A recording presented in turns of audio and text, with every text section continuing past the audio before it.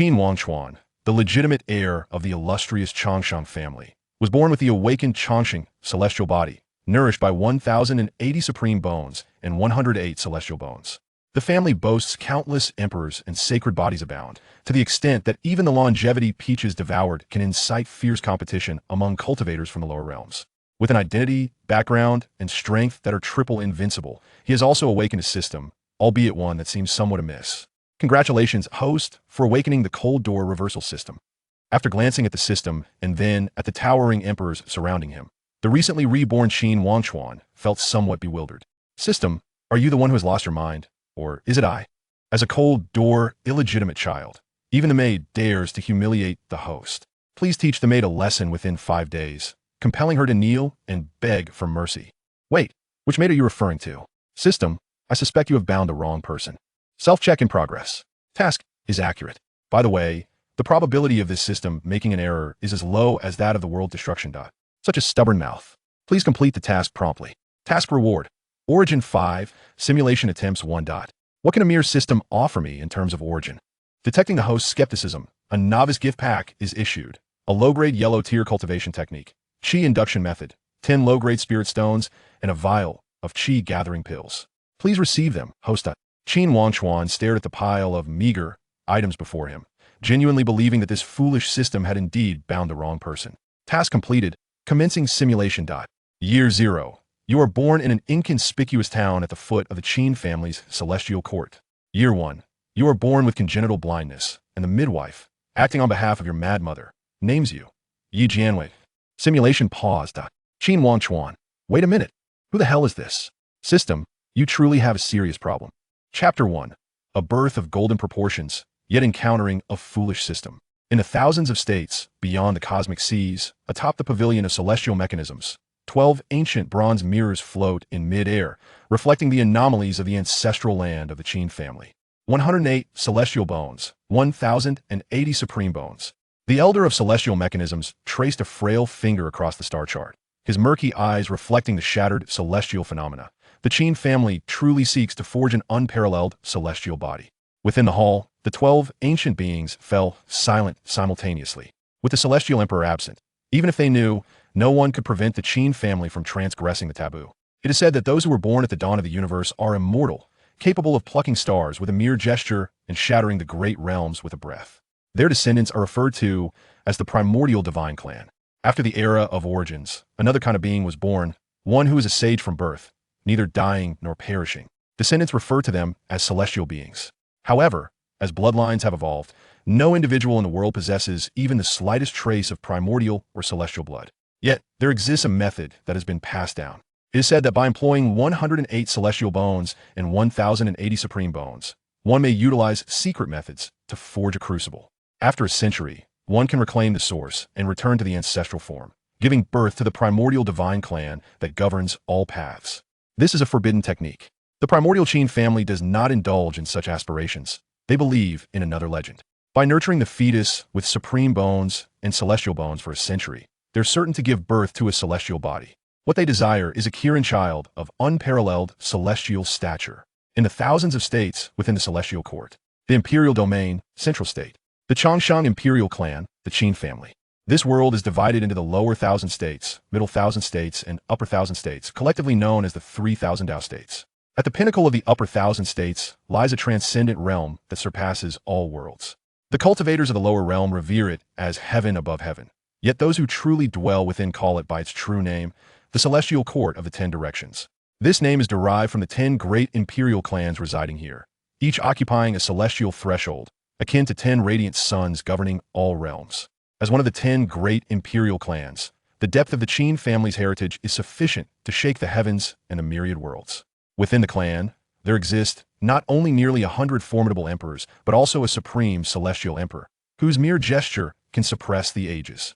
At this moment, outside the Tower of Tribulation in the depths of the Qin family's forbidden area, a dozen terrifying presences envelop the surroundings. These figures are the most powerful elders of the Qin family in the present era, each a peerless emperor who has lived for tens of thousands of years. Due to the fact that emperors cannot be gazed upon directly or uttered by name, what is descended here are merely the facade of the emperors. Yet even in this form, a simple stomp can cause the 3,000 states to tremble.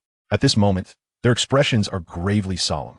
Their gazes are fixed intently upon the tightly shut bronze giant door of the Tower of Tribulation, their eyes betraying an unmistakable hint of anxiety.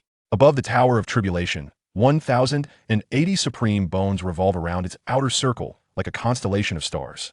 An unending stream of golden energy is drawn forth, converging towards the center. Meanwhile, within the inner circle, 108 celestial bones are arranged in a profound formation known as the Great Tribulation Array. This array purifies the energy delivered by the supreme bones layer by layer, ultimately transforming it into strands of chaotic essence that are infused into the yet-to-be-born fetus within the Tower of Tribulation. It has already been 3 days. The voice of the Grand Elder, Qin Wangchuan, is hoarse, his hand absently caressing the whisk he holds. The Qin family has prepared for this moment for a long time. Should any unforeseen mishap occur during the birth of this celestial body, all their previous efforts will be rendered null and void. Beside him, the second elder stands with his hands clasped behind his back. He appears composed, yet the slight tremor in his sleeves betrays his inner turmoil. Although the younger generation of the Qin family possesses commendable physiques, should another celestial body emerge, their chances in the imminent grand contest of the realms would be greatly enhanced. It has begun. A voice, as if echoing from the distant heavens, resonates in the ears of all present. This voice belongs to the ancestral figure of the Qin family, a celestial emperor. Though not physically present, he remains equally invested in this moment. As his words resonate, at the instant the last vestige of energy is siphoned away, the outermost layer of 1,080 supreme bones suddenly shatters the void, transforming into a myriad of stars that embellish the firmament. The 108 celestial bones then erupt with blinding divine radiance, resembling 108 great suns illuminating the sky. Subsequently, like birds returning to their nests, they all plunge into the fetus within the tower, enveloped in resplendent divine light. The entire forbidden area trembles violently, the very void fracturing inch by inch, as if unable to withstand this terrifying force. Qin Fuhai stands at the pinnacle of the Tower of Tribulation, his dark robe billowing in the fierce wind. His profound gaze pierces through layers of cloud, surveying the vast array of runes that obscure the sun and sky, which now ripple as the stars form from the supreme bones traverse through them. This is the 33 layers of mystical canopy array, meticulously arranged by the Qin family over a millennium. It is a top-tier formation that integrates both offense and defense, unparalleled in its significance. This underscores the Qin family's immense regard for this birth. "The mother has given birth," a midwife exclaims, her voice brimming with barely concealed excitement. Qin Fuhai's form trembles slightly as he instinctively tightens his grip on the railing. Behind him, the anguished cries of Yun Qiuying resonate through the palace. Each sound tugs at the heartstrings of this mighty emperor. Within, it is none other than his daughter-in-law and grandchild. Boom! Suddenly, the entire tower quakes violently, countless runes igniting upon the celestial bones. Qin Fuhai's pupils contract sharply as he witnesses a pillar of light ascending from the birthing chamber, instantly piercing through the 33 layers of great array. Wow! With a clear and bright wail, the brilliant celestial light erupts entirely, illuminating the entire imperial domain. As Qin Fuhai trembles while receiving the infant swaddled in cloth, this unparalleled powerhouse, who commands respect across 3,000 states, finds himself momentarily stunned. The infant is enveloped in a veil of nebulous chaotic celestial light. This celestial light, ethereal and elusive, exudes an ancient aura that sends tremors through heaven and earth. As the celestial light swirls, the infant's skin gleams like jade, with celestial bones within appearing as transparent as crystal, faintly revealing the golden patterns of 3,000 Tao flowing within its blood. Each pattern seems to carry the weight of time itself. More astonishingly, with each breath the infant takes, it draws in the spiritual essence of the world, forming a vortex. With each inhalation and exhalation, the void trembles, and spiritual energy surges into its body like a tidal wave, only to be refined instantaneously into pure life essence that nourishes its entire being. The newly born infant astonishingly commenced cultivation. With each breath, he ascended a small realm. In the blink of an eye, he shattered the 5 extremes realm and advanced to the Grand Tao embryo realm. The Tao embryo represents the fundamental essence of a cultivator drawing spiritual energy into their body. Ordinarily, it necessitates the nurturing of rare, celestial materials to establish a solid foundation. Even prodigies with extraordinary physiques require several years to achieve this. Yet this child managed to reach such heights merely through his breathing. Moreover, the stability of his realm appears innate, not merely a superficial construct amassed through external forces or lavish treasures. This, a venerable elder's pupils constricted sharply, his voice quavering, the manifestation of the great Tao, spiritual energy surging forth, celestial bones naturally formed, and the life force of longevity within his bloodline. Could this be the immortal body of longevity? The patriarch of the Qin clan, Qin Tai, slowly emerged and spoke, his weathered voice imbued with a barely perceptible excitement. We welcome the ancestor. Although the assembly was aware of the ancestor's observation, they did not anticipate his actual appearance. The immortal body of longevity is inherently defiant against the heavens. Though it requires time to cultivate, our Qin clan possesses an abundance of time. Not to mention, he is endowed with celestial bones throughout his being. The patriarch gazed at the child with increasing satisfaction, extending his hands to receive him. Come, allow me to examine you closely. The immortal body of longevity, as its name implies, is a physique that inherently possesses longevity and is destined to become immortal. Its drawback is a notably slow cultivation speed. However, its advantage lies in its boundless lifespan, with realms gradually ascending over time devoid of any bottlenecks. As long as time permits and one remains alive, immortality is assured. What defines an immortal?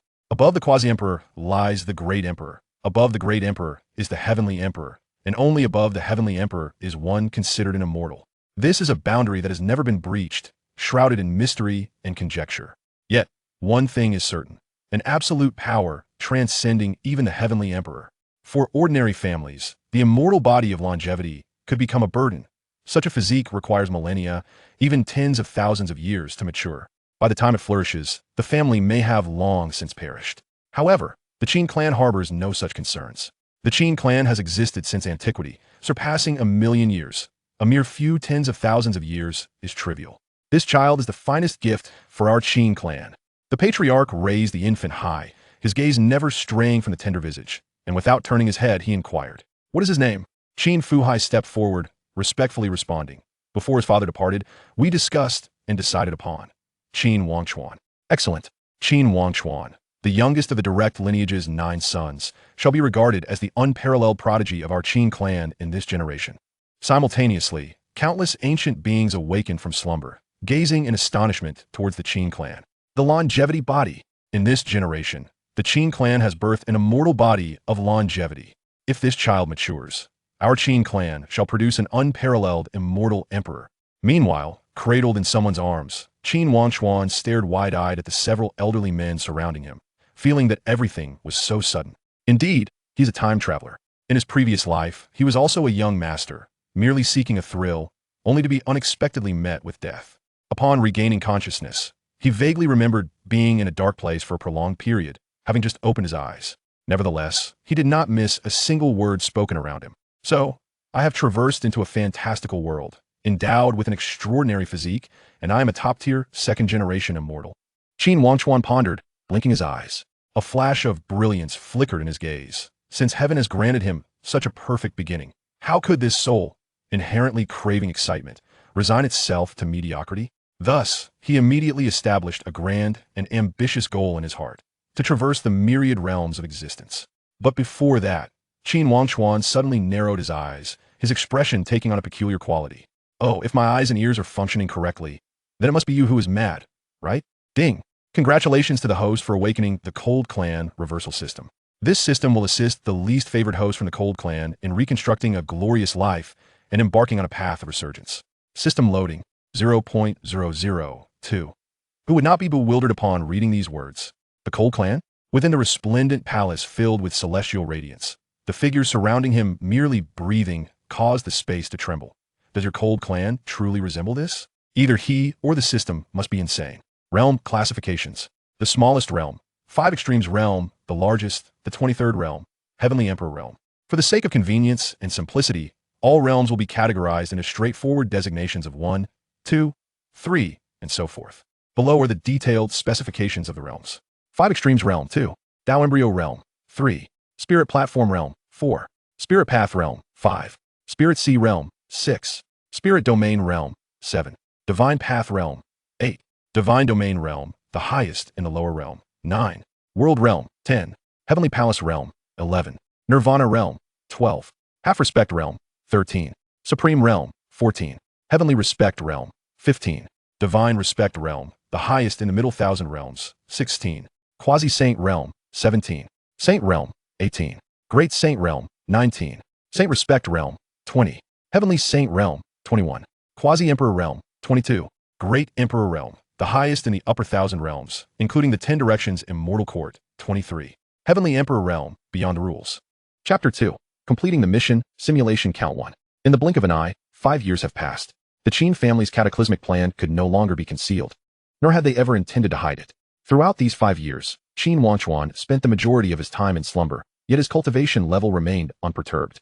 As if he were automatically refining his abilities even in sleep, a truly delightful experience.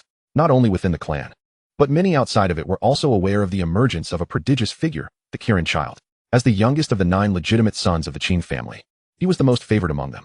Although the eternal life physique does not require rigorous training to enhance one's cultivation, the rate of improvement is comparatively slower than that of other sacred bodies. In this world, cultivation begins at the 5 extremes realm, which relates to the fundamental aspects of a person: hands, feet, mouth, nose, and eyes. Following this, one advances to the Tao fetus realm, where they draw qi into their body and nurture the spirit within. The 5 extremes refine the body, and the Tao fetus cultivates qi, paving the way to the 3rd realm, the spirit platform realm. This marks the true commencement of rigorous cultivation. Those who reach this stage can absorb the spiritual energy of the world into their spirit platform, significantly enhancing their capabilities and enabling them to perform various divine arts and spells. While an ordinary person across 1,000 states requires 15 years to reach this realm, a genius takes merely 10. Within the Qin family's small world, the Wangchuan pavilion, the air was fragrant with sandalwood. Qin Wenha, holding a jade slip, was elucidating the intricacies of cultivation to the 5-year-old Qin Wangchuan. This teacher, personally appointed by the clan's ancestor, appeared as a cultured scholar, yet had lived for 30,000 years. Young master, although you possess the eternal life physique and have no advantages in cultivation, you have the enhancement of celestial bones. I believe 8 years will suffice. Before Qin Wenha could finish his sentence, Qin Wangchuan, seated on the ground, blinked innocently and asked, 8 years? But I just broke through after waking up this morning. As his words fell, an abrupt shift occurred around him, and a powerful aura of the spirit platform realm began to emanate. The spiritual energy within his spirit platform flowed like a surging river, seamlessly connecting the 5 extremes, revealing hints of Tao rhythm in his every movement. Qin Wenha's pupils constricted, and he nearly crushed the jade slip in his grasp. He maintained his authoritative demeanor as a teacher, yet a tempest of astonishment surged within him. He had achieved the spirit platform realm. Moreover, his foundation was solid, and the spiritual energy was as tangible as substance. Reflecting on his own arduous 11-year journey to reach this stage, he felt a pang of discomfort in his chest. However, upon a moment's reflection, he found solace. After all, he was an unparalleled prodigy endowed with the eternal life physique. How could he be measured by ordinary standards? Clearing his throat, Qin Wenha feigned calmness. Ah, splendid. It appears the young master possesses extraordinary talent. I have indeed underestimated you. With that, he cast a complex gaze upon the young boy before him. At just 5 years old, the child's features still bore the innocence of youth. Yet his eyes were deep and profound like a sea of stars, seemingly harboring boundless mysteries. The combination of the celestial body and celestial bones was truly beyond the comprehension of mere mortals. Qin Wenha mused. Just as he was about to speak further, a flurry of hurried footsteps echoed from outside the hall. Mr. Qin, a green-clad maid rushed in, bowing respectfully before whispering, "The family head has summoned you to the Heavenly Machine Pavilion for a meeting." Qin Wenha's brow furrowed. He surmised it must be an inquiry regarding the young master's recent progress in cultivation and soon relaxed. "I shall return shortly." Qin Wangchuan had already discerned the dynamics of the Qin family. His father, the clan leader, was away at war, while his grandfather held the reins of the family. Thus, the recent busyness was understandable. Watching his teacher depart in haste, Qin Wangchuan casually plucked a crystal-clear peach from the table and took a bite. This peach, adorned with faint golden veins, was a celestial peach sent specifically by the ancestor. A genuine celestial peach. It took 30,000 years to blossom and another 30,000 to bear fruit, yielding 1,200 peaches per harvest. For those in the lower realms, merely inhaling its aroma could extend their life by 4,700 years. Consuming one would grant an astonishing 36,000 years of longevity. While to Qin Wangchuan it was merely a thirst-quenching fruit, to those in the lower realms, it was a potion for immortality. Just as he took a bite, a sudden notification echoed in his mind. System loading 9999. Ding. System loading complete. Detecting that the host is currently in a difficult situation, lacking resources, and feeling neglected. The cold door reversal system is at your service. Qin Wangchuan's expression turned remarkably intriguing. Setting aside the fact that this troublesome system had taken 5 years to load, he scoffed at the notion of being in a difficult situation, not to mention the peach he had just consumed. Even the pit of it could incite chaos among the sacred lands of 1,000 realms. Resources scarce? His Wangchuan pavilion was brimming with gifts sent by the ancestor and others, aptly deserving the title of treasury. Feeling neglected? Just yesterday, the ancestor had personally visited, anxious about his cultivation progress. As Qin Wangchuan remained silent, the system's voice continued to resonate in his ears. You were born into a humble lineage. Yet due to your mother's background in a brothel and your innate useless body that cannot cultivate, you have suffered scorn from your family, and resources have been withheld, making it difficult for you to acquire even the most basic cultivation supplies. Initially, you were relieved to have moved out of the mud alley into a great family, only to discover that this was a deeper abyss. As the youngest of the 9 illegitimate sons, you have never even seen your father's face. And you have been bullied by your siblings, with even servants daring to cut your cultivation resources in front of you. Are you truly content with this? Look around. Do you not wish to see those who once looked down upon you trembling at your feet? Complete various reversal tasks, and you shall rise from a humble background to become a supreme family. Techniques, divine weapons, and beauties will be within your grasp. The system's voice was filled with temptation, and Qin Wangchuan felt a surge of anger tinged with coldness. Yet the problem was, system, what you are describing is not me at all. You have the wrong person. System self-check in progress. No errors detected.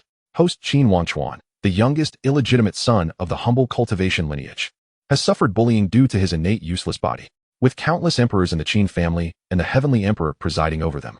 How could this be considered a humble lineage? In terms of status, they had reached the pinnacle of the cultivation world. What more was there to reverse? Qin Wangchuan found the system's absurd proclamations laughable. An innate useless body? His eternal life physique was a rare and coveted constitution that even emperors envied. System self-check in progress. No errors detected. Please refrain from aiming too high. Only by abandoning fantasies can you take the first step toward reversal. Beginner task released. As a child of a humble lineage, even the maid dares to bully the host. Please teach the maid a lesson within 5 days, making her kneel and beg for mercy. Wait, with over 200 maids here, which one are you referring to? This garbage system had clearly bound the wrong person. Looking at the task on the panel, Qin Wangchuan was at a loss for words, setting aside the system's nonsensical description of his background. He was the legitimate 9th son of the Qin family, with over 200 maids vying for attention daily, competing for the favor of a few personal attendants. To dare utter a word against them was an act of bravery. How could he possibly be bullied? Self-check in progress. Task is accurate.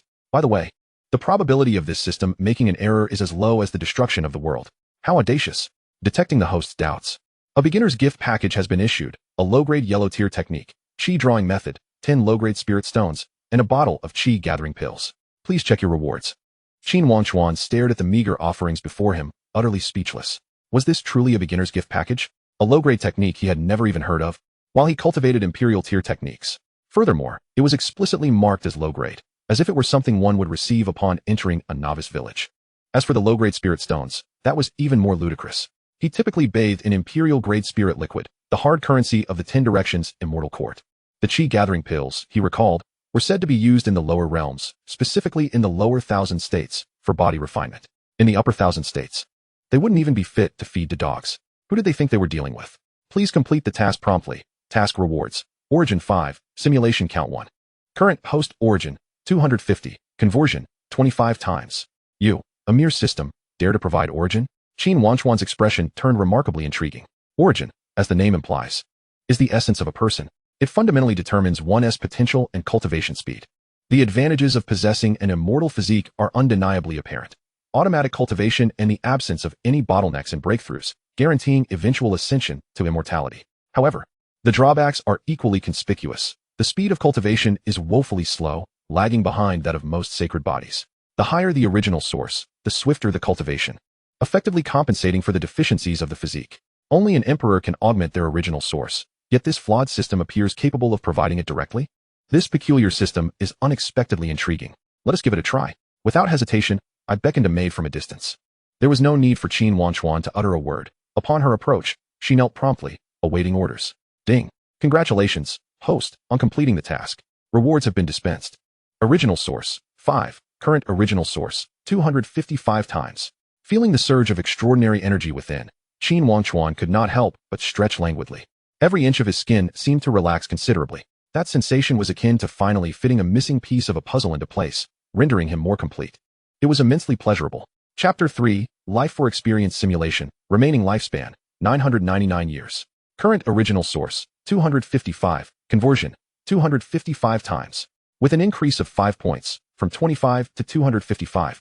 Does this multiplier pertain to the speed of cultivation? It remains uncertain how others' cultivation speeds compare. After dismissing the maid with a wave, Qin Wangchuan sat in contemplation. A multiplier of 255 is certainly not extraordinary. Some sacred bodies with cultivation enhancements may far surpass this figure. Yet, let us not forget, this is merely the beginning. As long as it can be increased, what is now 2 times may become 5, 10, or even 100 times in the future. System. What is the nature of this simulation? Before his rebirth, Qin Wangchuan had indeed perused simulation novels. But he was unaware if this foolish system simulation was of the same ilk. Once per day, consuming simulation attempts and a portion of lifespan to simulate and predict the host's future. After each simulation, one can inherit from the following 3 options. 1. Lifespan. 2. Comprehension of techniques. 3. Original source. Note. As a waste material, the host's most precious asset is now lifespan. Consume life to grow stronger until reversing fate. Consumption of lifespan carries risks. Please act within your means. The parentheses serve as a thoughtful reminder. Qin Wangchuan cast a glance at the lifespan required as displayed on the system interface, and the next moment, he could not help but chuckle. First simulation. Lifespan consumed, 30 years. Host's remaining lifespan, 999 years. Although it is true that as a waste material, consuming lifespan is necessary. Does this system truly regard itself as such? How could an immortal physique possibly possess a mere 999 years of lifespan? Even a single drop of his blood could extend the lifespan of cultivators in the lower realms by a millennium, provided they could withstand it, of course. It was evident that this broken system could only display a 3-digit figure at most. I have no need for lifespan. The original source seems quite promising. And comprehension of techniques would also be beneficial if it pertains to imperial levels. Qin Wangchuan did not rush to elation. This flawed system exuded an air of peculiarity. If one were to label it as garbage, it surprisingly grants original sources. Conversely, if one were to deem it powerful, it was clearly misaligned in its choice of host, yet remained obstinate. With my physique, ascension to immortality is undoubtedly achievable. I simply wonder if I can reach beyond that. Without further delay, he promptly chose to initiate the simulation. Simulation commencing. Year 0. You are born in an inconspicuous little town on the periphery of the Qin family's influence within the Shifeng Xianting, known as Qixia Town. On the night of your birth, the celestial phenomena stirred slightly, and 5 infants were born simultaneously in the town. The twins from the blacksmith's family, the young son of the grain shop owner, the daughter of a beggar woman, and the daughter of a madwoman. Year 1. You are born blind. The midwife, attending to your deranged mother, names you Yi Jianwei. Simulation paused. Qin Wangchuan, wait. System. Who on earth is this? It is the host. After a moment of silence, he pointed at the name, Yi Jianwei, displayed on the luminous screen and questioned, can you read these 3 characters properly? The system is not authorized to view simulation content. Qin Wangchuan. This is not me at all. This is a person named Yi Jianwei. Our names consist of 3 characters each, hence I am she. Quite reasonable. System. You are indeed quite deranged. Taking a deep breath, he was determined to uncover the absurdities of this flawed system. Simulation continues. Year 2. You have developed consciousness.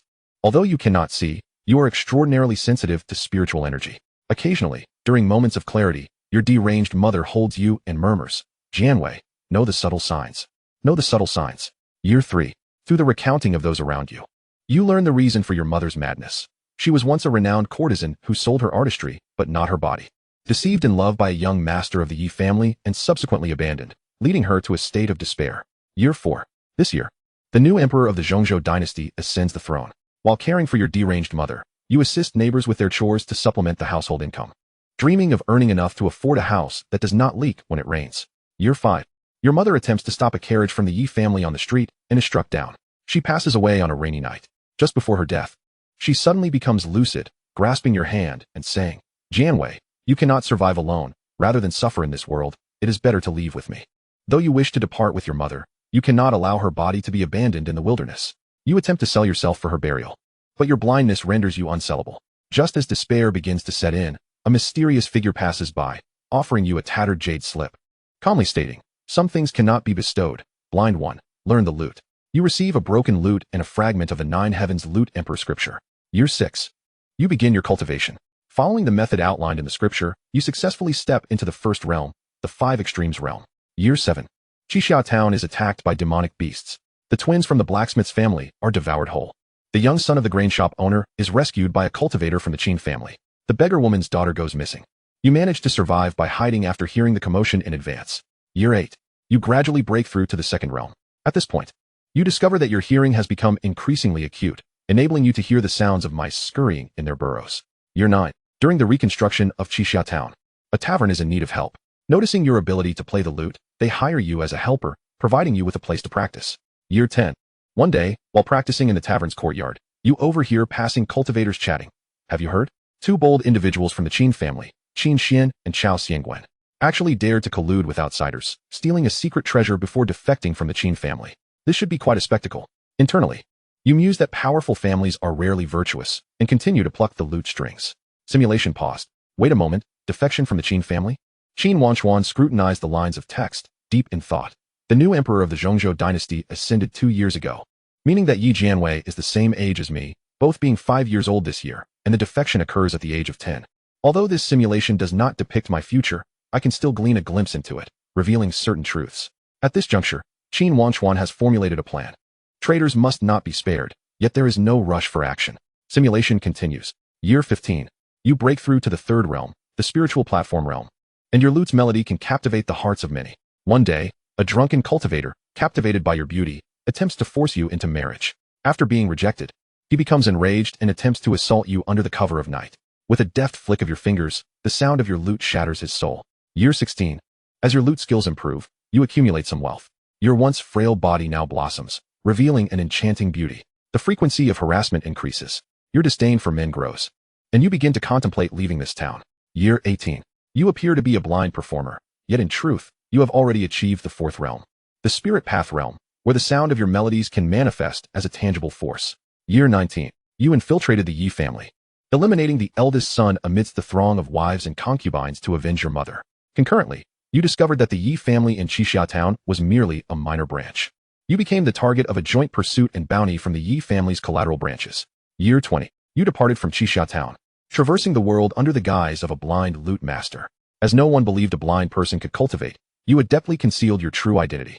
Year 30. You transcended into the fifth realm of the spiritual sea, your melodies capable of transforming into sword qi. You began to evade the relentless pursuit of the Yi family while journeying across lands in search of the continuation of the Nine Heavens Lute Emperor scripture. That same year, you learned of the opening of the Lute Emperor's tomb and resolved to venture forth. Year 55. You broke through to the sixth realm. When the tomb opened, you beheld the 10 great imperial clans for the first time, among whom the most resplendent was revered like a celestial body. You learned of his origins. He hailed from the imperial Qin family. To the imperial clans, even the formidable Yi family resembled mere village folk. His name was Qin Wangchuan. Could he encounter me? Qin Wangchuan mused, regretful that he was unaware of his own realm at that time. Year 56. The scion of the Qin family, Qin Wangchuan, swept through the imperial tomb, seizing all opportunities. Yet, you also reaped substantial rewards, discovering the complete Nine Heavens Lute Emperor scripture. A scion? It seems many events have transpired over these decades. Year 80. You eliminated the head of the Yi family's branch, believing the enmity resolved. Yet, stronger foes began to hunt you. Year 150. You risked a breakthrough to the eighth realm, decisively vanquishing all pursuers. You commenced focused cultivation. Year 248. You transcended to the ninth realm, mastering the lute arts. To alleviate your profound loneliness, you established the Tianyin Pavilion, gathering disciples from far and wide. Year 411. The Tianyin Pavilion emerged as a formidable faction. You remained in the shadows, with the world only aware of the mysterious blind lute master who led it. Year 1700. You transcended to the 12th realm, endeavoring to enter the Tao through the lute. Year 8650. You transcended to the 22nd realm, achieving the status of an emperor. Your lute melodies eternally resonated throughout the heavens, earning you the revered title of Lute Emperor. Attaining the rank of an emperor is indeed a rare feat. Qin Wangchuan observed this record, reflecting in silence for an extended period. So, it is the emperor, he murmured, realizing that such an achievement could not be attained through mere luck. As the ancestors have said, the right timing, location, and connections are all indispensable. Knowing that she is destined to become an emperor, wouldn't it render her invincible to have her under one's wing now? Chapter 4. Another breakthrough, reaching the fourth realm. A tenfold increase in cultivation speed. In a world teeming with emperors, even when considering all 10 imperial clans together, they could only muster 3 emperors. Qin Tian, the emperor of the Qin family; Ji Tian, the emperor of the Ji family; and Li Tian, the emperor of the Li family. These 3 share dominion over the world. Hence they are referred to as the 10 clans, 3 emperors; 10 families, 3 emperors. In such a scenario, should another emperor emerge from your family, it would not merely disrupt the balance. It would mean the entire cultivation world would bear the surname Qin. Regardless of combat prowess, having more strength is never excessive. To achieve the status of an emperor in nearly 50,000 years, without familial support, is astonishing. One can only imagine how unfathomably powerful she would become with ample resources. Qin Wangchuan's gaze narrowed slightly, giving rise to the illusion that she was the true protagonist. Please select the following rewards to inherit. 1. 1,000 years of lifespan. 2. Emperor-grade technique 9 Heavens Loot Emperor Scripture, along with its comprehension points. 3. Origin 810. Rewards correlate with performance in the simulation. Lifespan is the least valuable. Thus I shall eliminate it first. Although the Emperor-grade technique is enticing, truth be told, the Qin family has no shortage of such things. Moreover, once I locate Yi Jianwei, the 9 Heavens Loot Emperor Scripture will not remain his, even if it is merely a fragment. I choose option 3. Without a moment's hesitation, Qin Wangchuan made his decision. That familiar sensation washed over him again, not merely a surge of power. He felt his celestial bones within tremble, every inch of his flesh rejoicing in jubilation. Chaotic celestial light erupted forth from the depths of his marrow, surging through his meridians like a celestial river in reverse. This was far from the subtle enhancement brought by the previous 5 points of origin. It was a transformative leap in life triggered by a qualitative change in origin. Crack. Just a trace of the longevity origin caused the celestial peach on the table to suddenly split, with its pit sprouting forth. The spiritual energy within the entirety of Wangchuan Pavilion spontaneously formed a vortex, wildly pouring into his tender frame. Current origin, 1065 times. A multiplier of 106 indicates that both my cultivation speed and comprehension speed are tenfold that of others. This perfectly compensates for the slow cultivation speed of the longevity celestial body. Qin Wangchuan clenched his fist, when suddenly, a faint cracking sound echoed from within him. He had broken through to the 4th realm, the Spirit Dao realm. This was a level that Yi Jianwei reached only at 18 in the simulation. Yet Qin Wangchuan achieved it at the tender age of 5. This clearly demonstrates the extraordinary nature of the origin. At that moment, footsteps approached from outside the hall. It was Qin Wenhe returning. The surge in aura brought about by the elevation in realm naturally caught the attention of this formidable individual. Qin Wangchuan abruptly lifted his head, proactively stepping forward before Qin Wenhe could speak, declaring, "Master, I seek a city, to meet a person, and to eliminate 2 old dogs." The name Qin Xian indicates he is either of the Qin family's main branch or collateral. To refer to such a traitor as an old dog is, in fact, an elevation of his status. However, this matter is not of primary importance. Let Qin Wenhe handle it. He is my master, and also a half-protector of the Dao. The crux remains Yi Jianwei. Upon hearing this, Qin Wenhe paused, gazing intently at the young boy who barely reached his knee, a flicker of astonishment crossing his brow. He had only been absent for a brief moment, and the child had already broken through? At the same time, he understood that this young scion, though merely 5 years of age, possessed a mind far beyond his peers due to his longevity celestial body. The sudden emergence of such a request must carry profound significance. What city did the scion seek? Whom did he wish to meet? Which 2 old dogs did he intend to slay? Qin Wenhe deliberated over his choice of words, clearly reluctant to lead the young scion astray. Qin Wangchuan responded, "A small town named Qixia, where a blind girl named Yi Jianwei resides. She will be the future emperor." As for those 2 old dogs, the youthful visage bore a defiance incongruent with his age. Qin Xian and Chao Xiangwen, who conspired with another clan to betray the Qin family 5 years hence. Though this was a matter for the future, they likely had already colluded. Using soul-searching should uncover clues. The individual before him was a core member of the Qin family, and there was no need for subterfuge. It was best to disclose everything. Betrayal? Qin Wenhe's pupils constricted. The Qin family has existed since the dawn of time, and over the ages. There have been many who defected for various reasons. However, what surprised him was not this, but rather that the young scion could foresee the future, and that he had found an emperor, not to mention an emperor. Even beings of such stature, upon their birth, are accompanied by immense karma. Not even the heavenly mechanism pavilion can fully predict it. How did the scion come to know all of this? Qin Wenhe crouched down, stroking his beard as he inquired. As for an excuse, he had long since devised one. "I dreamed." "You dreamed?" "Indeed." Qin Wangchuan blinked innocently, appearing utterly naive. "I saw it all in my dreams. Just those things." At this moment, he feigned innocence once more. Qin Wenhe observed all of this. Though he harbored doubts, he felt a greater sense of belief. Indeed, he believed. Qin Wangchuan had spent 3/4 of his life asleep. Each time he broke through, it was during slumber. Most importantly, he was the first individual in history to simultaneously possess a celestial body and celestial bones.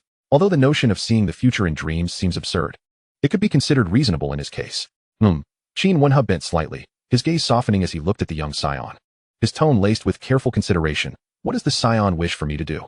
"I commanded someone to seek out Qixia town, and upon finding it, I shall personally make the journey. Those 2 old dogs are entrusted to you." After speaking, Qin Wangchuan gave a thumbs up, appearing quite optimistic about you, exuding a playful charm. At times, he seemed as innocent as a child, and at others, as intricate as a demon. "It is not a difficult task, however. I have a matter I wish to inquire of the young master." He gently stroked his beard, lowering his voice slightly. "By what authority should I go after those 2 old dogs?" Noticing Qin Wangchuan's puzzled expression, Qin Wenhe met his gaze and patiently explained. If it were the nonsensical babble of a 5-year-old, I would need to consult your grandfather before making a decision. However, if it is a command from the young master, I could act first and report later. But, should I mistakenly take the wrong life? Qin Wangchuan was a clever individual. He understood the implications of the conversation. The 9 signs of the Qin family are of utmost importance, while the others, to put it bluntly, are merely expendable. The consequences of eliminating 1 or 2 might yield some negative repercussions, but nothing substantial. The crux of the matter lies in the authority under which the act is committed. If it were in the name of his grandfather, Qin Fuhai, then regardless of whom is slain, he alone would bear the weight of the decision. Yet if it were in the name of Qin Wangchuan, while a correct execution would undoubtedly be beneficial, a misstep would undoubtedly tarnish his standing within the clan. Qin Wenhe intently observed Qin Wangchuan's youthful visage, his eyes reflecting scrutiny and expectation. This was a test. The Qin family had expended countless rare materials, even employing 1,080 pieces of supreme bone and 108 pieces of immortal bone to forge this eternal being, the Qilin's son. The rarity of supreme and immortal bones makes it impossible to replicate another like him. He is not only the future of the Qin family, but also the hope of the entire imperial lineage. Now, at the tender age of 5, how would Qin Wangchuan respond to scrutiny after having clarified his aspirations? Would he retreat and allow his grandfather to take the reins? Or would he exhibit the poise of a young master, shouldering the burden of both the good and the ill?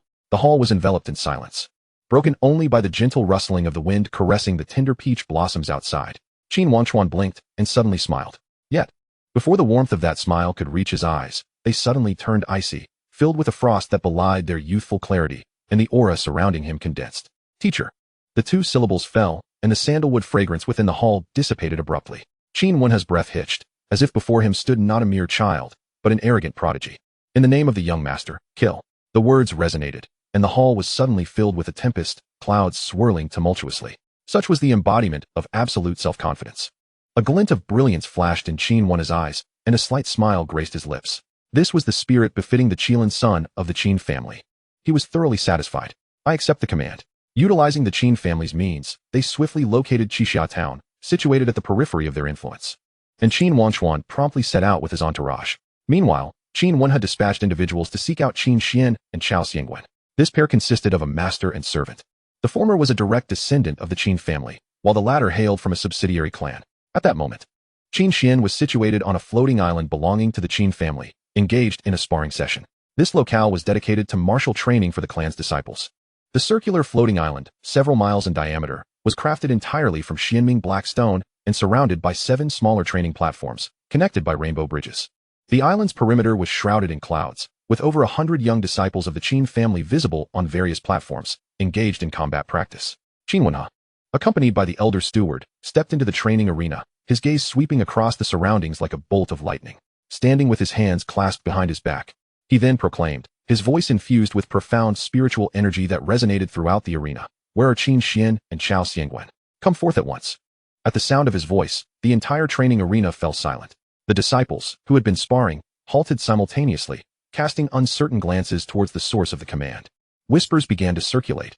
Isn't that Elder Qin Wenhe, who has long served beside the ancestor? Now that you mention it, I recall seeing him from a distance a few times. What event could possibly warrant such a prominent figure to personally seek someone in the training arena? As the murmurs continued, Qin Wenhe's piercing gaze swept over the crowd, his robes billowing without a breeze. The invisible pressure he exuded compelled several nearby disciples to instinctively take a step back. Young master, what is happening? Chao Xiangwen hesitated, glancing at his master with a flicker of unease in his eyes, clearly harboring secrets. Qin Xian's brow furrowed slightly, but he quickly relaxed, a disdainful smile curving his lips. It's nothing. Perhaps it concerns the earlier rumors about selecting 10 disciples from the clan. He may be here to bestow an opportunity. Not to boast, but he was confident in his standing among the younger generation of the clan, both in strength and talent. Adjusting his robes, he strode towards Qin Wenhe with purpose. In the training arena, the disciples instinctively parted, creating a passageway for him. Qin Xian approached Qin Wenhe, clasped his hands in greeting, and declared loudly, Disciple Qin Xian greets the elder. May I inquire why you have summoned us?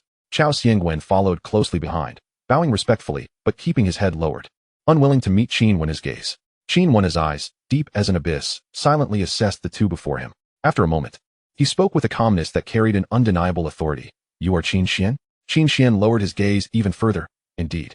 His eyes then shifted to the other individual. And you are Chao Xiangwen? Disciple Chao Xiangwen pays respects to the elder. After confirming their identities, Qin Wenhe's gaze turned icy, his aura thickening like a prison, enveloping the entire training arena. He spoke slowly. his voice steady yet imbued with an unassailable command. The ninth young master has commanded the execution of the traitorous clan members, Qin Xian and Chao Xiangwen, to uphold the clan's regulations. At this proclamation, the arena erupted into chaos. The ninth young master, was he not the Qilin son with the legendary immortal body? But he could scarcely be 5 years old this year. Qin Xian's pupils constricted, his complexion paling. Traitorous clan members? Elder, how can you speak thus? I am utterly devoted to the Qin family, without a trace of disloyalty. Chao Xiangwen trembled, cold sweat beading on his forehead, instinctively taking a step back. However, Qin Wangchuan offered no further words, simply focusing his thoughts. Swish. Before they could react, both were instantly decapitated. Qin Xian's head soared into the air, his eyes frozen in disbelief. He was a paragon among the younger generation of the Qin family, nearly unmatched among his peers. Yet before an ancient being like Qin Wangchuan, he was as insignificant as a chick, stripped of the right to resist, his head severed without warning. Chao Xiangwen was even more unfortunate. He scarcely had time to scream before his neck snapped, blood gushing forth, only to be suspended in midair by an unseen force, unable to spill. Strangely, the two did not perish. Qin Wangchuan's expression was impassive as he lightly tapped his fingertips, a strand of the power of the laws enveloping them, forcibly locking their vitality and plunging them into a state of suspended death. Soul search, he murmured, gesturing dismissively. The elder steward beside him immediately understood. Stepping forward to retrieve a memory stone from his sleeve, preparing to employ the soul-searching technique. There's a restriction, the elder steward exclaimed suddenly, his expression turning grave. Within Qin Xian and Chao Xiangwen's bodies lay a restriction specifically designed to thwart soul searches. Indeed, something was amiss. In another family, such a restriction might pose a significant challenge. The moment it was forcibly broken, the ensnared would immediately face obliteration of their souls. But this was the Qin family. The elder steward snorted coldly, flipping his palm to reveal a single green leaf. This was no ordinary leaf, but a divine leaf from the Qin family's immortal tree. Its divine might surged forth, instantly shattering the restriction. Following that, he unhesitatingly employed the soul-searching technique, forcibly extracting the memories of the two. Although Qin Xian and Chao Xiangwen had been decapitated, their consciousness remained intact, and as their souls were forcibly pulled apart, their memories unfolded like a scroll, recorded meticulously by the memory stone. The memories of the past remain relatively clear. Qin Xian, endowed with extraordinary talent since childhood, was highly esteemed by his family, while Chao Xiangwen, a disciple of the Chao family's collateral line, diligently practiced, yearning to rise above the ordinary. However, as the memories progressed to several years ago, a scene unfolded where a cloaked figure stealthily appeared in the ancestral hall of the Chao family, ultimately tracing the lineage back to Qin Xian. With your current endowments, you shall forever remain merely a supporting character in the Qin family, unable to ascend to the pinnacle. The chilling voice of the cloaked figure reverberated within the recording stone. We can assist you, but at a price. Initially, Qin Xian vehemently rejected the proposal, yet soon, under the dark figure's seduction, he acquiesced to the demands, acquiring numerous treasures that enhanced his capabilities. The onlooking disciples of the Qin family were thrown into an uproar. Could it be that Qin Xian is truly a traitor? I always thought his talent was peculiar. He was merely of mediocre standing before, yet in the blink of an eye, he has surpassed me. He must have colluded with outsiders. Even more astonishing was Chao Xiangwen's memory. It turned out the Chao family had been a planted nail from the very beginning. They had lurked within the Qin family's subordinate clan, stealthily gathering intelligence and biding their time. For all these years, the Chao family feigned loyalty, while everything was orchestrated by another clan. Their disguise was so convincing. What a wretched group. After concluding the soul-searching, the elder in charge wore a grim expression, his eyes brimming with murderous intent. The Chao family had appeared to be one of the more loyal and capable among the subordinate clans. Yet they turned out to be traitors. Upon finishing his words, he cast an admiring glance at the person beside him. Thanks to our esteemed lord. Had we not exposed this today, the future would be unfathomable. It was not me. Qin Wangchuan had also not anticipated the severity of the situation. He surveyed the crowd coldly, his voice laced with confusion and admiration. Today's events were all orchestrated by the ninth prince. He was the one who uncovered the traitor, and the extermination order was also issued by him. Now, with irrefutable evidence, traitors shall be executed without mercy. As his voice fell, he waved his sleeve, and in an instant, the bodies and souls of Qin Xian and Chao Xiangwen shattered, turning to ashes and dissipating. A profound silence enveloped the hall. All disciples were rendered speechless, their hearts shaken. Qin Wen's gaze was icy as he slowly spoke. Let today's events serve as a cautionary tale for all of you. After a pause, he added, the ninth prince is watching over you. The atmosphere became tense, as those who heard this collectively gasped in disbelief. Their reverence and trepidation towards the unseen ninth prince deepened. A 5-year-old child, not only possessing a celestial body but also foreseeing the future, his methods were decisively ruthless. He commanded execution without granting even a chance for explanation. When Qin Wangchuan, holding the recording stone, found Qin Fuhai. The latter's face was also one of astonishment. Could it be that he truly spoke of knowledge gleaned from a dream? The teacup in Qin Fuhai's hand cracked with a startling sound. Amber tea seeping slowly from the fissure, dripping onto the obsidian table. This unparalleled powerhouse, who had led the Qin family for countless generations, rarely displayed tremors in his voice. His fingertips unconsciously tracing the edge of the recording stone. My grandson, at merely 5 years of age, possesses such foresight. He has even found a celestial emperor? Is the celestial bone capable of such wonders? Qin Wangchuan stood with hands clasped, affirming that the prince did indeed claim it was knowledge from a dream.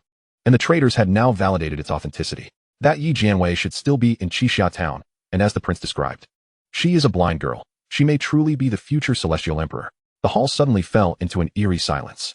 Qin Fuhai slowly rose, his dark imperial robe billowing without wind, the aura of the Tao ebbing and flowing around him, revealing his inner turmoil. Just as he was about to speak, the entire grand hall unexpectedly froze. Time seemed to be drawn away. Even the drifting fragrance of tea was suspended in midair. Show me the recording stone. A voice that seemed to echo from ancient times resonated within the hall. Chapter 6. The Zhou family, where beginnings are ends, and the zero position of resource allocation. Qin Fuhai trembled violently, the teacup in his hand shattering. The two men immediately bowed respectfully. We pay our respects to the ancestor. The void rippled, and an elderly figure clad in a hemp robe materialized out of thin air. He had white hair, yet youthful features, his dark robe billowing without wind.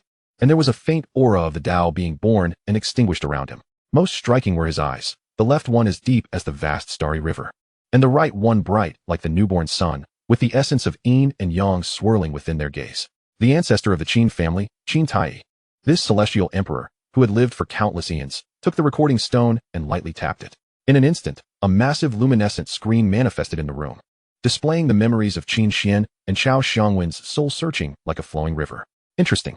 The vision of all things being born in the ancestor's right eye suddenly froze. Although the cloaked figure had prepared treasures to conceal his form, he was unaware that such tactics were as childlike scribbles in the eyes of a celestial emperor. The left eye rolled back like a river of stars, while the right eye's vitality came to a standstill, the two gazes piercing through memories to reflect reality. Millions of star rivers away, above the ancestral land of the Zhou family, one of the 10 imperial clans, a colossal eye of Tao principles manifested, overshadowing the heavens. Even the formidable protective array set by the imperial clan was effortlessly pierced beneath this gaze. I have found you. Before the Zhou family's emperor could react, the voice of the Qin family ancestor echoed as if from the depths of time, and then, with the cloaked figure among them, countless Zhou disciples suddenly erupted into clouds of blood mist, their very souls being ripped apart inch by inch. This was the might of a celestial emperor. Even among the 10 imperial clans, even with a great emperor guarding their home, as long as the celestial emperor did not emerge, they would remain as mere ants. Were it not for the agreement among the 3 celestial emperors, the Zhou family could be eradicated with a mere snap of the fingers. The eye of Tao principles slowly closed. The gaze returned to the Qin family. The Zhou family has received a minor lesson from me. The matters of compensation will be addressed. To dare make mischief in my Qin family, I shall ensure their entire fortune is laid bare. It was actually the Zhou family. Qin Fuhai abruptly raised his head, his eyes ablaze with killing intent. The Qin family has lain dormant for too long, and now some vermin dare to stir up trouble. The ancestor waved his hand, his gaze suddenly shifting to a specific location as he began to calculate with his fingers, declaring, investigate the Qin family's internal matters thoroughly, including all subordinate clans, and leave no stone unturned. Those with issues shall be executed without mercy. I cannot allow Chuaner to be threatened, not even a bit. The world only knows he possesses the immortal body. But perhaps it is his ability to disregard cause and foresee the future that is truly terrifying. Oh, Qin Tai halted his incantation. A childlike excitement unexpectedly surfacing on the face of this celestial emperor, who had remained undisturbed for 1,000,000 years. The source within that boy is growing at a terrifying speed, and has now reached a staggering level. What is a celestial emperor? The Qin family is on the verge of producing an immortal emperor. 20 guards are insufficient. Increase the manpower. From this moment forth, the resources of the 9th prince shall be allocated the 0 position. Qin Fuhai was momentarily taken aback, his brows knitting together as he respectfully inquired, Ancestor, what is the 0 position? The Qin family's resources are divided into several tiers, upper, middle, and lower, each subdivided into 5 ranks. The highest is rank 1, and the lowest belongs to the servants of subordinate clans, rank 5. The resources for the princes have always been equally allocated to rank 1. That is, all resources are first given to the princes, then distributed downward in layers. However, this 0 position has never been mentioned before. It is a position I have just conceived. The ancestor slowly articulated, his voice imbued with undeniable authority. The zero position means that all resources within the clan are prioritized for Chuaner alone. Upon these words, the air in the hall became abruptly thick with tension. Qin Fuhai's pupils constricted, a tempest rising within him. This signified that from this day forth, all celestial treasures, secret realms, and cultivation legacies of the Qin family would first be selected by Qin Wangchuan, with any surplus allocated to others. This treatment surpassed that of any previous family heads. Ancestor, Qin Fuhai carefully considered his words. What about the other princes? What? The river of stars in Qin Tai's left eye suddenly shattered, a terrifying pressure causing the entire grand hall to tremble. Do you find this arrangement unsatisfactory? Qin Fuhai quickly bowed, his smile nearly splitting his face. How could he find it unsatisfactory? He was merely worried that the other princes might harbor discontent, affecting the harmony of the family. Humph. The ancient ancestor let out a cold snort, waving his sleeve as he declared, if they were to exhibit even half of Chuaner's potential, I would bestow upon them the rightful place of honor. Yet, your grandchildren. Some are mad, and some are merely hiding their talents. There are hardly any normal ones among them. Only the eldest seems commendable, bearing the ancient sacred body and possessing the bearing of an emperor, but alas, he is a fool. As he spoke, his fingertip coalesced a primitive rune, which he gently flicked. The rune vanished into the void, instantly transforming into a golden decree, hovering above the ancestral grounds of the Qin family. For the merits of the 9th young master in slaying traitors, I award him a divine seed. From this day forth, the voice of the ancestor resounded like a mighty bell throughout the Qin family. The 9th young master Qin Wangchuan shall enjoy the resources of the rightful place of honor. No one shall dare to dissent. The 10 great imperial clans each possess unique heirlooms, which fundamentally distinguish them from other families. The Qin family's heirloom, the unyielding divine tree, offers a drop of its nectar for eternal life, and a single leaf can transform into an imperial artifact. The divine seed, the very seed of the divine tree, when planted in the backyard, can transmute the surrounding area into sacred ground, making it an exceedingly precious treasure. Qin Fuhai's gaze pierced through layers of obstruction to behold the decree in the sky, his heart filled with both joy and sorrow. He understood that the ancestor was wagering the Qin family's fortunes for the next 100,000 years entirely on Qin Wangchuan. My grandson, the burden upon your shoulders has grown heavier. As the decree was issued, the entire Qin family trembled. This was the decree of the Heavenly Emperor. Any member of the Qin family, regardless of their location, whether within their home or across the vast 3,000 Dao states, could behold it. In the chambers of several young lords of the Qin family, whispers emerged. The rightful place of honor, unheard of until now. The ancestor truly enjoys creating a stir. In this world, the sharper the sword, the more easily it becomes dull. Only by sheathing the sword and concealing one's talents can one remain steady. The 9th brother's birthday is fast approaching, and soon we shall profit again. Alas, the scientific funds shall dwindle. But it is time to pay a visit to the 9th brother. Meanwhile, outside the Qin family, at the Red Dragon Abyss of the 10 Directions Immortal Court, a blood mist enveloped the depths of the abyss, where the corpse of a crimson true dragon lay sprawled atop the lava, its scales shattered, and its blood crystallized. The 5th young master of the Qin family, Qin Qingzhong, stood before the dragon's head, her white dress stained with blood. The blood of the dragon still fresh upon her blade. The heart of the true dragon can aid the 9th brother in tempering his body, she murmured softly. Suddenly tilting her head in contemplation, I wonder what color the 9th brother prefers. How troublesome. Perhaps I should gather several.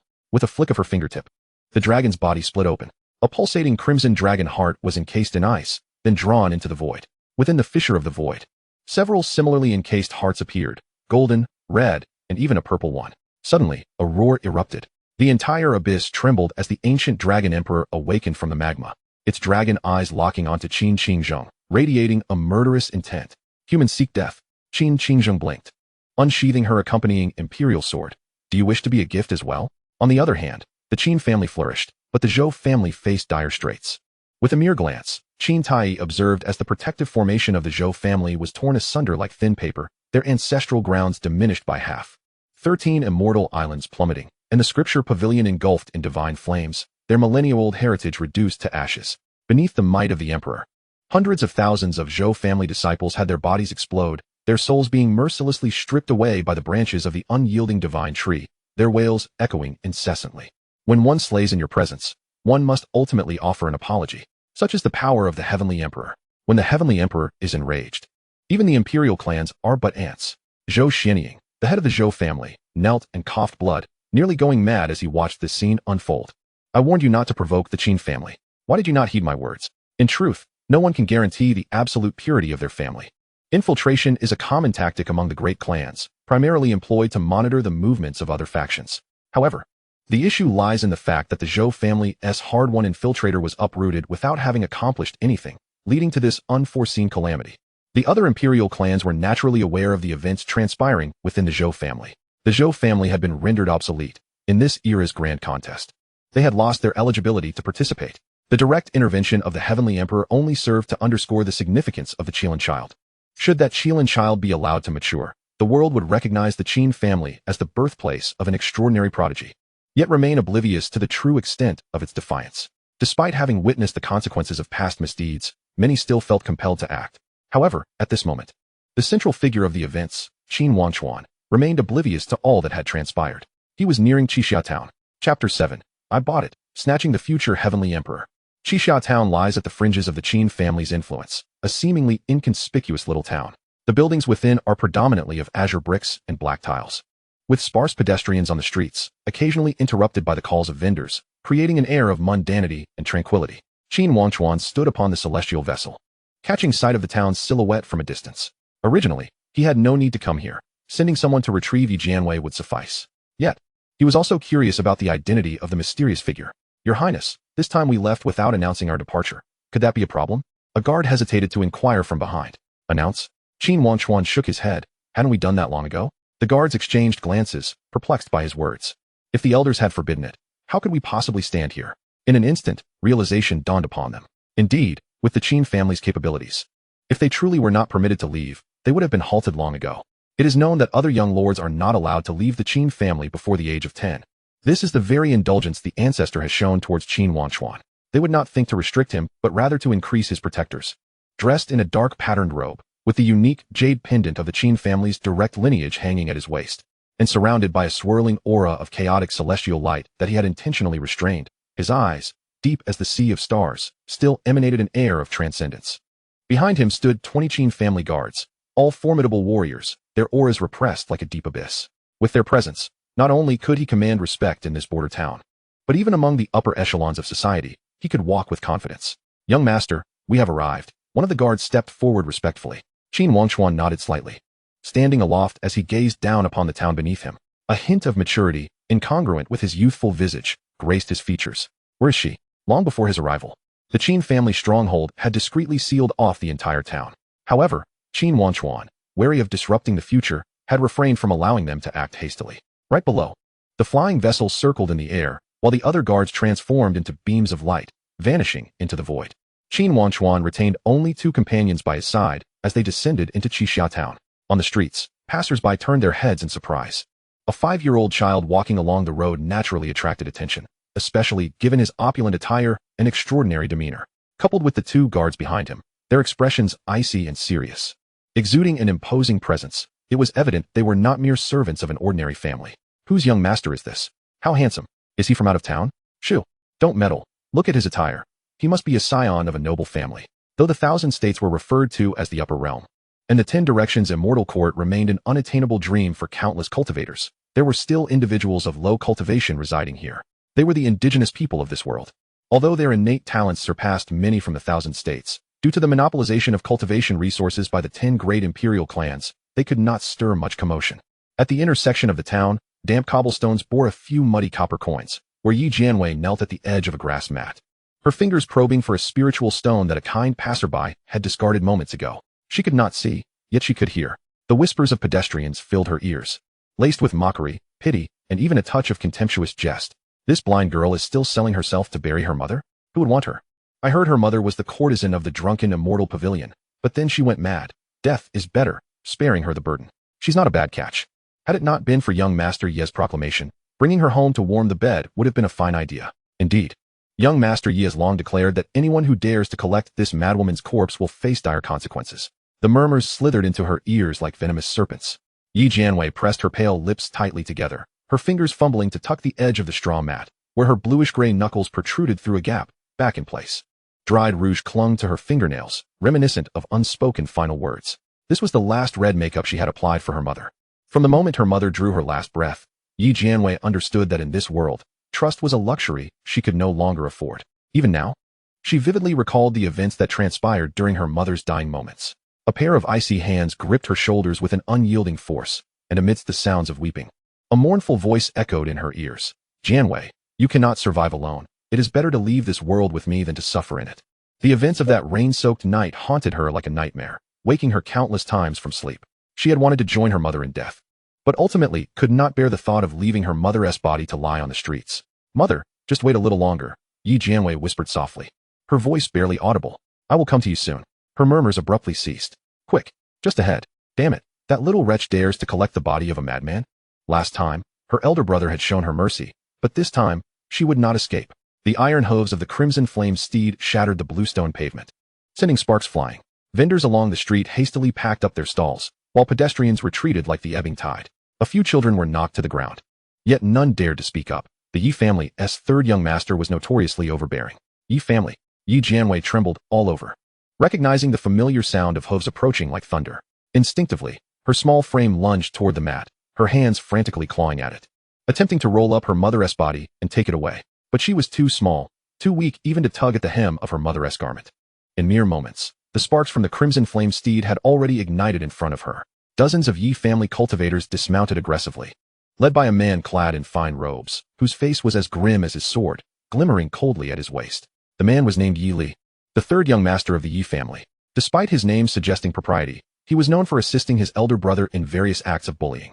Yi Li's gaze, like that of a venomous serpent, fixated on Yi Jianwei, and he suddenly let out a piercing, mocking laugh. I told you not to collect her body. It seems you have no regard for the Yi family. His eyes shifted, landing on a wooden sign that read selling myself to bury my mother. With a sinister grin, Yi Li crushed the sign beneath his foot, and with a cruel flick of his whip, he lifted Yi Jianwei's chin. Oh, you're trying to follow in someone else's footsteps to sell yourself for your mother's burial? With that scrawny frame of yours, not even a penny would be offered. Before he could finish, a clear, childlike voice pierced through the clamor. I'll buy her. Yi Jianwei's hollow eyes widened in shock. Perhaps it was her imagination. But upon hearing those words, the once chaotic marketplace fell eerily silent. Even the wind stilled, as if a ray of light had suddenly illuminated the scene. Chapter 8. Who would care about the ants crushed beneath their soles? Who dares to be blind? Don't you see the Yi family at work? If you don't want to die, then get far away. Yi Li barked without turning his head, his right palm slicing through the air with a force that ripped the atmosphere. His full power erupted, the edges of his palm even shimmering with a bloody aura. This was the Yi family's secret technique, the heart-shattering palm, which had once crushed a fellow cultivator's heart in an instant. Yet, in an instant smack, Yi Li's menacing grin froze on his face. He heard a series of cracking sounds emanating from his bones, beginning at his fingertips. The cracking continued, like firecrackers detonating along his arm, reducing the flesh and bone of his entire right arm to dust in an instant. Yi Li didn't even have time to scream. A hand clad in dark iron scales seized his throat, lifting his 200-pound body as if he were a mere chick.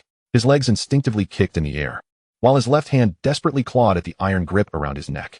Yet, what had once been a hand capable of shattering stone felt like mere tickling, leaving not even a scratch on the opponent's scaled armor. As the Yi family cultivators began to react, the entire atmosphere suddenly darkened. Boom. An invisible pressure descended like a collapsing sky, causing the long street's bluestone to explode into countless fragments. The Yi family members, along with the surrounding onlookers, were struck as if by lightning, their bodies uncontrollably crashing to the ground. Blood mist erupted from their knees, and their skin scraped against the stone, leaving behind bloody trails. The marketplace fell into a deathly silence. Only the sound of cracking joints echoed in the stillness. Please, spare me. Yi Li, sensing the dire situation, began to plead, his face turning purple from the grip around his throat, yet he still forced out a desperate cry. I am a fool who does not recognize greatness. In that moment, he was devoid of his earlier arrogance, replaced only by fear and desperation. His pleas fell on deaf ears, as the surrounding guards remained as icy as ever, their gazes sweeping over Qin Wangchuan. The 5-year-old child looked elsewhere, offering not even a glance in return. Seeing this, the guard immediately closed his fingers. Crack. Yi Li's neck was crushed in an instant, and he died in agony. Blood gushed from his 7 orifices, oddly suspended in midair beneath the overwhelming pressure, transforming into a myriad of blood droplets.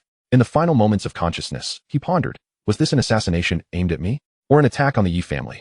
But the next second, Yi Li's dilated pupils suddenly constricted violently. In his hazy vision, he saw a 5-year-old child standing indifferently before that little blind girl, with another armored guard respectfully positioned behind him. So that was it. At that moment, he realized that this unparalleled powerhouse who had effortlessly crushed him was merely a subordinate of the young master. It was neither a vendetta nor an assault, merely a powerful being inadvertently squashing an ant that dared to shout. Who are you? The kneeling Yi family guard stammered, his voice trembling as he shouted while resisting. The Yi family has a semi-saint ancestor overseeing us. A semi-saint, in the myriad states, could barely be regarded as a formidable force. Once one ascended to the saint realm, they could establish sacred grounds and gather disciples. He had thought that invoking this would wield some deterrence. But it seemed he had forgotten. This was the 10 Directions celestial court. Merely the two seemingly ordinary guards before him, along with the many hidden protectors behind them, were all at the 21st realm, semi-imperial. If it weren't for the fact that the Emperor's physical form was incapacitated, the one accompanying young Master Qin would not be a 21 realm being, but a 22 realm, the Emperor's realm. It was not that the semi-saint was weak, but rather that the Qin family was too powerful. Qin Wangchuan remained unfazed, finally speaking, "Leave none alive." Perhaps it was his still childlike voice, or perhaps it was simply his nature. When he uttered these words, his tone was soft, yet to the adversaries, it rang like a voice from hell. "Semi-saint ancestor." The guard, upon receiving the command, turned to look at the speaker, a mocking smile curling at the corners of his mouth.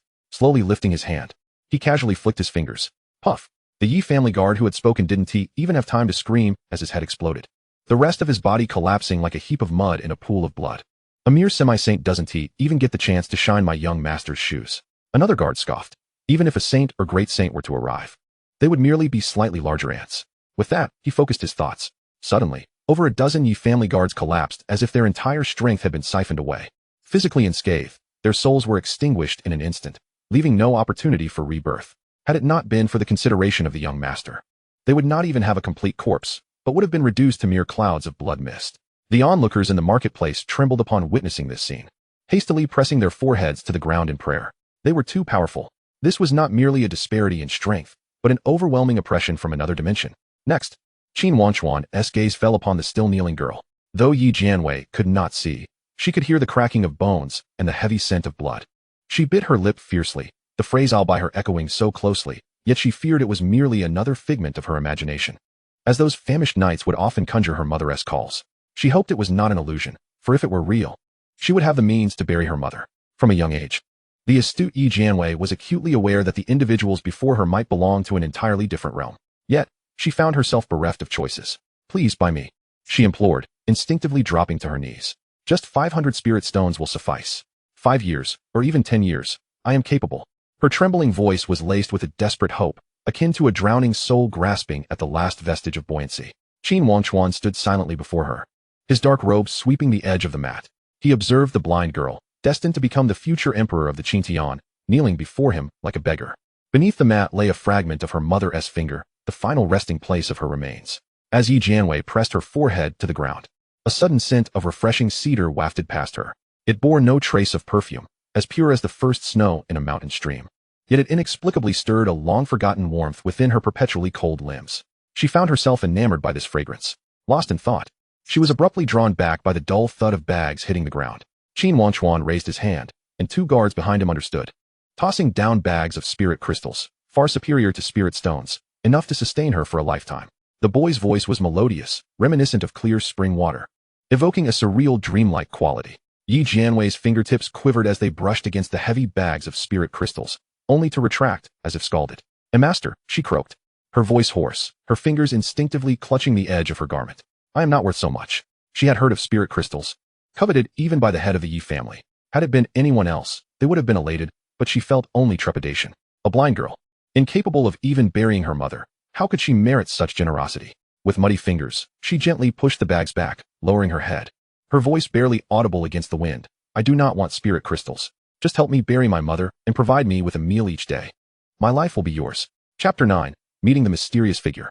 The rain-soaked bluestone reflected the hem of the boy's dark robe. Qin Wangchuan gazed down at the blind girl destined to become the emperor of Qin, who now resembled a drenched fledgling, trembling even at the prospect of receiving a gift. He suddenly smiled. Such virtue. No wonder she would one day ascend to the throne. "My name is Qin Wangchuan." He bent down to retrieve the pushed-away bags of spirit crystals, forcefully placing them alongside a warm jade pendant into her palm. "Come with me. Your life henceforth belongs to me, to live solely for my sake." The jade pendant warmed against her touch, its surface engraved with the character for Qin, while the reverse bore the number 9. Yi Jianwei traced the intricate patterns, momentarily feeling the warmth spread from her fingertips to her heart, melting the ice left by that rainy night. "Qin Wangchuan," she murmured, as if to engrave the name into her very bones. Qin Wangchuan did not respond to her whisper but turned to his guards, instructing them indifferently, "Prepare the body and procure a coffin. Also, upon our return, each of you may select an item from my treasure vault." At his words, the guard's eyes sparkled with uncontainable joy. Thank you, young master. The hidden guards clenched their teeth in envy, their eyes flashing with a mix of reluctant admiration. Spirit crystals were merely a resource for cultivation, distributed monthly by the family. However, the treasures within the young master's vault were one-of-a-kind artifacts. Even items he deemed unnecessary could incite a bloody storm. At that moment, the slight opening in the bags revealed a glimmer of light, causing the surrounding cultivators to collectively hold their breath, their eyes betraying shock and greed.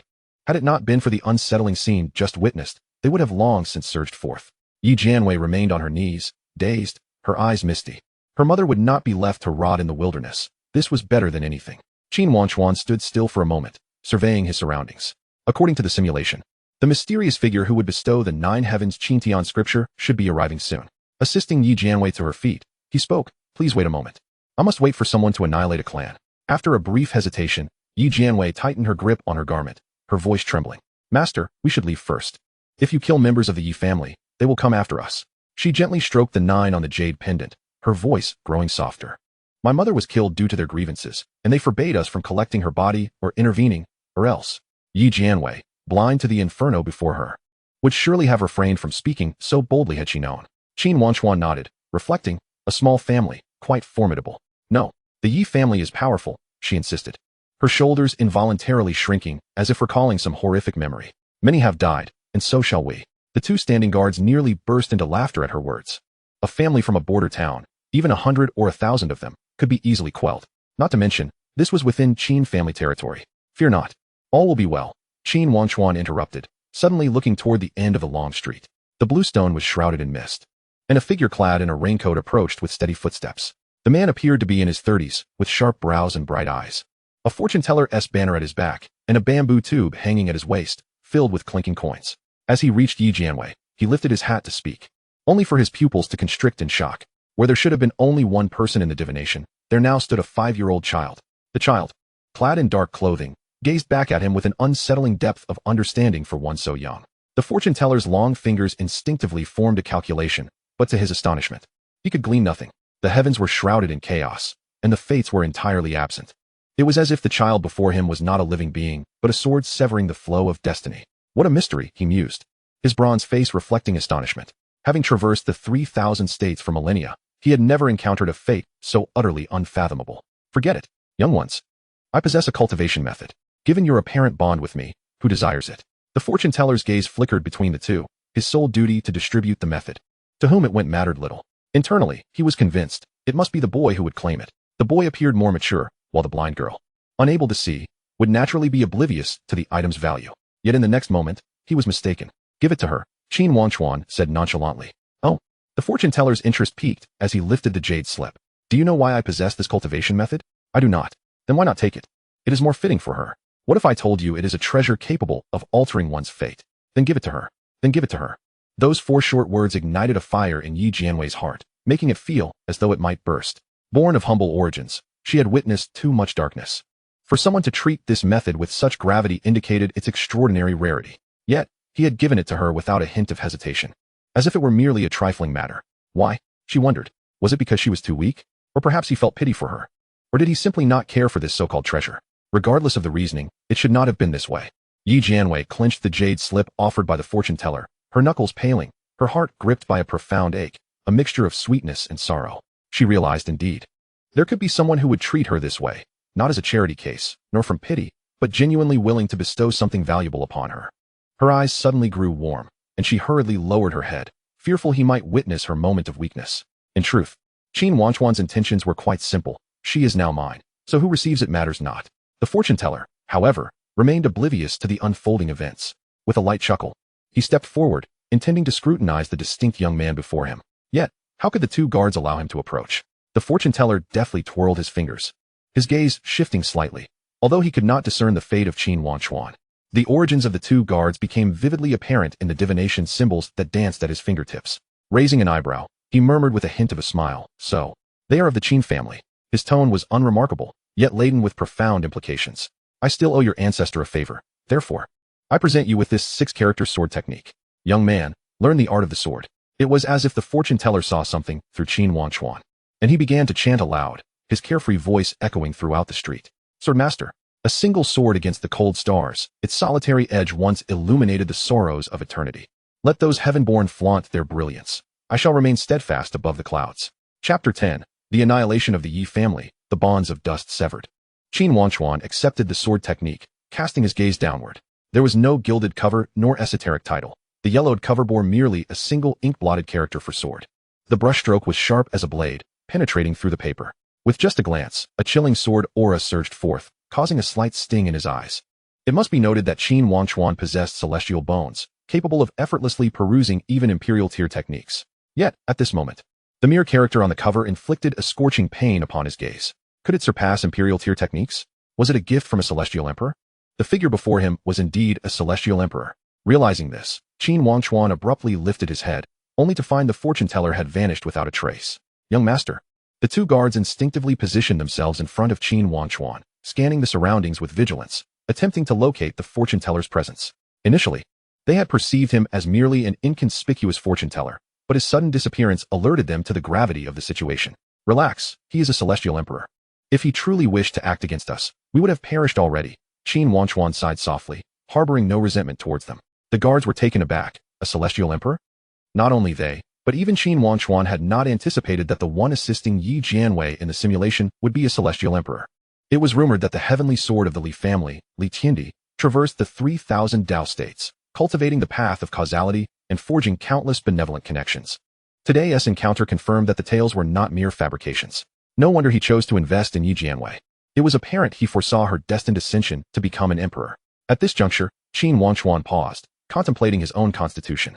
Among the three great celestial emperors, only the ancestor of the Qin family resided at home, while the other two roamed the world in search of breakthroughs. It was fortunate that no celestial emperor intervened. Thus, the Qin family's celestial calamity scheme progressed smoothly. Otherwise, would other families allow one to gather so many supreme bones and celestial bones? Did they truly possess such benevolence? As the discussion unfolded, Yi Jianwei's fingers trembled slightly as she held the jade slip. Though she could not see, she gleaned from fragments of conversation that the fortune teller held an extraordinary status, and the gift bestowed upon her must be of great value. Young master. She suddenly knelt before Qin Wangchuan, lifting the jade slip high.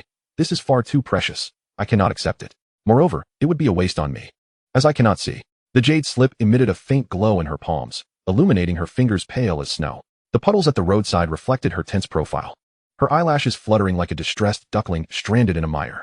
Qin Wangchuan chuckled gently, reaching out to tousle her withered hair. Why concern yourself with such matters of possession? A thread of chaotic celestial light danced from his fingertips, quietly nourishing her dry hair ends. You are already mine. Why fret over trivialities? I shall learn it upon my return and teach you then. His words, though domineering, caused Yi Jianwei's taut shoulders to relax suddenly. She lowered her head, pressing the jade slip against her heart, as if confirming that this was not a mere illusion, a small whimper escaping her throat like a gentle beast. Yes. For the first time in 5 years, someone cherished her as a possession, which brought far greater comfort than mere charity or pity. Before long, the coffin was prepared. The guards began to transport the body, and Yi Jianwei joined to assist, clasping her mother's hand, claiming she would accompany her for the final stretch. Softly whispering something into her ear, she believed Qin Wangchuan could not hear it, yet he was fully aware. Mother, I can no longer accompany you. I must live. Qin Wangchuan nodded slightly, thinking, indeed, Yi Jianwei, live on. As the future celestial emperor of the Qin family, as my ally, live on. Once she matures, combined with my strength, the Qin family shall be deemed the foremost family of this era. Returning to the flying vessel, the group swiftly ascended to the celestial craft hovering above Qixia town. This colossal vessel, entirely black, was adorned with intricate runes, glistening with a cold metallic sheen under the sun. Yi Jianwei felt a faint tremor beneath her feet and the sudden surge of spiritual energy enveloping her, as well as the formidable presence of those around her. It was a sensation that pierced through her very breath. Naturally, the Yi family could not let this pass. However, there was no need to search. Qin Wangchuan sat upon the deck of the flying vessel, his fingertips lightly tapping the armrest, asking without turning his head, "Where's the Yi family?" The guards bowed respectfully, replying in solemn tones, "Young master, just below, where the blue tiles stretch in unison." The Yi family compound housed 527 cultivators, with the strongest presence located at the center of the estate. All had been locked onto. With a sweep of his divine sense, not only the Yi family but the entire town unfolded before him. Qin Wangchuan responded nonchalantly, shifting his gaze toward the ground below. The outline of Qixia town flickered beneath the clouds, while the Yi family's vast estate stood out prominently. The vermilion gates and high walls enclosed pavilions and towers in a harmonious array, with the glazed tiles of the central hall glinting with garish golden light under the sun. At this moment, several auras congregated in the central courtyard, seemingly having discovered the tragic demise of their third young master. The family head, elders, and several heirs gathered to discuss countermeasures. But what of it? Annihilate them. The casual utterance of those 3 words enveloped Qixia town in sudden darkness. Old Zhou, the tavern keeper, was polishing the counter when he felt the wine bowls upon it tremble slightly. Puzzled, he looked up, only to see birds taking flight outside, and the cobblestones of the long street becoming intricately webbed with cracks without a sound. What is happening? Before he could finish, an overwhelming pressure descended from the heavens. In an instant, the air of the entire street appeared to freeze. The wine bowl in old Zhou's hand shattered suddenly. Yet the porcelain shards bizarrely hung suspended in midair before plummeting. The patrons drinking and all cultivators on the street turned pale, their spiritual energy ensnared in a quagmire. Their knees buckling uncontrollably against the cobblestones, which burst forth with web-like fractures. This was not mere pressure. It was an absolute suppression at the level of the laws. Like ants cast into the depths of the ocean, even the hope of struggle became a distant luxury. What is happening? Someone managed to lift their gaze, their pupils constricting in shock. Above in the firmament, a colossal palm of spiritual energy, spanning hundreds of miles, was coalescing. The lines of the palm were as distinct as ravines, and merely gazing upon it caused one's eyes to sting and their soul to tremble. Moments later, the giant palm descended toward the Yi family. The members of the Yi family, including the quasi-saint, were crushed into the earth like ants beneath an invisible weight. Their faces pressed against the ground, limbs contorted, unable to move even a finger. Some of the less potent cultivators were reduced to miss the moment the pressure manifested. With no path to escape, no means to evade, there was no roar, no cries of anguish. As the giant palm and the oppressive force dissipated, the once mighty Yi family estate was left with a colossal pit, 100 fathoms deep, glazed like glass. Thus, the Yi family was utterly erased. The Yi family has been annihilated? Old Zhou, kneeling on the ground, stared blankly at the scene, muttering to himself. Such a grand family, reduced to ashes in the blink of an eye. Shock and terror immediately enveloped the minds of all present. If a quasi-emperor could wield the laws, what would the scene be like if a true emperor took action? Qin Wangchuan gazed at the vanishing Yi family, myriad thoughts swirling in his mind. As chaotic celestial light flowed around him, shielding him from the terrifying pressure, he turned around to see Yi Jianwei's pale face, yet she steadfastly remained silent. Raising his hand, a breath enveloped them, his voice calm and entirely unlike that of a child. The Yi family has been annihilated. The ties of fate have been severed. Find a proper place to bury your mother. From this day forth, you shall devote yourself to cultivating by my side. Yi Jianwei instinctively tightened her grip on her clothing. Was it truly for my sake? The sharp pain of her mother's nails digging into her shoulder. The metallic scent of blood seeping into the grass mat on that rainy night. Those nightmares that had tormented her for 5 long years were effortlessly brushed away by the boy's words. So this is what it feels like to be sheltered. The crisp fragrance of cedar lingered in her nostrils as Yi Jianwei lowered her eyes and softly replied, yes. The response, barely audible, resonated like the sound of a life lock clicking into place. My life is now yours. The celestial vessel soon arrived at the ancestral grounds of the Qin family. As the flying craft descended upon the celestial platform, Qin Wenhe and a host of servants, who had been waiting eagerly, approached swiftly. He cast a deep glance at the disheveled Yi Jianwei behind Qin Wangchuan before respectfully saying, young master, the ancestor requests your presence. Qin Wangchuan nodded, not in haste to move, but turning to his guards, he instructed, first, see to it that her mother is given a proper burial. The guards acknowledged the command with respect. Yes, young master. The youngest heir, with his every word and action exuding an unyielding authority, instilled a sense of reverence among his accompanying guards. After issuing his orders, he turned to Yi Jianwei. You should accompany us to bid farewell to your mother. Yi Jianwei's body trembled slightly as she murmured, thank you, young master. Observing her tattered clothing and withered hair, Qin Wangchuan directed a nearby maid. Take her to wash and change into clean garments. The maid understood and bowed in response. After giving his instructions, she followed him to the Grand Ancestor Hall. Upon entering the hall, Qin Tai slowly opened his eyes, his gaze as deep as the abyss. Chuaner, come here. Qin Wangchuan stepped forward, respectfully bowing, Grand Ancestor. Qin Tai wasted no time with pleasantries, directly inquiring, what is the matter with your origin? Chapter 11. The Emperor is the culmination of ordinary men, yet merely my starting point, as the grand path manifests. One's origin can be said to be fixed from the moment of birth. While there are methods to slightly increase it after achieving the Emperor's transcendence, an explosive growth like his had never been witnessed before. Others might disregard it, but for him, Qin Wangchuan, Qin Tai had to proceed with caution. Qin Wangchuan blinked, tilting his small face and displaying a playful smile. In response to the Grand Ancestor, I am also unclear. My voice is clear, and the chaotic celestial light flows around me, yet I suddenly felt something awaken within, and my cultivation speed increased significantly. It was wise to play the fool when necessary. Qin Tai's bony fingers tapped the armrest, causing ripples of Tao rhythm to arise within the hall. The ageless heavenly emperor suddenly laughed. Are you truly unaware, or is this a pretense? The imagery of all things being born in his right eye accelerated, while the starry river in his left eye abruptly solidified. Do you know that once the origin of an ordinary cultivator reaches its limit, they can hardly progress for the rest of their lives? Even for powerful emperors, it may take thousands of years to gain even a trace of origin. The sandalwood incense in the hall suddenly materialized, sketching the ethereal silhouette of an immortal tree between them. Qin Tai lightly tapped his finger, causing the divine tree to burst forth with radiant light. And the silhouette of the divine tree trembled violently, casting 10 chaotic halos around Qin Wangchuan. Each halo contained an aura that made the heavens tremble, and the 10th bore an essence that hinted at transcending this realm. In just 10 days, his origin surged multiple times, as if there were no limits. Qin Tai's voice carried an unprecedented weight, for such a miracle had never been witnessed even when the old man himself attained the title of Heavenly Emperor. Qin Wangchuan's heart stirred. He had long known that the origin rewarded by the system was extraordinary, but he did not expect it to move even the Heavenly Emperor. Just as he was about to speak, he suddenly saw a bronze compass fly out from the Grand Ancestor's sleeve. The compass hovered in midair, its surface engraved with the ethereal images of 3,000 states. Qin Tai extended his hand, and a drop of golden imperial blood fell into the center of the compass. If you truly know nothing, let me see what kind of existence is aiding you. Boom. The compass spun wildly, instantly draining the spiritual energy from the entire Qin ancestral grounds. Moments later, the compass came to a halt. Strange. The Heavenly Emperor, holding the compass, rose, the causal threads that even the heavenly mechanism compass cannot discern. Chuaner, you harbor a great secret. Is it not a great secret? Just a foolish system. As he was about to say something, the Grand Ancestor suddenly leaned down, his bony hand resting on Qin Wangchuan's shoulder. There is no need to divulge the details to me. The fewer who know of such miracles, the better. Qin Wangchuan was taken aback. He had not anticipated such a reaction from the Grand Ancestor. There were no probing questions, no investigations, only unconditional trust and protection. The grandson understood.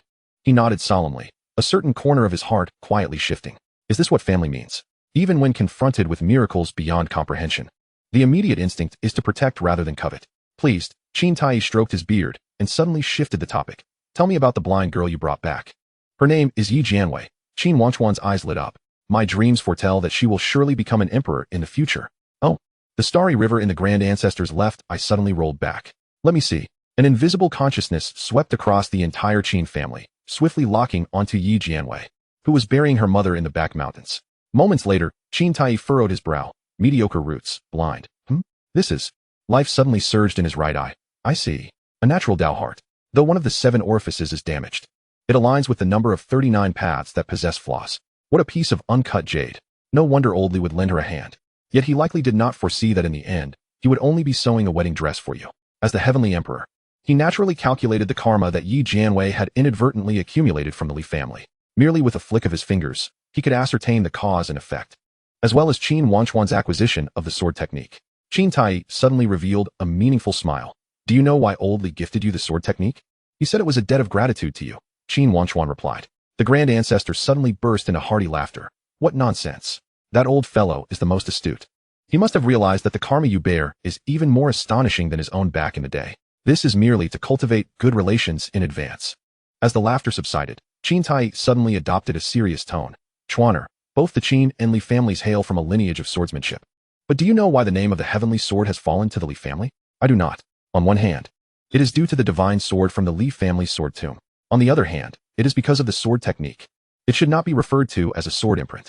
He turned to gaze at the sea of clouds outside the hall, his voice suddenly ethereal. In ancient times, the Li family produced a great being who comprehended the 6 kills sword imprint and founded the imperial lineage.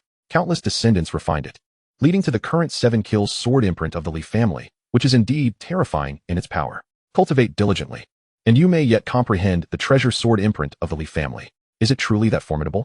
Qin Wangchuan took out the sword technique, and the fact that the Grand Ancestor described it with the words terrifying power was enough to indicate its fearsome nature. Contemplating for a moment, he handed over the sword technique, then make several copies and placed them in the Sutra Pavilion for others to study. After all, Oldly did not specify that it could only be used by himself. Oh. A trace of surprise appeared on Qin Tai's face as his bony fingers gently stroked the sword technique, the starry river in his eyes swirling as if he were deducing something. You intend to share this? Qin Wangchuan blinked, a hint of confusion on his youthful face. Is that not permissible? The Grand Ancestor shook his head, chuckling lightly. It is not that it cannot be done, but... His voice turned solemn, carrying a note of admonition. The reason a fortuitous opportunity is considered such is precisely due to its uniqueness. If only you possess it, then you are an unparalleled prodigy. But if it is dispersed among all, then your advantage will vanish without a trace. He lightly tapped the jade slip, his tone laden with meaning.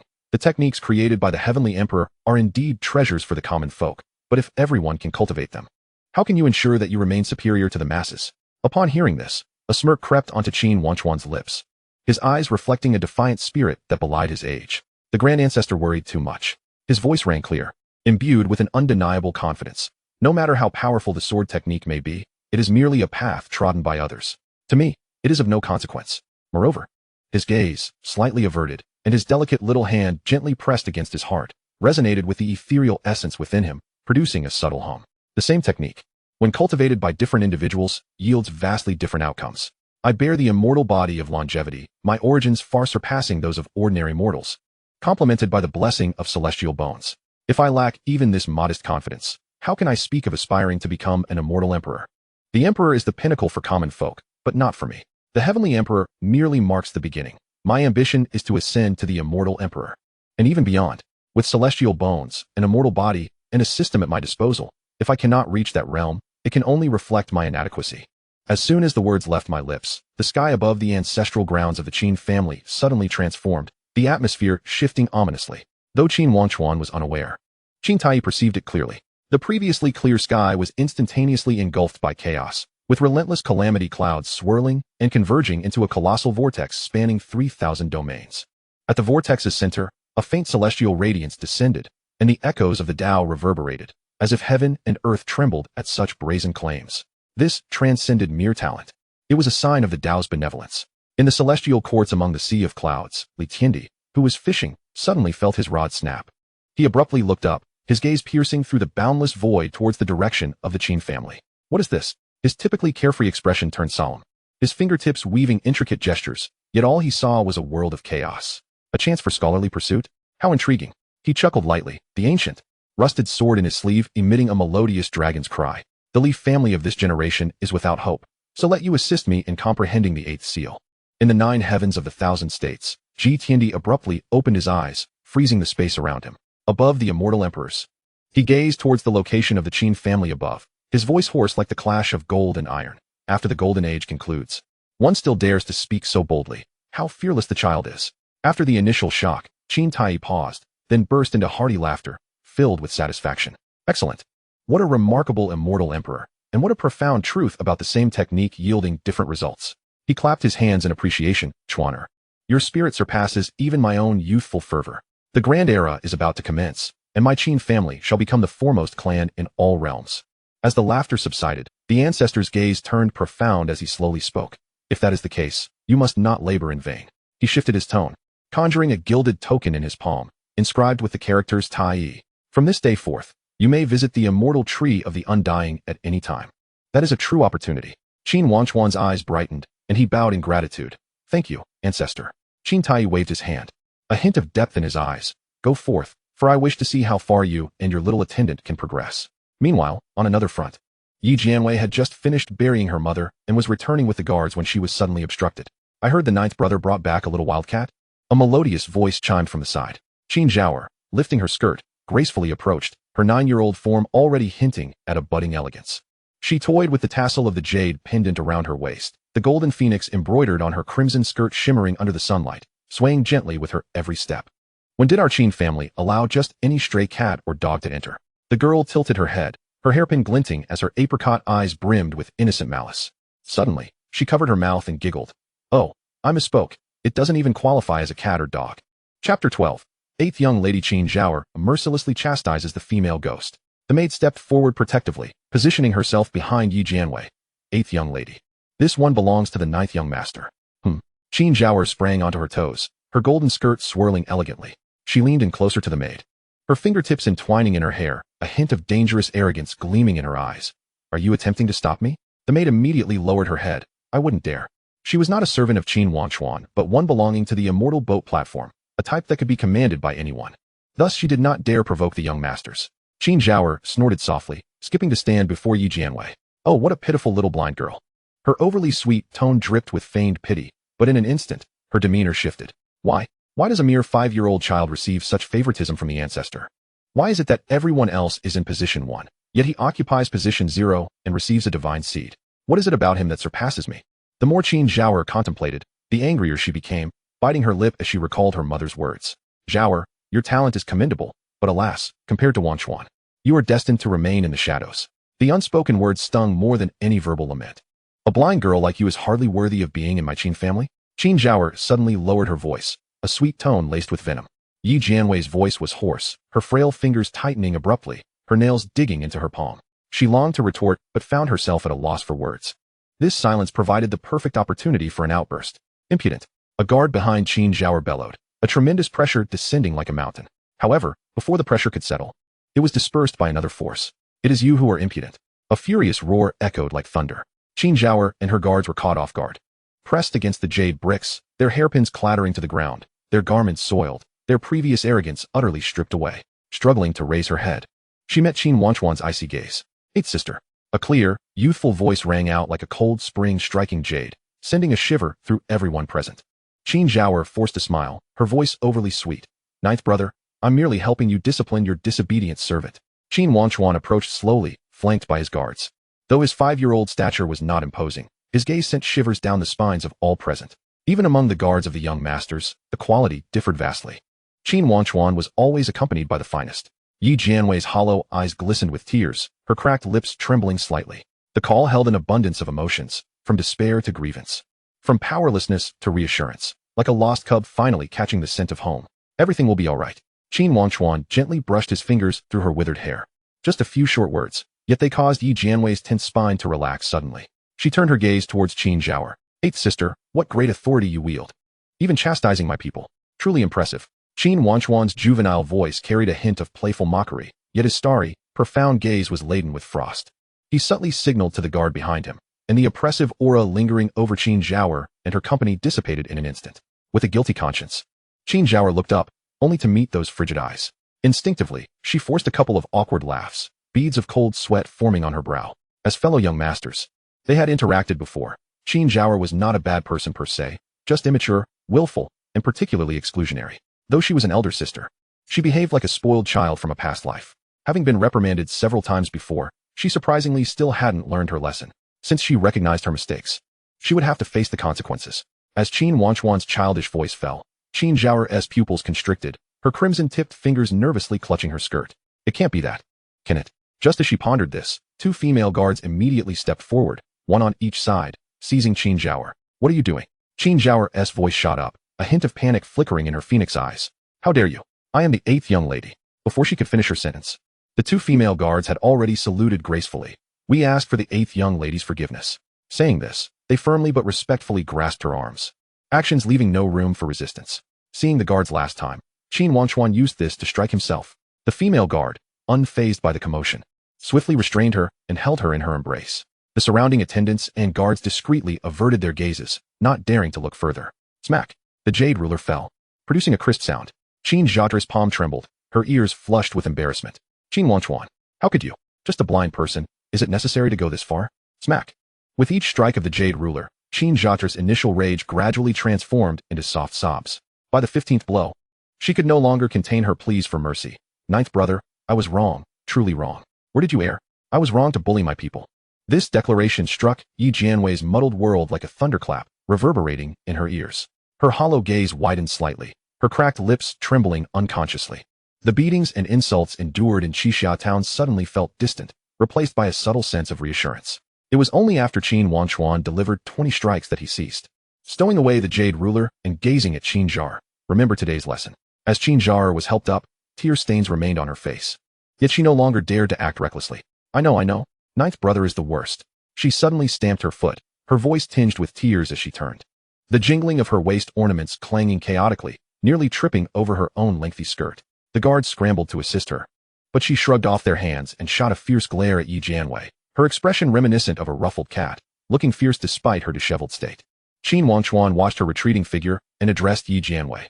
"In a sense, this place is far more perilous than the outside world, so do not harbor any illusions." His youthful voice carried an icy tone incongruent with his age as he turned to her. Tomorrow, I shall teach you to cultivate. To grow stronger, strong enough that no one can bully you, nor dare to. Yi Jianwei's previously straightened spine now lacked any defiance. She slowly knelt, resting her forehead against the cold tiles, her voice soft yet resolute. I shall heed your words, young master. This future heavenly emperor silently vowed in her heart that this was the first and last time she would hide behind him. From now on, it would be her turn to protect him. Chapter 13. Conspiring with Merchants, the Young Masters of the Qin Family. A few days later. Young master, I can see it. Under Qin Wangchuan's guidance, Yi Jianwei finally grasped the fundamentals of the zither, allowing her to sense everything around her through the reverberations of the music. With her eyes closed, she sat before the instrument, her long eyelashes fluttering gently, cautiously extending her hand to trace something in the air. After changing into a different outfit, the girl resembled a transformed ugly duckling. Though still youthful, she began to exhibit a budding beauty, quite pleasing to the eye. However, her eyes were not merely afflicted. They were a flaw inscribed within the very essence of life. Even divine consciousness could not be utilized. It was an imperfection on the level of the rules of the Tao. In other words, her current blindness was a form of completeness. Even if the Qin family's profound heritage could not heal one who was not truly ill, all that remained was an outline, devoid of color. Was the world in the young master's eyes the same? Her voice carried a childlike curiosity and excitement. Qin Wangchuan quietly observed her, a glimmer of depth beyond his 5 years flashing in his eyes. He slowly shook his head. No, this world is far more splendid. He placed his hand on Yi Jianwei's trembling wrist, guiding her fingertips back to the strings. Take your time. His voice, though soft, was imbued with an assuring strength. This is merely the beginning. You will see more in the future. Yi Jianwei tilted her head back, suddenly grasping Qin Wangchuan's sleeve, her hollow eyes shimmering with faint light. Does this mean, one day, I will see your face? In her perception, she could only discern the outline of her young master. And that was only through the echoes of the zither. Should the sound dissipate, the outline would vanish swiftly. She disliked this uncertainty. Qin Wangchuan gave an affirmative reply. You will. After receiving his response, Yi Jianwei nodded earnestly, murmuring in agreement before returning to her practice. Initially, Yi Jianwei had been propelled forward through numerous setbacks and trials, and Qin Wangchuan had feared that bringing her back to the Qin family would hinder her growth. Yet now, it seemed he had overthought. Taking the first step in cultivation required guiding qi into the body to refine the hands, feet, mouth, nose, and eyes.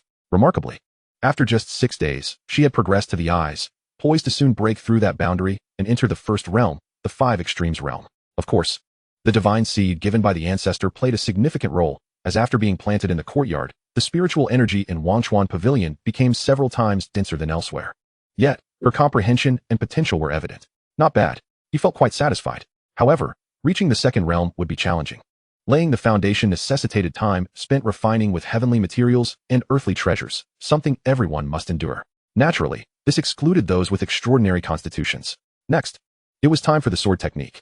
While Yi Jianwei practiced the zither nearby, Qin Wangchuan was also engrossed in contemplating the sword technique. With tenfold comprehension, the texts were already thoroughly absorbed.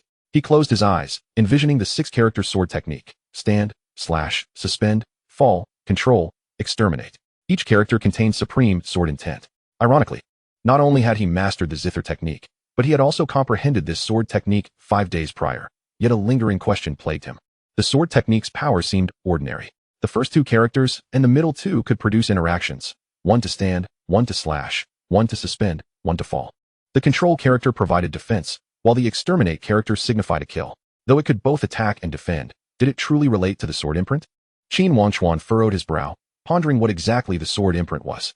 Indeed, bearing an extraordinary comprehension, merely grasping the sword technique could not satisfy him.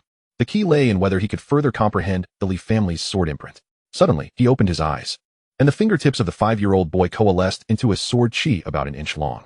The sword qi swirled in his palm, sometimes transforming into the character for stand, at times shifting to slash, as the 6 characters revolved, subtly resonating with the sounds of the Tao. Young master? Yi Jianwei sensed something unusual, abruptly halting her music. Though she could not see, she could feel the piercing sword intent in the air. Qin Wangchuan remained silent, merely gazing at the sword qi in his palm. The next moment, the sword qi dissipated. It seemed he had reached his limit. He sighed, lowering his head. This sword technique was merely a method for executing sword skills. Fundamentally, it was no longer related to the sword, so how could he comprehend it? Perhaps he had taken a wrong turn. It appeared he needed to seek out someone who truly understood the sword.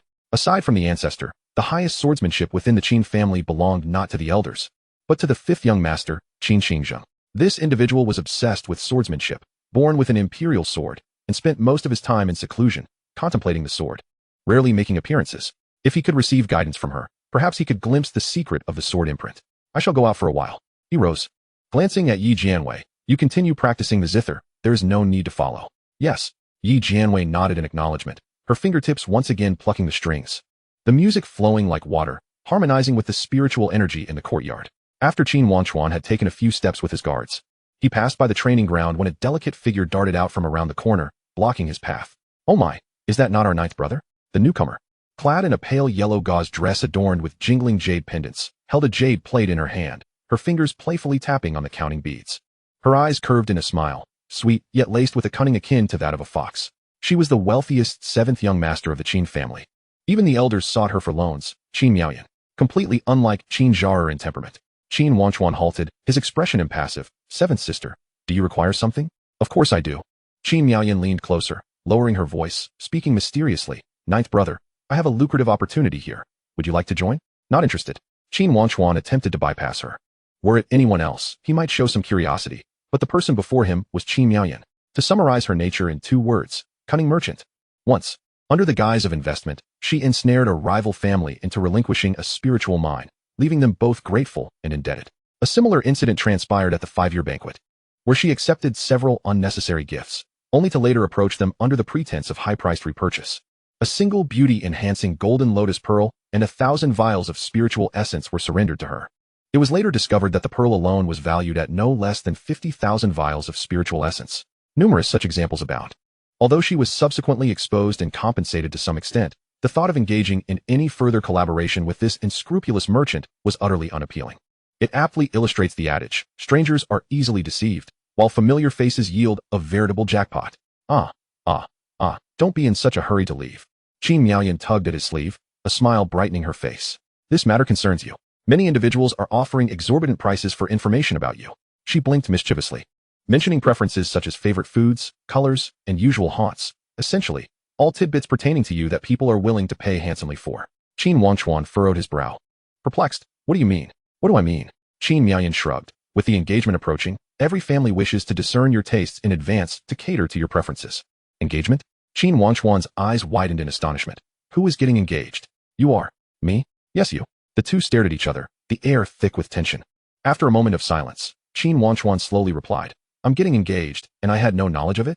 Chapter 14. The dragon begets 9 sons. Yet each son is flawed. Huh, you didn't know? Qin Miaoyan feigned surprise, stating that the ancestor had recently mentioned that though you were still young, it is time to begin seeking a betrothed. You see, once the news spreads, the threshold would be nearly trampled. Many have approached me. Together, we could undoubtedly make a fortune. Qin Wangchuan, a betrothal? Does this world still practice such things? Noticing his subtle expression, Qin Miaoyan couldn't help but chuckle. What's wrong? Are you shy, ninth brother? Don't worry, dear sister is thriving in the information business, as long as you are willing to cooperate. I guarantee you will hold the reins. You will definitely be in the superior position. Besides, it's just a betrothal after all. Taking a deep breath, Qin Wangchuan turned to leave, but after a moment's contemplation, he pivoted back. After all, such matters are inescapable. It would be wiser to seize this opportunity for profit. Plus, valuable intelligence could be procured. Let us agree on the split. 60-40? Qin Miaoyan tentatively proposed. Of course, it would be you at 40 and me at 60. Qin Wangchuan regarded her with an expressionless face. 70-30. What? Qin Miaoyan's eyes widened, nearly dropping her abacus. Ninth brother, that is simply unreasonable. I have worked hard to contact buyers and shoulder the risks. It is 70 for me, 30 for you. Qin Wangchuan interrupted her lengthy discourse, his tone leaving no room for dispute. Qin Miaoyan's eyes darted around, quickly adopting a look of grievance. How about 50-50? Otherwise, sister will. If you don't agree, I shall take my leave. Qin Wangchuan declared, turning to depart. Wait. Qin Miaoyan hastily seized his sleeve, conceding. Fine, we shall adhere to 70-30. She bit her lip, adding with visible reluctance. This is a loss-making deal. As she spoke, her abacus clacked rapidly, the corners of her mouth twitching uncontrollably. Trusting her to incur losses is more reliable than believing in a foolish system without issues. Qin Wangchuan cast her a sidelong glance, selling my information. What do you stand to lose? Qin Miaoyan fell silent, sheepishly loosening her grip, muttering something about needing to maintain relationships before dejectedly turning to leave. After taking a few steps, she called back. Remember to detail your preferences, your favorite snacks, beloved items, and colors, and so on. Just as Qin Wangchuan was about to respond, a languid chuckle drifted from above. You're quite the sought-after individual. A chill coursed through him, despite his keen senses. He had not noticed someone so near. Following the sound, he beheld a youth clad in a loose azure robe, casually draped across the branches of an ancient tree. The young man bore an unremarkable appearance, yet an ineffable air of nonchalance enveloped him, as if he were one with the surrounding world. It was improbable for an ordinary disciple not to notice him, yet it was equally inconceivable for a notable figure to possess such an inconspicuous visage. This left only one possibility. Qin Wangchuan tentatively called out, "Second brother?" The youth nodded, acknowledging his presence. The second young master, Qin Xuanji. Born with an innate Tao physique and extraordinary comprehension, he appeared outwardly gentle and humble, yet possessed an intricate depth, adept at disguising his true capabilities. Furthermore, he had a penchant for changing his appearance. It was said he bore at least 20 to 30 masks, making him quite the trickster. "What brings you here?" Qin Wangchuan inquired. Without responding, Qin Xuanji gazed into the distance. Following his line of sight, two figures could be seen in the training grounds, instructing the clan's disciples. Alternatively, it could be described as a one-sided annihilation. One stood with hands clasped behind his back, dressed in pure white. His tone indifferent as he addressed a pillar. "Your punches are neither swift nor fierce enough." This was the first young master, Qin Wudao. Possessing the ancient sacred body and unparalleled combat prowess, he was heralded as the future emperor of the Qin family. Despite his formidable strength, he was notoriously unremarkable in recognizing faces, often mistaking elders for mere bystanders, and even mistaking wooden posts for living beings. He once mistook the ancestor for a janitor, instructing him not to block the path, only to be punished by the ancestor with 3 days of wall-facing reflection. The other individual, bare-chested and muscular, exuded an unmatched ferocity. Laughing boisterously, "Ha ha, fight, come at me." This was the fourth young master, Qin Kuanga, who possessed the heavenly overlord body, a martial enthusiast. He spent his days either engaged in combat or on his way to fight. The sight of these two, one speaking to a pillar and the other seemingly reveling in a throng of attackers, was indeed a spectacle that defied easy evaluation. "Do not exhibit yourself as they do," Qin Xuanji advised, his tone gentle. "The world is teeming with geniuses. Only by concealing one's brilliance and preserving one's essence can one progress further." Qin Wangchuan listened intently, though his expression grew curious. "To be frank, second brother, with your pedestrian appearance, you don't seem to stand out much compared to them." Qin Xuanji chuckled softly, a hint of mischief flashing across his otherwise nondescript face. "Pedestrian?"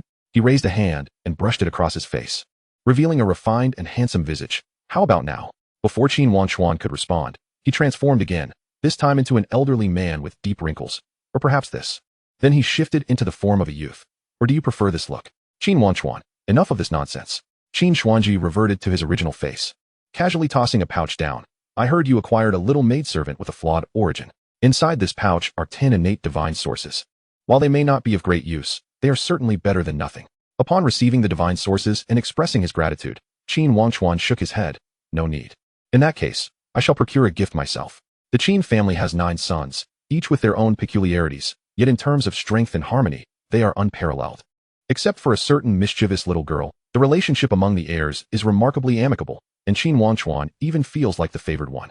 After exchanging a few more words, Qin Wangchuan mentioned he would seek out 5th sister Qin Xingzheng for guidance on sword techniques. However, Qin Xuanji shook his head lazily. "She is not at home." "Oh?"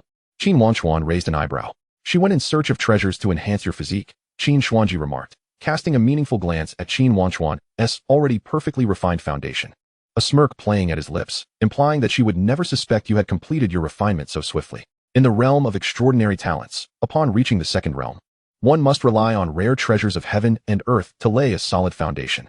Typically, it takes approximately 4 to 6 years to ascend to the third realm.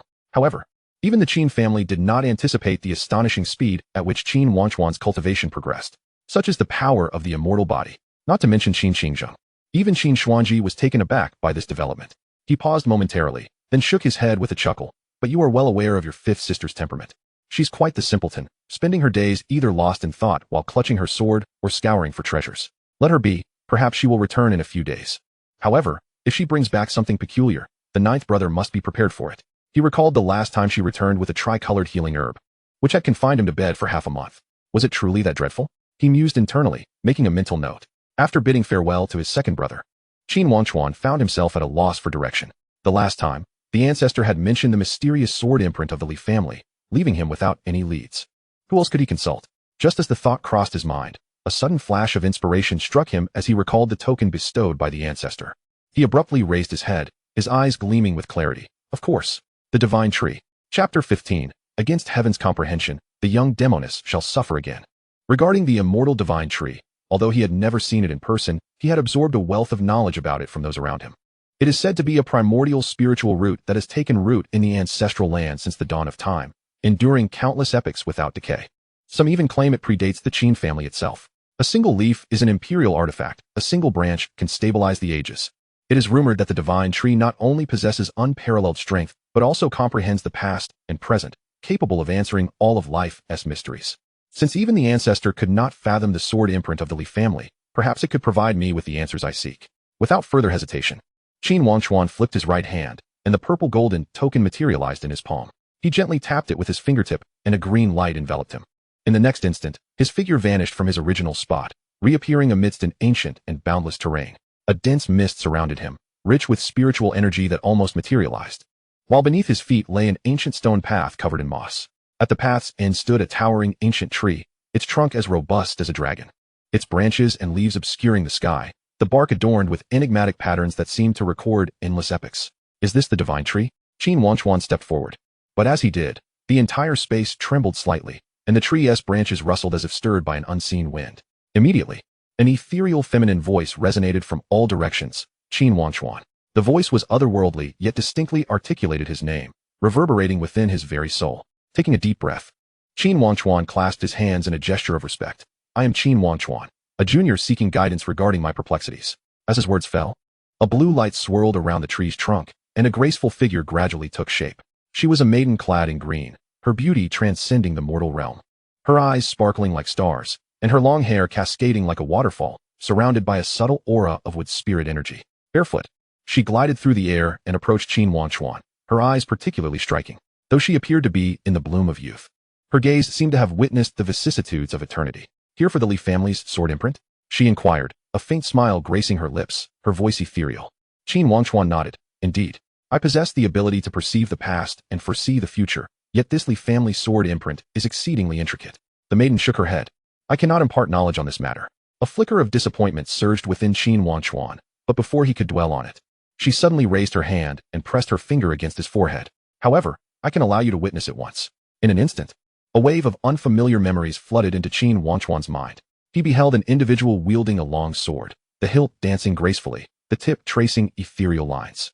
As the sword descended, the character manifested in the heavens and earth. Subsequently, a colossal sword emerged from the void, slicing through the primordial chaos, delineating yin and yang. Wherever the sword light traversed, all things perished and were reborn, the laws of existence altered. The sword light was pure to the utmost, devoid of any embellishments. Yet it contained the essence of the truest swordsmanship. So this is it. The sword imprint is not merely an imprint, and the sword heart transcends mere heart. A singular flash of sword radiance erupted within Qin Wangchuan's mind. That radiance transformed into an eternal river, then condensed into the minutest speck of dust, revealing the profound truth of the sword imprint within the fleeting moment of eternity. It seemed he began to comprehend. In the next instant, an uncontrollable surge of energy erupted from his body, the fierce sword intent soaring into the heavens, causing the surrounding spiritual energy to churn violently. He yearned for a sword. Any sword would suffice. As if perceiving his thoughts, the maiden raised her hand, and a branch from the ancient tree effortlessly snapped off, landing in her palm. In the blink of an eye, the branch shimmered with azure light, transforming into a wooden sword, its body ancient and unadorned, yet exuding a faint sharpness. She then casually tossed it. Qin Wangchuan grasped the wooden sword, and in that instant, the sword intent within him seemed to have found a breakthrough. But there was no rush. He must remain calm. Closing his eyes in concentration, he replayed every movement he had just witnessed in his mind. Suddenly, he opened his eyes, lifted the wooden sword, and traced arcs in the air. Miraculously, he formed the character stand. As soon as the character materialized, the ground trembled violently, and a 10-jong tall sword tip of spiritual energy erupted from the earth, soaring into the clouds, the fierce sword aura swirling around, cleaving the mist asunder. Qin Wangchuan's pupils constricted, his heart overwhelmed with shock. The maiden's eyes glimmered with satisfaction. Well done. Regaining his composure, Qin Wangchuan quickly inquired, Thank you, esteemed elder. May I ask for your name? The young scion of the Qin family refers to me as would ancestor. The maiden's figure began to dissipate, seemingly returning to the form of the ancient tree. You possess exceptional talent. Should you encounter difficulties in the future, as long as you are within the bounds of the Qin family, utter my name, and I shall sense it. As her voice faded, her form vanished entirely, the divine tree returning to its tranquil state, as if everything that transpired had merely been an illusion. With a flash of azure light, Qin Wangchuan was transported back to his original location. He gazed down at the wooden sword in his hand, his heart surging with excitement. So, this is the essence of the sword imprint. I have grasped its rudimentary form. And have I acquired another ally? The wood ancestor, in a sense, is far more formidable than the ancestor, having witnessed the Qin family's rise and being revered as a sacred entity. A new technique has emerged. While pondering whom to practice with, he was suddenly interrupted by the system's cold notification. New task. The humiliation ends here. Task description. With the assistance of the system's spiritual stones and techniques, the host has begun to cultivate, shedding the label of waste, yet this remains unknown to others. The family disputes grow increasingly ruthless, and your sister seeks to seize your remaining cultivation resources to gain the upper hand. Task objective. Defeat your sister and make her kneel in supplication. Additional condition. Defeat her without suffering verbal humiliation. Task reward. 1 simulation opportunity. Activation of the check-in function. Additional reward. 10 essence. What? Qin Wangchuan's expression turned peculiar as he listened. The first thought that sprang to mind was of Qin Zhaoer, a girl who had long been overdue for some discipline. Yet, truth be told, the foolish system was not only slow but also rather dim-witted. Relying on your spiritual stones and techniques, it truly knows how to flatter itself. And to issue a task only after I have dealt with her? Was that merely luck on her part? And I must complete the task without being humiliated? At this moment, the image of his 8th sister trembling like a frightened chick upon seeing him flashed through his mind. Did that young demoness possess such audacity? Alas, I truly wish to avoid this. Qin Wangchuan sighed heavily, a subtle smile curling at the corners of his mouth. But since it is a task, what choice do I have? Meanwhile, Qin Zhaoer was in her chamber, hands on her hips, reprimanding her subordinates, when suddenly a shiver ran down her spine. And the hairs on the back of her neck stood on end, as if an invisible serpent had slithered down her back. She abruptly fell silent, glancing around suspiciously, even scrutinizing the spiderwebs on the beams 3 times, and eventually bent down to peek beneath the table. Miss, is there something amiss? The devoted maid inquired cautiously. Qin Zhaoer rubbed her arms, murmuring softly, it's strange. I feel as though someone is plotting against me. Could it possibly be 9th brother? The haughty Qin Zhaoer had only ever faltered before one individual, her most loathsome 9th brother. Chapter 16. The celestial body of longevity indeed ought not to possess such extraordinary capabilities. Yet he is Qin Wangchuan. What? You wish to compete with me? Upon hearing Qin Wangchuan's challenge, Qin Zhaoer was momentarily taken aback, only to let an uncontrollable smile spread across her lips, her eyes sparkling with unrestrained joy. The cultivation speed of the celestial body of longevity is notoriously slow. This is common knowledge. 9th brother is merely 5 years old, while she not only possesses the sacred body, but also has significantly more years behind her. Typically, she refrained from confrontation due to the constraints imposed by their ancestor, enduring her setbacks in silence. But now, he had voluntarily presented himself for a contest. Was this not a golden opportunity for her to exact revenge? Such fortune. Very well. This is your declaration, she exclaimed, fearful that Qin Wangchuan might retract his offer. She immediately extended her pinky finger, declaring, let us seal this pact. Whoever goes back on their word is a dog. With a resigned sigh, Qin Wangchuan linked his finger with hers. Qin Zhaoer chuckled to herself, thinking, just wait and see. I shall have you weeping like a child. The news of their impending duel spread swiftly. The 7th young master, Qin Miaoyan, elder sister to Qin Zhaoer, upon catching wind of the competition, rushed to the training grounds as if propelled by the wind. Her fox-like eyes darted eagerly, a smile playing at the corners of her mouth, her very breath filled with the thrill of a lucrative opportunity on the horizon. Let the bets commence. Qin Miaoyan cried out, her abacus clicking with fervor. In a flash of ethereal light, a gilded gambling table materialized before the training ground. 9th brother wins at 1 to 2. 8th sister wins at 1 to 15. Her fingers danced over the table, inscribing 2 lines of gilded characters, before adding, spirit crystals and spirit essences will be accepted without fail, with a maximum bet of 1,000 bottles of spirit essence. Once placed, bets are locked in. The surrounding disciples gathered closely, murmuring amongst themselves, the 7th young master is back. Last time, when the eldest and 4th young masters clashed, the 4th emerged victorious. And I lost 100 bottles of spirit essence. Me too. The eldest was clearly stronger. I suspect there was foul play. Oblivious to their murmurs, Qin Miaoyan continued to smile, her fingers nimbly working the abacus, her gaze sweeping over the crowd as if she could already envision the wealth rolling in. This opportunity is rare. Miss it, and there may not be another chance. Her voice, sweet yet laced with an irresistible allure, urged them to consider their wagers carefully. For 9th brother might not necessarily lose. After all, he was the prodigious child favored by their ancestor. As she finished speaking, despite being aware of the 7th young master's mercantile disposition, many disciples began to produce spirit crystals to place their bets. The gambling table glimmered with shimmering lights. Recording each transaction meticulously, Qin Miaoyan nodded in satisfaction, her heart swelling with joy. We are bound for riches. Several elders, alerted by the commotion, arrived and surveyed the two opponents with astonished expressions. Have these two finally engaged in combat? What prompted this? It seems to be a friendly contest. Initiated by ninth young master. Initiated? The crowd gasped in surprise. One, merely 9 years old, possessed a beguiling and enchanting physique, exuding an aura of calamity. His cultivation speed was rapid. He had just broken through to the 4th realm. A 9-year-old at the 4th realm, such talent could only be described as extraordinary. And the other, at 5 years old, was the celestial body of longevity, endowed with celestial bones.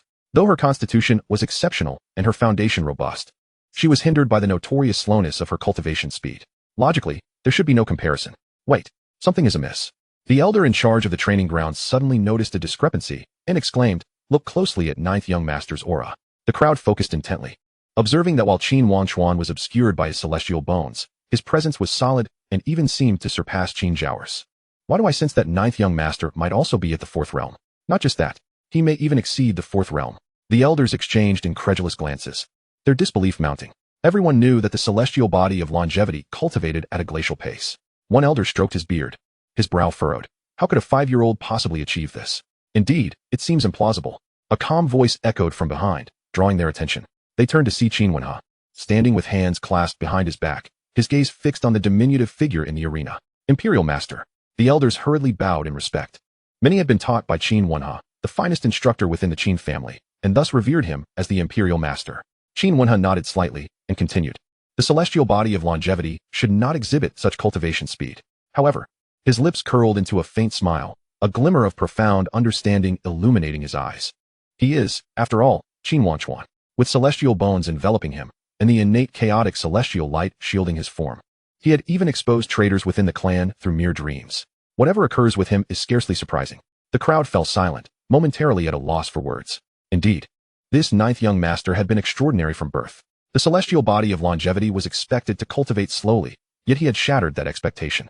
Not to mention his ability to transcend causality and foresee the future, his prowess was undeniably remarkable. It seems the Imperial Master has taught him well, one elder couldn't resist complimenting. Ordinarily, he might have accepted praise for this achievement, but this time was different. Qin Wangchuan shrugged, his tone nonchalant. I have done nothing. What? The crowd was taken aback. He cultivates by himself, breaks through in dreams, and even selects his own techniques. Qin Wangchuan raised his hands in a gesture of indifference. I merely offered a suggestion when he had an off moment during practice. The elders stared at him, incredulous. Is this even reasonable? Seeing their astonished expressions, Qin Wangchuan chuckled softly. If you doubt me, feel free to inquire. The elders exchanged glances, their gazes drifting over Qin Wangchuan's celestial bones, pondering deeply before shaking their heads in contemplation, returning their focus to the two combatants. Ninth brother, it's still not too late to concede, Qin Zhao declared. Adorned in a flowing white silk gown, her jade pendant jingling at her waist, she lifted her chin, excitement glimmering in her eyes. Sister does not hold back. And heaven forbid I cause you harm. Qin Wangchuan's lips twitched, his youthful voice laced with an unwavering confidence. Eighth sister, feel free to strike. Humph. Qin Zhao scoffed, wary that Qin Wangchuan might retract his challenge. Then I shall not hold back. With that, her 4th realm aura surged forth. At the 4th realm of the spirit path, she could channel spiritual energy to enhance herself or employ spiritual techniques. The 9-year-old girl erupted in a radiant blue light, her spiritual energy enveloping her entirely. Rather than employing techniques, she merely tapped her toes lightly, propelling herself to stand before Qin Wangchuan, and then unleashed a powerful punch. Qin Wangchuan did not evade. Instead, he flicked his finger, manifesting the character for control in the air. In an instant, a resplendent blade of light materialized, devoid of a hilt or tip, its edge suspended in the void. Clang. The sound of metal striking metal echoed through the skies as her fierce assault was perfectly parried by the blade that had appeared from thin air. What? Qin Zhao's pupils constricted, pain radiating from her fist as though she had struck an indomitable iron wall. She stared incredulously at the ethereal blade. Rather than remaining still after the impact, it vibrated slightly, dissipating the force of her attack layer by layer, ultimately allowing not a single ripple to reach Qin Wangchuan. Is this a spiritual technique? Qin Zhao instinctively asked, only to quickly realize. You're also at the 4th realm? Chapter 17. One stance, one slash, an instantaneous victory. Qin Wangchuan, without offering a response, flicked his finger once more and declared, stance. The utterance reverberated through the air. A 10-foot-high blade of spiritual energy erupted from the ground. Its point aimed directly at Qin Zhao. Qin Zhao's pupils dilated, but she quickly regained her composure, letting out a cold laugh as she leapt gracefully. Her form as light as a swallow. With a deft touch of her toes against the side of the blade, she propelled herself backward, landing steadily several feet away. Huh. Ninth brother, what does it matter if you are at the fourth realm? A smug smile curved her lips. Your technique is too slow.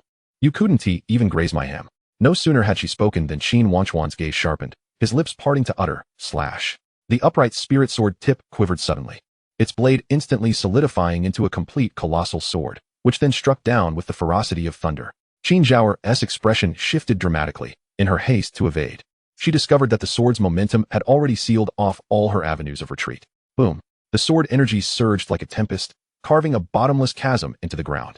The residual wave of sword energy sent Qin Zhao hurtling through the air, crashing heavily against the protective barrier at the edge of the martial arts arena. A trickle of blood escaping from the corner of her mouth. A cacophony erupted among the onlookers. A 5-year-old at the fourth realm? The Qin clan elders and disciples present gaped in disbelief. Moreover, this was achieved while in the same realm, with a single move that defeated the 8th young master. The 8th young master was endowed with a sacred body, after all. As those who were puzzled began to murmur, the truly knowledgeable ones fell into contemplation, pondering the implications of the chasm wrought by the sword, the manifestation of sword intent, sword technique. But he is merely 5 years old. Qin Wenhao was not surprised by this spectacle. He turned to the crowd with a smile and declared, look, whatever transpires with him is nothing short of extraordinary. The longevity sacred body is said to cultivate slowly? Someone chuckled bitterly. The 9th young master shattered that notion.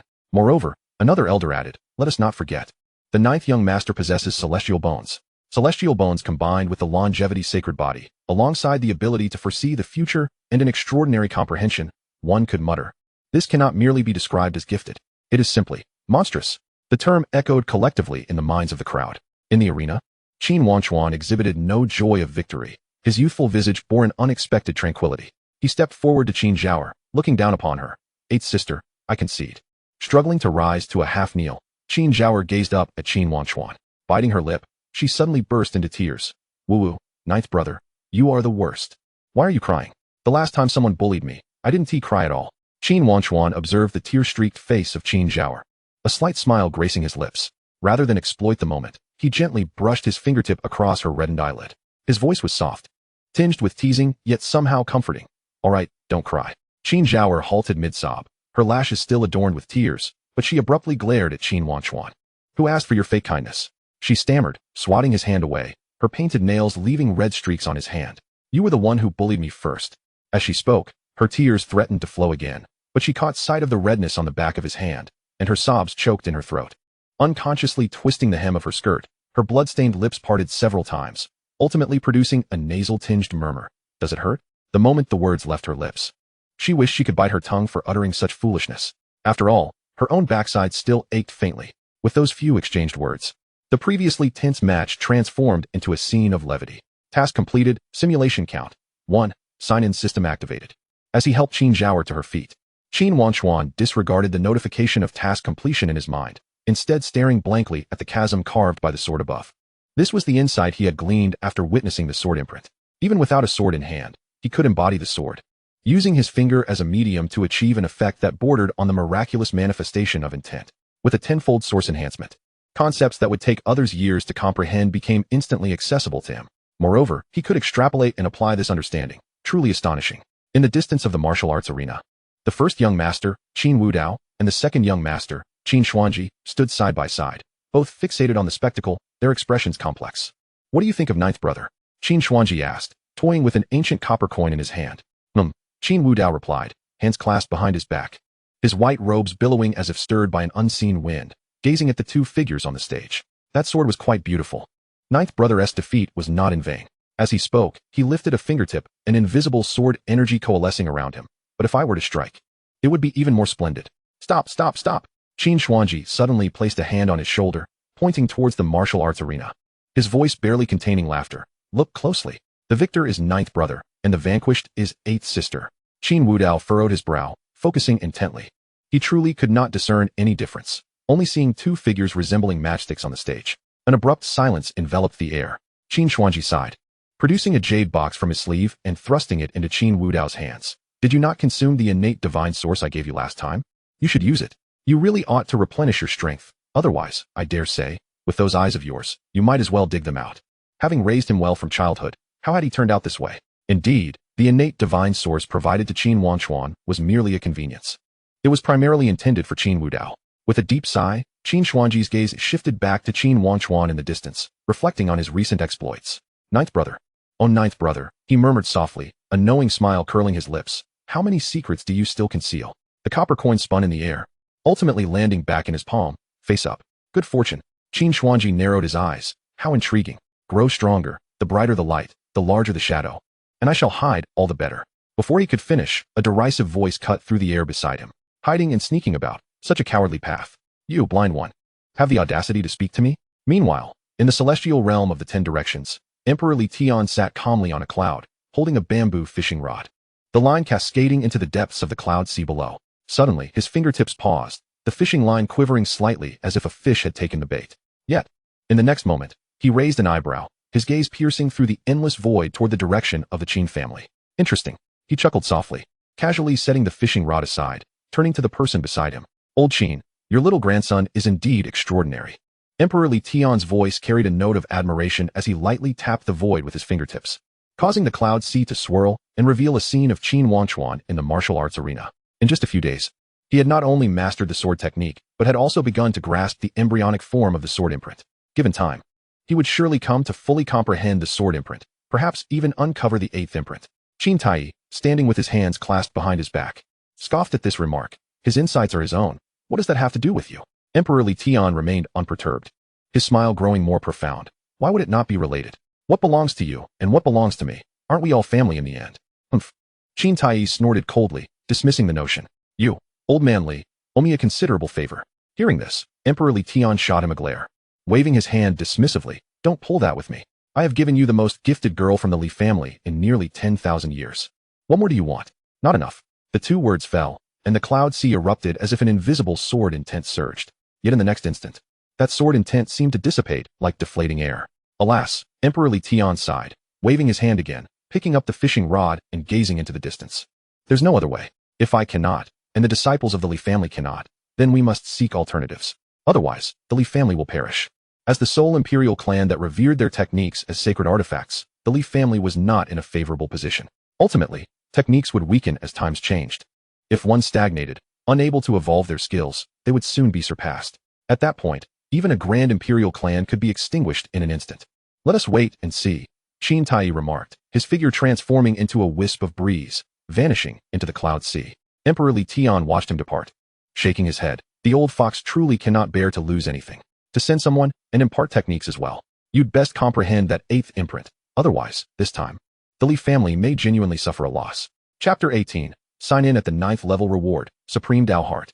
Additional task failed. The moment Qin Wangchuan read those words, he abruptly looked up, the first thought crossing his mind being, did I not receive enough? TSK, how come I was unaware that I had been humiliated? Upon a moment's reflection, it is only natural for a flawed system to yield absurd outcomes. He shook his head, his gaze shifting to the system panel where the words check-in beckoned. Signing in at different locations grants random rewards such as simulation attempts, techniques, items, and spirit stones. Please use them with gratitude, host. Quite considerate, indeed.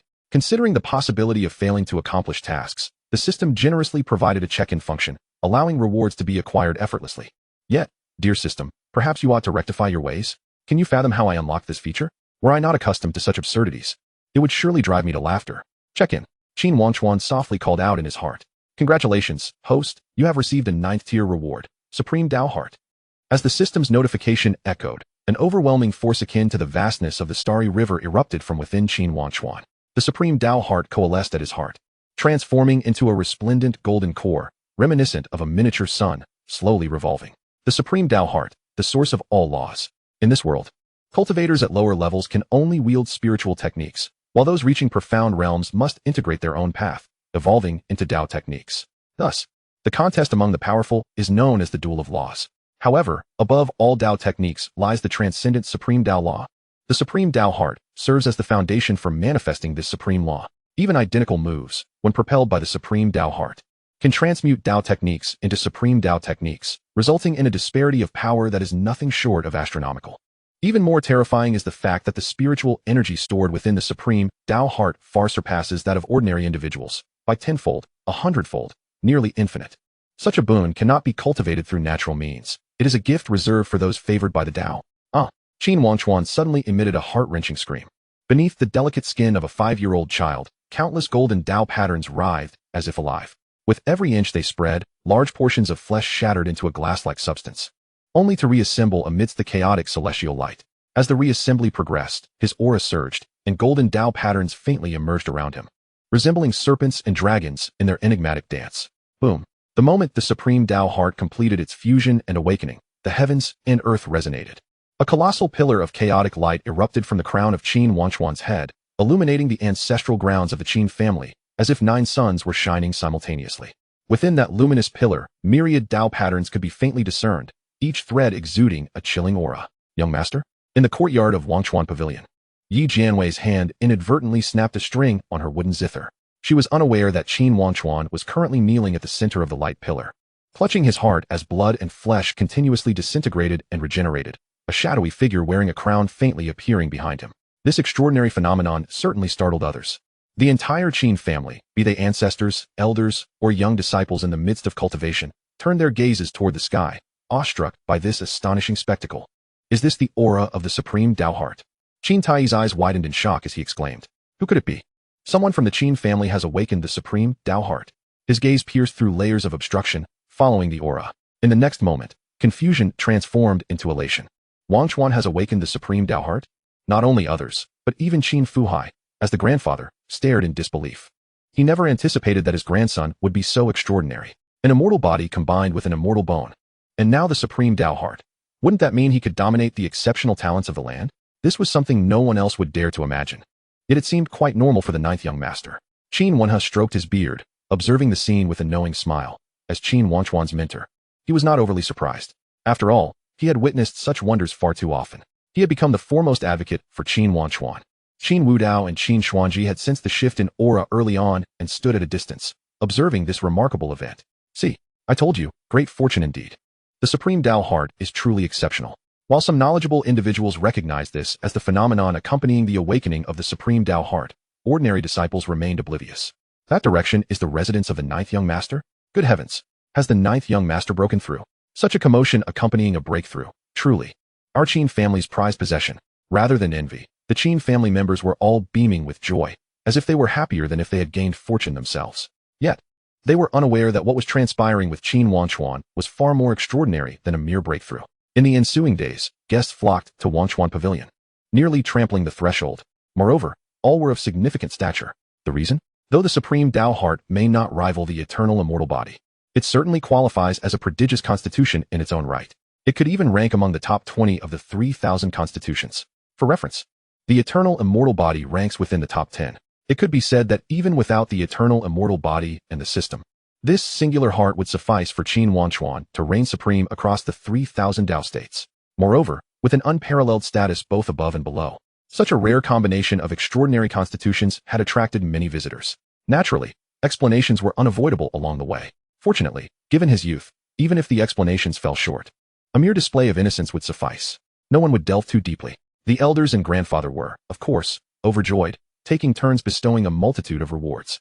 The little treasury swelled even further. Now, with the treasures he possessed, Qin Wangchuan could make even the ancient sacred lands across 1,000 states envious. As matters finally settled, Qin Wangchuan sat alone in his quiet chamber, slowly exhaling a breath of impure air. It was time to commence the second simulation. He murmured, his gaze falling upon the simulation button on the system panel. Yi Jianwei was unaware of the unpredictable changes her return to the Qin family would usher in for the future. With that thought, he decisively pressed the simulation button. Suddenly, it illuminated, and amidst the flowing brilliance, a glimmer of anticipation flickered in Qin Wangchuan's eyes. Second simulation. Lifespan consumed, 50 years. Simulation commencing. Year 0. You are born into a humble family of cultivators, the Han family, in the Xianming realm of the 1,000 states. Though impoverished, the members of the Han family are united, leading a relatively carefree life. Upon your birth, gentle snow fell from the sky, and your father named you, Han Han. Simulation paused. Qin Wangchuan stared at the glowing screen before him, the corners of his mouth twitching slightly. He took a deep breath, suppressing his inner turmoil, and raised his hand to open the system's explanatory interface. System, come. Recite this segment properly for me. Qin Wangchuan pointed at the text on the screen, articulating each word deliberately, once a day, consuming simulation attempts and a portion of lifespan to simulate the host future. After finishing, he deliberately paused, his tone laden with evident inquiry. Does the phrase about simulating the host's future imply that the host will be named Yi Jianwei one moment and Han Han the next? Recalling the previous simulation, despite the system having bound the wrong person and being stubborn about it, it could not be said to be entirely useless. Bringing Yi Jianwei along and simulating her future to project his own was a viable strategy. But now, one moment simulating this, the next simulating that. How am I supposed to utilize this? Qin Wangchuan felt a throbbing in his temples. Ding. System self-checking, no errors found. It has already been previously communicated to the host that the probability of error for this system approaches 0. You had better not have bound the wrong person and then let the original die, only to randomly bind someone else to play the fool. Qin Wangchuan rubbed his temples, his tone tinged with resignation. Otherwise, not only are you foolishly obstinate, but you also have an attitude about it. If you can be repaired, do so promptly, otherwise, you will surely drool in the future. With a heavy sigh, he redirected his gaze back to the glowing screen. What else could he do? The attempts had been used. He might as well continue. Chapter 19, Second Simulation, The Life of a Minor Character, Han Han. Year 0. You were born into the humble yet resilient Han family, a lineage of cultivators in the mystical realm of Xianming. Despite their modest means, the family's solidarity rendered their existence rather pleasant. On the day of your birth, gentle snowflakes descended from the heavens, and your father bestowed upon you the name Han Han. Year 1. Under the tender care of your parents, you blossomed, though the household lacked exquisite delicacies or spiritual herbs. Your father frequently took you to the mountains to forage for medicinal plants, while your mother imparted the knowledge of letters and literature. Year 3. Your mother gave birth to a daughter once more, naming her Han Shui. Observing your plump little sister, you inwardly derided her appearance as remarkably unflattering. Year 5. You began to exhibit remarkable talent for cultivation, and by the tender age of 5, you could already harness the ethereal energies of the world. Your father expressed his pride, proclaiming, Han Heir's innate gift is extraordinary. He may one day revitalize our Han clan. It was then that you uncovered a secret hidden within the Han lineage. Those with exceptional gifts could awaken the power of their bloodline. By activating this ancestral strength, one could cloak their presence entirely, masquerading as an ordinary mortal. Even a great emperor would struggle to discern the truth without direct confrontation. You jested that such a power was rather useless. Year 6. At the age of 6, while accompanying your father on a herb-gathering expedition, you inadvertently fell into the abyss of a sky-high cliff. At the bottom, a mystical plant known as the 9-leaf Dao grass glimmered softly. In agony, you hastily plucked 3 leaves and consumed them to stave off hunger, only to find your injuries miraculously healed. This was a divine gift. Gazing at the remaining 6 leaves, awe filled your heart. After much contemplation, you carefully stored away 3 leaves, leaving the remaining 3 for the wondrous herb. Upon returning home, you distributed the miraculous leaves among your father, mother, and younger sister. Witnessing their rejuvenation after consuming the leaves, you wore a satisfied smile. This secret remained locked within your heart, never to be revealed to another soul. Simulation pause. 9-leaf Dao grass. Qin Wangchuan gazed at the image of the herb on the screen, feeling an inexplicable sense of familiarity. Why did those leaves resemble the fabled fortune fruit? The more he looked, the more he felt an uncanny recognition. The true treasure lay not in the leaves, but in the buried fruit beneath. The fortune fruit was no ordinary treasure. It was exceedingly rare even in the realms of the celestial court. Consuming it would not only attract the energies of the heavens, but also bring forth fortuitous opportunities, transforming calamities into blessings, and even slightly altering one's destiny. The fruit contained a fragment of the heavenly Tao's essence, allowing cultivators to momentarily enter a state of divine communion, greatly enhancing their comprehension of techniques. Furthermore, the residual effects could be passed down through generations, bestowing them with profound blessings. Each of these 3 extraordinary characteristics was nothing short of remarkable. He had only taken a few leaves, yet left the most precious fruit behind. Qin Wangchuan mused that if the simulation concluded and the fruit remained, it would rightfully belong to him. Simulation continue. Year 8. A calamity befell your family when your father, during a herb-gathering expedition, inadvertently offended the disciple of the formidable blood-slaughter patriarch of Xianming. Enraged, the patriarch decreed the annihilation of your clan. Year 9. The Han family was obliterated. Your father was publicly beheaded, his head displayed at the city gate for 3 days. Your mother was mutilated into a mere stick, tormented to death. Only you and your younger sister, Han Shui, managed to survive, hiding amidst the ruins. Such treatment, could it be that you were the so-called child of destiny? Qin Wangchuan remarked. He understood that there were individuals of great fortune in this world. One could only hope for a reversal of fate in 30 years. Year 10. You wandered with your sister, facing numerous adversities. Yet, you refused to abandon your cultivation. Instead, you worked harder, driven solely by the desire for vengeance. Year 12. Your exceptional talent caught the attention of several wandering cultivators who sought to take you as a disciple, but you declined their offers. The blood-slaughter patriarch was a formidable force, and ordinary cultivators dared not provoke him. You resolved to rely on your own strength. Year 14. Just when you believed the path ahead was bleak, a mysterious figure approached you. Cloaked in black, with a hoarse voice, he inquired, Han Han, do you wish for revenge? You scrutinized him warily. Who are you? My identity is not of importance. What matters is that I can assist you. From his words, you discerned that he coveted the power of your Han bloodline. Knowing well the unreliability of such individuals, you declined his offer. However, what transpired next exceeded your wildest imagination. Even the formidable bloodslaughter patriarch was obliterated with a mere gesture from him. The mysterious figure claimed to hail from the celestial court. You had heard of that realm, a place beyond reach for countless souls, the pinnacle of the upper realms. With a wave of his hand, your sister, Han Shui, appeared before him, unconscious. Shui, you cried out in anguish, attempting to rush forward, only to be restrained by an invisible force. Do not panic, she is unharmed. The enigmatic figure reassured you. However, if you wish to save her, you must do something for me. What must I do? Assassinate the 9th young master of the Qin family, Qin Wangchuan. You found yourself with no choice but to comply. Assassinate me? Qin Wangchuan stared at the words on the simulation screen, his youthful visage revealing a hint of unsettling coldness unbefitting his age. He tapped his fingers lightly on the table, a glimmer of insight flashing in his eyes. It appears that someone has prepared a grand gift for my 10th birthday celebration, but I am already aware of everything. Are you not merely delivering it to me? Year 15. You were taken to the celestial court, becoming a pawn in the hands of the mysterious figure. Enduring rigorous training under inhumane conditions. Through such torment, you successfully awakened your bloodline, gaining the ability to conceal yourself. The mysterious figure imparted to you a forbidden technique known as Void Step, which allowed you to exchange spiritual energy for a brief period of invincibility. However, the cost was a tremendous drain on your spiritual essence, risking the depletion of your vital blood when energy ran low. He also presented you with a pitch-black nail. Remember, on the day of Qin Wangchuan's 10th birthday, you must strike. As long as you drive this nail into his body, your mission shall be complete. At that moment, I will reunite you with your sister. You were oblivious to the true nature of the nail, feeling only an ominous aura emanating from it. The mysterious figure handled it with utmost caution, fearful of even the slightest touch. Later, you discovered that this nail was an otherworldly artifact. Year 16. You conducted a covert investigation into the Qin family, uncovering that Qin Wangchuan was the youngest son, possessing extraordinary talent, immense power, and showered with affection. Why must he be killed? Confusion clouded your mind, and despite your reluctance, you found yourself with no choice, driven by the need to protect your sister. Year 18. The much-anticipated 10th birthday celebration of Qin Wangchuan commenced, with the grandest powers of the 1,000 states gathering in splendor. You infiltrated the banquet under the guise arranged by the mysterious figure, concealing the ominous nail within your sleeve. As the festivities reached their zenith, a suggestion was made for a martial display. Seizing the moment, you sprang into action. Qin Wangchuan. Activating Void Step, you ignited all your spiritual energy, transforming into a fleeting shadow aimed at your target. However, with a resounding clang, your full-force strike was effortlessly deflected by the slender arm of the young boy. Raising your gaze, you met a pair of smiling eyes. Qin Wangchuan tilted his head, his tone playful. Who sent you?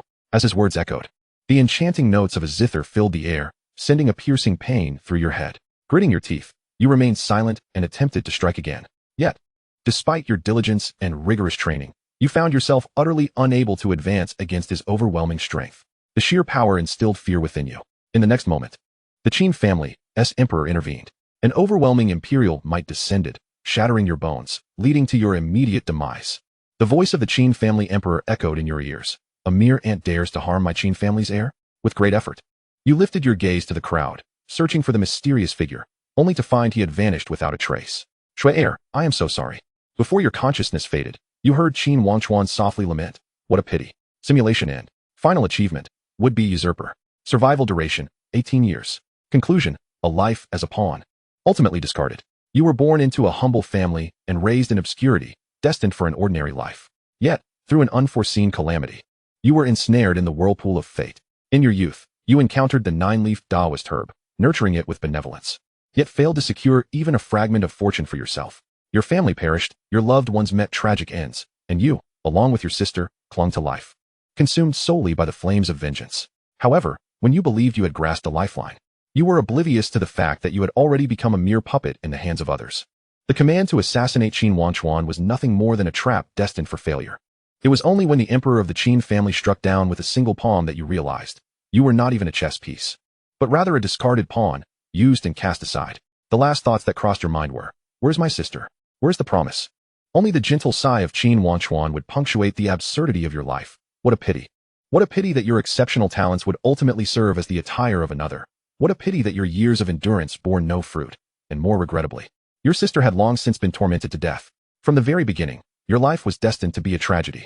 Qin Wangchuan gazed upon the fleeting and sorrowful life of Han Han displayed on the simulated light curtain, a trace of complexity rarely appearing on his youthful visage. He lightly tapped the table, leaving 3 leaves of benevolence, yet was unaware that this very kindness was the key to reversing his fate. How ironic. In the next moment, recalling the mysterious mastermind plotting his assassination, Qin Wangchuan suddenly let out a cold laugh. A pity? Indeed, it is a pity. He rose and pushed open the window, gazing towards the distant direction of the Pillar of Heaven. That was the entrance to the lower realm. This pawn had been utilized ingeniously. To send someone to the Thousand States and specifically target their bloodline power, the mastermind was willing to invest heavily, even bringing forth extraterritorial entities. They did not wish to kill me, or perhaps they knew they could not. Thus the nail, I suspect, is not lethal. It is likely intended merely to incapacitate me. A clever thought. By now, Han Han had begun to wander, and as for the fateful fruit, it should be at the cliff's bottom. With a wave of his hand, Qin Wangchuan commanded, "Summon someone." As soon as the words left his mouth, several shadows silently appeared behind him, kneeling on one knee. "What are your orders, young master?" "Investigate a place called the Xianming Realm in the Thousand States, specifically a location known as the Suspended Sky Cliff. There lies a celestial fate fruit at the cliff's bottom. Bring it to me." The shadows acknowledged the command and were about to withdraw when they were halted. "No, wait." After a moment's contemplation, Qin Wangchuan amended, "I shall go personally." After issuing his orders, he lifted his gaze towards the distance. "Within the simulation, I can dismantle your schemes. Outside the simulation, I can do the same. Moreover, I can become even stronger than within the simulation." Chapter 20. Forbidden Secret Technique Void Step, the 9-Year Pact. Please select from the following rewards to inherit. 1. 18 years of lifespan. 2. Forbidden Secret Technique Void Step and its key insights. 3. 180 source points. While 18 times the source points is indeed substantial, it pales in comparison to the previous offering. Thus, the remaining choice is clear. Contemplating this, Qin Wangchuan's gaze settled on Void Step. Forbidden techniques exist outside the conventional hierarchy of martial arts, typically exceedingly powerful, yet accompanied by unimaginable costs. The Qin family possessed such techniques, yet the ancestors forbade their study, fearing it might lead to a misguided path. "I choose to." Qin Wangchuan decisively selected Void Step. In the next instant, an arcane and obscure cultivation method surged into his mind. He closed his eyes, concentrating intently on this forbidden secret art.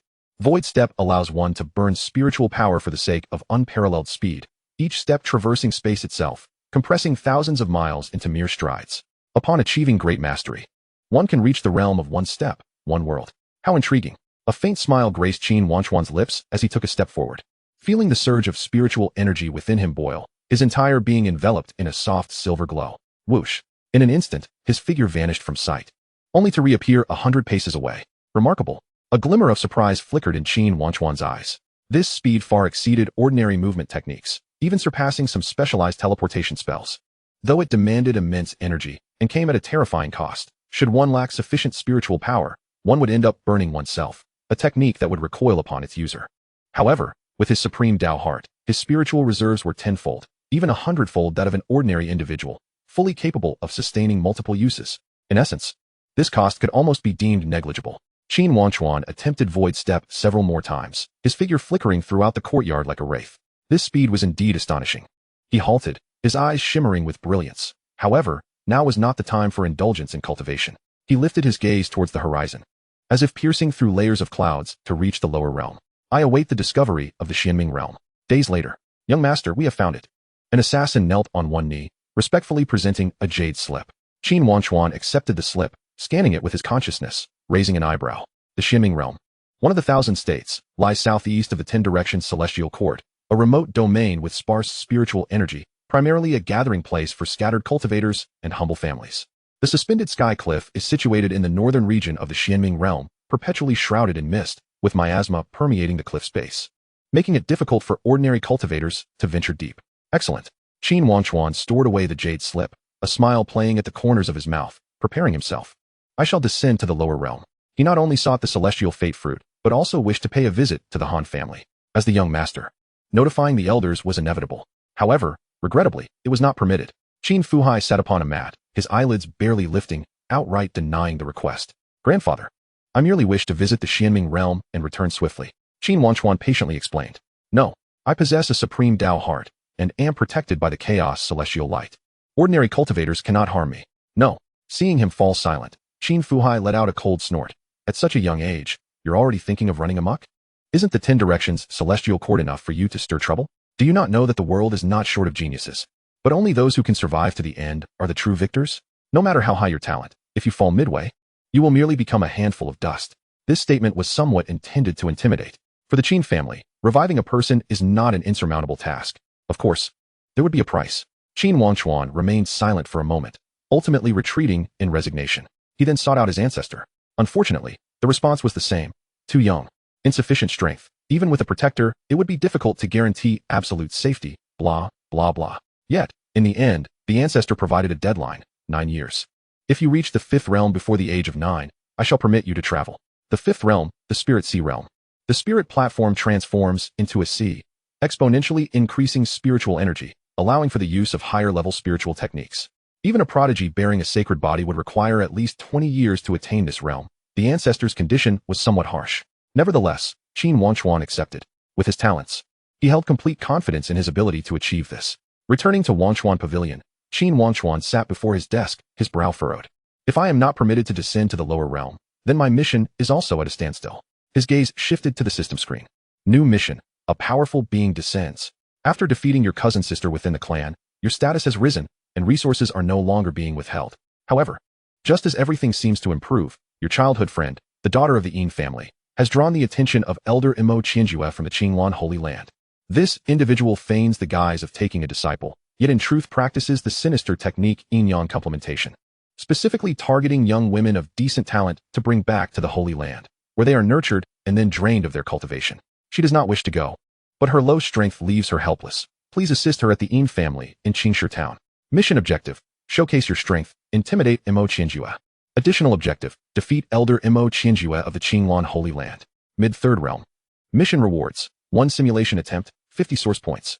Additional reward: 50 source points. Note: this task is particularly challenging, hence the rewards are exceptionally generous. Please proceed according to your capabilities. Gazing at the system's considerate yet daunting reminder, Qin Wangchuan felt not a flicker of gratitude within, but rather a hint of amusement. An elder of the 3 realms? Pray tell, what location do you suggest? Shaking his head, his expression grew somewhat intricate. If even the 3 realms could boast elders, it likely meant the locale was within the lower Qianzhou. Yet, even with this scant information, finding someone would still be akin to searching for a needle in a haystack. However, given time, it was merely a matter of utilizing the Qin family's influence to locate her. Thus, he resolved to wait. Should the daughter of the Yin family perish before he could find her, the task would inevitably fail, yet it was beyond his control. Qin Wangchuan's stance on the task was clear. If it could be accomplished effortlessly, then do it. If not, then let it be. A task that sought to lead him by the nose was nothing but fanciful delusion. Not to mention the presence of a sign-in system. Even without undertaking the task, he could still accrue simulation attempts. What lay ahead was a protracted period of seclusion and cultivation. Prior to that, Qin Wangchuan summoned his subordinates, instructing them on 2 matters. Firstly, procure the celestial fortune fruit from the depths of the Xianming Cliff. Secondly, locate a world within the lower Qianzhou that houses the Qinglan sacred land. If such a place is found, seek out a town called Qingshi nearby. Should the conditions align, eliminate the elder Imo Qianjue from the Qinglan sacred land. After all, it was not stipulated that he must be the one to execute the deed. Who among them would not carry out the task? Qin Wangchuan's gaze darkened as he resolved to personally venture to the lower Qianzhou. He was keen to discover whether there existed another Qin Wangchuan within that realm. Chapter 21. The Qin family takes action. Turmoil in the lower realm in the Xianming realm of the upper Qianzhou, within the northern domain, amidst the blood mist-shrouded precipice of the Xianming Cliff. A trio-leaved Dao herb thrived quietly in a crevice, its 3 translucent leaves exuding a faint, ethereal glow. The cliff's base remained perpetually enveloped in a peculiar miasma, rendering ordinary cultivators utterly incapable of harnessing any spiritual energy. Thus, it was dubbed the Death Cliff, due to the fear instilled by its dangers. Compounded by the fact that precious resources often concealed themselves, this spirit herb had managed to grow undisturbed until now. Lord Bloodhand, it truly is the legendary celestial fortune fruit. A black-robed cultivator knelt on the ground, his voice trembling with excitement, oblivious to the fact that someone had been too blind to recognize such a treasure. Merely taking a few leaves. Yet, it was fortunate for him. Consuming it would greatly enhance his chances of achieving the status of an emperor, and with time, he would surely ascend to the pinnacle of the Xianming realm. The man known as Lord Bloodhand stood with his hands clasped behind his back, his crimson robes billowing without wind. His countenance was grim, a ghastly scar marring his left eye, and he exuded an oppressive aura that could suffocate. Bloodhand Yinluo, the dominator of the northern domain of the Xianming realm, a quasi-emperor in cultivation, had single-handedly eradicated 3 major sects, earning a fearsome reputation. Had I not been besieged and forced to hide at the cliff's base, I would never have discovered it. After 2 years of diligent waiting, I have finally awaited its maturation. A glimmer of greed flashed in Bloodhand Yinluo's eyes as he issued orders to seal off a 100-mile radius around the cliff. Before his words had fully escaped his lips, the sky darkened abruptly. 12 black figures streaked across the heavens like meteors, and in the blink of an eye, they stood atop the cliff, clad in uniform black armor. Each bore the embroidered insignia of a golden background with black characters, Qin. Their restrained yet chilling presence sent shivers down the spine. Who goes there? Bloodhand Yinluo bellowed, his voice laced with authority as the blood mist writhed around him. This is my territory. Retreat at once. How tiresome. The leading figure spoke with a nonchalant tone, waving his hand dismissively. Boom. Bloodhand Yinluo was struck as if by a thunderbolt, hurtling backward to crash against the cliff face, spitting out a mouthful of blood. To his horror, he discovered that his peak quasi-emperor cultivation was as fragile as paper in the face of such a casual strike. The Qin family executes their business. Those uninvolved should retreat at once. The Qin family. The local factions in the Upper Qianzhou, Xianming realm certainly included branches of the Qin family. Yet they could not fathom that these figures before them were actually from the esteemed Shifang celestial court. They were members of the Qin family's main lineage. However, even a branch of the family bore enough clout to instill terror in the hearts of many. Please, spare my life, my lord. Bloodhand Yinluo, disregarding his injuries, hastily prostrated himself. I was blind and failed to recognize the great presence of the Qin family. As the name Qin resonated, the expressions of the cultivators behind him turned ashen, and they promptly knelt in unison, their foreheads pressed to the ground, not daring to raise their heads. The black figures were accustomed to such reactions. The leader approached the trio-leaf Dao herb, carefully uncovering its roots, and indeed, he discovered the hidden celestial fortune fruit beneath. Extracting it along with its roots, he placed it into a specially crafted jade box. The leader of the Qin family's shadow guards held the jade box with a slight tremor in his hands, the celestial fortune fruit within radiating a chaotic luminescence. He recalled the nonchalant reminder from the 9th young master before setting out to procure the celestial fortune fruit. Each word now echoed like thunder in his mind. Indeed, a treasure of rare occurrence lay hidden at the cliff's base. After all, the celestial fortune fruit had long been extinct for millennia. Yet at this moment, the rhythm of the heavenly Tao coursing through his fingers could not be mistaken. The innate patterns swirling across the surface of the fruit corresponded precisely with the characteristics of creation recorded in ancient texts. It was not until the jade box vanished into the ripples of space that the tense backs of the shadow guards finally relaxed. One could not help but murmur. Even treasures hidden in such places cannot escape the 9th young master's discerning eye. Perhaps he truly possesses the ability to foresee the future. Silence. The leader shot a glare at the speaker. The 9th young master possesses vast and profound abilities. How could we presume to fathom them? As the few discussed among themselves, Bloodhand Yinluo, wiping the blood from the corner of his mouth, hastily produced a brocade pouch. This is a blood spirit mushroom that I have treasured for 10,000 years. While not as precious as the celestial fortune fruit, it is still a rare item. I beseech you, my lord, to accept it. The black-clad leader cast a disdainful glance. You dare present such worthless fare? Keep it for yourself. Bloodhand Yinluo did not dare to express anger, bowing repeatedly. To serve the Qin family is a humble privilege. Do you require a guide? I am well acquainted with this vicinity. No need, the black-clad leader interrupted. We have other tasks. Before his words had fully dissipated, the 12 figures surged skyward, vanishing into the horizon, leaving behind a multitude of stunned cultivators at the cliff's base. Is my lord simply allowing them to depart? A black-robed cultivator inquired, incredulous. But he is a quasi-emperor. It said that quasi-emperors are invincible?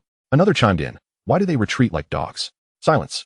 Bloodhand Yinluo retaliated with a slap that sent the speaker reeling, blood spewing forth, his eyes filled with derision. The Qin family of the Xianming realm is formidable. Is it not? Yet, as I am aware, that is merely a branch of the Qin family. The true Qin family resides in the legendary heavenly realm, a behemoth that even the heavenly Tao must treat with caution. His cold gaze swept over the crowd, his voice laden with a chilling aura. Today, they merely took the spirit herb to save face for you and me. Should they truly anger the Qin family, Bloodhand Yinluo suddenly grinned maliciously, his fingers clawing the air. And with a thunderous crash, a distant mountain peak shattered into fragments. Annihilation of clans? That would be the most merciful fate. Having spoken, he cast a wary glance in the direction the Qin family's envoy had departed, his eyes brimming with reverence. Losing the treasure is inconsequential in this vast world. Life is paramount. To survive is already a stroke of fortune. In the lower Qianzhou, amidst the Kanglan Sea realm, within the northern domain of the Qinglan sacred land, atop mist-enshrouded mountains, the bells of the Qinglan sacred land resonated melodiously. On a white, jade-paved plaza, hundreds of disciples stood in orderly ranks, their expressions solemn. Kneeling in the foremost row was a young girl clad in a simple white gown, appearing to be around 13 or 14 years of age. Her skin as smooth as jade, her features exquisite. She bowed her head, ostensibly in reverence, yet her sidelong glances continuously darted toward the middle-aged man beside her. The third elder of the Qinglan sacred land, her master, Imo Qianjue. Qingwe, pay attention, Imo Qianjue transmitted, a warm smile adorning his face. A significant figure is arriving today. Do not lose your decorum. Yin Qianjue nodded gently, yet within her heart, she scoffed repeatedly. Having been brought to the sect by this individual for 3 years, she had not only secured her position as the saintess due to her extraordinary talent, but had also long discerned the true nature of her so-called benefactor. The inexplicable disappearances of senior sisters, the piercing screams echoing through the night, and the occasional wafts of a metallic scent emanating from the master's chamber all heralded a dreadful truth.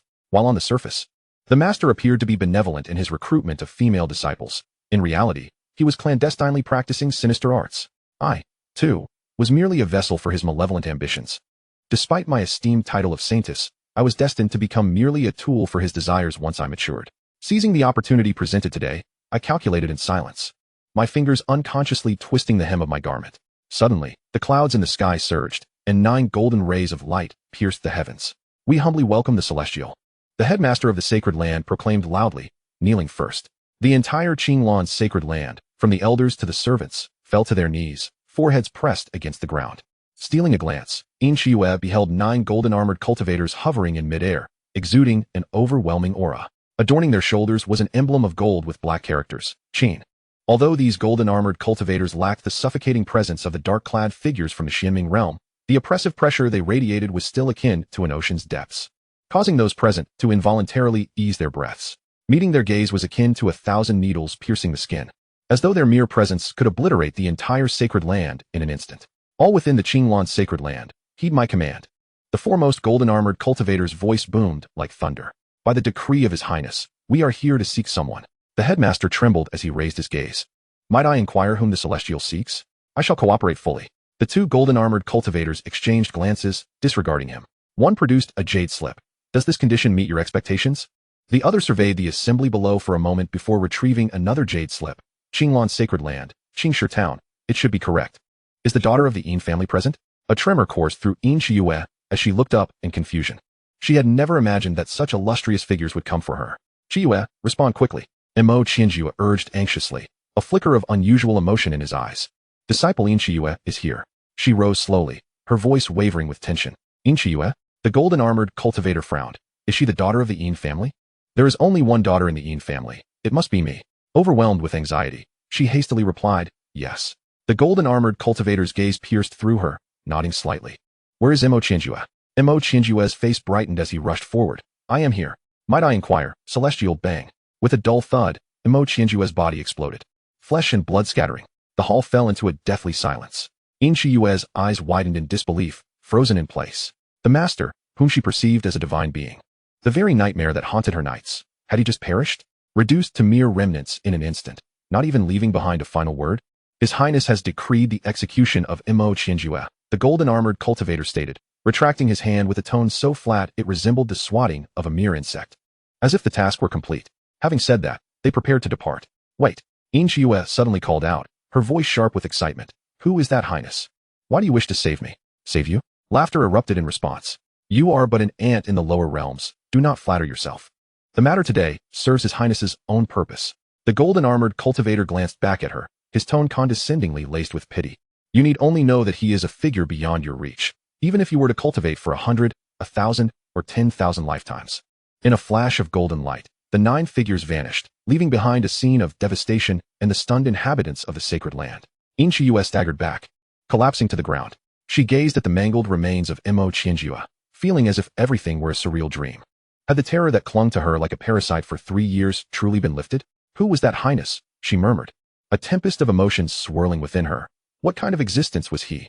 The headmaster and others finally regained their senses, crowding around her. Qianjue, when did you become acquainted with such a personage? Why did these dignitaries seek to kill Elder Imo? What transgression had he committed? What is your true identity? The cacophony of inquiries surrounded her, but Yin Qianjue was deaf to them. She lifted her gaze toward the heavens. The clouds she could only gaze upon before now transformed into an infinite expanse. The sky was astonishingly vast, stretching beyond sight. In that moment, an unprecedented bold thought took root in her mind. She yearned to meet this mysterious figure and express her gratitude in person. Chapter 22. Beneath whose eaves lies the young phoenix. one day to resound through the 9 heavens. Task completed, simulations. 1. Origin, 100. Current origin, 1,165 times. 2 years flew by in the blink of an eye. This year, Qin Wangchuan turned 7. With the might of the Qin family. Even the seemingly impossible task of finding a needle in a haystack was accomplished in mere months, thanks to the support from various branches throughout the realms. As for the fateful goods of destiny, they had long been returned to the Qin family. However, during this period, he had been engrossed in perfecting his musical skills, temporarily setting everything else aside. Qin Wangchuan's fingers gently strummed the strings of the guqin, the melodies flowing gracefully like a clear stream or a mountain breeze rustling through a bamboo grove, imbued with an ineffable rhythm. Though the art of the guqin may seem trivial, it possesses the potential to evolve into the great Tao. He murmured to himself, then halted his playing. Raising his gaze to Yi Jianwei, let us conclude here for today. Yi Jianwei paused momentarily, then respectfully set aside the sheet music. A glimmer of astonishment crossing her features. Young master, your progress in the guqin is truly remarkable. It is beyond comprehension. Qin Wangchuan chuckled softly in response, but did not elaborate. The enhancement of 11 times in comprehension was no trifling matter. Noticing his lack of response, Yi Jianwei bit her lip, contemplating for a moment before speaking. This 9 heavens phoenix melody, I have studied for a year and still have not grasped even a third of its true essence.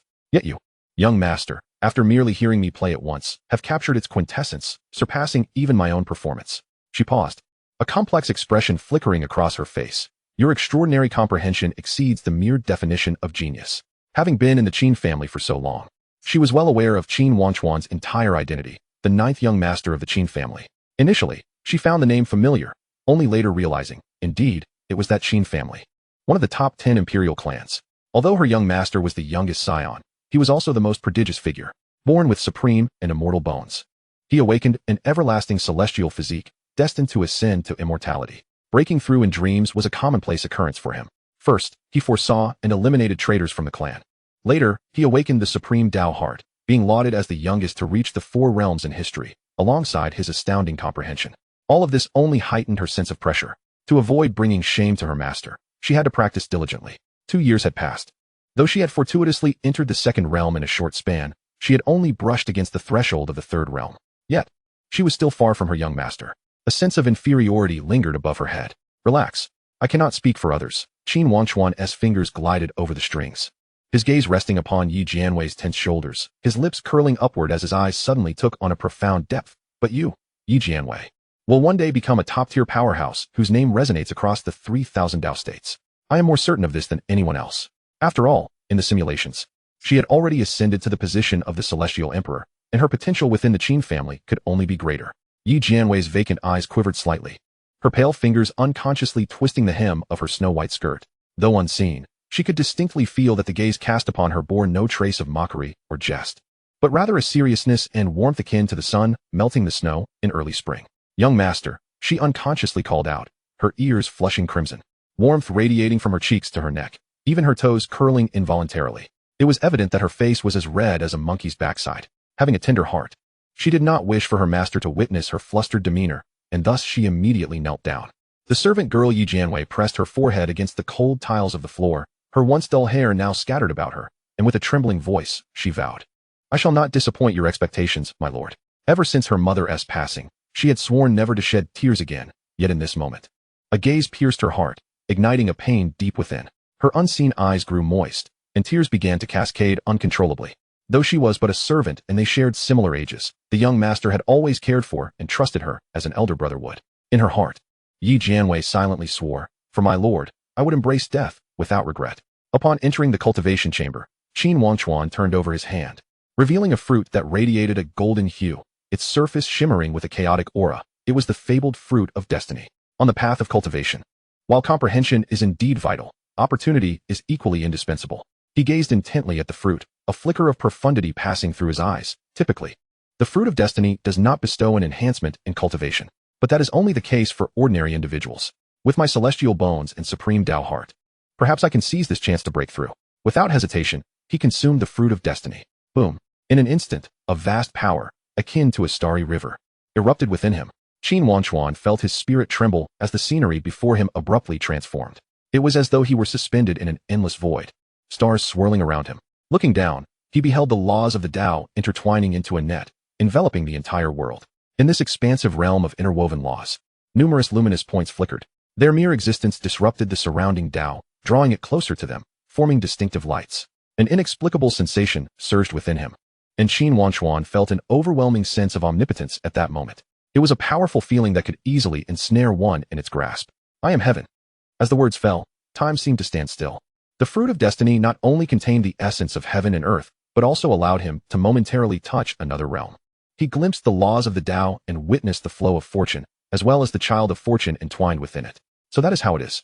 He murmured softly, not succumbing to the sensation of boundless control, but rather returning to himself, keenly attuned to the surging power of fortune within him. At that moment, Qin Wangchuan was enveloped in fortune like a dragon, coiling endlessly around him, as if every gesture could summon the grand tides of heaven and earth. Buzz. His internal spirit sea surged, the supreme Tao heart thundering violently, a previously unattainable power coursing through his meridians. Crack. An abrupt surge of energy erupted from his being. Chaotic celestial light soaring into the sky, coalescing behind him into a blurred silhouette. His heart pounded like a drum, with each beat. The spirit sea within him surged and expanded exponentially. Spiritual energy poured in like a tidal wave, engulfing his meridians. With 10 heartbeats came 10 transformations. As his spiritual platform suddenly expanded tenfold amidst the thunderous roar, like the vast starry sky bursting open, boundless spiritual energy transformed into a vortex, madly flooding into this newly reborn vessel. The fifth realm of the spirit sea, achieved. Qin Wangchuan slowly opened his eyes, lifting his gaze towards the horizon. As if his vision pierced through the endless void, he sensed the presence of those blessed by fortune. It seems that in this world, there truly exists a so-called protagonist. The scene of the spirit energy wildly surging in Wangchuan Pavilion did not escape the notice of others. Look, the ninth young master has broken through again, a disciple exclaimed, pointing at the soaring pillar of chaotic light. Within the light, myriad patterns swirled, the aura of someone who had just broken through the fifth realm still not yet contained. Fifth realm, and this was merely 2 years later? Even Qin Wan and the Imperial Master were taken aback by the sight. A 7-year-old in the Spirit Sea realm, absolutely astonishing. The disciples engaged in sparring on the martial platform all halted. Some stared at the hazy Imperial silhouette, suddenly beginning to slap their own faces in disbelief. I only broke through to the 5th realm at 20. If outsiders were to learn that the 9th young master's cultivation speed was not merely unhurried but rather soaring, they would be struck with awe. Beside them, companions stood in stunned silence, already envisioning that scene. Deep within the forbidden grounds, a black piece hovered above the chessboard. Qin Tai's hand, poised over the pieces, momentarily paused, his sharp gaze reflecting the chaotic celestial light that breached the restrictions. Across from him, the tender shoots at Mu ancestor's fingertips silently unfurled, sprouting delicate branches in the glow. The ancestor of the fruit of destiny suddenly chuckled lightly, to think this long-lost treasure could be found. As he spoke, a piece was placed down, causing ripples to spread across the space. Yet despite this, a breakthrough to the 5th realm at 7 years old, unprecedented in history. Had I underestimated him too greatly? The Mu ancestor's branches similarly lifted a piece and placed it on the board, landing soundlessly. Contrary to you, I have regarded him highly enough, yet still, he has exceeded expectations. As the words faded, both chuckled lightly in unison. Whose eaves hide a phoenix chick? One day its song will reverberate through the heavens. Chapter 23. When you believe you are the final boss. Another 2 years swiftly passed. This year, Qin Wangchuan turned 9. In the blink of an eye, it was time for his descent to the lower realm. In the Thousand States, in the Xianming realm, outside the Tower of Heaven, a significant event was unfolding. The Bone Demon Lord, in his pursuit to forge the soul banner of 10,000 souls, had slaughtered 88 cities of cultivators in this realm, turning millions of lives into vengeful spirits. This provoked the joint efforts of the Purple Cloud sect, the Xian Sword Gate, the Holy Land of Qinglian, and 72 powerful beings, who vowed to eradicate the evil and protect the Tao. The Bone Demon Lord, overwhelmed, sought to escape the Tower of Heaven and flee to another realm. However, they had long been lying in wait. A battle was imminent. Demon, today is your day of reckoning, roared the master of the Purple Cloud sect, as the divine thunder of the 9 heavens transformed into a 100-jong thunder dragon, crashing down.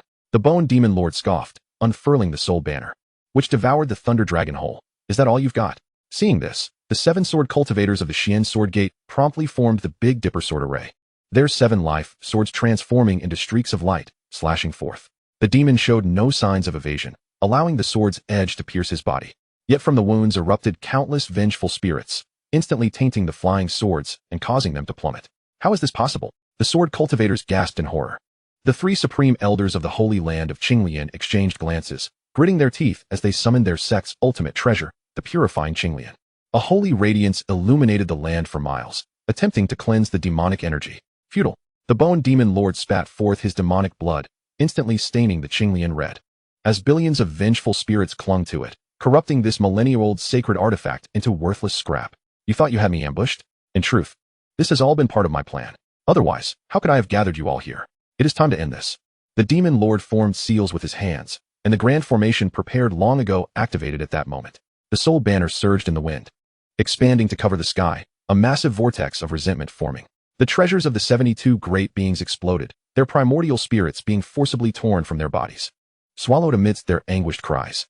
As the last cultivator's body collapsed, the Bone Demon Lord stepped upon the shattered head of the Purple Cloud Sect's master, and the vengeful spirits on the soul banner let out a victorious wail. No, this cannot be. The remnants of the Purple Cloud Sect's master struggle within the banner. The Purple Cloud Sect, with a legacy of 3,000 years, would not. The Bone Demon Lord grinned maliciously, sealing his fate with a gesture. 3,000 years? From this day forth, the Purple Cloud Sect shall merely be a thunder mark on my banner. Demon. The Grand Elder of the Xian Sword Gate's Sword Soul let out a final cry. My disciples of the Xian Sword Gate will avenge us. The old demon crushed the Sword Soul, laughing coldly. Patience. Once I refine every last one of you from the Xian Sword Gate, you shall reunite within my banner. The last supreme elder of the holy land of Qinglian felt his pure energy waning, yet he still spoke fiercely. Old demon, do you not know that our Qinglian ancestor has long ascended to the heavens? What does his ascension have to do with me? The demon inhaled deeply, swallowing that wisp of pure energy, sneering. You think mentioning an ascended ancestor can intimidate me? No need for him to come. I shall seek him out myself in due time. The battlefield fell into sudden silence. Only the soul banner fluttered ominously. The newly collected 72 sacred souls wandering upon its surface, each twisted visage frozen in despair and unwillingness at the moment of their fall. The ancient, withered bone demon inhaled deeply, intoxicated by the rich scent of blood and soul energy, his eyes narrowing in delight. Now, this is more like it. He threw his head back and laughed maniacally. Ha! What esteemed sects? What righteous paths? Do you fools truly believe that sheer numbers can secure victory? The bone demon stood atop 72 corpses, clutching the soul banner that flapped ominously in the wind, the faces of countless vengeful spirits wailing in despair upon its surface. I shall validate my path through slaughter. Today, I shall ascend to become the emperor. He raised his hand, pulling the last surviving female cultivator of the Zixiao sect towards him with an invisible force. Dressed in white, her garments soaked in blood, her disheveled hair could not obscure her ethereal beauty. A mark of vermilion shone upon her brow, a symbol of her status as a direct disciple of the Zixiao sect. You all besieged me for 7 days. Did you ever consider that you were merely delivering yourselves to your doom? Though her complexion was ashen, the woman held her head high defiantly. The demon will face my master's wrath. Before she could finish her words, dark energy surged into her palm. I have already said. Bring someone closer, he sneered.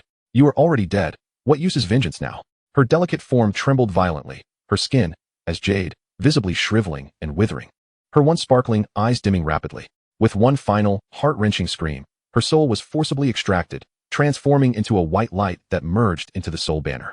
The ancient demon licked his lips, gazing at the now desiccated corpse of the woman in his grasp, sneering. A celestial of the Zixiao sect?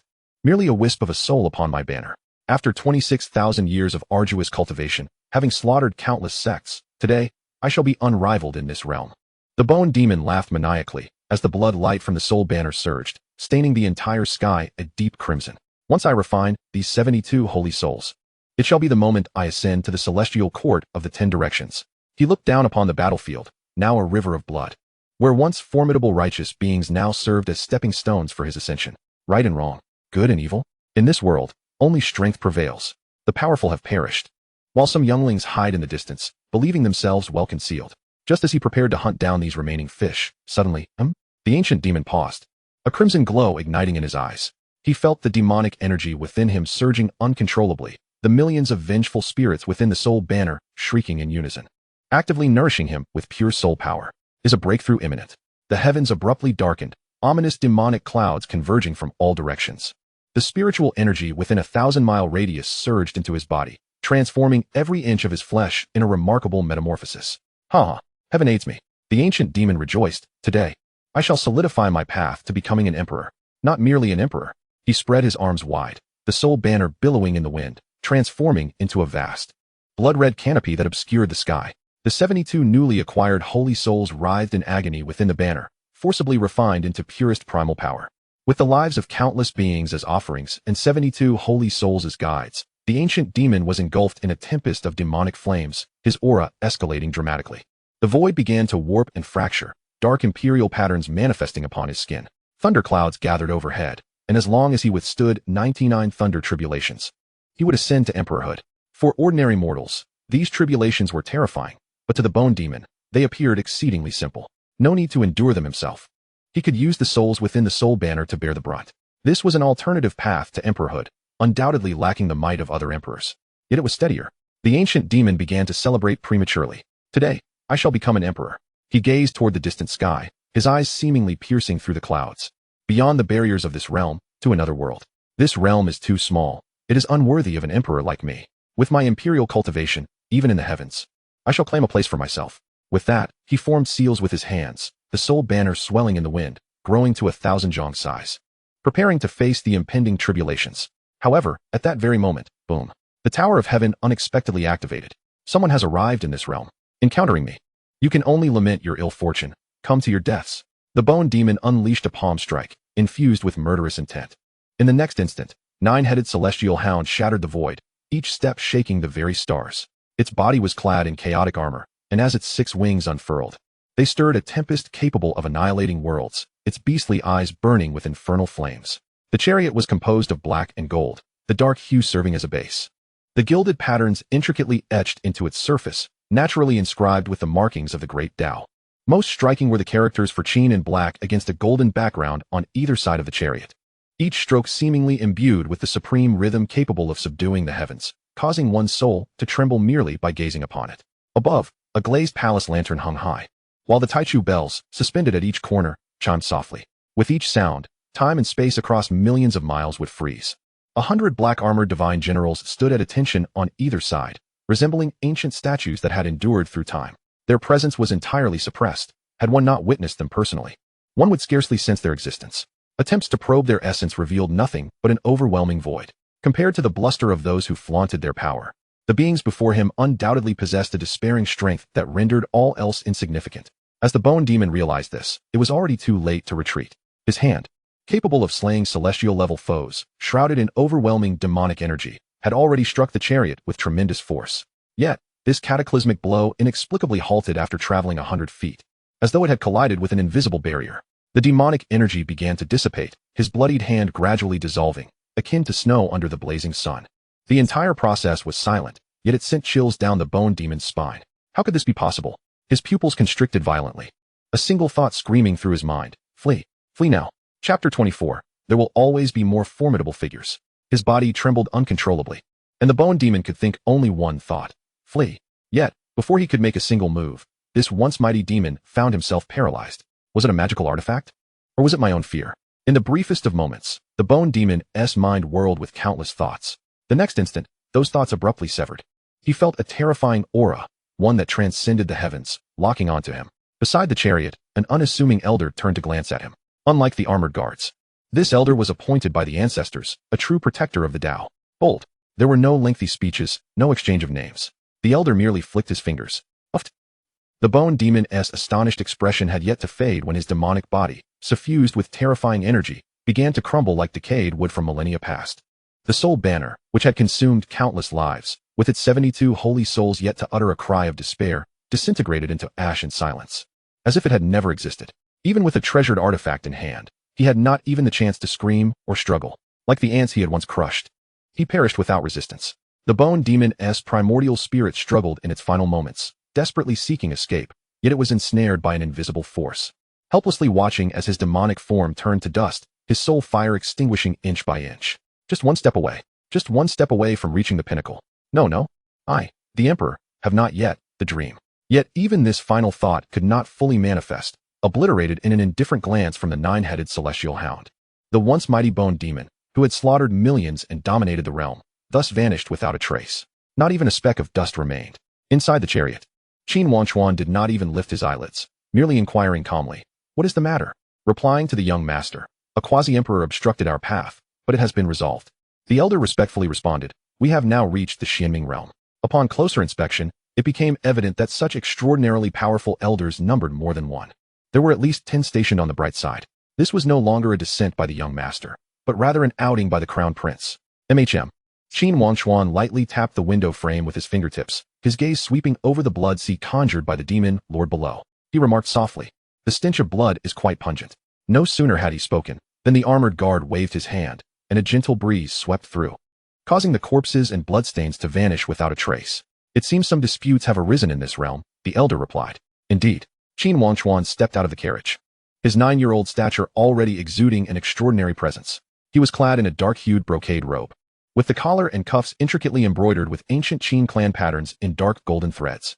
As he walked, his robe fluttered lightly, as if it were a celestial body in motion. His visage resembled sculpted white jade, with clear-cut features, thin lips akin to blades, and when pressed together, they conveyed an unusual severity, yet his gaze sparkled with youthful vitality. Although his form had yet to fully mature, his every movement bore the grace and power of a dragon or tiger.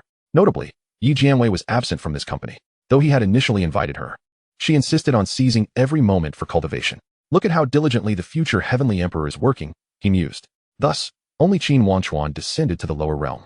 He glanced at the spot where the skeletal demon lord had just perished and murmured, "A formidable foe." The elder beside him paused at his words. Formidable? A half-step emperor may seem powerful, but in truth, at most, he is merely an appointed emperor. Until one attains the emperor's realm, they remain as insignificant as an ant, devoid of any chance of resistance. Even upon successfully becoming an emperor and transcending this world, there lies yet another heavenly emperor above, ensuring no waves can be stirred. The difference merely shifts from treating an ant casually to requiring some effort to deal with a monkey. After pondering, the elder complimented, "He is indeed strong, but such strength." Before he could finish, Qin Wangchuan interjected, "I am not referring to him." Suddenly, he turned, his gaze piercing through the void, settling upon a seemingly empty cloud layer 100 zhang away. "Since you await my arrival, why not reveal yourself?" A collective tremor coursed through the onlookers, their eyes instinctively following the direction of Qin Wangchuan's gaze. The clouds parted, revealing several figures suspended in the air. At the forefront stood a cold and ethereal young woman. She appeared to be around 15 or 16 years old, adorned in a flowing azure robe that danced gracefully in the wind, with a jade belt accentuating her tall and slender figure. Her ink-black hair was loosely pinned with a simple silver hairpin, with a few strands cascading down her porcelain-white cheeks, adding to her air of aloofness. Most striking were her eyes, pale like glazed porcelain, their outer corners slightly upturned, exuding a quiet intensity even when she did not smile. At this moment, she was gazing down at him, her long lashes casting delicate shadows upon her cheeks, rendering her as though she were sculpted from the icy essence of the heavens, emanating an aura that demanded reverence. Qin Wangchuan furrowed his brow at her presence, his gaze lingering upon the girl. Though it was their first encounter, her aura felt inexplicably familiar, as if he had encountered something akin to it before. The girl, leading the group behind her, gradually descended. Just as Qin Wangchuan was about to speak, she abruptly stepped forward, her phoenix-like eyes widening slightly as she scrutinized him. "Your voice trailed off. And then you looked more closely. So this is how the Qin family's heir appears." She paused, seemingly weighing her words. Quite appealing. Her satisfaction was palpable. Appealing? Qin Wangchuan's expression shifted subtly, as did the countenance of those behind the girl. To hear such praise from their usually unapproachable miss was astonishing. Was this truly the same Li Qingwan, known for her detachment from the world? Regardless of the thoughts of others, Li Qingwan raised her sleeve slightly, performing an ancient and solemn greeting, then curiously inquired, "I have indeed been waiting for you, but how did you discover my presence?" One would expect that even an ordinary emperor would be unable to detect the use of an immortal imperial weapon. An immortal imperial weapon?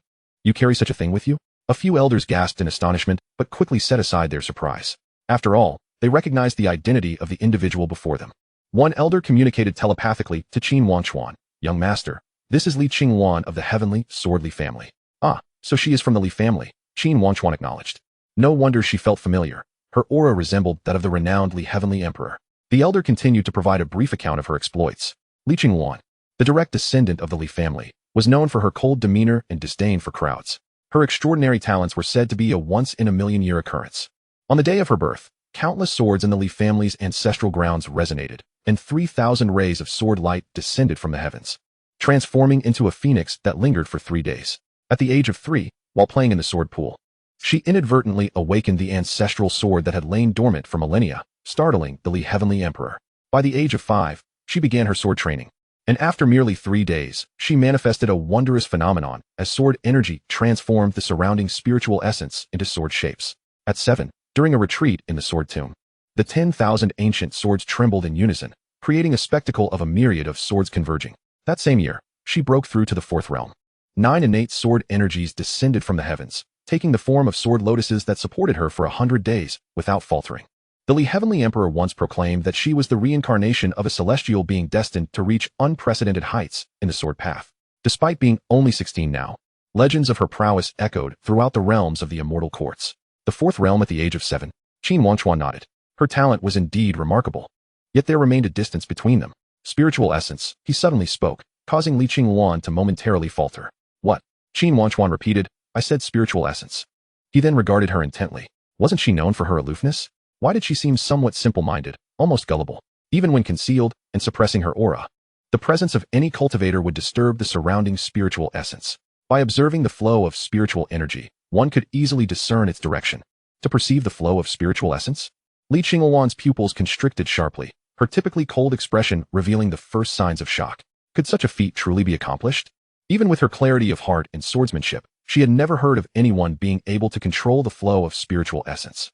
It was akin to an ordinary person attempting to find a grain of sugar amidst a sea of snow. An exceedingly difficult task requiring an almost perverse sensitivity to the world's spiritual energies. The young master could not only achieve this, but even the elders behind him were left aghast. This was the first time they had ever heard of such a phenomenon. Qin Wangchuan turned to glance at the crowd behind him, questioning, is this truly difficult? This ability came after consuming the fruit of destiny. His perception of spiritual essence had reached an extraordinary level. Initially, he believed it to be of little consequence, but now he pondered whether it might serve a greater purpose. This is no longer a matter of difficulty. Young master, you are defying the heavens. The elder who had acted earlier muttered to himself. Now understanding why the Heavenly Emperor had dispatched several individuals to protect him, such a prodigious figure must not be allowed to perish prematurely. Li Qingluan took a deep breath. Suppressing her astonishment, she lightly raised her hand, her fingertips swirling with sword intent. This is not a place for conversation, she stated, her voice still cool. Follow me. No sooner had she spoken than the heavens abruptly tore open, revealing a chasm extending for 10,000 zhang. With a thunderous roar, a colossal ship, entirely crafted from jade, burst forth from the sky. The bow of the ship bore a carving of a soaring phoenix, its wings spanning over 1,000 zhang, with each feather radiating a sharp sword intent. The hull was inscribed with ancient Li family patterns, glistening with a chilling brilliance under the sunlight, as though the entire vessel were an unsheathed divine, sort of unparalleled caliber. Qin Wangchuan had never laid eyes on such a vast flying vessel, though the guardians behind him were well acquainted with it. This is the heavenly sword-flying ship of the Li family, one elder explained. It is said that this ship was forged from the 9 heaven celestial jade by the Li family's ancestor, tempered with supreme sword intent over countless years. When it sets sail, it can cleave the sun and moon. Having finished, he further communicated to Qin Wangchuan, the unveiling of such a vessel indicates either a great regard for you, young master, or that there is something of utmost importance at hand. Li Qingluan's garments fluttered as she lightly alighted upon the wing of the ship's phoenix statue. She glanced back at Qin Wangchuan, her hair dancing in the wind. With an endless sea of clouds behind her and the majestic ship that seemed poised to pierce the heavens. Please. Chapter 25. Nurturing, what a wondrous term. Am I the one being nurtured? At the very moment the heavenly sword vessel pierced the sky, several blood-soaked survivors below finally dared to lift their heads amidst the wreckage. They beheld a cascade of crimson ash drifting down from the heavens, the sole remnant of the bone demon lord's existence. Is it over? A young cultivator, his body drenched in blood, staggered forth from the debris, his robe thoroughly soaked, and his left arm grotesquely twisted, a wound inflicted by the bone demon lord's casual sweep of demonic energy merely half an hour prior. He stared blankly at the empty space where countless corpses should have lain. His senior brother, the kind-hearted man who always ruffled his hair, had just stood there, wielding his life's artifact to protect their junior disciples. Yet now, not even ashes remained. No, it should not be this way. The cultivator's lips trembled, his voice hoarse and unrecognizable.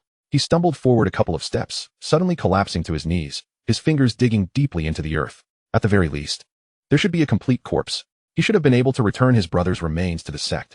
But now, there was nothing left. It was as if an invisible hand had gently erased all traces of existence. Is the demon dead? Another injured cultivator spoke tremulously, his voice hoarse.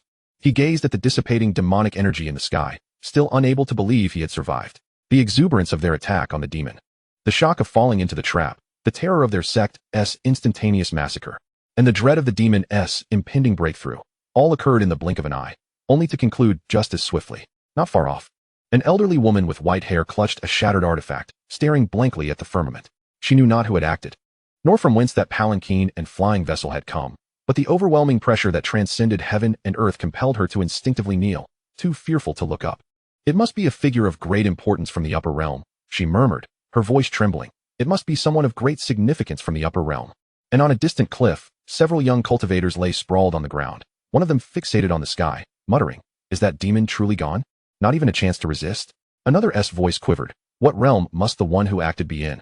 They knew not who sat within the palanquin, nor which force the colossal vessel belonged to. They only knew they had survived. And all of this was not a deliberate rescue. It was simply because those enigmatic beings happened to pass through this place. Above the heavens, one murmured, his gaze inadvertently drawn upward, an unprecedented longing dawning in his eyes. What could that place possibly be? They had known since childhood that the Xianming realm belonged to one of the myriad states among the 3,000 Dao provinces. Below it lay the middle and lower thousand states. Compared to the lower realms, it was a place of considerable merit. Yet they also understood that above the 1,000 states lay an even more expansive world. But they had never imagined it could be so terrifying. A half-step emperor. That was a demonic figure capable of effortlessly annihilating an entire realm. Yet before that mysterious presence, it had not even been afforded the opportunity to struggle. Simply erased with a wave of the hand. It is said that those from the upper realm are born standing at heights we can only aspire to throughout our lives. Another voice rasped, both awed and bitter. The techniques they cultivate, the spiritual energy they breathe. And I have even heard they do not use spirit stones, but rather something far more powerful, surpassing this realm. Does that mean that someone merely swallowing their saliva?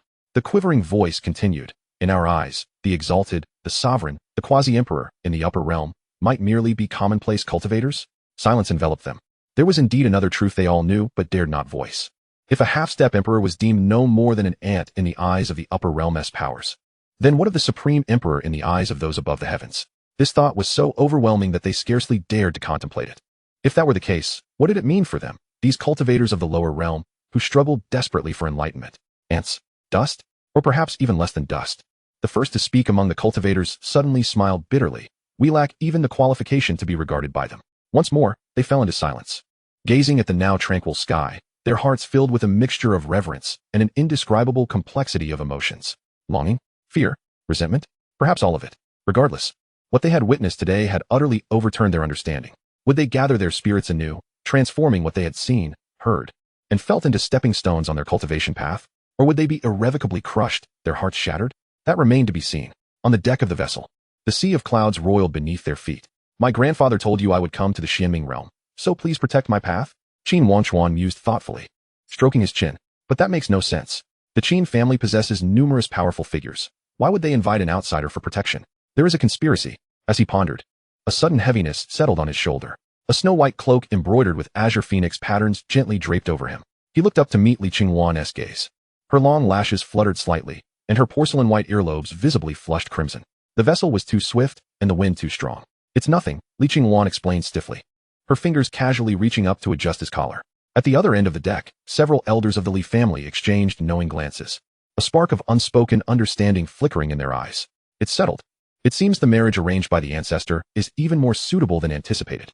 Indeed, the marriage. Currently, the most prominent candidate for Qin Wangchuan's union is Li Qingwan. Their statuses align, and her talents far surpass others.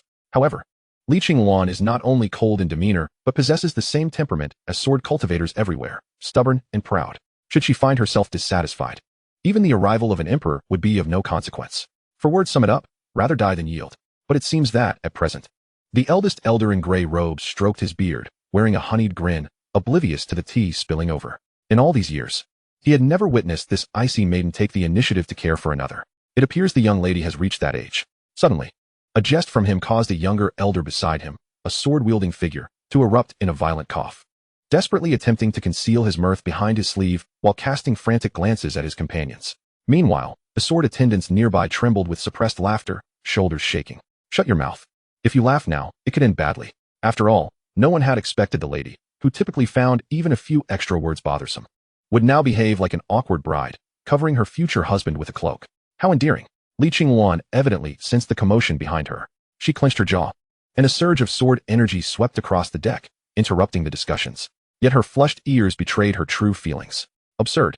Li Qingwan admonished herself inwardly, unsure whether she was scolding her curious relatives or her own inexplicable actions. Just before her departure, she had firmly promised her ancestor that if Qin Wangchuan was merely a facade, she would not hesitate to sever this engagement on the spot.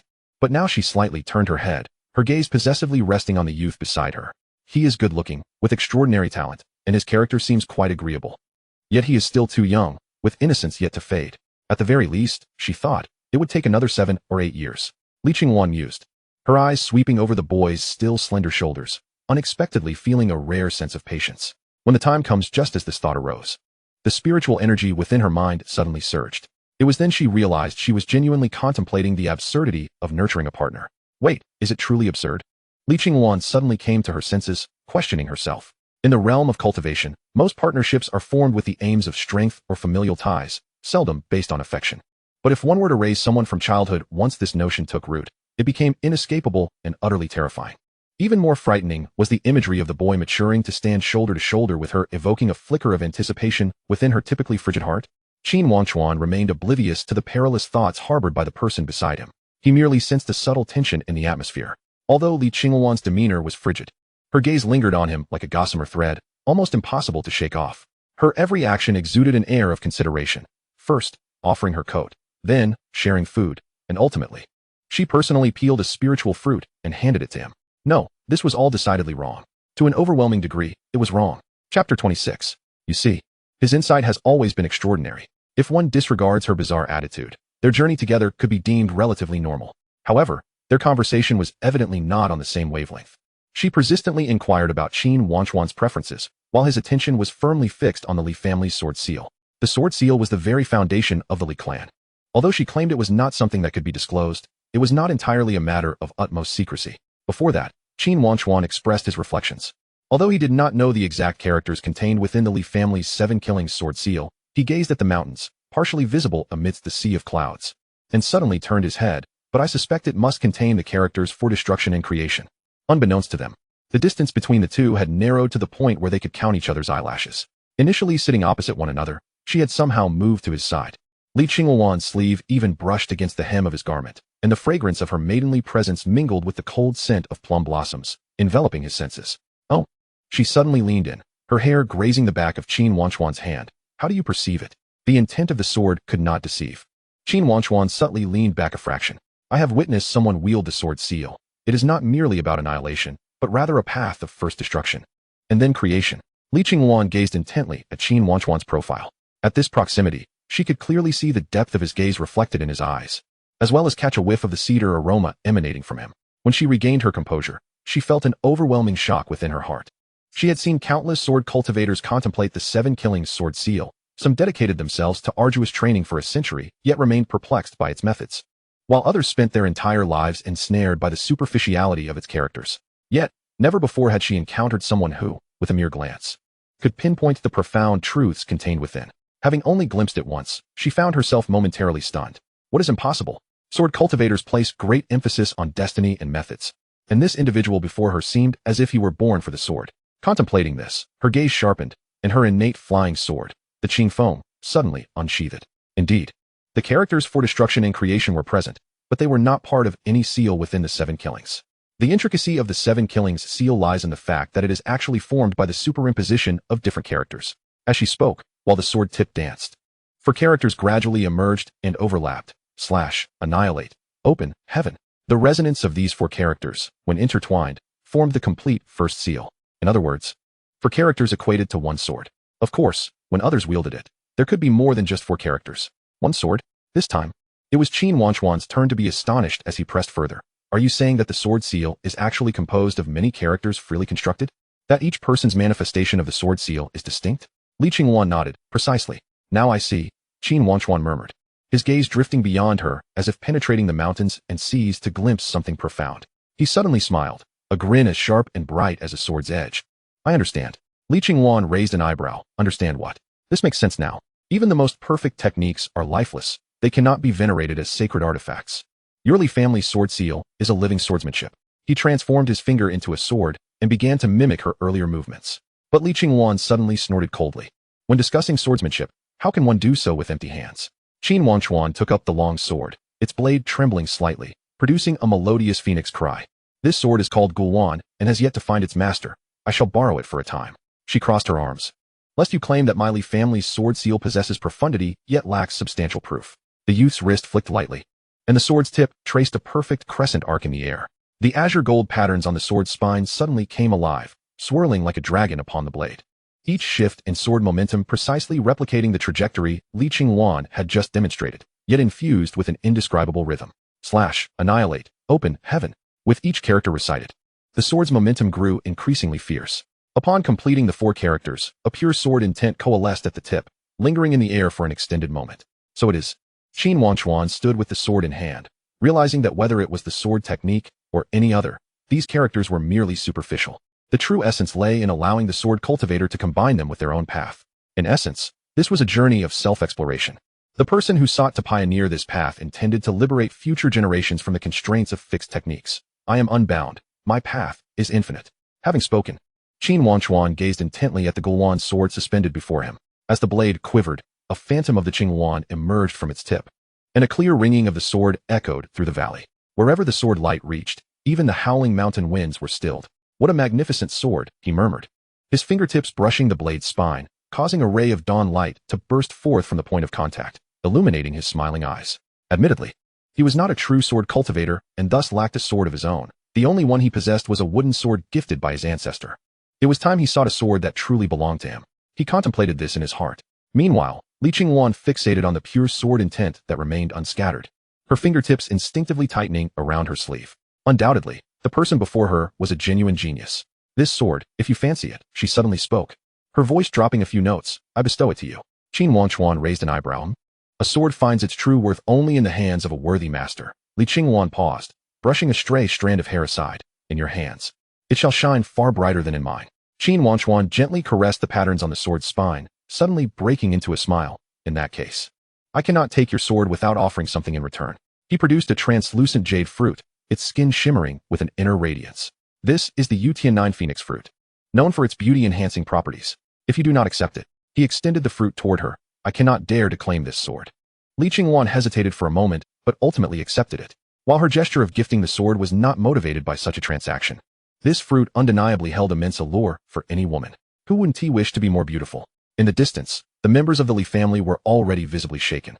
Several elders' pupils dilated, and the sword attendants were left speechless. Some even staggered back as if they had witnessed something unbelievable. Isn't that the Gulwan sword? The precious item the young lady was about to refine? And it was just given away like that? Someone whispered. The others expressed their confusion too.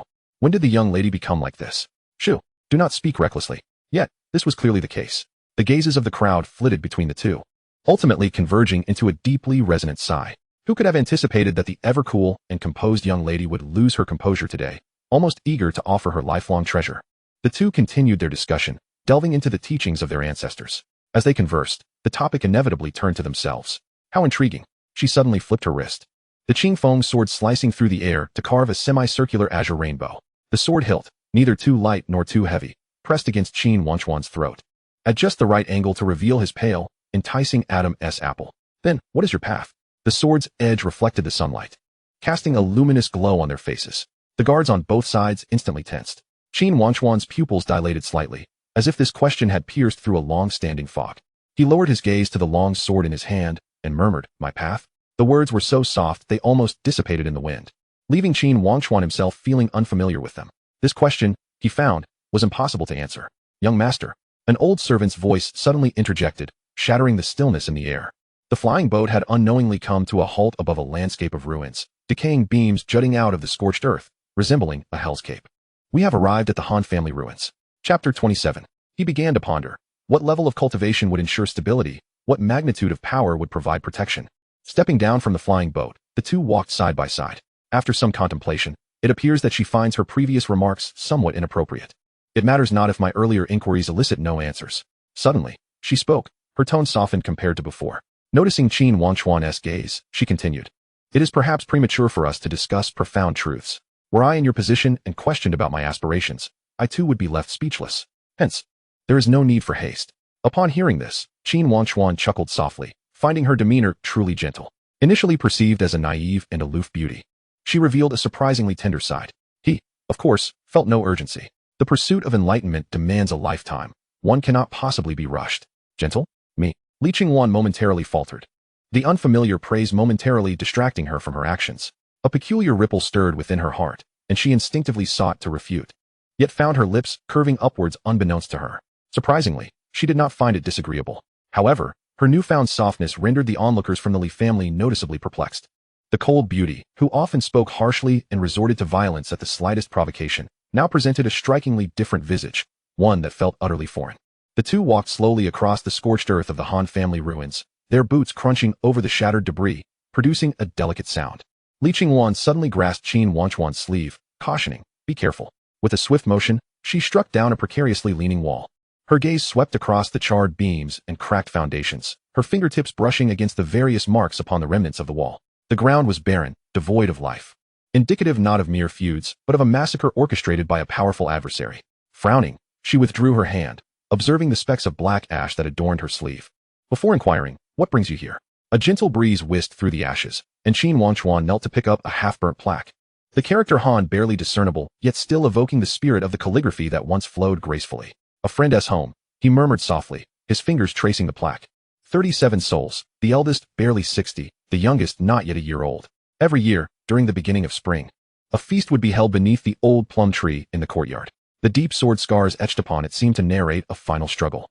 Though born into humble beginnings, the family had thrived in harmony and happiness. It ought to have been so. Suddenly, Qin Wangchuan raised his hand, noticing the years of accumulated soot upon his palm. The simulation encompassed not just words, he could sense fragments of emotions. At the time of the Han family's demise, one thought lingered in his mind. What level of enlightenment would secure peace? What strength would ensure self-preservation? The emperor could transcend. Li Qingwan felt a stir within her heart, instinctively grasping his wrist. A delicate handkerchief slipped from her sleeve, yet she hesitated. She suddenly realized that such an action was overly intimate. Fortunately, the young man did not resist.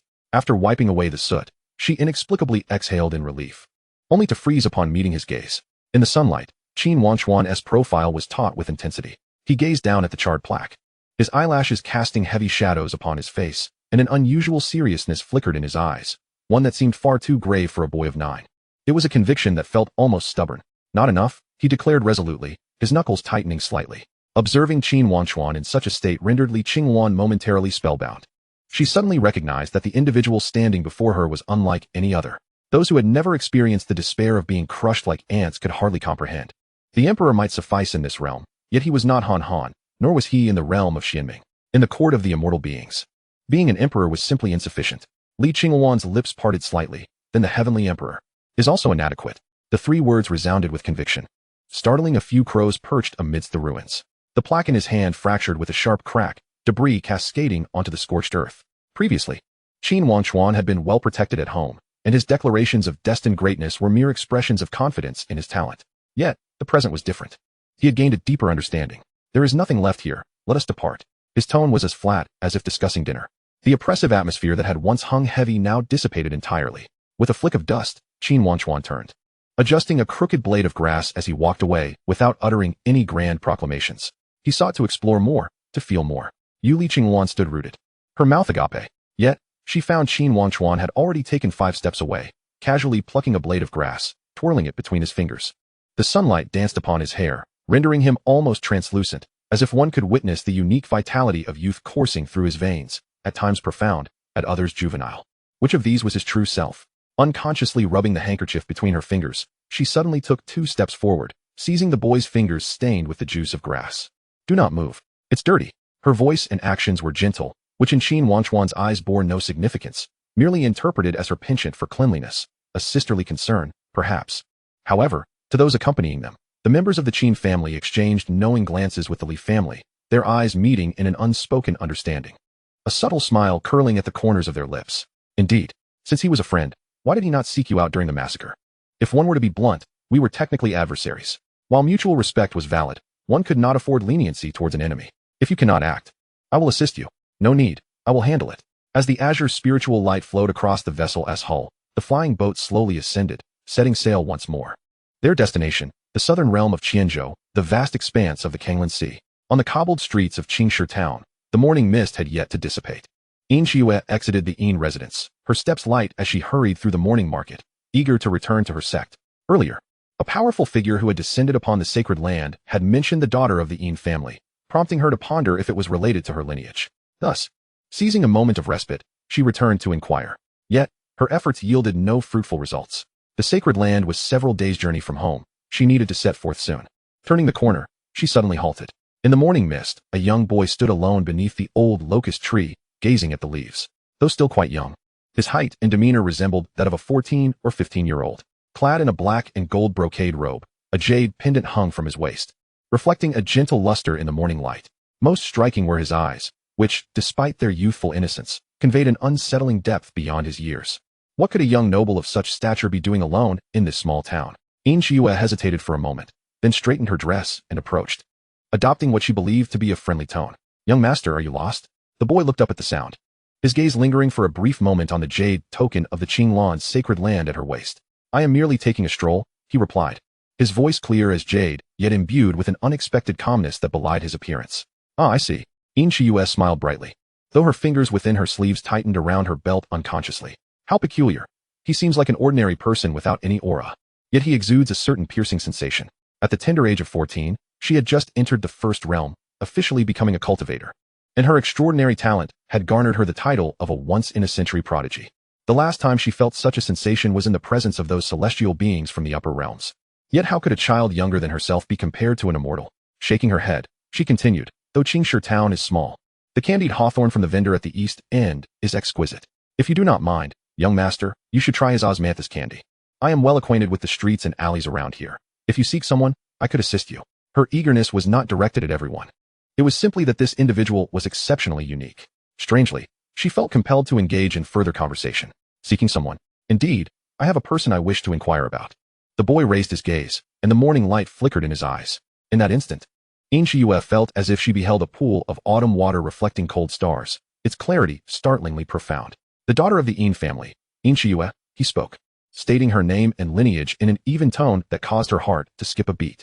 "Where is your childhood companion?" Chapter 28, Qin Wangchuan. Though well prepared, upon discerning the name inscribed upon the gravestone, Qin Wangchuan could not suppress an exclamation. What an incompetent system. It has indeed bound the wrong individual. The cold stone tablet bore the glaring name of Qin Wangchuan. The system was supposed to have bound the noble scion of the Han family, Qin Wangchuan, rather than the imperial lineage of Qin Wangchuan. A mere two-character discrepancy indicated that the true master lay buried beneath the earth. Yet, it was unclear what unforeseen mishap led to the system, which was meant for Qin Wangchuan, being erroneously conjoined with himself. Not only had the system misidentified its host, but it had also read its parameters for a full 5 years. In the span of 5 years, it was ample time for an unremarkable youth from a humble family, devoid of any extraordinary abilities, to quietly perish amidst familial strife.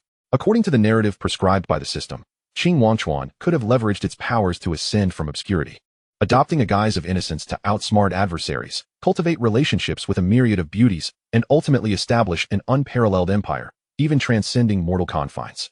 A quintessential tale of fantasy, featuring a formidable male protagonist. Yet now, let alone a resurgence, the grass atop his grave had grown to 3 meters in height. He had met an untimely demise at the tender age of 4, a tragic fate orchestrated by the treachery of a maid. Although the culprit had been dealt with, the dead cannot be revived. He would forever remain at the age of 4. Moss crept through the crevices of the gravestone, while a few desiccated leaves spiraled down at its foot. Inchiyue raised her eyes to scrutinize the young master before her, a look of profound perplexity flickering in her gaze. "What connection does the young master have with him?" "An old friend," Qin Wangchuan replied, tossing the bouquet he had purchased earlier at the base of the gravestone, a vague, indescribable emotion playing upon his lips.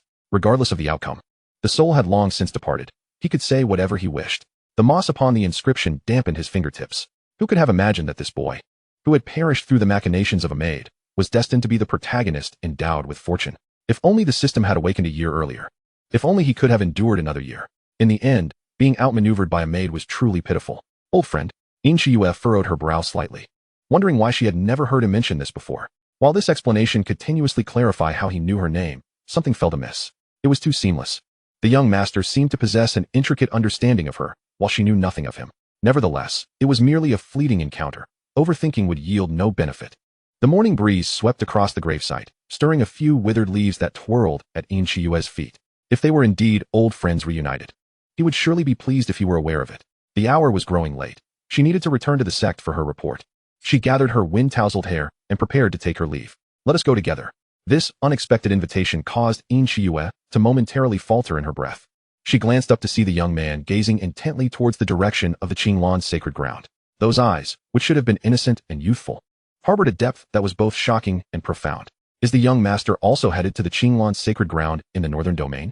She ventured cautiously, her fingers discreetly forming a probing incantation, yet she sensed no trace of spiritual energy. This situation could only be explained in 2 ways. Either he was an untrained mortal child, or their realms were separated by an unfathomable chasm. Qin Wangchuan retracted his gaze and nodded slightly.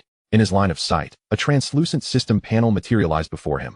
New task. Endure humiliation. Path of escape. Task description. To rescue your childhood sweetheart, you defy the celestial sect with your mortal form, unleashing astonishing power in dire straits, ultimately slaying Elder Emo Qinjue of Qinglan. However, this act has angered the sacred ground, and now pursuers are on your heels. Discovering that the malevolent arts seem to be connected to the leader of Qinglan's sacred ground. Objective 1. Avoid the spotlight. Difficulty. Hard. Escape from Qingshi town and survive the pursuit of the sacred ground. Reward. 1 simulation attempt, 75 origin points. Objective 2. Endure humiliation. Difficulty. Extremely difficult. Change your appearance and infiltrate Qinglan's sacred ground to investigate the source of the malevolent arts. Reward. 100 origin points. Objective 3. Astonishing feat. Difficulty. Nearly impossible. Defeat the leader of Qinglan's sacred ground. Late stage of 5th realm. Completion reward. 150 origin points. Note. This task is exceedingly challenging. It is a long-term, phased task, lasting anywhere from 3 to 4 years, to 7 or 8 years. The host should proceed with caution. Oh, how thoughtful. The idea of going straight to kill him felt rather tempting. The northern domain was thousands of miles away, even at the fastest pace. It would take at least 3 days. Inchiyue could not help but caution, your family might not approve, young master. She assumed the youth was merely curious about an adventure. However, 3 days? Before she could finish her thought, Qin Wangchuan suddenly chuckled lightly.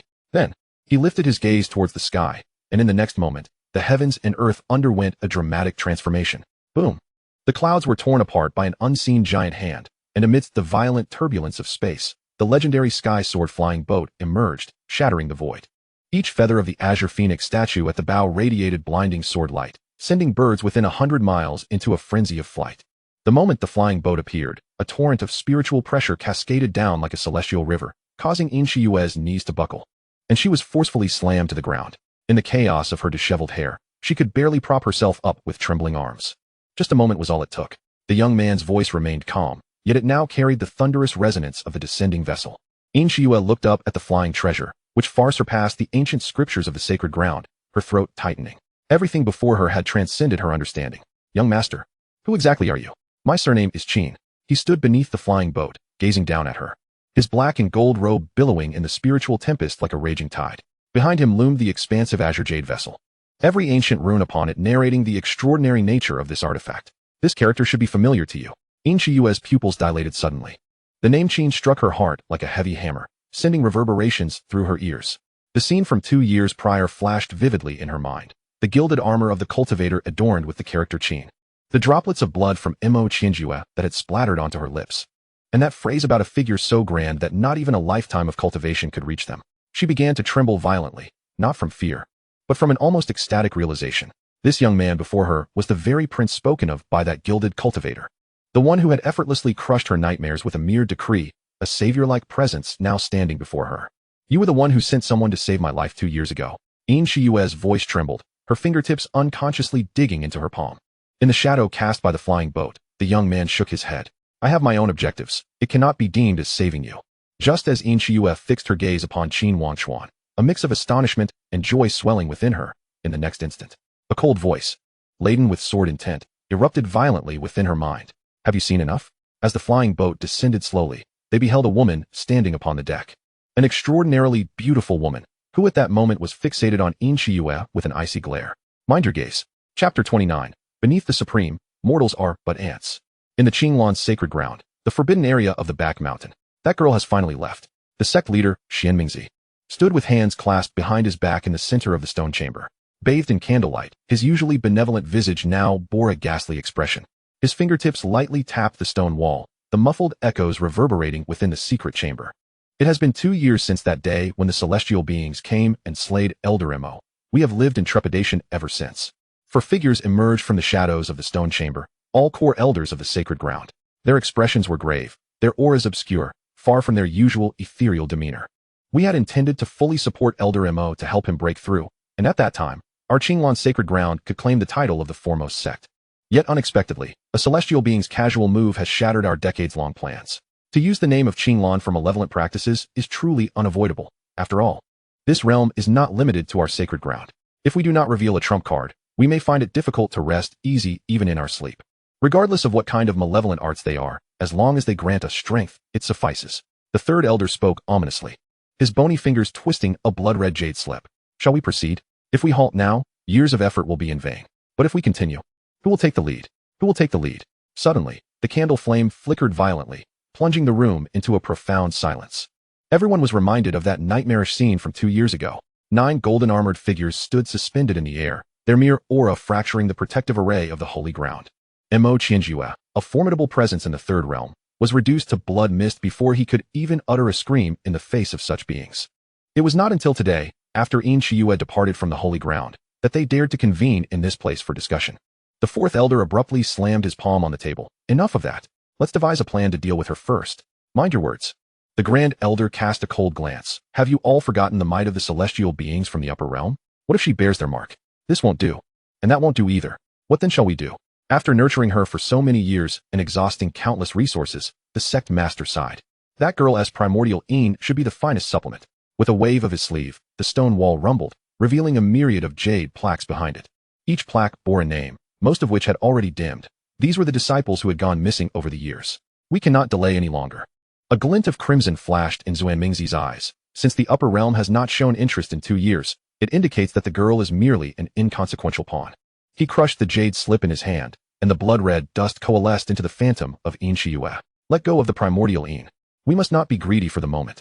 In a few days, when she returns to the mountain with her 5 fingers clawed, we shall send her to Elder Mo. The elders exchanged glances, each nodding in agreement. All were seasoned cultivators with centuries of experience. It was implausible that they would risk everything for the fleeting beauty of a young girl. Just as they deliberated, the entire stone chamber was suddenly shaken violently. What is happening? The grand elder's face paled in astonishment as the magical artifact in his hand snapped in two with a peculiar sound.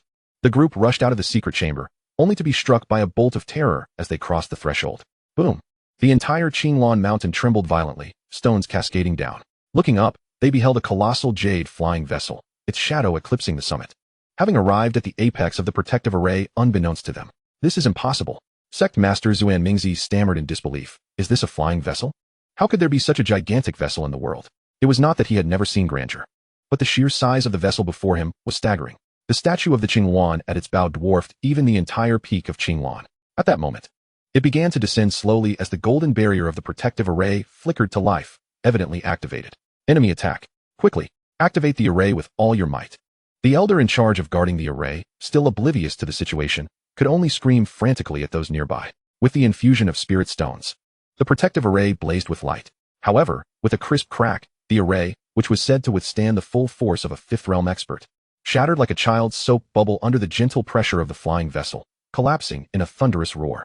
Amidst the cascading golden motes of light, the vessel continued its slow descent. It had not even employed any offensive or defensive measures. It simply crushed the millennia-old protective array of the Qinglan Holy Land as effortlessly as one might tread upon dust. Zuan Mingzi's legs buckled, and he fell to his knees. The celestial beings of the upper realm. Before true power, their pride in the protective array was rendered impotent, unable to even slow the descent of the vessel. Just as ants could never comprehend the weight of an elephant's footsteps, undoubtedly, these were beings of immense power from the upper realm. On the deck of the flying vessel, Qin Wangchuan gazed down at the crumbling holy land beneath her, as if in a dream. Mere moments ago, she had been conversing with a mysterious young man beneath the old locust tree in Qingshi town. In the blink of an eye, she had returned to the Holy Land. Not only that, but the proudest and most powerful sanctuary within 1,000 miles was now disintegrating beneath her feet. Just the spiritual pressure unleashed by the vessel's arrival was enough to obliterate a holy land. So this is what it means to be from the upper realm, she murmured to herself. However, to the sword attendant of the Li family beside her, her words sounded utterly ridiculous. He scoffed. The upper realm? Your tone suggests a profound disdain for those words. Not the upper realm. Qin Wangchuan suddenly grasped that these terrifying beings had indeed not claimed to hail from the upper realm. She quickly inquired, then may I ask, where do the celestial beings originate? Celestial beings? The sword attendant pondered for a moment, but did not refute her. Instead, he merely shook his head. The place from which we come cannot be spoken of or named in this realm. The people of the lower 1,000 states often refer to the middle 1,000 states as the upper realm. Though not entirely incorrect, it is also not entirely right. Only when you truly step into the upper realm and learn of the existence of the heavens above the heavens will you understand our origins. In the lower 1,000 states and middle 1,000 states, uttering the words 10 directions immortal court may invoke consequences. While it may not be a grave issue, there is no need to elaborate to one such as yourself. Heavens above the heavens? The girl was momentarily stunned and instinctively looked up. Those few words shattered her understanding of the world she had known since childhood. There are heavens above the heavens. Chapter 30. The Lazy Matchmaker. Qin murmured to herself. But no one answered her. Let us descend.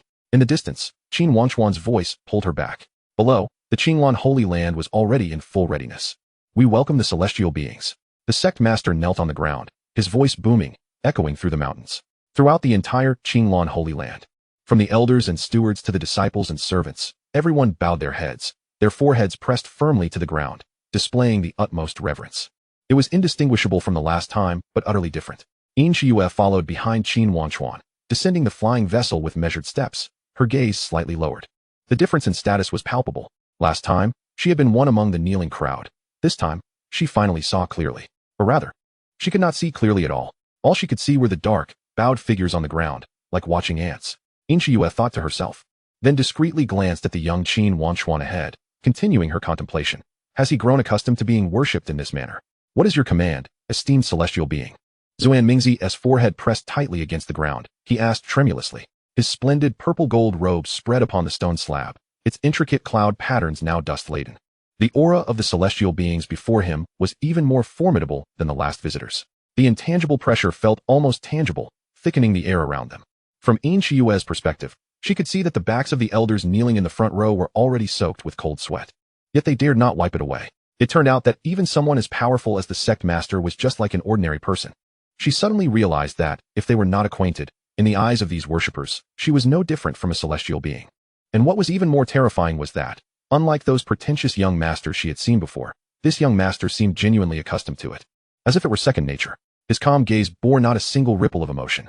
As if the devotion of the people beneath him was as ordinary as the morning dew slipping from the tips of leaves. Qin Wangchuan lowered his head and surveyed the scene, casting a fleeting glance at Zuanmingzi. You are the sect master of Qinglan. His voice was steady and unhurried. The prostrate Zuanmingzi trembled slightly, but still dared not fully straighten his back. Indeed, it is this humble servant. Esteemed celestial being, please command. The entire Qinglan Holy Land shall exert its utmost effort and brave fire and water without hesitation. Before he finished speaking, a drop of cold sweat trickled down his temple, splashing upon the stone ground with an almost imperceptible splash. After uttering his words, Zuanmingzi bowed even lower, almost resembling a frog sprawled upon the earth. The golden threaded back of his robe fluttering gently in the morning breeze, as if even the fabric trembled in fear. Having confirmed the identity of the person before him, Qin Wangchuan wasted no words. He directly raised his hand and drew a character in the air. In the fleeting moment when the golden runes coalesced in the air, a surge of sword energy cleaved through the void. With a sharp hiss, blood burst forth. Zuanmingzi, who had presided over the Qinglan's sacred ground for centuries, was rendered speechless, his form eerily disintegrating at its core. Where the golden sword energy passed, flesh and bones silently evaporated, leaving only two halves of a lifeless body. Frozen in a kneeling posture, his opulent robe lost its support, cascading like a butterfly with severed wings. As the once mighty master was transformed into two severed remains that crashed to the ground before the astonished eyes of the onlookers, the sword energy did not cease, cascading like a heavenly river, traversing the sky for miles. In its wake, mountains crumbled, clouds parted, and it carved a profound chasm along the ancient path of the Qinglan's sacred ground, ultimately plunging into the azure waters of the lake at the foot of the mountain. As it stirred a towering curtain of water, the entire lake was cleaved in two, before descending into silence. Objective 1. Completed. Simulation count. 1. Origin. 75. Objective 2. Failed. Objective 3. Completed. Origin. 150. Congratulations to the host for accomplishing a task that was deemed almost impossible. According to the system's calculations, the success rate of this mission was merely 0.000000000000001. Yet, the host has defied the odds, demonstrating an unparalleled tenacity to create an unprecedented miracle. Listening to the system's ludicrous flattery echoing in his mind, Qin Wangchuan felt not a shred of accomplishment or joy from completing the task. At that moment, a singular thought consumed him. He wanted to laugh. However, this seemingly casual strike not only astonished the onlookers, but even left the swordsmanship prodigy Li Qingwan in a state of disbelief. What you just executed was a sword imprint. But how is it possible to manifest it without a sword? Current origin, 195 times. Current simulation count, 1. Over the past few years at home, he had accumulated several simulation counts, albeit with unsatisfactory results. Fortunately, his origin had approached a remarkable 20-fold increase. Why must one wield a sword? Qin Wangchuan retorted, then gazed at the sword strike he had just unleashed. It was not merely a singular word, but, as they had previously discussed, an amalgamation of the concepts of establishment, severance, suspension, fall, command, and execution into a singular, simplified concept of cutting. Essentially, it transcended mere spiritual techniques, embodying the essence of the Tao. With the enhancement of the supreme Tao heart, its power was nothing short of extraordinary, leaving even him momentarily astonished. Li Qingwan's eyes widened. If it is a sword imprint, then it ought to be invoked with a sword. This is common knowledge. Is it not so? Or is it otherwise? The two exchanged bewildered glances. When his gaze fell upon the sword at Li Qingwan's side, a sudden clarity dawned upon him. Their environments had been drastically different since childhood. She was born into a family of sword cultivators, sleeping with a sword since her youth, whereas he hailed from the Qin family, where strength reigned supreme. How could someone from the Li family, the heavenly sword lineage, ever entertain the notion of setting aside their sword to manifest without a sword? Li Qingwan's gaze shifted toward the members of the Li family behind her, but those who met her eyes shook their heads in unison. They too had never heard of such a phenomenon. Following their confusion came shock. Did this not imply that the Qin heir possessed an innate sword heart? Instantly, the expressions of those present became complex. Being in-laws, they had concealed such significant information, oblivious to the thoughts of others. Qin Wangchuan's mind swirled with several musings. Had he possibly strayed from the correct path? Would wielding a sword amplify the power further? Shaking his head, he temporarily set these thoughts aside, deciding to explore them upon returning home. His gaze shifted to the front. The Qinglan's sacred ground was engulfed in a profound silence. Zuan Mingzi's lifeless body lay sprawled on the ground, blood silently soaking into the bluestone, yet no one dared to raise their heads. The master was dead, erased by a sword energy, as if crushing an ant.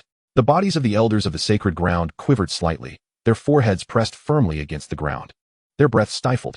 They could distinctly hear the frantic beating of their own hearts, yet dared not allow their robes to rustle, fearful of attracting the gaze of that presence. To look up would mean death. Several elders had their treasures lying within reach, yet they did not dare to move even a fingertip. Not long ago, they had debated how to handle Inshiyue. Now, only one thought lingered in their minds: do not attract attention. A mountain breeze rustled through, stirring a few fallen leaves that drifted over the kneeling cultivators in the square. Those who usually held high status as true disciples and elder stewards now appeared to have their spines extracted, curled up like shrimps. Some trembled, their teeth chattering. Yet they bit down on their tongues to swallow the taste of blood. Others were drenched in cold sweat, forming small puddles on the ground, yet dared not wipe them away. They even refrained from expressing sorrow or anger, for in the eyes of the celestial beings, such emotions could be perceived as an affront. Rebellion? What a joke! Inshiyue stood behind Qin Wangchuan, her expression complex as she gazed at his back. The master had shown her kindness. Why did the young master wish to kill him? What could possibly justify such an act? Or was it merely a lust for blood? She was unaware of the underlying reasons, nor did Qin Wangchuan feel the need to explain. He merely stood there, exerting enough pressure to compel the entire sacred ground to bow in submission. Your Qinglan's sacred ground is anything but peaceful. The youth's calm voice resonated like celestial decree, echoing across the silent square. No sooner had the words left his lips than he turned to leave, the flutter of his garments stirring a gentle breeze. The crowd remained prostrated, exchanging glances. While none could decipher his intent, they were all acutely aware of one thing. This was not a judgment. It was mercy. A celestial being's compassion, a grace bestowed upon the ants to continue their existence. Ah, wait. Qin Wangchuan suddenly halted, turning back. A simple motion that caused the breath of everyone present to hitch, as if the very air had solidified. He casually tossed two items, which arced gracefully before landing near Inshiyue. One was an ancient mirror inscribed with cloud patterns, shimmering with an esoteric Tao rhythm under the sunlight. The other, a jade pill bottle, faintly resonating with the sounds of dragons and tigers. This is the Tongxian mirror. Should you need it, you can reach me through it. His tone remained unadorned, yet it compelled Inshiyue to instinctively straighten her back. After a brief pause, he added, the elixir within the bottle is merely a trifle. How far you can go depends entirely on your own fortune. Chapter 31. It seemed that something was amiss. In the square of the Qinglan's sacred ground, a current of hidden tension stirred amidst the silence. The Tongxian mirror bestowed by Qin Wangchuan floated in midair, its cloud-patterned surface reflecting the expressions of everyone present. Thousands of inner and outer disciples, stewards, and miscellaneous workers lay prostrate on the ground, cautiously lifting their gazes, their eyes filled with envy. They couldn't help but contemplate whether, if they were to gain the favor of that celestial being, they too might ascend to greatness. Some gazed at the Tongxian mirror in Inshiyue's hands, fantasizing about the splendor of standing with the mirror in hand. Others fixated on the jade pill bottle, as if they could already scent its medicinal fragrance. A few bold inner disciples had even begun to strategize in their minds on how to curry favor with this saintly maiden. The kneeling elders fixated on the treasures, their eyes flickering with greed and fear, ultimately coalescing into a resolute decision. Let Saint Yin inherit the position of the master.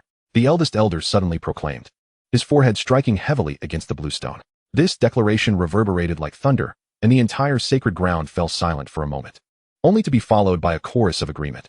Only Saint Yin can inherit the celestial fate. Throughout Qinlan, we shall follow the lead of the saint. Treasure seizing? Don't be ridiculous. Hadn't they noticed the corpse on the ground was still warm? Yin Qiues stood stunned, nearly dropping the precious mirror from her grasp.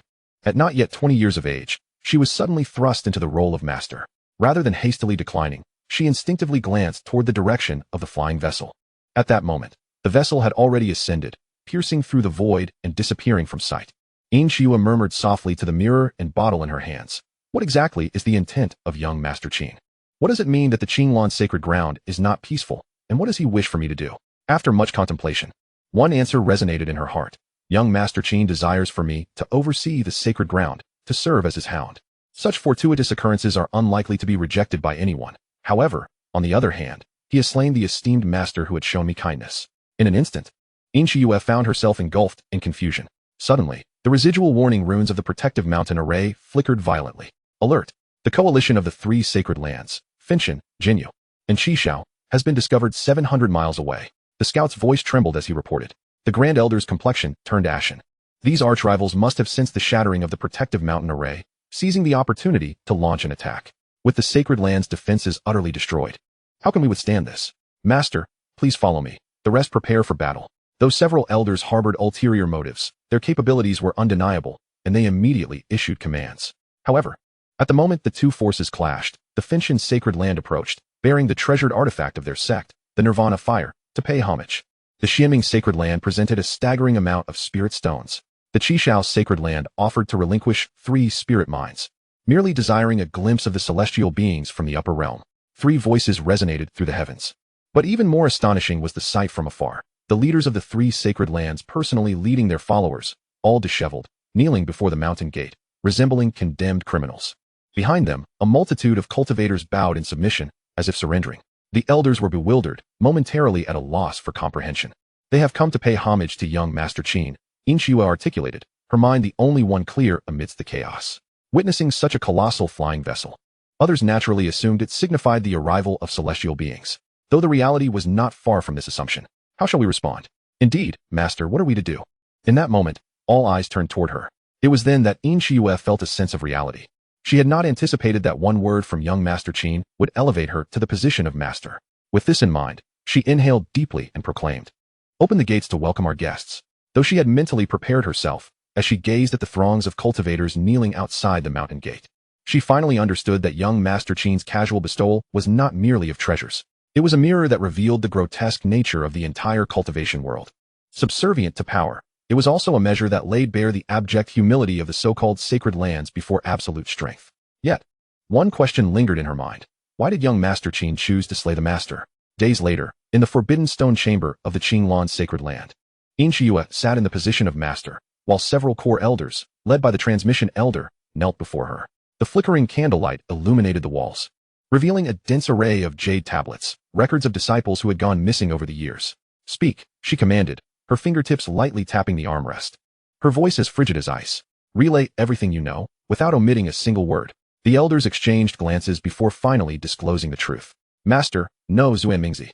As the elders confessed Xuanmingzi's transgressions, Yin Qiue's faith crumbled entirely. So the master I had revered since entering the sect not only regarded disciples as mere vessels, but also refined pills using the blood of fellow disciples. Her voice was barely above a whisper, akin to a dream, yet her fingertips dug deeply into her palm, blood trickling through her fingers. The mirror of transcendence reflected her distorted image, and suddenly, the girl within the mirror laughed. "Young Master Qin, well done. Truly well done." Crack! The armrest shattered beneath her grip. In the midst of the flying shards, Yin Qiue murmured in a frenzy, "You filthy beings. How dare you claim to be a sacred land?" Only then did she grasp the true meaning behind Qin Wangchuan's seemingly merciful remark about the lack of peace.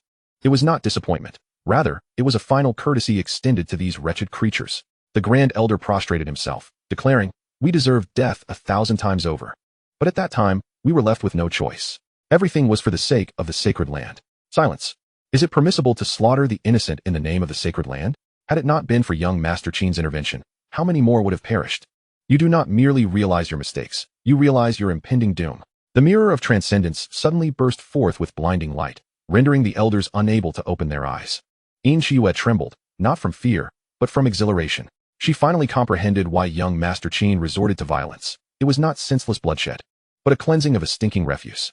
There was no need for any explanations. She had almost misjudged him. But upon reflection, why would young Master Qin need to explain himself to her? It was her own weakness that had led to this misunderstanding. Send the order. Qin sprang to her feet, the jade pill bottle in her sleeve resonating with a dragon's roar. From this day forth, the Qinglan sacred land shall be renamed the Wendaegon.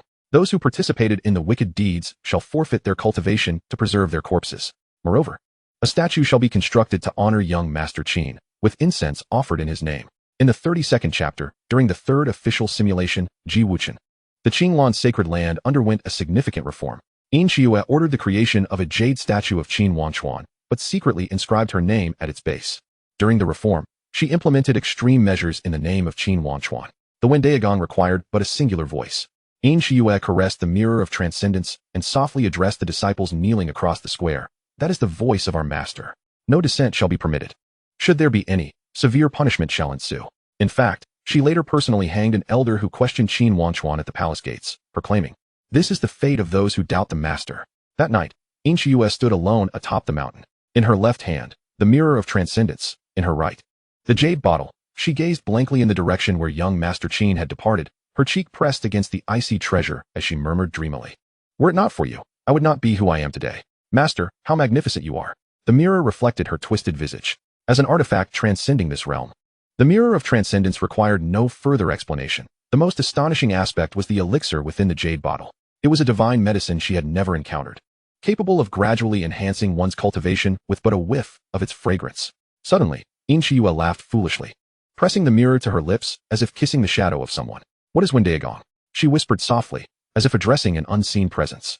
"I shall ascend step by step to the pinnacle, compelling all to prostrate and tremble. Then, I will present it to you, my savior, my deity." Meanwhile, within the Qin family, in the Wangchuan pavilion, Qin Wangchuan sat by the bedside, his fingertips lightly tapping the window ledge, a flicker of indifference passing through his eyes.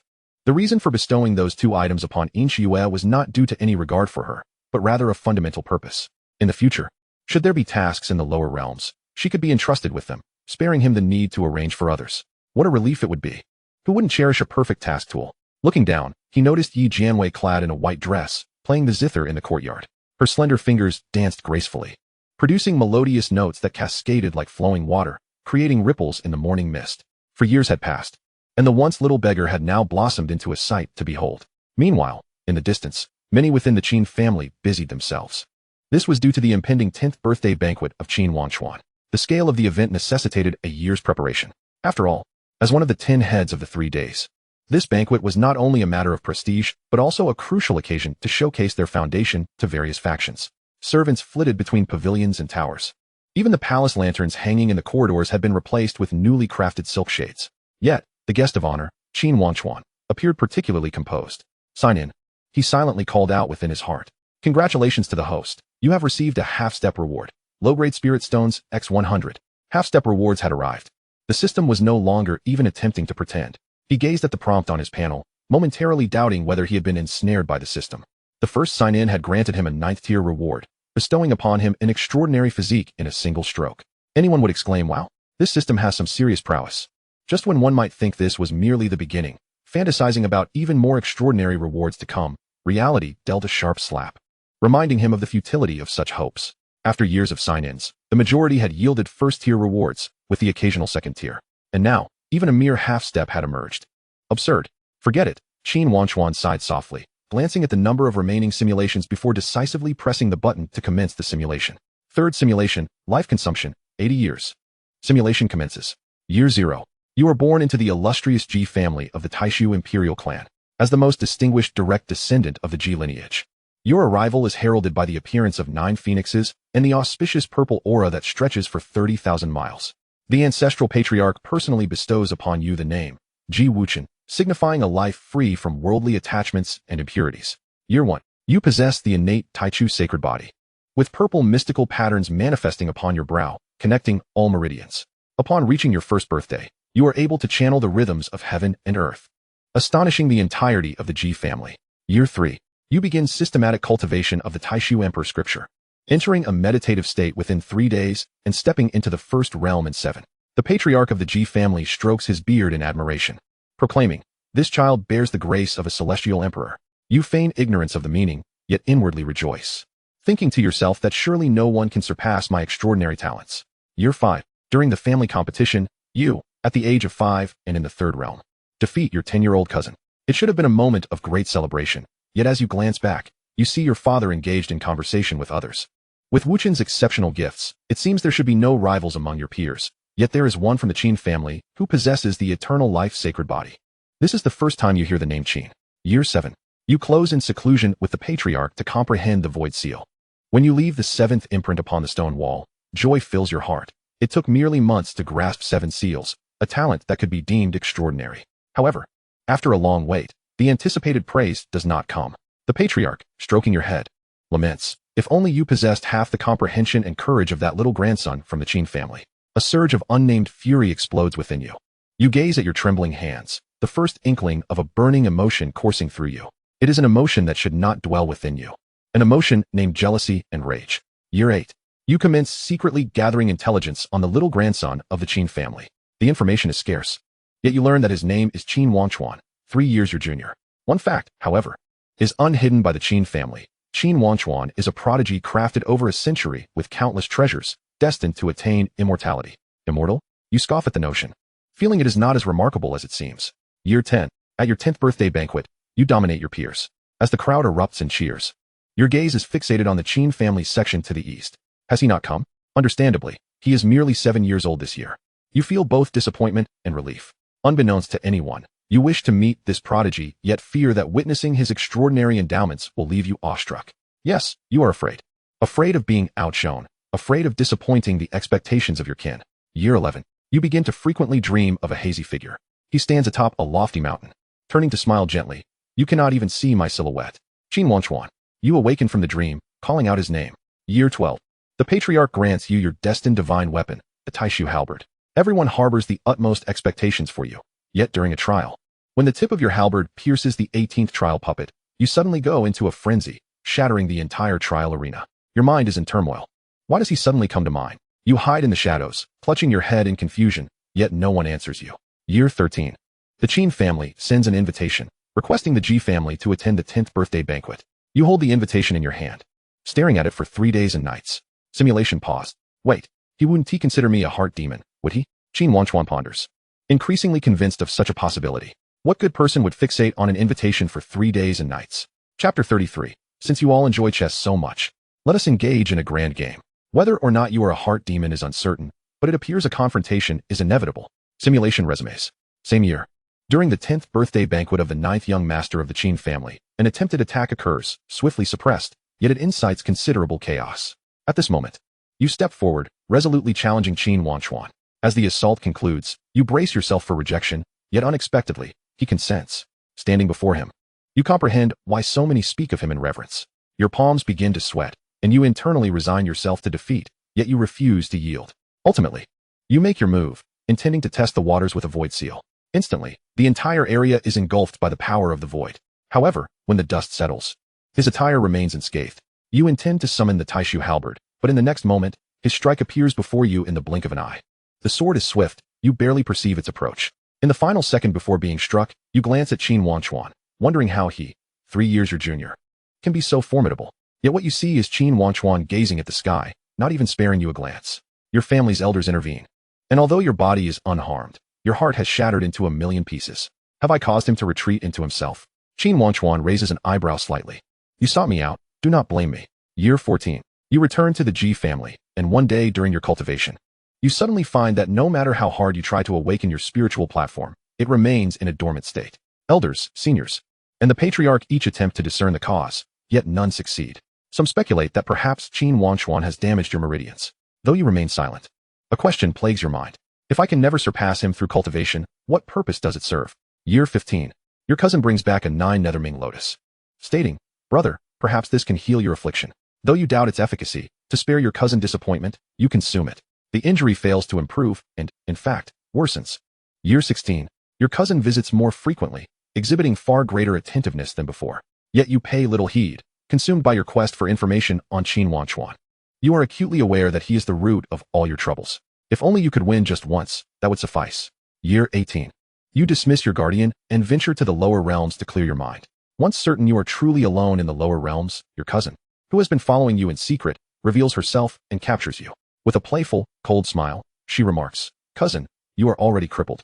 The sacred body is of no use to you. Why not give it to me?" It is then that you realize her intentions, yet it is too late. Year 20. You find yourself imprisoned in a dungeon, your heart's essence extracted. One fateful night, the cell door suddenly swings open. As you scream and break your chains, a figure arrives, suppressing you with a mere glance. On the brink of death, you see your cousin approaching in royal attire, coldly extracting the bloodline patterns from your forehead. If only you had defeated him that day to buy yourself some time, none of this would have transpired. Do not blame me. Among the 10 great imperial clans, survival is already a daunting task, and my royal family resorts to such measures solely for self-preservation. Qin Wangchuan must not live. If he continues to grow, the balance among the 3 great emperors will inevitably shatter. At that time, countless lives will be lost. All is done for the greater good. Simulation concludes. Final achievement. The one who wields the halberd yet cannot fall. Survival duration, 20 years. Conclusion. A lifetime of obsession, all for naught. You were born a prodigy, destined to reign over all realms, yet fell into the abyss of heart demons due to a single comparison. Your father's sigh at the age of 5, like a curse, entwined your entire path. You believed yourself exceptionally gifted and powerful. Even if weak, you were merely half a step weaker than him. Yet, the reality proved brutally harsh. Upon realizing the chasm between you and him, your heart shattered, and your cultivation stagnated thereafter. Burdened with myriad hopes, in your haste to escape the heart demon, you underestimated your cousin, failing to perceive her hidden identity and intentions, ultimately stepping into a trap. In the midst of humiliation, this life comes to an end. Please select one of the following rewards to inherit. 1. 20 years of life. 2. Imperial level technique void seal and its comprehension points. 3. 400 essence. Qin Wangchuan, having completed the entire simulation, was filled with an array of emotions. He softly uttered the name Ji Wuchen, a glimmer of derision flickering in his eyes. Once a prodigious genius, he ultimately perished due to the treachery of a mere mouse. Was his death unjust? Indeed. Was he at fault? No. What a pity. As the morning mist outside gradually dissipated, the enchanting sound of Yi Jianwei's zither had unknowingly ceased. Qin Wangchuan gazed at the busy servants in the distance. Yet his thoughts drifted towards the Ji family's prodigy, whom he had never met. He was merely young and impetuous, encountering a formidable mountain at the peak of his glory. Had he chosen to take a detour, perhaps one day he could ascend to the pinnacle. Qin Wangchuan shook his head with a soft sigh, his eyes devoid of any compassion. Alas, he had chosen the most arduous path to challenge me. It seemed reckless, yet in truth, it was an unsolvable riddle. Youth without ambition is a waste. If he had chosen to circumvent, he would not be deserving of the title of prodigy. With a gentle tap of his fingertips on the windowsill, Qin Wangchuan's gaze fell upon the characters Wang family in the simulation records, a chilling glint igniting in his eyes. Han Han was but a pawn, and Ji Wuchen was merely another piece on the chessboard. This was no mere coincidence. It was highly likely the machinations of a group behind the scenes. The Wang family, what an intriguing entity. Suddenly, he chuckled, an aura that caused Yi Jianwei, who had just entered the courtyard, to instinctively take a half-step back. Though his young master was usually gentle, at times he revealed a terrifying side. Whenever this occurred, she knew someone was destined for misfortune. No exceptions. I choose 3. As those words fell, the sound of shackles shattering reverberated deep within his soul, igniting a golden flame in Qin Wangchuan's pupils. Countless points of essence, akin to stardust, awakened from within his organs, stirring a silver-blue blizzard in his veins. Every single cell underwent a process of disintegration and reassembly, as unique engravings of celestial bones manifested upon his skeletal structure. This was no ordinary enhancement of cultivation. It was a resonance triggered by the ignition of the core of essence.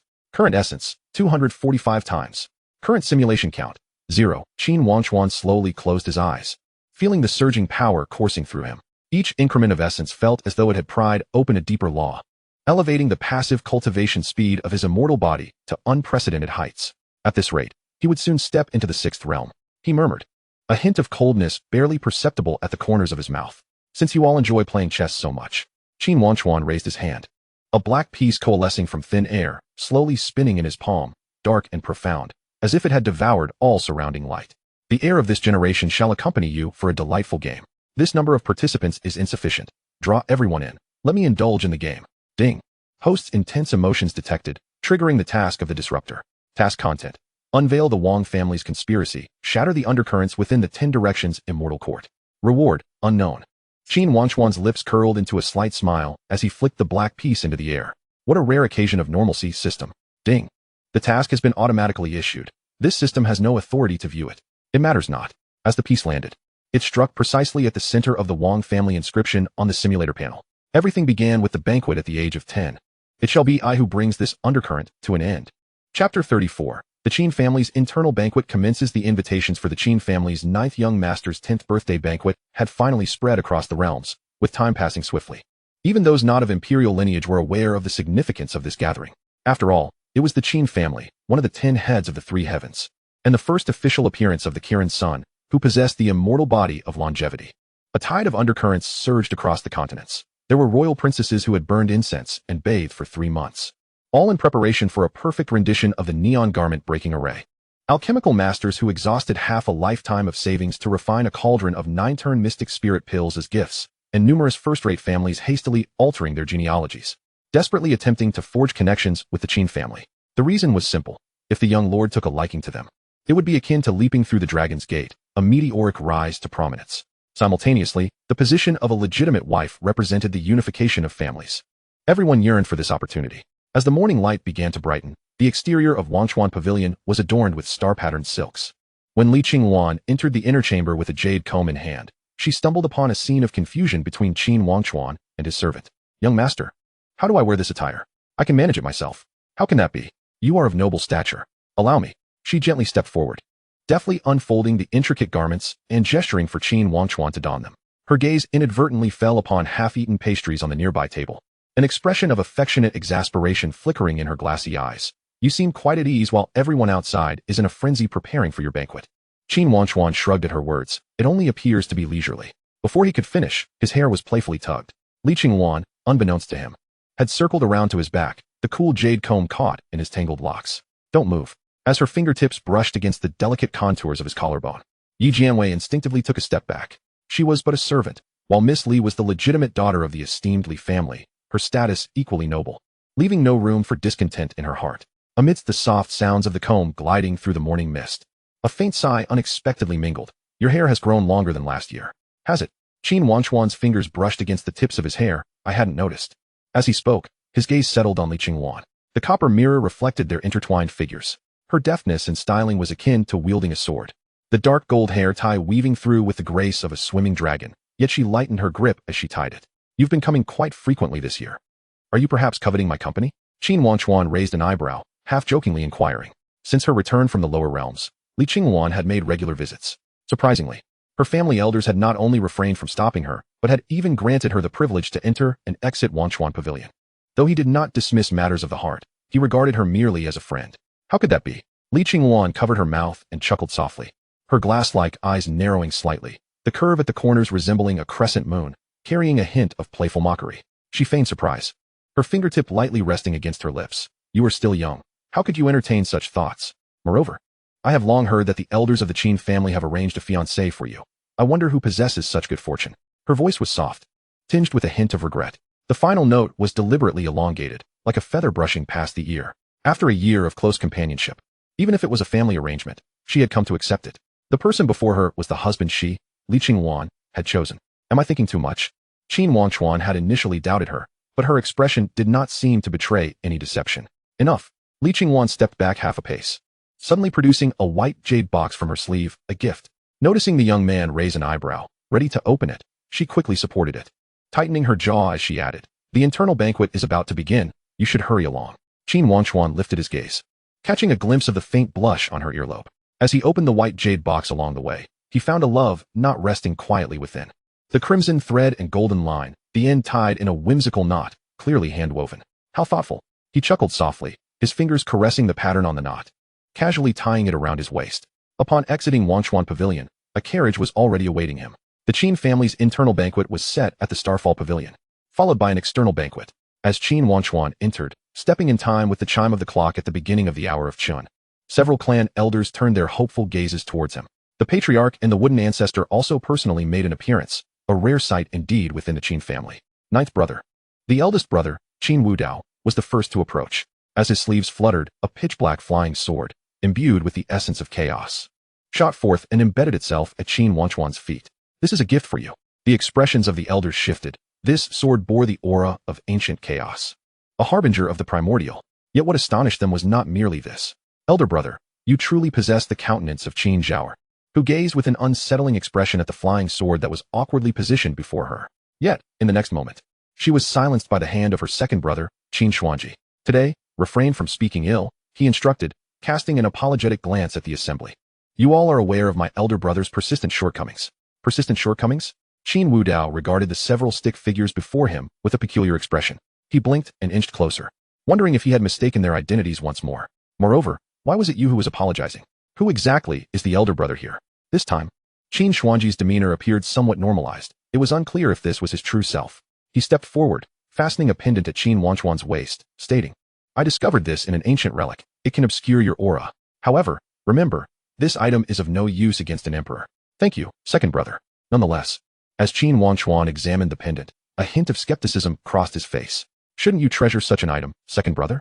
Why bestow it upon me? It was not that Qin Shuangji was miserly, but such an artifact, aligning with his disposition, seemed uncharacteristic to part with. However, in the next moment, realization dawned upon him. Qin Shuangji opened his cloak, revealing several identical pendants hanging within. Ah, it appears you have quite the collection, second brother. Wait, Qin Zhaoer, with keen eyes, suddenly caught sight of the intertwined knot at Qin Wangchuan's waist as her voice sharply rose. Where did this tattered string come from? Which woman gifted it to you? Upon noticing the curious expressions directed at her, she suddenly lost her confidence. Humph. With a whirl of her pale yellow skirt, Qin Zhaoer flung a brocade box towards Qin Wangchuan and attempted to flee, only to be yanked back by the collar. He opened the box with one hand, revealing a pair of earrings made from fish pearls. She placed her hands on her hips, her expression teasing. It took me a long time to find these. Wear them so sister can have a look. They suit you perfectly. Clearly, it was a mischievous prank by Qin Zhaoer. Qin Wangchuan chuckled lightly, choosing not to be vexed by the antics of a child, and instead retrieved the earrings, adorning her ears. He flicked the dangling earrings with his fingers, stepping back to admire them, a subtle smile gracing his lips. They are truly beautiful. In an instant, laughter erupted among the crowd. A few discerning elders nodded in satisfaction, remarking, with just a few words, he has defused the situation. This young man not only possesses extraordinary talent and strength, but is also impeccable in every other regard. You. Qin Zhaoer pointed at Qin Wangchuan, her fingers tracing her earlobe, her cheeks flushed, unable to articulate a complete sentence for a considerable time. Ha. Now that you've all finished your gifts, how about a punch from me as a congratulatory gesture? A burly man suddenly swung a fist toward him, the force of the punch causing the array of the Starfall Pavilion to flicker unpredictably. As Qin Wangchuan prepared to defend himself, he noticed fourth brother suddenly halt, palm upward, revealing something nestled within. A token.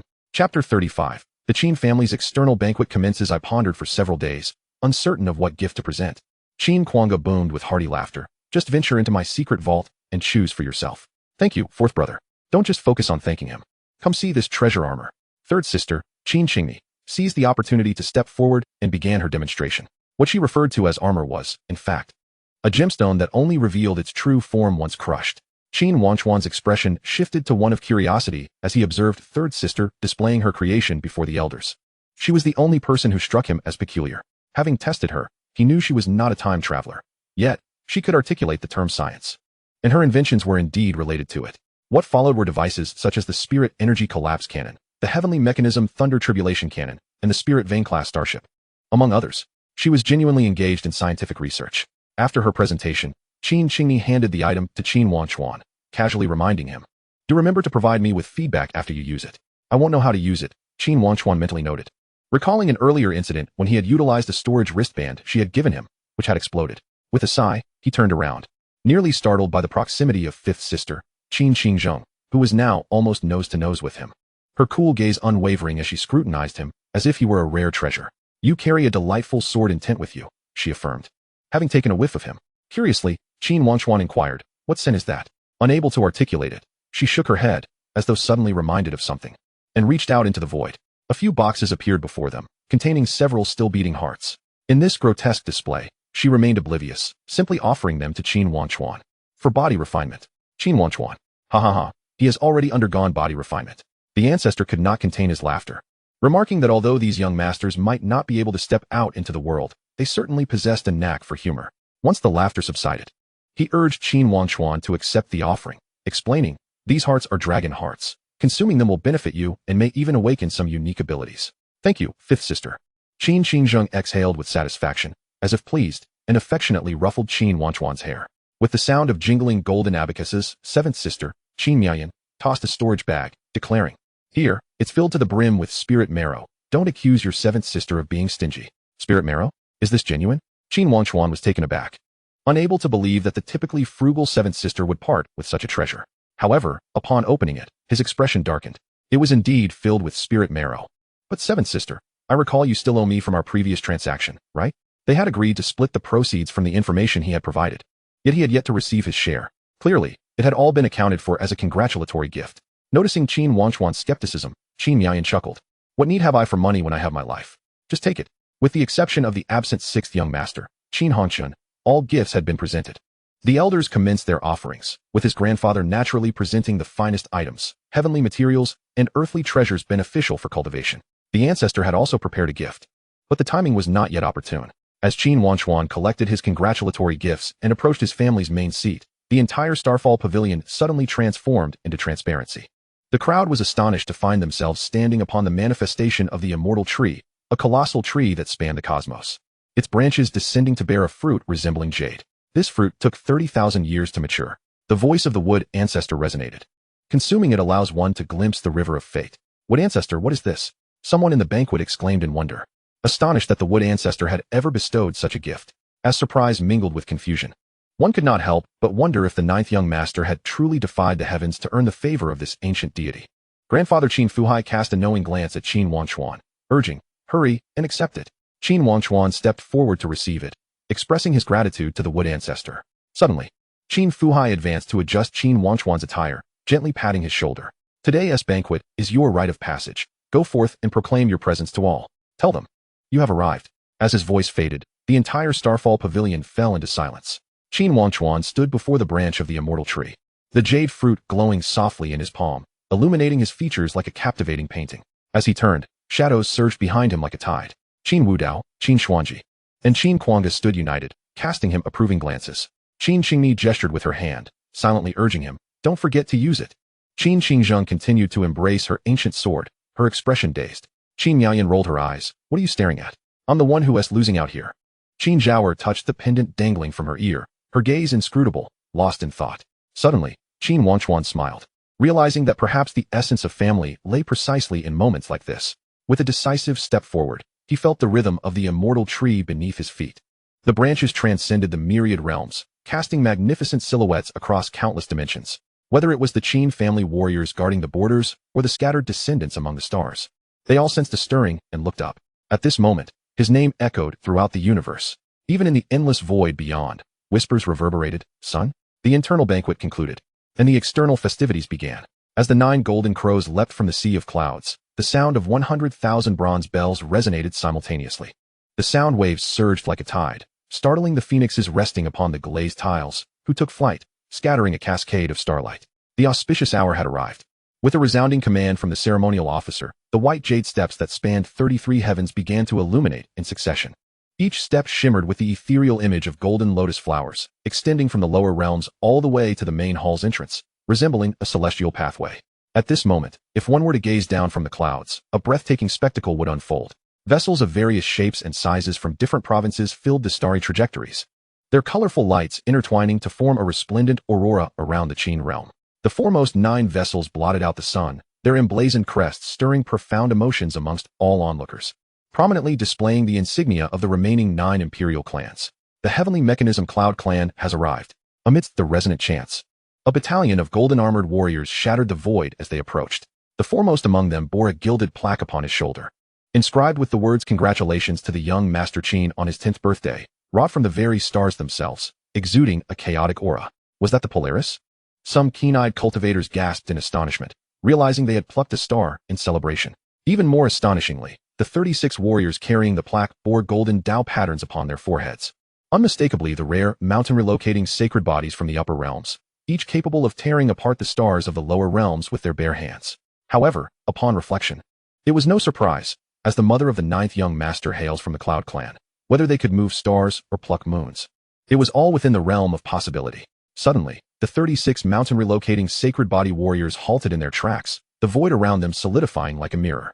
With a thunderous roar, the heavens split open, revealing a golden streak, as 9 5-clawed golden dragons pulled forth a bronze imperial carriage, crushing the air as they emerged, their roars shattering layers of clouds for miles around.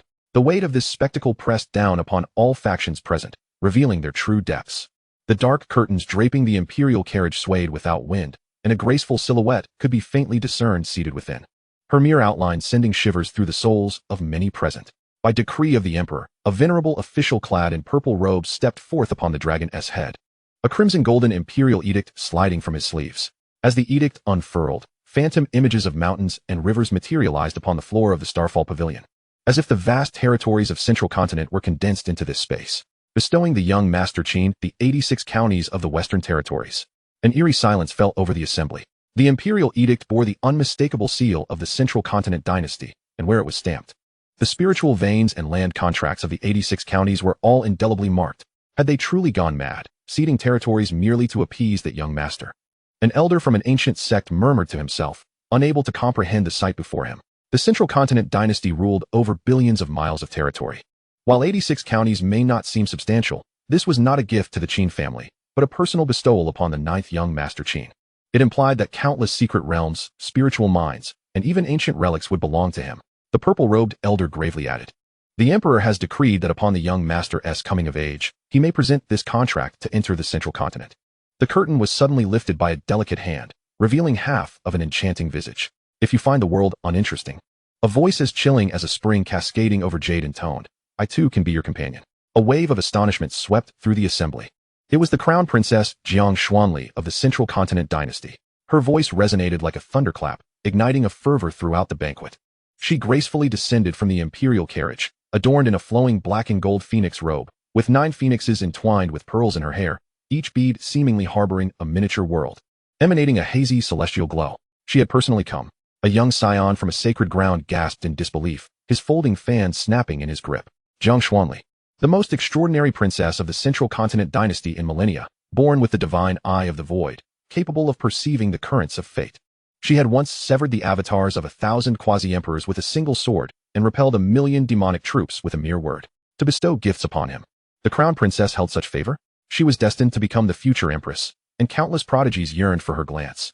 Yet here she was, willingly lowering her gaze before the ninth young master. Many male cultivators clenched their fists, their hearts heavy with unspoken bitterness. Ordinary dynasties could not compare to the top 10 imperial clans, yet the Central Continent dynasty stood as an exception, its foundation rivaling that of the imperial clans. The sword of the Li clan has arrived.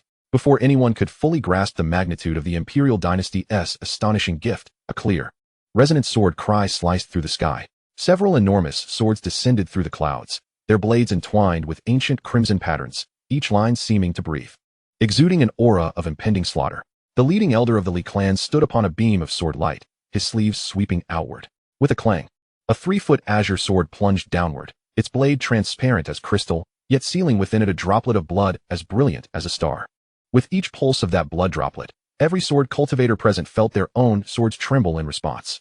"This is a drop of my Li clan's ancestral blood," the elder declared clearly. "Moreover, my ancestor personally invites the ninth young master to enter the sword tomb for enlightenment."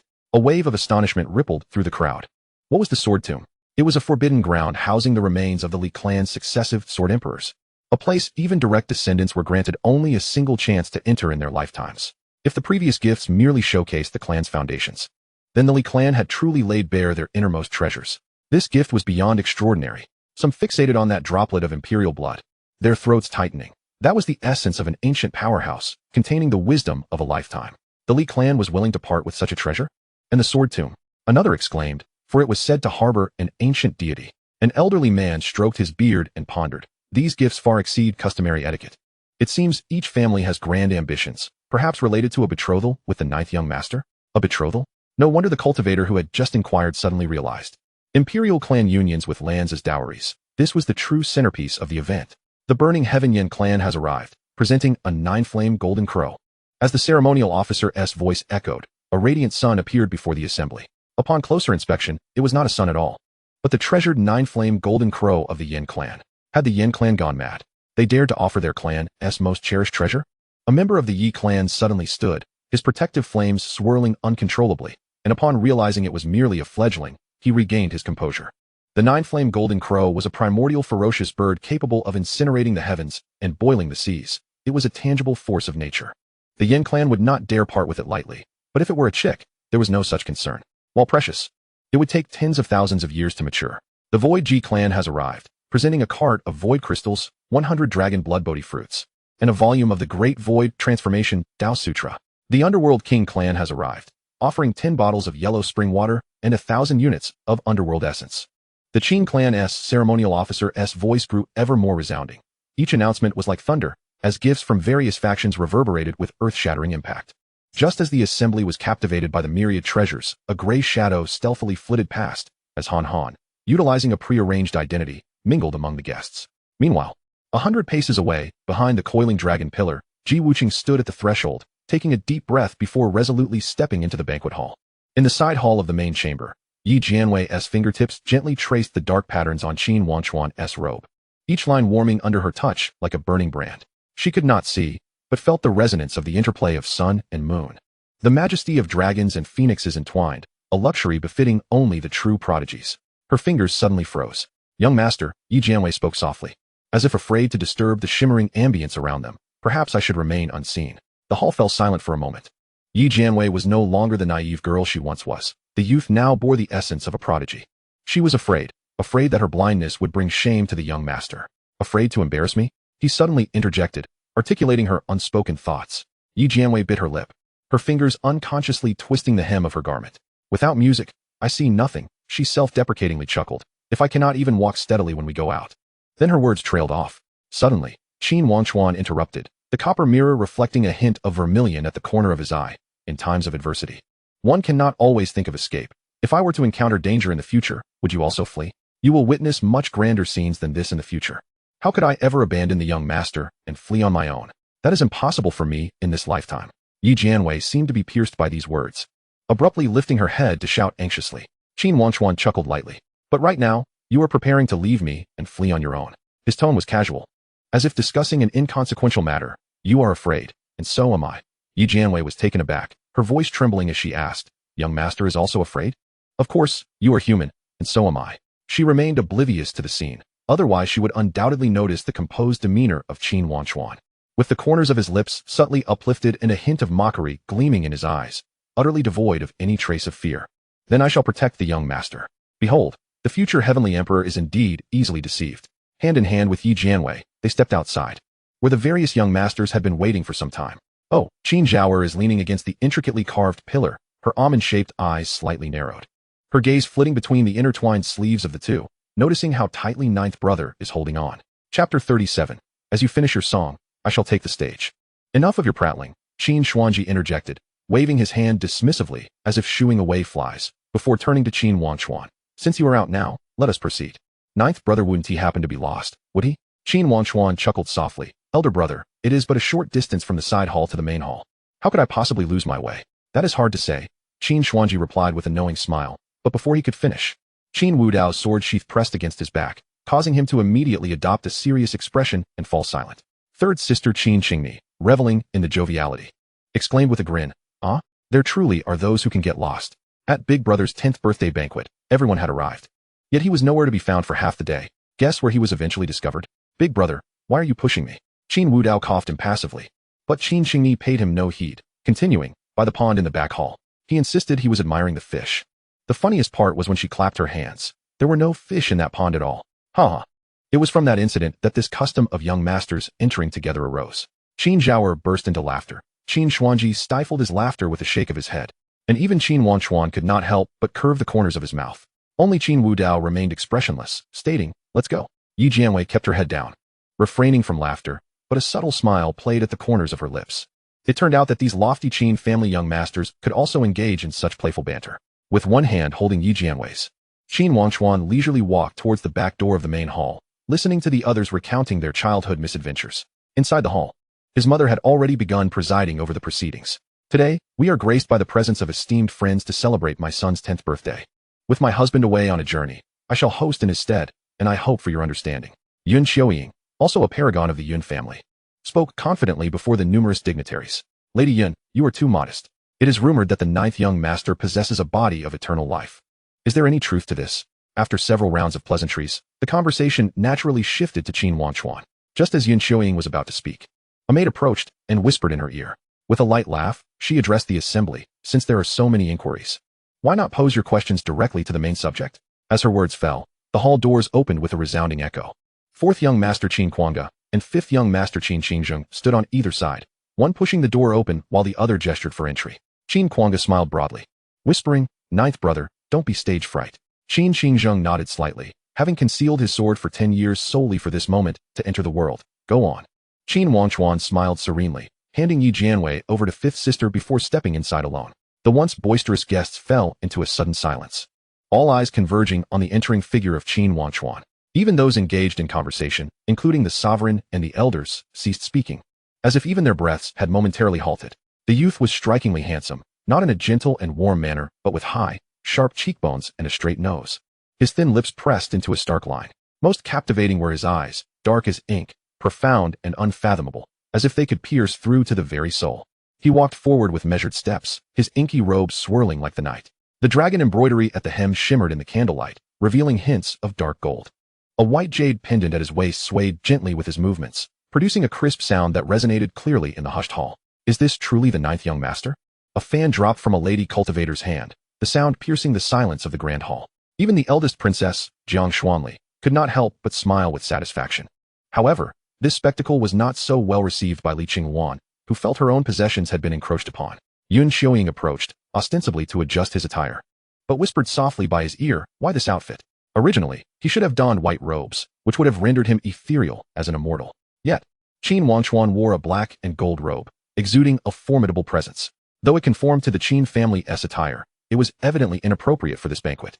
"I find this outfit appealing," Qin Wangchuan replied quietly. Yun Xiaoying nodded in agreement, choosing not to elaborate further.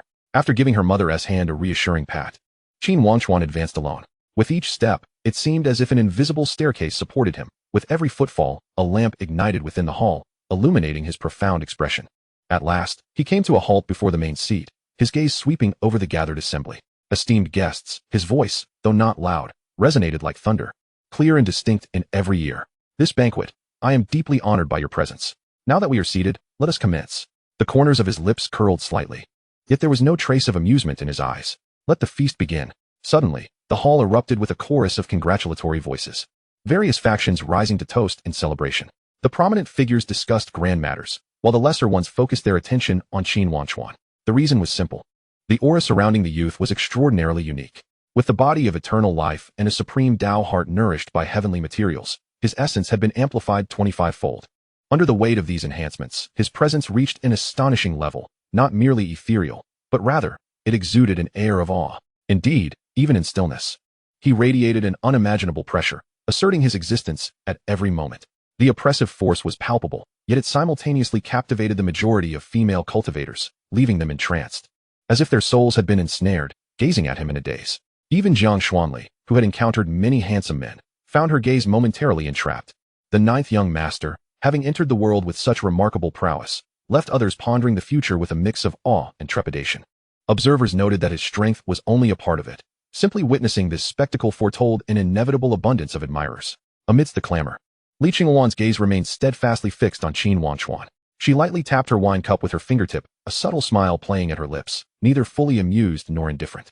Once the guests had sufficiently offered their congratulations, Li Qingwan stepped forward and took her seat beside Qin Wangchuan. He was not surprised by her approach, though his attention occasionally drifted to the Li family members engaged in lively conversation with the elders of the Qin family.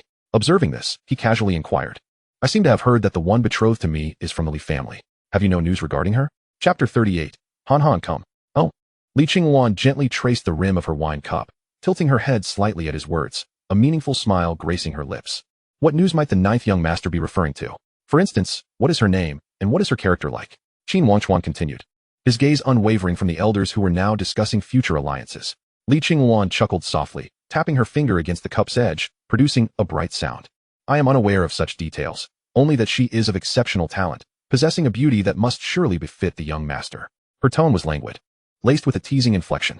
This exchange caught the attention of several onlookers, who wished to observe but dared not stare. If the eldest princess, Jiang Xuanli, was likened to a blooming peony, radiant and enchanting, then Li Qingwan was akin to a sword tempered in ice. Her entire being exuded frost, the blade's edge unsheathed, yet already penetrating to the marrow with its chill. There was no need for a clamor, no need for bloodshed. A mere sidelong glance could constrict the throat with 3 parts of clarity and 7 parts of aloofness. As for why such perceptions existed, those who had been bested by her well understood the gravity of her prowess. Exceptional talent, unmatched beauty. Qin Wangchuan's fingertips lightly tapped the table, a hint of amusement flickering in his eyes, as if this statement resembled someone's self-praise. Are you truly unaware? Li Qingwan met his gaze without flinching, leaning slightly forward, her crimson lips parting softly. I am not. For a fleeting moment, their eyes locked, and the raucous din of the hall seemed to fade into oblivion, the air around them thickening with tension.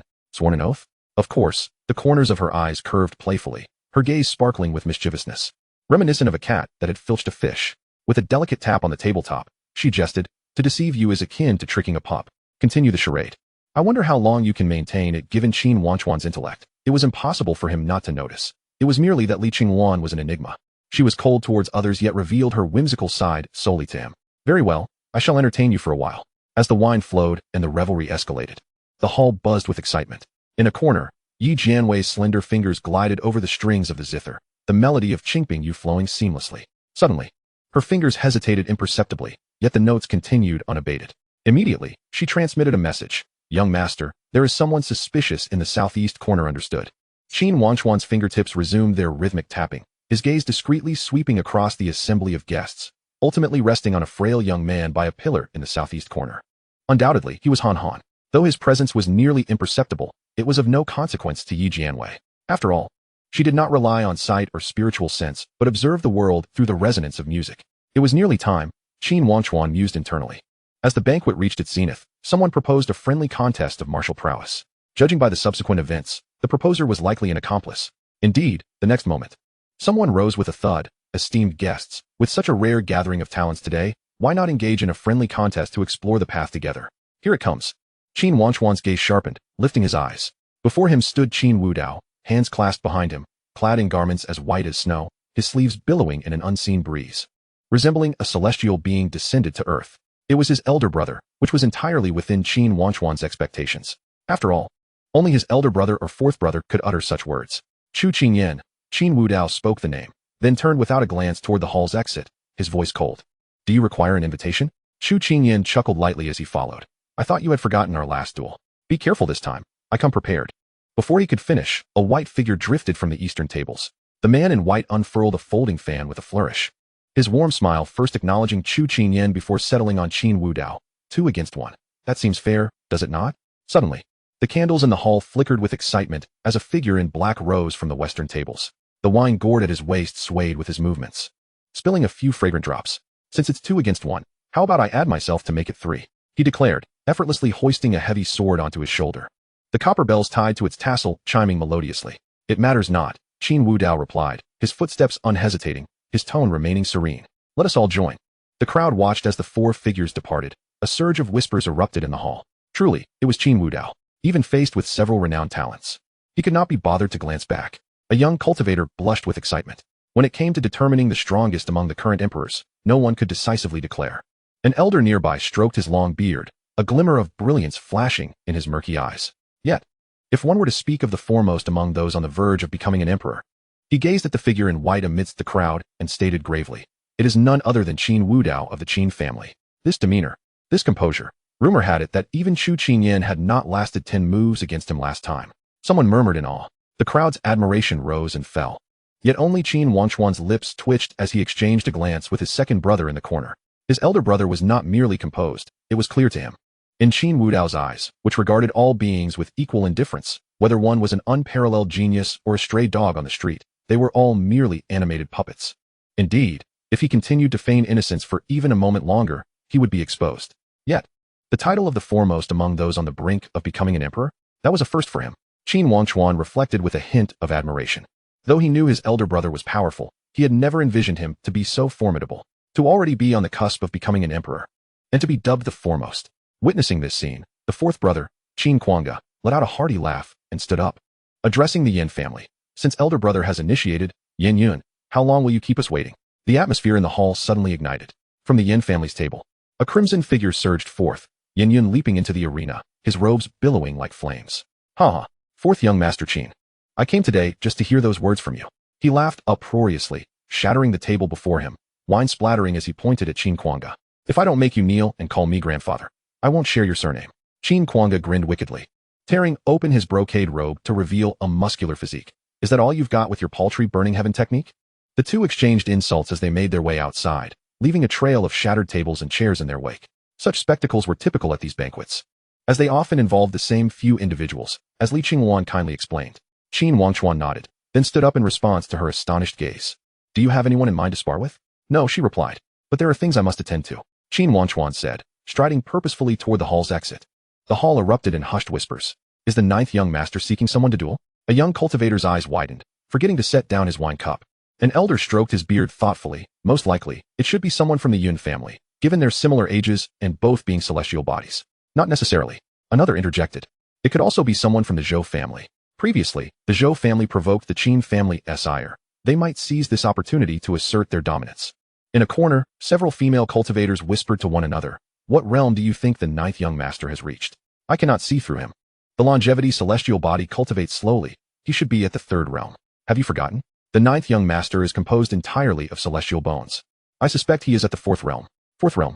I think that's unlikely. Amidst the discussions, Li Qingwan watched Qin Wangchuan's retreating figure, her fingers absent-mindedly tracing the rim of her wine cup.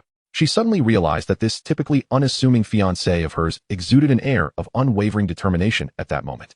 At the entrance of the hall, Qin Wangchuan's steps abruptly halted.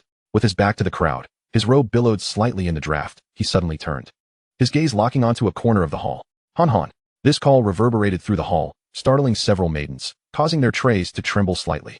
The guests murmured among themselves, glancing around, yet remained oblivious to who Han Han was. Li Qingwan's fingers stilled, the wine cup poised at her lips, following Qin Wangchuan's line of sight. In the far corner, behind a pillar, a gaunt young man slowly straightened. He held a half-eaten spiritual fruit near his mouth, yet his eyes shone brightly like stars, unwaveringly meeting Qin Wangchuan's gaze. Though his frame was slender, his posture was erect, akin to a resilient bamboo sprouting amidst wind and snow. Since you have come for me, why must you hide? Come. Waiting is not Qin Wangchuan's nature. He would take the initiative. Chapter 39, he uttered not a word more, as if he had not plucked an additional leaf in the past. When Han Han's name was suddenly called, although panic surged within him, he did not let it show on his face. For he understood that any misstep could lead to death, for himself and his sister alike. But the one behind him was not necessarily in the same predicament. Qin Wangchuan had long informed the higher-ups of the Qin family about the possibility of an assassination attempt against him. From previous simulations, he was aware that Han Han's backers had also arrived at the banquet. The instant the name was called, the Qin family's emperor scrutinized the expressions of everyone present, easily identifying that individual. Thus, he could trace the roots of the matter. This was a calculated move, a strategy that could not be evaded. Young master, we have found him. Listening to the voice in his mind, Qin Wangchuan turned his gaze toward the young man before him, a slight smile gracing his lips. You seem surprised? Han Han tilted his head slightly, a stiff smile forming at the corners of his lips. Of course I am surprised. To my astonishment, the young prince actually recognizes me, a nameless nobody. After uttering this, he delicately traced the black nail concealed within his sleeve with his dampened fingers. The muscles beneath the fabric taut with tension. His bright, clear gaze locked onto Qin Wangchuan, his pupils seemingly swirling with hidden currents. Han Han, lost in thought, continued. I am unaware of the princess' intentions. Let us dispense with pleasantries. Qin Wangchuan waved dismissively, gesturing towards the intricate array beneath their feet. Our conversation shall not reach the banquet. As he spoke, his piercing gaze bore into Han Han. So, how about you join me? Han Han's body stiffened abruptly, his pupils constricting to the size of pinpricks. His hand, hidden within his sleeve, clutched the black nail with a death grip, his knuckles turning pale from the exertion. Is this an invitation? He actually wishes to recruit me? Yet, my sister remains in their clutches. Should I betray them? The prince is jesting. Han Han forced a smile that resembled a grimace more than anything.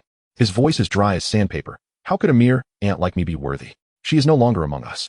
Qin Wangchuan's interruption was sudden, his voice low yet sharp as a blade. Han Shui has long since perished, but the blood feud of the Han family, 36 souls deep, remains unavenged. Even if you are the last one standing, you must live for them. This declaration struck Han Han's heart like a heavy hammer, causing him to stagger back, shaken. She truly has died. Given that mysterious figure's ruthless nature, how could he ever allow us siblings to reunite? All these years, he must have been tirelessly gathering information about my sister, fully aware of the truth. Yet, he was unwilling to believe it. Those lacking power possessed no right to question reality. Thus, Han Han gazed at the man before him, and suddenly broke into a laugh that carried a hint of madness, tears glistening in the corners of his eyes.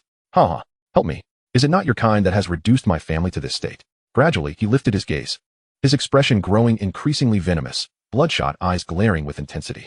I am but a small figure with no choices. Before the last words escaped his lips, the concealed black nail glinted ominously, launching forth a dark shadow aimed directly at Qin Wangchuan's throat. Qin Wangchuan observed the fierce countenance of the boy before him, a complex emotion flickering in his eyes. He understood better than anyone that this seemingly fragile youth harbored a purity that few could match. With considerable talent and a righteous heart, Han Han, back at the precipice, could have seized all 9 leaves of the Dao grass, yet he settled for merely 6.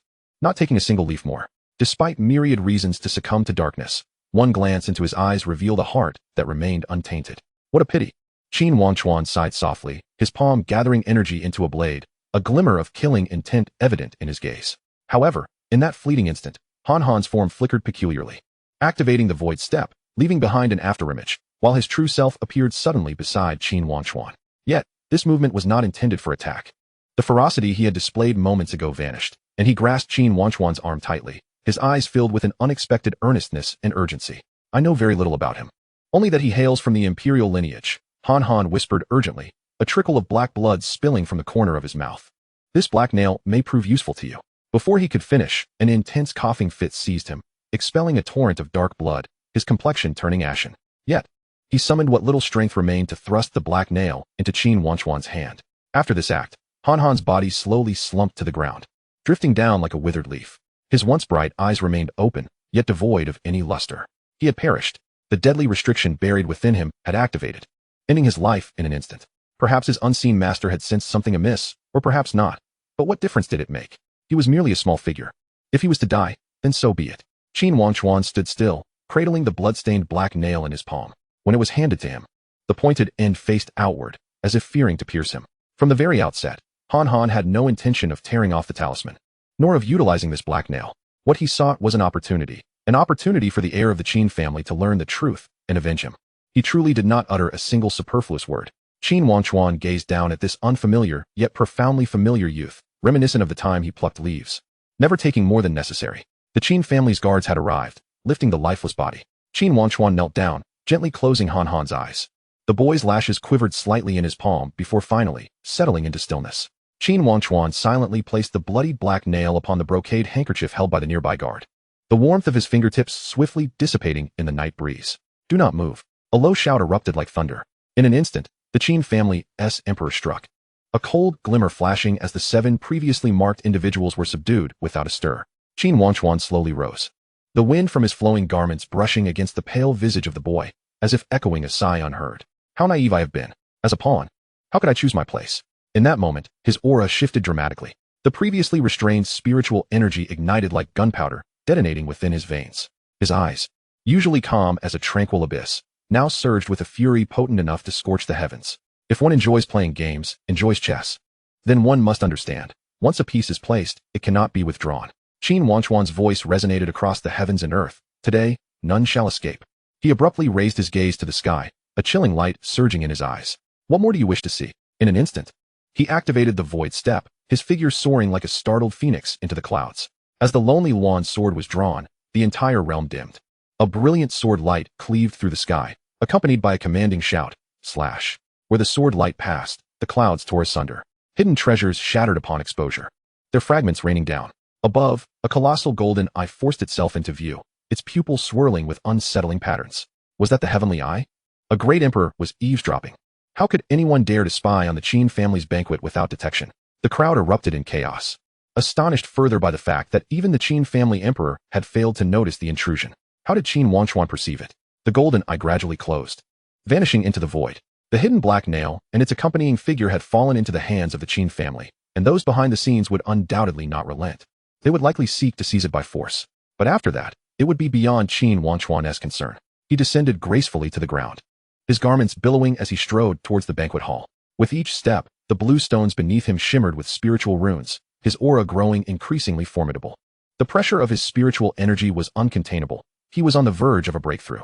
At that moment, a young girl clad in a red and gold dress suddenly sprang to her feet, the golden threads of her skirt flickering like flames in the light. She pointed an accusing finger at Qin Wangchuan, her voice a mix of indignation and disbelief.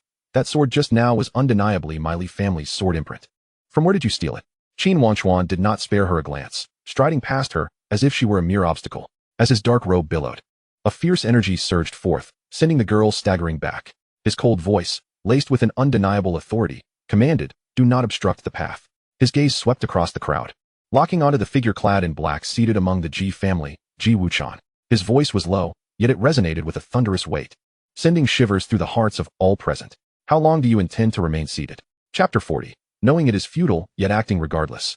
The young girl, petrified by Qin Wangchuan's imposing presence, stood frozen in place. Only after he had taken several steps did she regain her senses. She cast her eyes down at the golden threaded hem of her dress, her face flushed with embarrassment, before bursting into tears and stumbling towards the seat of Li Qingwan. "Sister." He not only wielded our Li family's sword seal, but also frightened me. The young girl, clutching Li Qingwan's sleeve, sobbed. Li Qingwan, poised to pour tea, momentarily hesitated. "Hush." The girl was taken aback, looking up at her sister, only to find her expression grave, her gaze unwaveringly fixed on Qin Wangchuan. The youth's dark robe cast a long shadow at the palace entrance, each step he took causing the azure stone floor to fracture with web-like patterns. "Did you not hear?"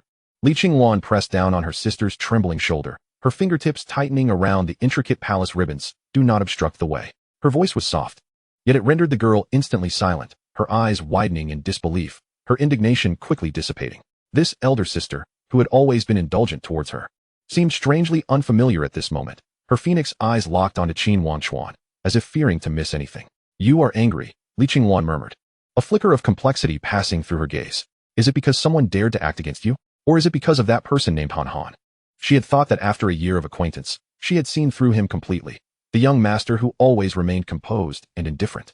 He executed tasks with meticulous precision, his maturity tinged with a hint of naivety that naturally endeared him to others. Yet now, standing beneath the shattered clouds, his aura of sword intent unyielding, his eyes radiating a sharpness that made her feel a pang of unfamiliarity. So he could be enraged. So he could be so domineering. The sword that cleaved not only the imperial artifact, but also the preconceived notions she held of him. Li Qingwan suddenly realized that she had never truly understood him. Or rather, he had never allowed her to see this side of him. "Is this truly you?" A light, frivolous chuckle emerged from the gathering. Qin Zhaoer leaned against the jade table, her fingers toying with a spiritual fruit, her red lips curling into a mocking smile. Li family's little girl. So naive yet daring to stand up, only realizing her grievance after being scolded? "I think you should just go home and nurse." She deliberately flaunted the embroidered tips of her shoes, her gaze sweeping over the girl's flushed face. "Or perhaps you should come beg me, and maybe, if I'm in a good mood, I'll speak up for you." With that, Qin Zhaoer did not wait for the girl to respond, covering her mouth as she laughed, her demeanor utterly carefree. As the jesting continued, the onlookers began to comprehend what had transpired. Someone had attempted to assassinate the ninth young master? It was only to be expected. Another person scoffed. "The Chongqing Immortal Body is too monstrous. It could disrupt the balance of power, and if no one coveted it, that would be strange." However, the person continued, squinting his eyes, his voice growing somber. "The Qin family's reaction has been rather swift. It is as if they were eagerly awaiting these individuals to walk into their trap." A shiver ran through everyone. They were acutely aware of the Qin family's might. Yet their gazes involuntarily drifted towards the heavens, where the clouds, cleaved by Qin Wangchuan's sword, remained unhealed, resembling a gaping, grotesque wound in the sky. The evening breeze howled, dispersing the remnants of sword intent, yet failing to dissipate the oppressive aura left by the sword mark. The edges of the clouds still shimmered with fragmented golden light, remnants of the shattered imperial weapon, like dying stars, unwillingly flickering their last brilliance. To open the heavens before our very eyes, one must have utilized an immortal-grade concealed imperial weapon. Such weapons, while lacking any defensive capabilities, were indeed imperial artifacts. The power of that sword strike was beyond the explanation of ordinary methods. Could it be the supreme? "You speak of supreme methods?"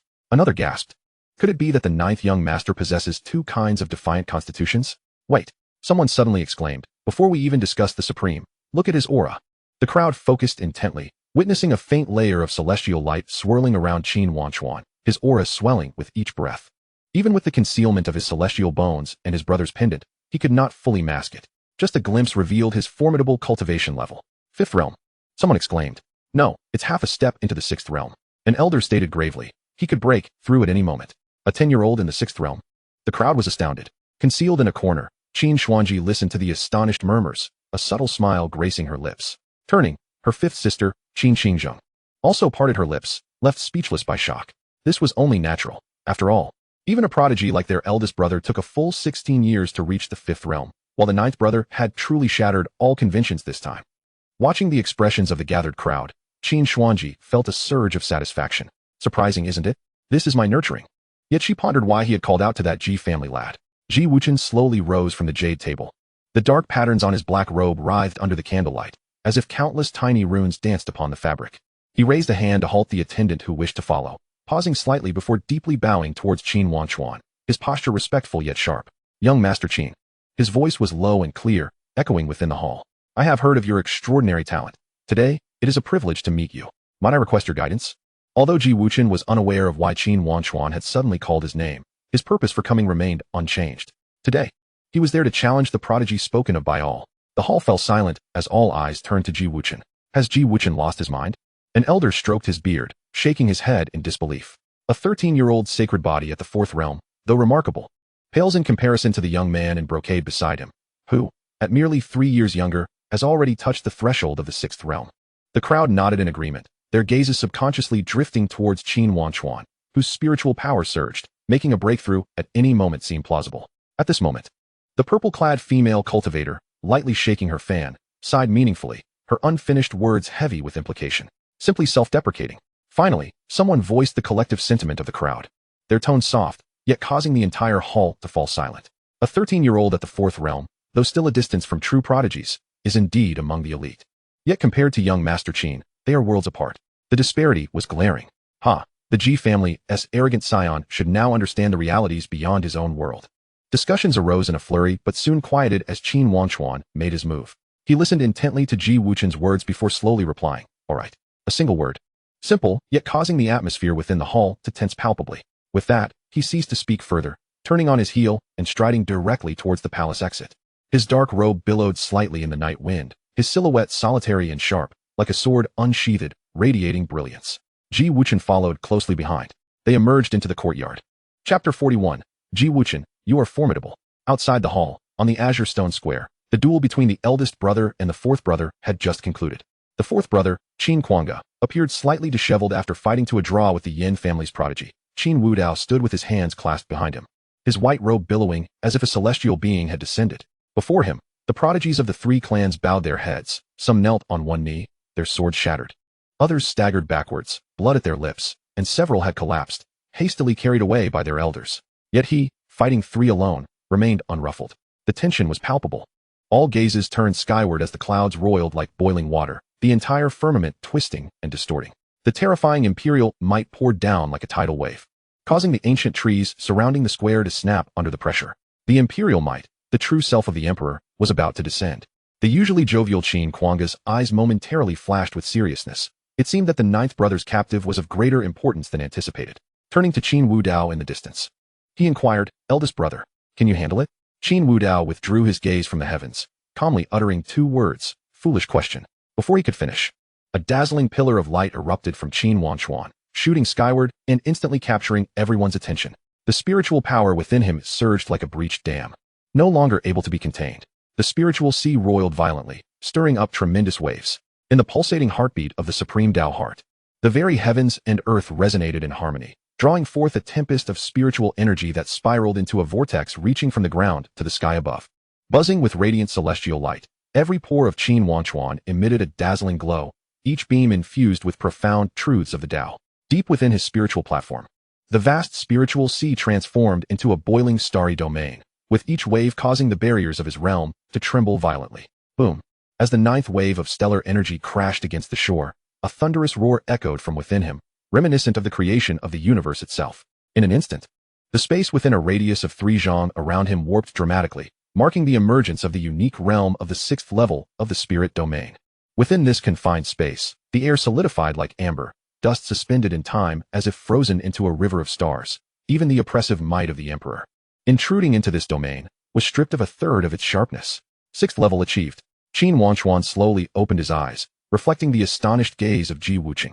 He stepped forward, his slender fingers grasping the hilt of the solitary phoenix sword. With a resonant clang, the sound of the sword echoed through the heavens. Its arc slicing through the air, the tip aimed squarely at Ji Wuxian. Time was of the essence. This sword, forged by the heavenly sword clan of the Li family, now wielded by him at the sixth level, marked him as the strongest. The youth's voice was eerily calm, commanding, unleash your strongest technique.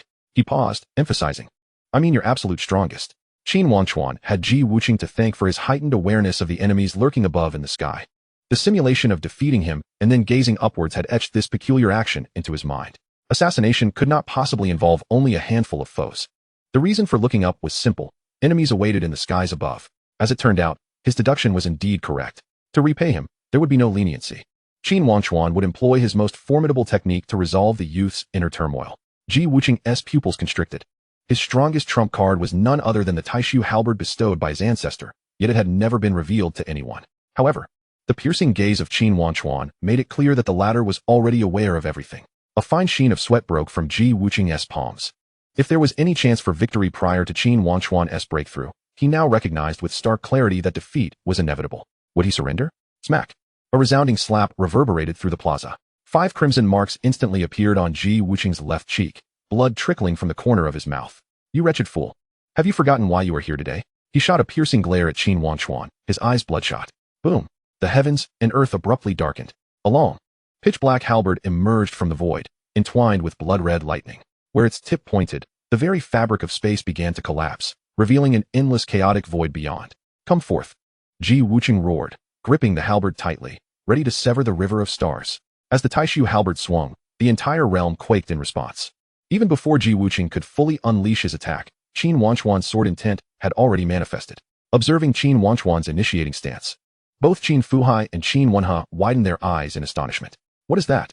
As masters of swordsmanship, the Li family possessed the 7-kill sword seal, while the Qin family harbored their own secret techniques. Yuan Shiming.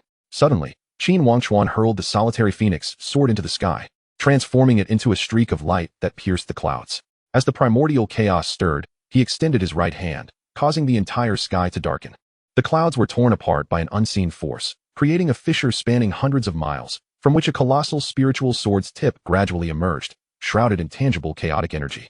Purity and impurity, divided from the primordial beginning, countless calamities materialized. Heavenly sword of eternal calamity. As he uttered these 4 words, they resonated like a decree from the heavens. Every onlooker turned pale. This is the heavenly sword of the Qin family. The ancient characters inscribed on the sword glowed with a blinding crimson light, casting a scarlet hue across the surrounding 100 miles. With the rays of this sword, all laws transformed into sword techniques.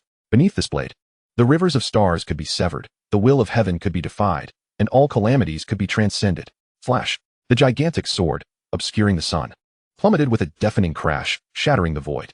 Before the sword's edge could reach its target, the ground of the entire plaza had already sunk 3 feet. Ji Wuqing's Taishu halberd, in the face of this overwhelming might, resembled a solitary boat amidst a tempest. As his attack met the oncoming onslaught, it was wholly consumed by the vast sword intent. Just as the colossal sword was about to descend, boom! A radiant crimson barrier materialized, abruptly interposing itself between heaven and earth, forcefully halting that world-destroying strike. Crack! The giant sword was shattered, yet the barrier remained intact. A terrifying shockwave swept through the plaza, causing the ground to tremble violently. How could such a sword possess such immense power? The Ji family's quasi-emperor guardian was taken aback. Though it failed to budge him in the slightest, the sword's might was undeniably terrifying. One must remember that the 9th young master had only reached the 6th level. As the remnants of that cataclysmic sword strike dissipated, Ji Wuqing staggered to his feet amidst the dust. The Taishu halberd was embedded at an angle in the ground. Its brilliance dimmed, and the battle intent in his eyes had long since shattered. Why? Ji Wuqing asked hoarsely, clutching his head in agony. The question he had been unable to voice during the simulation surfacing now. Why are you so strong? If this path to immortality is destined to be yours alone. His face twisted into a bitter smile, his voice as soft as dust. Then what are we left to cultivate? What are we fighting for? The onlookers fell silent, their eyes devoid of scorn, only a trace of indescribable desolation. To be of the same generation as a prodigy like Qin Wangchuan was, in itself, a tribulation. It was a pity that Ji Wuqing, a once-in-a-century talent, had been born at the wrong time. Many in the crowd shook their heads. The essence of cultivation lies in refining the heart. Ji Wuqing's path seemed to have reached its terminus.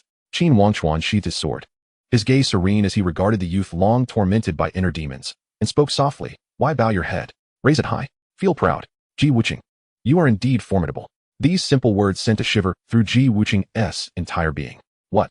Chapter 42. With one sword, the emperor is wounded. I'm strong? Ji Wuqing lifted his head abruptly, blood still staining his forehead, yet a glimmer of confusion pierced through his bloodshot eyes. Qin Wangchuan remained silent, merely observing him. Others might not perceive it, but he understood. Ji Wuqing was indeed strong. Without the whispers of doubt, he could have journeyed much farther. Most importantly, his courage to challenge towering peaks set him apart from the majority. To call him strong was no exaggeration. The wind swept up the dust, swirling between the two. Suddenly, something warm trickled down his cheek. It was only upon hearing a soft sound that Qin Wangchuan realized he had shed tears. In disbelief, he raised his hand, catching a droplet on his fingertip. As it trembled gently, the tears shimmered in the moonlight, reflecting his fragmented image. Since hearing Qin Wangchuan's name at the age of 5, he had endured 8 years of relentless training without a moment's respite, believing he had long forgotten the taste of tears. Yet now, a mere acknowledgement from Qin Wangchuan had brought forth his emotions. The tears were not merely drops of sorrow but a release of his long-held obsessions. "Oh, I truly cannot measure up to you." Qin Wangchuan smiled, a release of burdens reflected in the clarity of his expression beneath the moonlight. He wiped away the damp traces of tears from his face, his fingers still trembling slightly. As he spoke those words, even he was astonished by the ease in his tone. The inner demons that had shadowed him for 8 years seemed to dissipate in that singular moment. He gazed at Qin Wangchuan, his eyes no longer filled with stubbornness and resentment, but rather a touch of parting emotion. The night breeze tousled his disheveled black hair. Qin Wangchuan slowly lowered his head. "Qin Wangchuan, you are indeed very strong." His voice, muffled yet resolute, carried an unusual determination.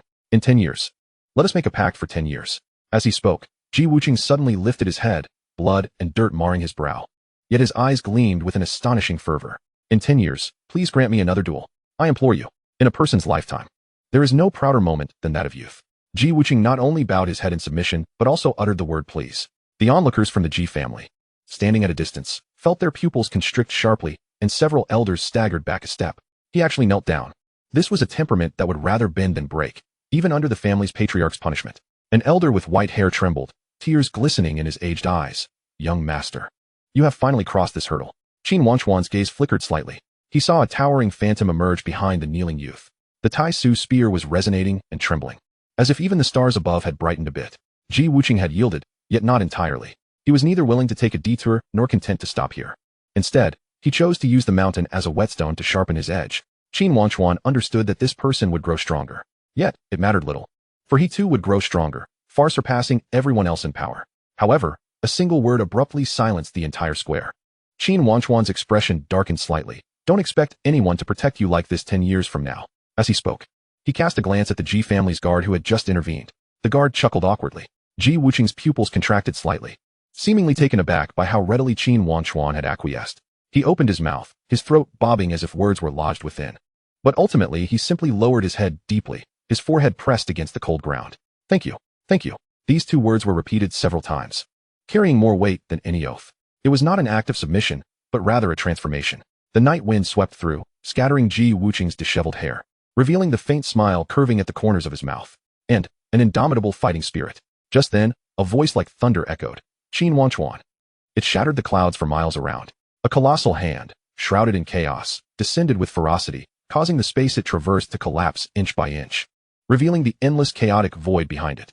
Even a mere wisp of its leaked aura turned the ancient trees surrounding the square to dust. The true form of the emperor required time to descend. In urgency, merely a hand had manifested, yet it was undeniably that of a genuine emperor. "This is dire." The faces of several elders from the Qin family changed dramatically. He intends to forcibly seize the offender. In such a crucial moment, the Qin family naturally had the true body of an emperor guarding from afar. To act now would be exceedingly foolish. However, from the perspective of the mysterious figure behind the scenes, with both sides having an emperor present, while it was impossible to withdraw unscathed, retrieving these individuals at the cost of a single hand was not an unattainable dream. Of course, all of this hinged on the assumption that the emperor would remain uninvolved. He was wagering that the Qin family's celestial emperor would not intervene. Otherwise, a mere emperor could be extinguished with a snap of the fingers.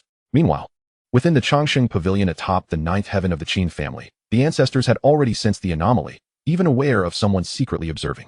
After all, the presence here was not a manifestation, but the true body. Their imperial essence surged. They should have acted to suppress the opponent upon discovering their aura. Yet they were halted by the sudden appearance of the ancestor. Qin Tai stood with hands clasped behind his back, a profound smile flashing in his eyes. "What is the rush?" He raised his hand to lightly touch the void, and several invisible barriers quietly enveloped the younger generation of the Qin family below, isolating the emperor's might from the colossal hand outside, granting the juniors a moment to act. Qin Tai's voice was calm, yet imbued with an irrefutable authority, and furthermore, his gaze turned cold as he looked into the depths of the void. "It's time to let these hidden rats see the foundation of the Qin family." As his words fell, the ancestor's figure vanished from sight. In the next moment, he had stepped into the 10th heaven. This was no ordinary small world, but a complete grand world, boundless and governed by perfect laws. However, in this vast world, there sat but a single figure, an old man clad in gray robes. His aura as deep as the abyss, merely sitting there seemed to suppress the order of the entire realm. It was the heavenly emperor of the Ji family, beneath the Chongqing heavens, just as the colossal hand approached in a moment of crisis. Elder brother. In the sky, the enemy, Qin Wangchuan, suddenly stood, pointing at the heavens. His voice unusually filled with excitement. Just by looking at his expression, it seemed to say, "Go, fight him." Qin Wudao stood with one hand behind his back, his white robes rustling under the emperor's might. He slightly tilted his head upwards, gazing at the gargantuan hand that obscured the sun. His tone as calm as if he were critiquing a poorly painted canvas. I see it. I see it quite clearly." As his words lingered, his lowered left hand suddenly formed a sword with his fingers. This simple action caused the entire world to freeze instantaneously. Clang! A clear sword cry resonated from beyond the 9 heavens. It was not the sound of metal clashing, but rather the tremor of the Tao. The tip of Qin Wudao's finger lit up with a glimmer. Initially, the light was no larger than that of a firefly, but in the blink of an eye, it exploded into a resplendent river of stars that spanned the heavens. Countless stars flickered within, each containing the power to sever the sun and moon. "What is this?" The exclamations of the banquet guests erupted. That was another supreme secret technique of the Qin family, the Taichu god-bearing sword. The river of stars surged upwards, colliding thunderously with the descending chaotic hand. There was no earth-shattering explosion, no cataclysmic aftershocks, only a smooth, mirror-like cut that silently spread along the palm of the colossal hand. Swoosh! Like a hot knife slicing through grease. That imperial hand, capable of crushing mountains and rivers, was severed cleanly at the wrist by this river of stars. At the severed end, golden imperial blood gushed forth like a breached dam, each droplet weighing as heavy as a mountain, falling into the void with a resounding clang akin to metal clashing. The surface of each blood droplet shimmered with Taoist runes, and one could faintly see countless worlds being born and perishing within. The severed hand had not yet fallen but began to disintegrate in mid-air into countless fragments of loss, illuminating the night sky like a rain of fire. The ancient holy body, a heart-wrenching wail echoed from the depths of the void. The residual imperial might trembled violently, shaking the stars beyond the heavens. The entire banquet, both inside and out, fell into an eerie silence. Everyone's pupils constricted, as if an invisible hand had tightened around their throats, halting their breath for a moment. What did I just witness? An elder from an ancient clan trembled, his jade cup shattering in his grasp, the wine spilling through his fingers, yet he remained oblivious. To think a quasi-emperor could slay an emperor? Chapter 43. The Qin family's monstrosities are not limited to just him. That was the hand of an emperor. Even if it was merely a hand that had recklessly descended, it bore the complete laws of the emperor, capable of crushing mountains and rivers, suppressing eternity. Yet now, it had been severed. The one who struck was not even the Qin family's emperor, but a quasi-emperor yet to attain enlightenment, severing the wrist with a single sword. Boom. Following a brief silence, the entire banquet square erupted into chaos. The ancient holy body could truly stand against an emperor. Some cried out in disbelief, their voices filled with incredulity. Ancient texts had indeed recorded the truth, an elderly cultivator murmured, his murky eyes reflecting the countless fragments of laws cascading down. The holy body, fully realized, could be deemed invincible in this age. Though a quasi-emperor was strong, in the eyes of an emperor, they were but ants. When Qin Wudao stepped forward to confront the emperor, everyone thought it was a futile endeavor, akin to an ant shaking a tree. Yet no one expected such a dramatic scene to unfold. Before the crowd could finish their words, they were interrupted by a piercing howl. "You!" From the depths of the void, that voice carried an overwhelming hatred, warping the very fabric of space. However, the only response was Qin Wudao's voice. Calm to the extreme, noisy. He raised his gaze, his eyes like blades, piercing through the endless void. "If you are unconvinced, descend in your true form. I await you."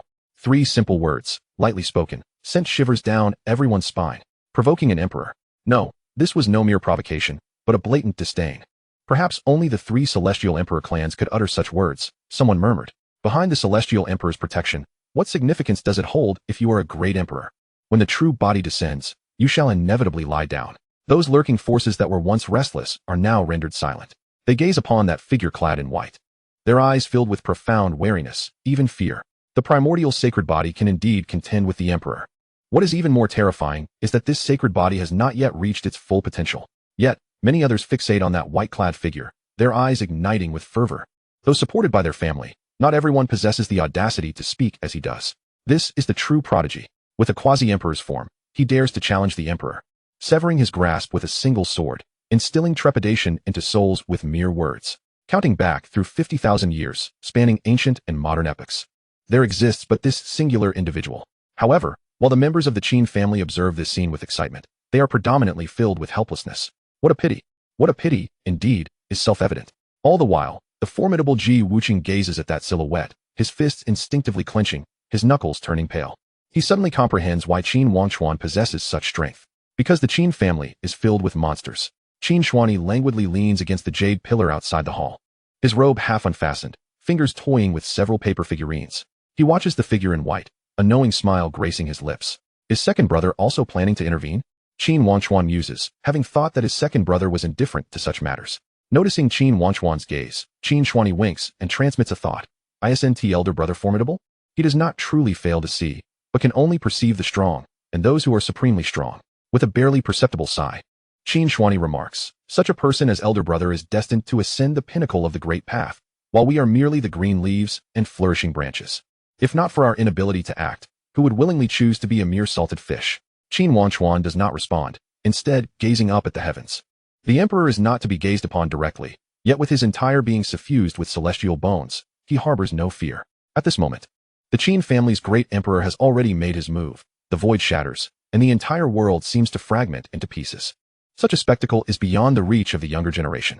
Standing amidst the cascading light of the celestial rain, Qin Wangchuan glows with brilliance from his celestial bones. He gazes at the interlacing chains of laws where the void has been rent asunder, and suddenly chuckles lightly. So that is how it is. His long fingers caress the jade pendant at his waist, the joints of his fingers reflecting the beauty of the jade. In an instant, Qin Wangchuan grasps the world scene through his elder brother's eyes. He perceives and feels the path within his heart. It is a road that transcends identity. A broad avenue of endless pursuit. Even if one possesses an unparalleled understanding, even if at this moment the primordial power is not merely 20-fold, but thousands or tens of thousands of times stronger, Qin Wangchuan knows that he cannot compare to his elder brother. In a world where prodigies abound like fish crossing a river, Qin Wangchuan murmurs softly to himself. His voice clear enough for discerning ears. To surpass and be surpassed is but a fleeting moment. Only the great path can endure eternally. My path. Ji Wuqing suddenly lifts his head, only to see Qin Wangchuan surrounded by a hazy celestial light. This radiance, though not as piercing as Qin Wudao's, exudes a deeper, more profound mystery. As these words fall, within the Qin family's eternal sky, atop the 38th heaven, the forbidden library trembles in resonance. At the highest tier of the library, a scripture sealed for countless years suddenly stirs without a breeze, its pages rustling. Qin Wudao seems to sense something and turns his gaze. He steps closer. His footsteps neither heavy nor light, yet they inexplicably tighten hearts. Coming to a halt before the two, he studies their faces, stating calmly, that swordplay just now was commendable. Yet it is not worthy of being called a heavenly sword. A heavenly sword must endure myriad tribulations to reach fruition. Though you forcibly executed this move with extraordinary comprehension, you have yet to grasp even a third of its true essence. The 100 tribulations have not yet arrived. The 1,000 tribulations remain far off. He lifts his gaze, his eyes as frosty as frost itself, embodying the demeanor of a strict elder brother. Not worthy of being called a heavenly sword. Ji Wuqing, bewildered, raises both hands in a gesture of surrender, his palms facing forward, innocence written across his expression. He is utterly oblivious to the situation unfolding before him. Cautiously glancing at Qin Wangchuan beside him, he then looks back at the imposing Qin family heir who is lecturing him, a fine sheen of sweat forming on his forehead. Elder brother Qin Wangchuan, exasperated, rubs his forehead, about to correct him. I was, of course, referring to you. Before his words can conclude, Qin Wudao suddenly turns his gaze toward Qin Wangchuan. His eyes remain as tranquil as ever. I have seen it. That gaze, sharp as a sword drawn from its sheath, pierces through the skin. It leaves Qin Wangchuan momentarily stunned. His voice remains flat, yet carries an undeniable certainty, although his gaze slightly shifts, returning to a state of confusion. Just for an instant. Saw it for an instant? Others might believe that the world seen through Qin Wudao's eyes is composed of stick figures. Yet in Qin Wudao's vision, it is far more nebulous. The individuals before him are entirely formed of clouds and mist, each indistinguishable from the others. But for a fleeting moment, he indeed glimpsed the visage of his ninth brother. What does this mean? Qin Wangchuan is beset by confusion. Meanwhile, Qin Xuani bursts into laughter, nearly dropping the paper figurine in his hand. Elder brother, did you alter your words upon realizing something was amiss? Qin Zhao'er, seated nearby on the stone steps, nods while nibbling on a spiritual fruit. I feel the same. Perhaps he truly saw something. Just a moment ago, ninth brother seemed a tad off. Qin Qingzheng hesitates to speak. No. Qin Qingni repeatedly waves her hands, slender fingers tracing arcs in the air. Last time, elder brother remarked similarly regarding an iron figure I created. Amidst the banter, the banquet gradually approaches its conclusion. The sky rains down imperial blood and shards of the world, while the young masters of the Qin family outside jest about their elder brother. However, the atmosphere inside the hall stands in stark contrast. Elders from various factions and clans sit solemnly, the nectar in their jade cups long since cooled. Yet no one dares to move. Their gazes flicker, occasionally stealing glances at the figures outside, then lowering their heads to feign contemplation. The elders of the Li family in this generation murmur, their voices trembling, truly terrifying. However, when their eyes sweep over the stern visage of Li Qingwan seated high above, the taut corners of their mouths morph into smiles. Fortunately, where there is joy, there is also sorrow. Regardless, this 10th birthday banquet will be recorded by the Qin family, becoming the most extraordinary banquet in history. Yet, in the unnoticed shadows, the corners of Qin Wangchuan's lips curve into a sharp arc. There is still one person left unresolved. His fingertips subconsciously brush against the heart not gifted by Li Qingwan. A glimmer of cold light flashing in his eyes. Chapter 44. His path encompasses all rivers. All laws return to their source. In Ji Wuqing's simulation, a minor character piqued Qin Wangchuan's interest. His cousin. After some investigation, he learned her name, Wang Minghua, 13 years old. She is the product of the marriage between the Ji family and the Wang family. Coincidentally, she is also present at the banquet, despite having no grievances. Intuition tells him that this person must die. Otherwise, she will undoubtedly become a source of calamity in the future.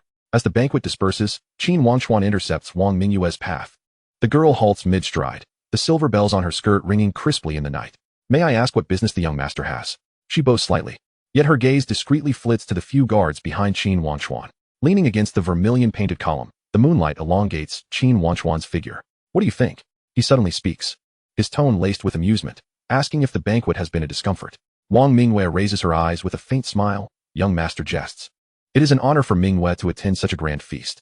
However, her hands hidden within her sleeves quietly clench, fearing any signs of distress might be revealed.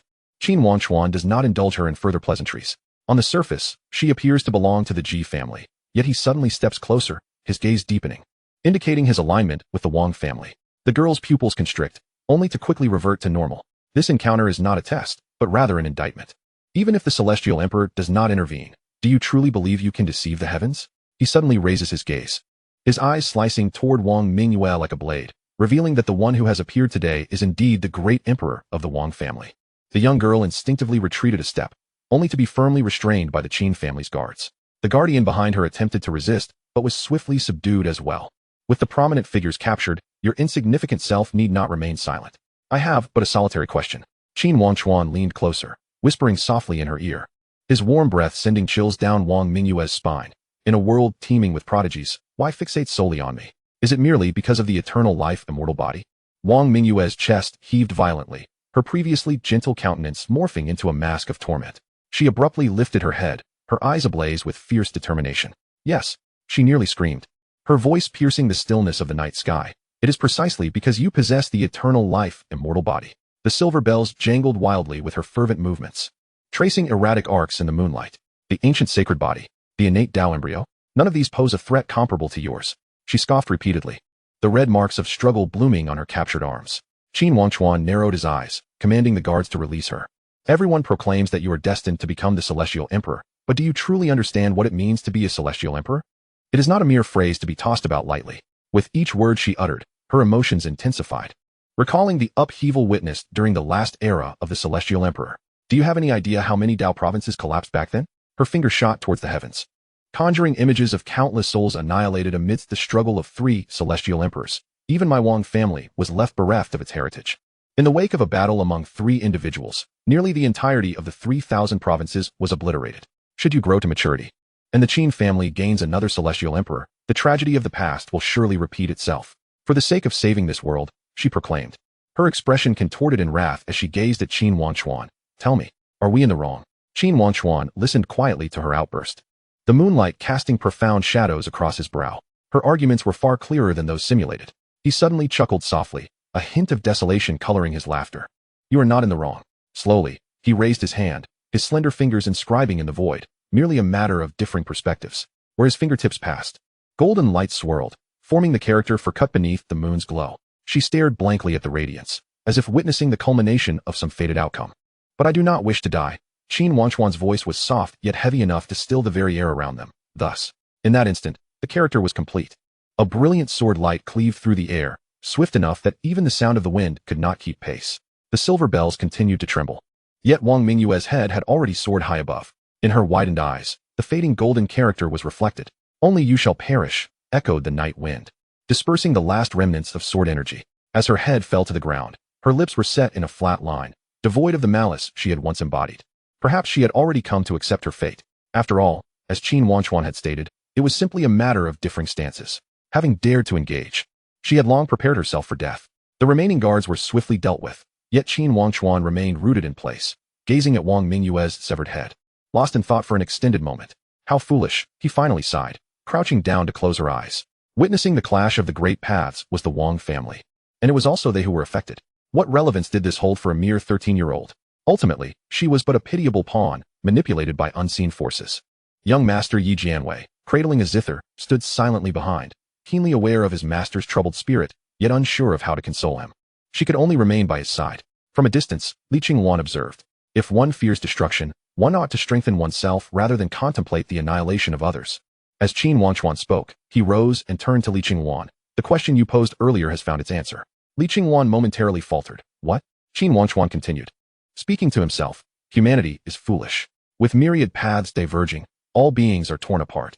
Just like in this world, the weak live in fear, while the strong too find no peace. At its core, it is merely the plight of those not sharing the same source. Therefore, why not allow me to unify all paths, merging myriad families into one?" The luminous patterns of the Tao shimmered in his eyes, and behind him, countless ethereal figures of various pathways intertwined emerged. "This is my Tao, the sea that encompasses all, the path where myriad laws converge. If the Celestial Emperor cannot achieve it, then let it be the Immortal Emperor. If the Immortal Emperor cannot achieve it, then let it be above the Immortal Emperor." As these words fell, the entire expanse of heaven and earth abruptly fell into an eerie stillness. The suspended dust, the flowing spiritual energy, even the distant flickering candle flames, all froze in that moment. Suddenly, with a thunderous roar, a golden beam of light, pure and forged from the laws of the Tao, descended from the heavens, enveloping Qin Wangchuan entirely. Within the light, countless ancient patterns flowed like fish, spontaneously evolving the mysteries of countless techniques. More astonishingly, behind him in the void, a vague figure of an emperor gradually emerged. This figure wore a crown adorned with 12 tassels and a robe woven from the stars of the cosmos, its face obscured, yet emanating an aura that commanded submission from all things. Who has comprehended the Tao to invoke such a manifestation? A distant cultivator gasped in astonishment. Even the two celestial emperors in the 10th heaven could not help but exclaim softly, "This lad of yours is indeed intriguing." In the wake of the astonished exclamations from afar, the golden beam that pierced the heavens abruptly contracted, as if a whale swallowing the sea, merging into Qin Wangchuan's being. The majestic and vague figure of the emperor behind him gradually faded as well. Ultimately, only wisps of Tao rhythm remained, bearing witness that the earlier spectacle was no mere illusion. The solidified space resumed its flow, dust continued to dance, and the candle flames flickered back to life. Li Qingwan, being the closest, felt the intensity most profoundly. She stared at Qin Wangchuan, truly witnessing the astonishing comprehension of her young fiancé for the first time. Enlightened at the age of 10, at this rate, he might very well become the youngest emperor in history. The wind carried a tang of blood and a hint of coolness as the patterns in Qin Wangchuan's eyes slowly calmed. The brilliance that had resonated with myriad paths slightly retracted, yet his entire demeanor underwent a fundamental transformation. He resembled a divine sword concealed within a heavy sheath.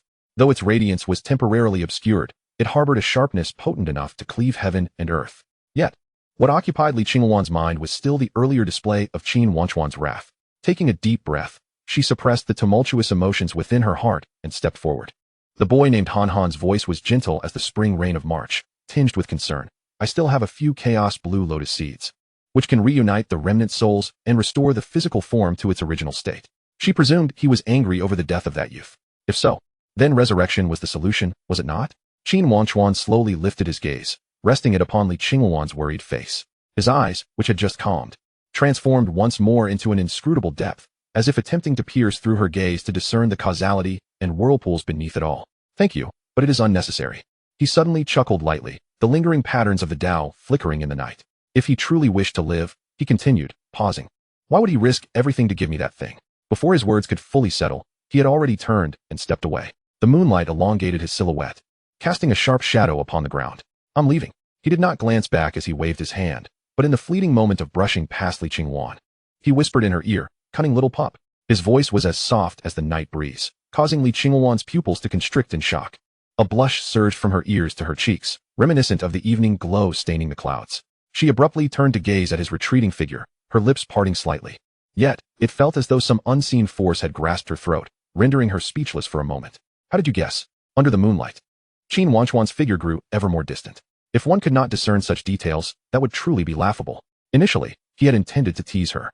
Yet now, he found himself devoid of such interest. Mission accomplished, the breaker of the game. Task content: unravel the Wang family's conspiracy and shatter the undercurrents of the 10 Directions Celestial Court. Reward: targeted simulation has been unlocked. Above the realm of the tenfold heavens, this lineage is indeed the source of turmoil. Emperor Ji gazed down upon the farce below, his palm gradually cradling the floating black nail. A glimmer of coldness flashing in his eyes. It is my Ji family's lax governance that has permitted such collusion with foreign realms to transpire. He lightly pinched the black nail, which instantly emitted a piercing shriek. Fortunately, it did not lead to disaster, and it is prudent to eliminate this menace promptly. Old Qin, I owe you a favor. 2. Qin Tai stood with his hands clasped behind his back, his tone leaving no room for doubt. 1. The once ethereal Emperor Ji suddenly scowled, his sleeves billowing as if stirred by an unseen wind. 2. Just 1. Emperor Ji's eyes widened in disbelief. Recognizing that he had perceived the truth, the young scion of the Qin family employed the secret arts of my Ji clan. As he spoke, his eyes narrowed. Acknowledging that although it was a fragmented text, he added, very well. I shall send a complete version in due course. Emperor Ji stroked his beard and huffed. In addition, I shall include a pair of Taishu divine feathers, which should suffice to balance the scales of this favor. 2 pairs. However, Qin Tai suddenly raised his gaze, his eyes as deep as an abyss, and the ancient scroll of Tianyuan. You. Emperor Ji was about to erupt in anger, but, recalling old Qin's character, he sighed in resignation. Very well. 1 favor, the complete secret method, and 2 pairs of Taishu divine feathers. As for that ancient scroll of Tianyuan, that is utterly out of the question. The corner of Emperor Ji's eye twitched, his white whiskers stirring in the absence of wind. A laugh born of fury escaping his lips. Old Qin, do not take advantage of my predicament. Qin Tai remained unfazed, merely brushing his sleeve, causing a scene to materialize in the void. It was the moment when Qin Wangchuan had boldly declared, if the emperor cannot achieve this, then an immortal emperor will. If the immortal emperor cannot, then someone above the immortal emperor. Observing this, could one truly claim to be unperturbed? Emperor Ji fell into a temporary silence. And after a long pause, he coldly snorted, so it was a ploy to force my hand. He scrutinized Qin Tai deeply. The ancient scroll of Tianyuan could be granted. But I have 2 conditions. 1. To the devil with that. Emperor Ji did not argue further, but raised his hand, a beam of golden light shooting into the sky, transforming into a contract rune that obscured the sun. First, this lad must preach at the Ji family 3 times before attaining enlightenment. Second, he must venture beyond the realms to retrieve the lost mirror pattern. It is no coincidence that the Wang family could acquire foreign objects through the Ji family. Years ago, the Ji clan's holy son, possessing the Taishu sacred body, not only stole the core path pattern of the void mirror, but also blood-sacrificed 3 elder protectors during his defection. He had established the Void Sky Pavilion beyond the realms, directly opposing the Ji family. Though the Ji family could easily reduce the Void Sky Pavilion to ashes, that mirror pattern seemed to have vanished into nothingness, elusive for millennia. With Qin Wangchuan's path, entrusting him might yield results. Qin Tai fell silent for a moment, then suddenly chuckled. However, as the words fell, the contract etched itself into the void. Yet another long silence ensued. Emperor Ji's gaze pierced through the void, his voice echoing as if emerging from the depths of time. Can he truly reach the immortal emperor, or even beyond? Perhaps, came the reply. If he can, then we. The thought remained unspoken, and both men fell silent. As Qin Wangchuan had claimed, the weak live in constant fear, and the strong find no peace. Even upon becoming the emperor of heaven, one is always striving for the next pinnacle. As the banquet gradually dispersed, guests transformed into streaks of light, leaving only the shimmering brilliance in the courtyard. Within the Wangchuan pavilion, mountains of congratulatory gifts radiated various hues of treasure light, illuminating the entire courtyard in a kaleidoscope of colors. Outside, maidens clad in sheer silk bore gilded brocade boxes, flowing in and out like a stream, delivering precious treasures. Qin Wangchuan, while exploring the new functions of the system, casually perused the list of gifts. Suddenly, he raised an eyebrow, his gaze lingering on a few lines of text. The sacred object of the Flame Clan, the 9-flame golden crow? Chapter 46. He awaits in the river of fate, anticipating the arrival of the appointed time. Qin Wangchuan lightly tapped the fiery seal on the gift box. Crimson light flowed out like molten lava, distorting the air ever so slightly. With a soft crack, the seal shattered, and a fluffy red fireball tumbled into his palm. There was no divine avian capable of burning heaven and boiling the seas. It was merely a drooping little red chick. Its sparse feathers revealed tender pink skin, and its tail feathers were reduced to 3, one of which was singed and curled, resembling a wild grass struck by lightning. Cheap. The little chick raised its head. Its bean-sized eyes shimmered with a glazed luster, reflecting Qin Wangchuan's expressionless face. It attempted to flap its wings and approach its mother, only to tumble backward with a thud, sparks flying from its downy feathers. Qin Wangchuan looked down to see the little red chick gazing up at him, its crystalline eyes brimming with affection, its tiny claws gripping his sleeve tightly. However, as the maidens approached, the little creature swiftly tucked its neck and concealed its feathers, trembling with a few timid sparks of azure flame. It was amusing to hear that it would recognize the first person it saw upon hatching as its kin, yet it was far too small to be of any use. Raising it, the youth pinched the little chick by the nape and casually tossed it away. The fluffy ball traced an arc in the air, landing snugly into the hands of a maiden behind him. From then on, it was cared for by dedicated attendants, nourished with celestial dew, pecking at divine crystals, and even resting in a nest woven from rare and exquisite materials, nearly impossible to find in the outside world. When its wings grew strong and its tail feathers shone, that would be the moment it could prove its worth. Next, the deed to the spiritual veins of the 86 prefectures in the western region. Qin Wangchuan scanned the gilded jade volume with disinterest. This gift from the Central Continent dynasty appeared substantial but was, in reality, a mere trinket. The territory may be desirable, but presently, there was no energy to manage it. Perhaps it could be entrusted to Seventh Sister? Qin Wangchuan pondered, stroking his chin. Although Seventh Sister was undoubtedly a shrewd merchant, she had always excelled in management. With a flick of his sleeve, he immediately sent a message to her. Then, his gaze fell upon a jade box. He recognized it. It contained a few dragon hearts gifted by Fifth Sister. Fifth Sister was indeed straightforward. Qin Wangchuan opened the jade box, revealing 3 blood-red ancient dragon hearts still pulsating, as if alive. The dragon hearts could fortify the body and forge an unparalleled foundation. However, they were of no use at present. Roast them. Qin Wangchuan handed the jade box to the maid clad in black. It was Yi Jianwei, with a tall figure. Her dark gown accentuated her delicate curves, and with each gesture, she exuded a captivating charm. A few small bells hung from the hem of her skirt, jingling softly with her movements. Through the sound waves, she could not only perceive this world, but also see more clearly than most. Yes, in less than half a teacup's time, Yi Jianwei returned, cradling a gilded food platter.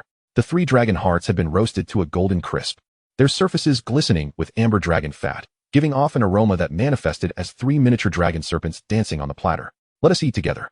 Qin Wangchuan tore off the most succulent piece of dragon heart, golden oil dripping and igniting into flames in the air. Yi Jianwei's eyelashes quivered, yet she dared not truly sit down to share the meal. Instead, she stood with her head bowed, hands cradling the piece of dragon meat. As she took small bites, her lips glistened with the golden oil. The moment the dragon meat slid down her throat, a violent surge of blood energy erupted within her. Her sinews and bones seemingly reshaped by fierce flames. Fine dragon scale patterns emerged on her skin, only to vanish in an instant. Yi Jianwei fared even worse. Countless dragon scales appeared upon her fair skin. With every mouthful, her dragon scales brightened, and even her toes unconsciously curled, as if suppressing the tumultuous force within. Young master? She pressed down on her violently heaving chest, where a golden radiance coursed through her meridians. Fear not. Attempt to harness your spiritual power. Yi Jianwei activated her spiritual core, and the restless golden light immediately calmed. The ancient dragon heart, being the essence of true dragon blood, though not as effective as direct absorption, could still refine her mortal body and forge a dragon spirit physique. He casually tore off a second piece of dragon meat. Speaking leisurely, dragon scales manifest upon the skin, serving as a protective armor, rendering ordinary treasures ineffective against harm. Golden radiance flows through the meridians, transforming myriad poisons into nourishing essence.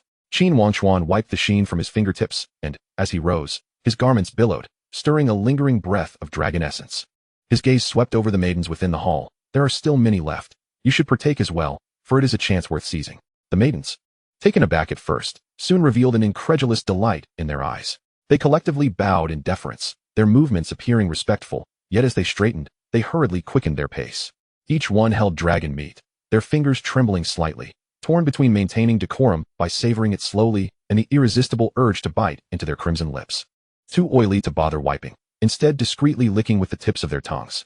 The eldest maid in purple felt tears welling at the corners of her eyes, but dared not lift a hand to wipe them away. She nibbled delicately, each bite echoing in her heart, how splendid it is to be by the young master's side. Unlike serving the 8th prince's sisters, who faced punishment for merely being slow while combing hair, enduring a whole night on shards of jade. Next came the 3 items. With a wave of his hand, Qin Wangchuan summoned the flying sword gifted by his elder brother, Qin Wudao. alongside the Dao fruit bestowed by the wood ancestor and the transparent ancient sword sealed with a drop of blood from the Leaf family. First, he examined the sword from his brother. The blade was devoid of sharpness, yet seemed capable of cleaving the void itself. A fine sword. Qin Wangchuan's eyes sparkled. As his fingers brushed the hilt, a vast surge of sword intent coursed into his meridians. This sword had evidently nurtured its own spirit, resonating perfectly with his Dao rhythm. He refined it. A drop of blood fell, and the chaotic flying sword transformed into a stream of light, merging with his spiritual core. In an instant, the sword energy around Qin Wangchuan surged, reminiscent of a suspended galaxy. The solitary phoenix soared forth, circling the unexpected guest as if appraising it. Ah, a name. Qin Wangchuan pondered briefly, and an idea formed in his mind. Solitary phoenix, cry to the heavens. You shall be called cry to the sky. He sheathed the two swords. The wood ancestor mentioned that consuming the Dao fruit could unveil the currents of fate, yet he wondered what they might reveal. Lowering his gaze, he contemplated the Dao fruit in his palm. Its translucent flesh seemed to swirl with the flow of galaxies. Without hesitation, he tilted his head back and swallowed it whole. As the Dao fruit descended his throat, Qin Wangchuan's thoughts were suddenly drawn far away, as if transformed into a droplet of water, plunging into an infinite river. He remained himself, yet felt as though he were not, drifting aimlessly, lost in a haze. He could not discern how long he had floated until his consciousness began to coalesce. Upon raising his eyes, he was startled to find a towering mountain before him. No, not a mountain, but a person. That figure stood still, yet Qin Wangchuan's soul trembled, akin to an ant gazing up at the heavens. Even his breath stilled. With but a glance cast downward, it seemed as if heavenly light descended. You are not yet meant to be here. Chapter 47. If one wishes to achieve greatness, one must pursue the path of the greatest. The indifferent voice fell, leaving Qin Wangchuan no time to react before a beam of sword light cleaved down from the firmament. In a flash, he opened his eyes, drenched in sweat, his heart pounding like thunder, having returned to his original position. That sword strike, just now. Qin Wangchuan, disregarding the cold sweat, grasped his sword, instinctively striving to replicate that fleeting moment of enlightenment. Yet, in the instant of returning to his senses, the lingering resonance of that sword had vanished nearly entirely. Such a pity, Qin Wangchuan murmured, a hint of distraction clouding his heart. Though he had glimpsed but a moment, it had allowed him to faintly touch upon a certain supreme sword principle. Alas, the opportunity slipped away in an instant, that feeling now elusive. Unless he could receive another strike from that being, Qin Wangchuan muttered to himself. However, he knew that was impossible, for the wood ancestor had stated this fruit ripened only once every 30,000 years. Shaking his head with a bittersweet smile, deep starlight glimmering in his eyes, he mused. This connection to the sword was an unexpected joy. Since it has allowed me to glimpse such a sword, it must be fated. One day, I too shall wield such a sword. With that thought, Qin Wangchuan turned his gaze to the ancient sword from the Leaf family in his hand. This was the final gift. Inside lay a drop of the Leaf family's ancestral blood. Although he could sense the sword intent within, it felt as though something was obstructing him. As for extracting the blood within, it was likely not a simple endeavor. It appeared a visit to the Leaf family was necessary. Coincidentally, the Leaf family is the ultimate destination for sword cultivators, and the sword tomb within is rumored to house an ancient deity. Qin Wangchuan gently tapped the sword's body, hoping to glean insights from the myriad swords within the sword tomb. Just as he was deep in thought, a clear voice rang out from outside the hall. I'm here. Before the words had fully settled, seventh sister Qin Miayan burst in, her skirts billowing and the jade abacus at her waist jingling. How did you arrive so swiftly? Qin Wangchuan raised an eyebrow. Other matters can afford to be slow, but anything linked to money cannot be delayed. Qin Miayan rubbed her hands together, her eyes gleaming with excitement. Is it true what the message said? All 86 counties belong to me. Qin Wangchuan wore a look of disdain. What do you mean all belong to you? I said they are temporarily under your management. Nodding vigorously, Qin Miayan replied, Of course. Of course. Her eyes darted, and she then inquired, how will the profits be divided? Equally, 70-30. Qin Wangchuan extended 3 fingers. I take 7, you 3. There's no room for negotiation. He had expected Qin Miayan to haggle, yet to his surprise, she quickly manipulated the abacus, exclaiming, I won't earn much from this, but, deal? Her promptness caught Qin Wangchuan off guard. Little did he know, Qin Miayan was inwardly ecstatic. Such vast territory, so many secret realms and relics, with numerous family factions involved. Even with a 70-30 split, the annual tax revenue would amount to astronomical figures. After a moment's reflection, Qin Wangchuan cautioned, just don't act recklessly. This land contract won't take effect immediately. He had reason to suspect seventh sister, the shrewd merchant, would do anything for money. Understood. Understood. Qin Miayan rolled her eyes, her fingers twirling her hair, feigning nonchalance. These lands are my money bags. Act recklessly? Unless I'm mad. Suddenly, leaning in closer, her almond eyes narrowed. She whispered, You have no idea. Third sister had a whimsical idea a few days ago, wanting to build some grand celestial patrol vessel, claiming it could suppress an entire realm. Can you believe it? And the ancestor actually agreed. All the spirit crystals are flowing out of my account. At this rate, I'll be left with nothing. She bit her lip in frustration, adding, honestly, it's all useless trinkets. Abruptly halting, her gaze shifted, and she gestured toward the door. I almost forgot the main matter. I didn't come alone. Following her gaze, Qin Wangchuan spotted 8th sister Qin Zhaoer hiding behind a pillar at the door, cautiously peeking out. Upon realizing she had been noticed, she quickly retreated, only to inadvertently collide with the jeweled hairpin in her hair, producing a cacophony of clinks. Observing this, Qin Miaoyan's lips curled into a mischievous smile. Someone here has been so distracted by the gift she sent, she hasn't been able to settle her mind for days. Before she could finish, a sudden shriek rang out from a distance, like thunder breaking through clouds. Sister. Qin Miaoyan swiftly covered her mouth. All right. I want to say anything. In the moment she turned to leave, Qin Zhaoer tossed a palm-sized purple jade box from afar, adorned with a note. Glancing up, she saw that the girl had already vanished without a trace. Seeing you in such a pitiful state, I shall generously grant you another gift. Be grateful. The scrawl was hasty, accompanied by a sticking-out tongue emoji. Upon opening the box, Qin Wangchuan discovered a ring crafted from void mystic crystal. Within, it formed a self-contained array capable of housing mountains and rivers. Chuckling softly, he played with the ring, shaking his head in amusement. This girl clearly regretted giving away ornaments to women and, unable to swallow her pride to apologize, resorted to remedying the situation with something even more precious. A quintessential display of a mischievous spirit. After tallying the gifts, Qin Wangchuan sat alone atop the forgetting river pavilion, the night breeze lifting his tied-back black hair. Below, Yi Jianwei played the zither, the melody soaring through the air. In the distance, the setting sun bled crimson across the horizon. The twilight, poised on the brink of descent, reflected a tumultuous sword intent within his gaze. His thin lips pressed into a rigid line. Indeed, the memory of that singular sword could not be forgotten. If one aspires to attain the pinnacle of strength, one must tread the path towards it. Qin Wangchuan's eyes were profound, as though penetrating the void, gazing towards the unknown road to becoming an immortal emperor. Suddenly, he rose to his full height, his robes billowing in the gusts of wind. Tomorrow, he would journey to the Li family. Chapter 48. Arrival at the Li family. Qin Wangchuan stood upon the deck of the flying vessel, his black and gold robes rustling in the fierce winds.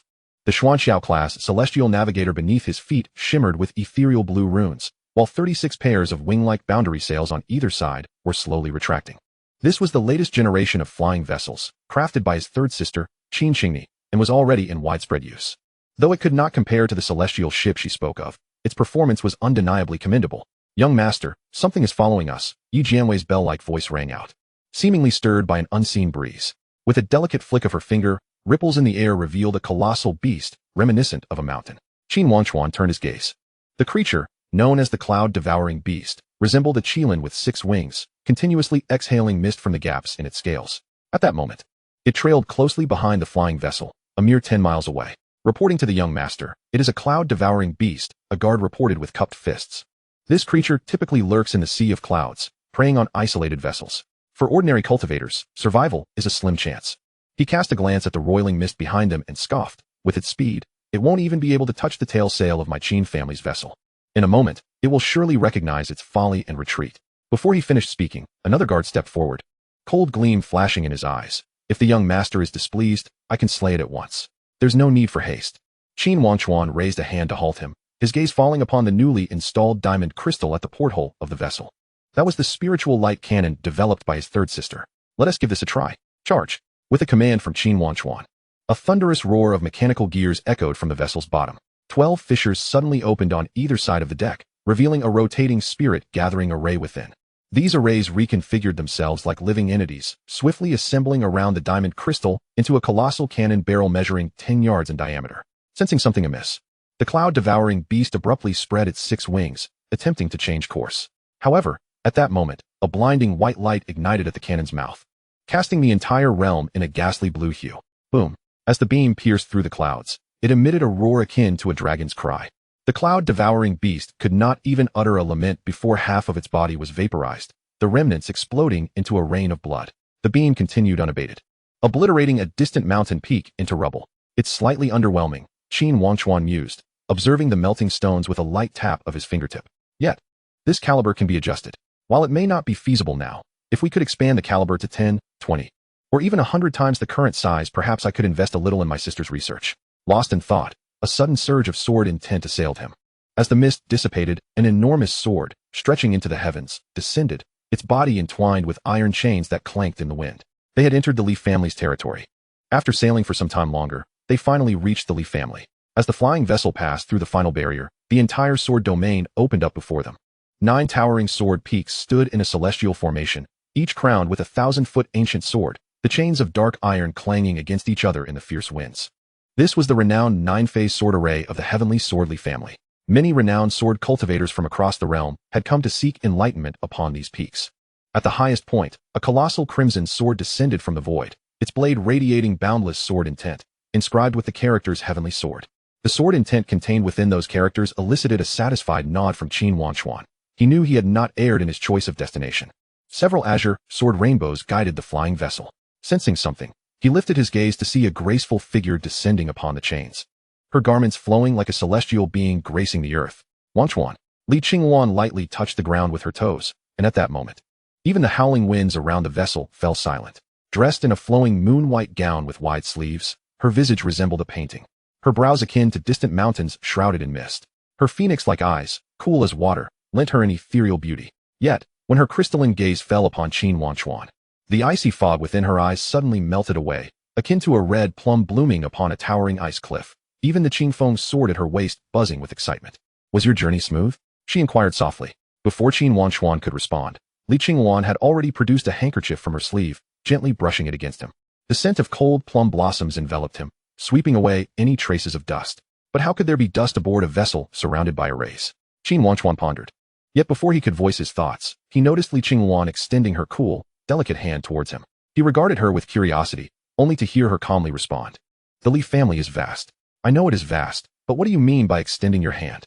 Although they were indeed betrothed, holding hands was not unusual. However, it seemed that since their engagement was announced, she had become even more enigmatic. Qin Wangchuan mused, yet as he lowered his gaze, he caught a fleeting smile at the corner of Li Qingwan's lips. "Let us go. We mustn't keep our ancestor waiting." Qin Wangchuan allowed her to lead him, his eyes drawn to their intertwined hands. Li Qingwan's fingers were slender and delicate, with distinct joints, carrying a slight chill. Yet the warmth from their palms met to offset this. Sunlight filtered through the wind chimes at the eaves of the sword pavilion, casting a mosaic of light upon her hair. The young woman moved gracefully, her skirts swaying like rippling waters. In the distance, the 9 ancient swords floated amidst the sea of clouds, the chains swaying gently in the wind, resonating with the sound of jingling gold and jade in the morning light, as if time itself were softly knocking. What a tranquil and beautiful passage of time. Chapter 49, Enlightenment at the Sword Tomb around the distant square. Several maids paused in their sweeping. The leading maid in green suddenly crushed her broom with a snap, the sound echoing sharply in the silent courtyard where everyone was immersed in sword comprehension. Did she just take the man's hand? What? Several disciples of the Li family, seated in meditation, abruptly opened their eyes, their gazes widening in surprise. As sword cultivators, how could we concern ourselves with such trifling matters of romance? Yet amidst the crowd, one individual wore a calm expression, only to leap up the next moment. But if it is the young lady, that changes everything. Last year, when the Chu family's young master presented an imperial weapon, she didn't even spare him a glance. She even executed him for daring to come near. It was only through Chu Qingyin's mediation that the matter was settled, and now she dares to. The maid's eyes were glued to the intertwined fingers, her voice growing softer. Although their murmurs were barely audible, they were numerous. In an instant, the entire Li family seemed to freeze in place. Whether it was the disciples practicing their swordsmanship, the servants sweeping the grounds, or the wandering cultivators comprehending sword intent, even the spiritual cranes resting at the eaves turned their gazes toward the pair, astonished. The level of astonishment was akin to seeing Qin Wudao, wearing a broad smile, leading a woman into the Qin family. Though the whispers from afar did not reach the two, the astonished gazes from all directions felt as tangible as heavy stones upon them. Li Qingwan remained unfazed by it all, calmly holding Qin Wangchuan's hand as they strolled through the familiar corridors. She paused before an old courtyard sealed by a barrier, lightly tapping her fingertip, causing the barrier to part. Entering the courtyard, they approached a room. "This was my childhood home," the young woman said, pushing the door open with a tranquil tone. "It has long since been abandoned." As Qin Wangchuan followed her into the courtyard, he found it nearly empty.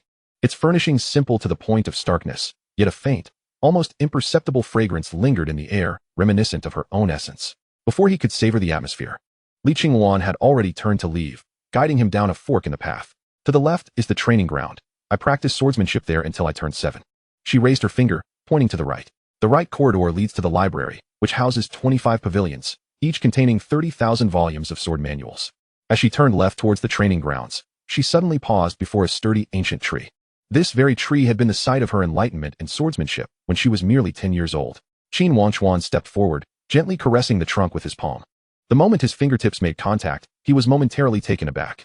Although the deep and shallow carvings on the bark had almost faded entirely, a pure and clear sword intent still lingered. The sword intent, youthful yet resilient, seemed to evoke the image of the girl who had once diligently practiced beneath its branches.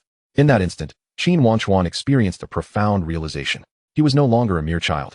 He understood that Li Qingwan was not simply guiding him along a path, but was instead revealing to him the significant imprints of her life, one by one. They traversed numerous locations together, the place where she first comprehended sword energy, the flower bushes where she had stumbled during her sword practice, and the cave where she had secluded herself to break through her limits. Each site bore the traces of her growth. Eventually, they arrived at an exquisite courtyard. Within it lay a lake, its waters crystal clear. Li Qingwan sat by the lakeside, gently removed her shoes and socks, and dipped her feet into the water. The icy sensation instinctively caused her to curl her toes, the jade-like tips of her feet slightly spreading in the clear ripples. What was special about this courtyard? Where Qin Wangchuan sat beside her. The lake reflected her tranquil profile, and after a moment of silence, she softly spoke. Not yet.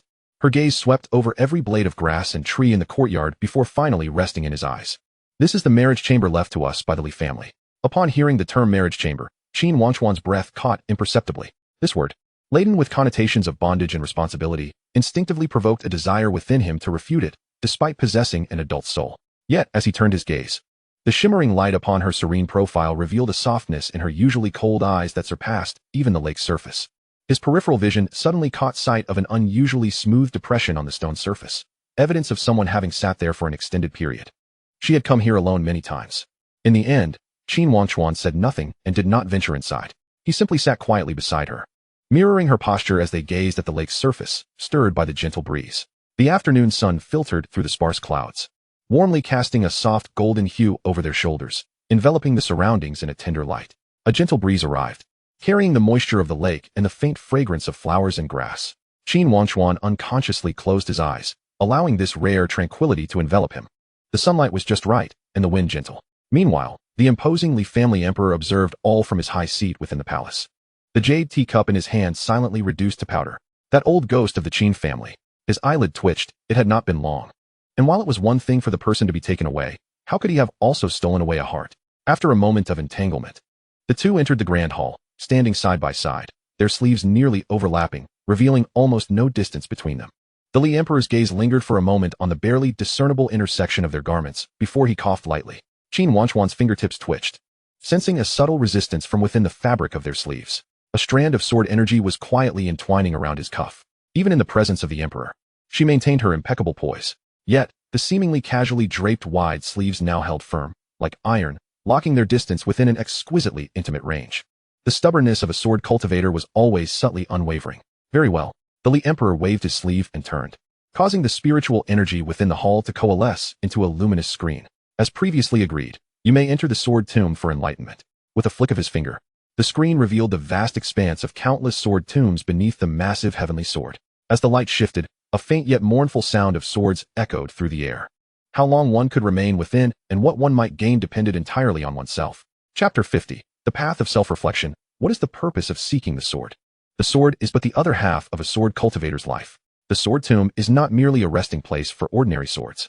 It is the final sanctuary for the Li family and the fallen sword cultivators of the world. Thus, each sword within the tomb bears the sword intent, obsessions, and even the lingering souls of its owner. Over time, they may give rise to mad sword spirits, which are not mere ethereal beings, but remnants of souls with strong obsessions. They may actively attack the living, drawing them into illusions that recreate their owner's final battle. Those with weak wills may succumb, their souls dissipating, ultimately occupying a new body. Despite the danger, it is also an unparalleled place for sword enlightenment. The group arrived at the boundary of the sword tomb. Qin Wangchuan stood at the edge, his pupils suddenly constricting. Before him loomed a towering mountain of swords, constructed from countless ancient blades, their rusted edges intertwined, glowing a dark crimson in the twilight. The entire mountain appeared as if it were a mound of corpses, desperately reaching toward the celestial sword that hung in the sky, evoking a profound sense of awe. It seemed as if these were not mere lifeless objects, but rather the remnants of numerous individuals. In the center of the mountain extended a narrow path, just wide enough for a single person to traverse, flanked by densely packed sword blades that trembled intermittently, emitting a chilling hum. This path was known as the Path of Self-Reflection. As Li Qingwan helped Qin Wangchuan adjust his clothing, she explained, for every 10 steps you take, you must answer a question from our ancestors. This will determine how far you can go and where you can attain sword enlightenment. With a gentle flick of her fingertip, Qin Wangchuan found a lustrous white jade orb and a green glowing jade slip in his palm. Listen closely, Li Qingwan said, her voice lowered to an unusual severity. This orb is the soul's stabilizing pearl, which, when held under your tongue, can calm your spirit and protect you from all malevolent forces. However, it can only be used after you have completed the path of self-reflection. Afterward, her fingertip touched the jade slip, revealing a faint blood-red line that seemed to resonate with her essence. Should you encounter danger, Li Qingwan's voice suddenly faltered, break it, and I will surely come to your aid. Two elderly men with white hair had already begun to form seals ahead of them, the sword energy parting like a tide, revealing a deep passageway. Qin Wangchuan nodded and was about to step forward when Li Qingwan suddenly grasped his sleeve, leaning in close amidst the cacophony of sword sounds, whispering, "Opportunities are fleeting, yet life is paramount. Be cautious."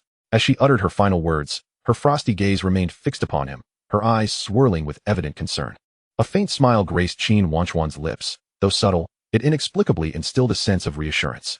"I will remember," he replied, his voice steady and unhurried, akin to a gentle stream flowing through the mountains, imbued with a comforting strength. After lightly patting the back of her hand to convey his assurance, he turned and stepped into the sword tomb, his figure standing tall like a pine tree, each step taken with deliberate steadiness. The passageway slowly closed behind him, and Qin Wangchuan's silhouette was instantly engulfed by the swirling sword energy. Li Qingwan remained in place, her fingertips unconsciously rubbing the back of her hand where he had just touched, as if his warmth lingered there. Inside the sword tomb, the sound of Qin Wangchuan's footsteps echoed in the deep passageway. The ancient swords embedded in the rock walls suddenly trembled in unison, producing a piercing hum.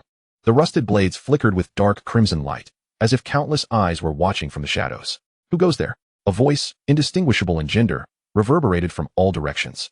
Qin Wangchuan did not halt his pace. The celestial bones within him suddenly shone brightly, streams of faint golden celestial light flowing from his meridians, enveloping him in a hazy aura. His gaze burned with intensity, his voice steady as a mountain's might.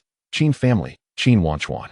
As soon as the words left his lips, the passageway ahead lit up with several green lanterns, seemingly inviting him to advance. After 10 steps, the ancient swords on either side emitted a deafening wail, and the dark red rust on their blades began to flake off, coalescing in the air to form for sinister blood-red characters. "What is the purpose of seeking the sword?" The words were inscribed with a sharp intensity, brimming with a piercing inquiry. Without faltering, he replied, "To master the universe." The moment those 4 words were spoken, the blood-red characters exploded, transforming into a cloud of crimson mist. 20 paces forward, the ground's azure brick seems unexpectedly oozed viscous droplets of blood, each glistening with a chilling luminescence. The droplets meandered and coalesced upon the surface, ultimately forming 4 sharp, blood-red characters. "Have you betrayed anyone?" The twisted script resembled a venomous serpent's flicking tongue, imbued with a menacing aura. "Remain true to oneself." He stepped over the blood letters, his footprints igniting with pale golden flames.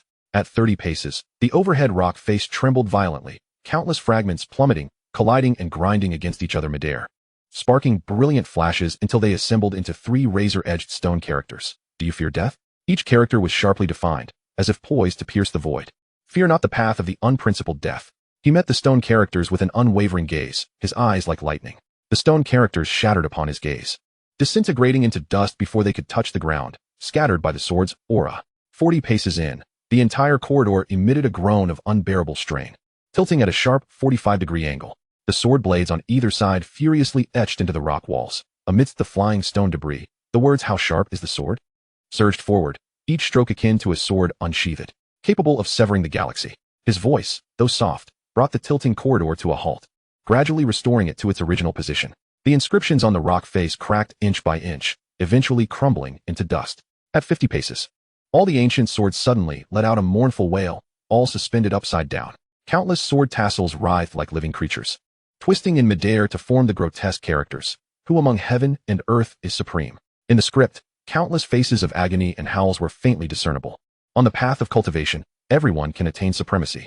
Before his words faded, half of the suspended ancient swords emitted a crisp snapping sound, returning to their original positions as the distorted faces dissipated. At 60 paces, the ground abruptly fractured into numerous crevices, a pitch-black mist surging forth, swirling and contorting in midair, ultimately coalescing into the ominous characters. "Do you believe in heavenly will?" Each character continuously morphed, at times resembling the wails of vengeful spirits, at others, The sinister grins of demons. My will embodies the heavenly will. He stepped forward, and the grotesque faces within the black mist simultaneously shrieked, disintegrating as if struck by heavenly thunder. At 70 paces, the air ahead suddenly rippled, and a mirror of water materialized out of thin air. As the surface of the mirror undulated, the words "What is the meaning of love?" appeared like swimming fish, each character translucent, yet exuding a bone-chilling coldness, as if destined to freeze one's very soul. Neither indebted nor ungrateful, he gazed intently at the script within the mirror, his expression calm. The water mirror shattered with a resounding crash, countless ice crystals evaporating before they could touch the ground, leaving only a long, lingering sigh echoing through the corridor. Qin Wangchuan pressed onward, oblivious. Outside the sword tomb, 7 days passed in the blink of an eye. Is he not yet out? Li Qingwan stood at the entrance, observing the absence of Qin Wangchuan, only the morning breeze stirring the fallen leaves. Several disciples on guard exchanged glances. According to precedent, those of mediocre talent would be driven back within a day or two by the overwhelming sword intent. Those with slightly greater aptitude might endure 4 or 5 days. As for lasting 6 or 7 days, historically, only prodigies like Li Qingwan could achieve such a feat. Could it be that this heir of the Qin family possesses such exceptional talent in the sword path? Surely nothing untoward has occurred. Just as a female disciple began to speak, she was silenced by a glare from a senior attendant. Perhaps he has sensed something. Let us wait a little longer. The morning bell tolled in the distance, startling a flock of crows. Still not emerged? In the sword tomb's guardian hall, the tea lid in the elder's hand scraped against the cup's rim, producing a grating sound. This heir of the Qin family is indeed causing a stir. If anything were to happen to my Li family, it would be disastrous. Swiftly report to the elders. And to the sword tomb. Chapter 51. The limits of the heart's query, the path of humanity. Outside the sword tomb. Make way. Elders of the Li family arrived in succession, and many had already knelt in supplication. The leading elder squinted at the entrance of the barrier, which should have remained tranquil, yet now displayed a swirling sword intent. He intended to forcefully breach the barrier, but was unexpectedly repelled by an onslaught of sword intent, sending him staggering back 10 paces. Something is amiss. Report to the ancestor for further discussion. Without needing to say, Li Qingwan had already alerted the ancestor. Still not out? The Emperor of Heaven raised his eyelids slightly, his knuckles tapping lightly on the jade table, causing the surrounding space to freeze instantaneously. This young man is indeed insatiable. The Emperor of Heaven snorted lightly, sweeping his sleeve, his fingers forming a divination gesture. What initially seemed a casual glance suddenly drew a frown. The divination is off. His fingertip glimmered with golden light as he recalibrated. Yet the divination remained enigmatic. This was not a reflection of Qin Wangchuan's greed, but rather, the sword tomb was retaining him. He sprang to his feet, the table exploding into splinters, tea leaves scattering like mist. How could this be? The sword tomb had never actively retained anyone since ancient times. Unless he abruptly lifted his gaze, his eyes like lightning piercing through layers of palaces, landing squarely on the heavenly sword suspended above the sword tomb. The altar of the heavenly sword is awakening. When the Emperor of Heaven appeared above the sword tomb, the entire Li family felt the suffocating pressure. He suddenly raised his hand, a beam of sword light slicing through the clouds. The crowd before the sword tomb collectively recoiled, only to realize that the light emanating from the Emperor's sleeve was not sword energy, but a single droplet of golden imperial blood. Open. The imperial blood spread across the barrier, forming a water curtain several feet wide, the internal scene gradually becoming clearer. Everyone's eyes widened. Qin Wangchuan was not merely comprehending the sword, but was still inquiring about the Tao. Qin Wangchuan could not ascertain how many steps he had taken.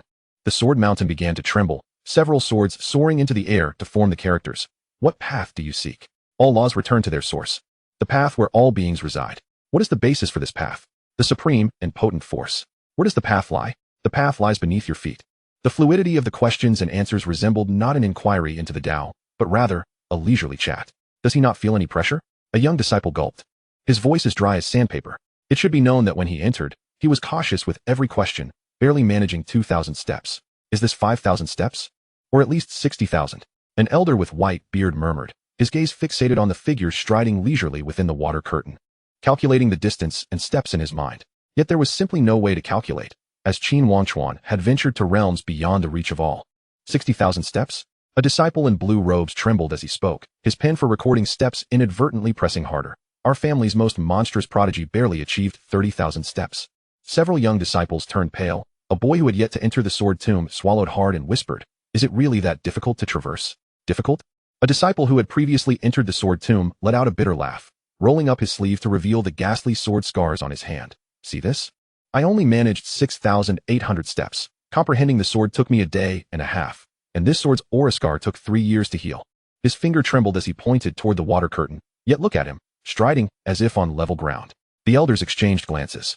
To comprehend the sword at 1,000 steps had already earned the title of a century's prodigy. The white-bearded elder stroked his beard, gazing at the other elders, and spoke heavily. What of comprehending the sword at 10,000 steps? Not just 10,000 steps, he is still advancing. The purple-robed elder suddenly slammed his hand on the table, overturning the teacups. Perhaps, I say perhaps, he could reach the pinnacle. Another elder shook his head in lament. The sword tomb that our family cannot ascend, yet an outsider might reach the summit. It is indeed laughable.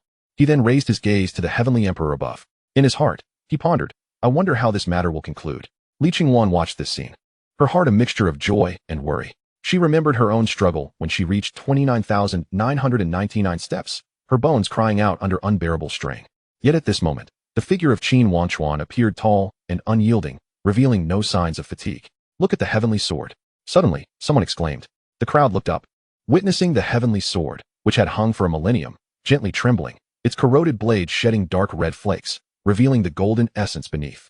Even more terrifying was the sight of the rust flakes, shedding and igniting in midair, transforming into a crimson blaze that swirled around Qin Wangchuan's figure. Emperor Li squinted, his eyes flashing with golden light, like lightning. The tremors of the heavenly sword intensified, and those burning rust flakes coalesced around Qin Wangchuan, forming ancient runes that were not aiding him, but rather impeding his advance.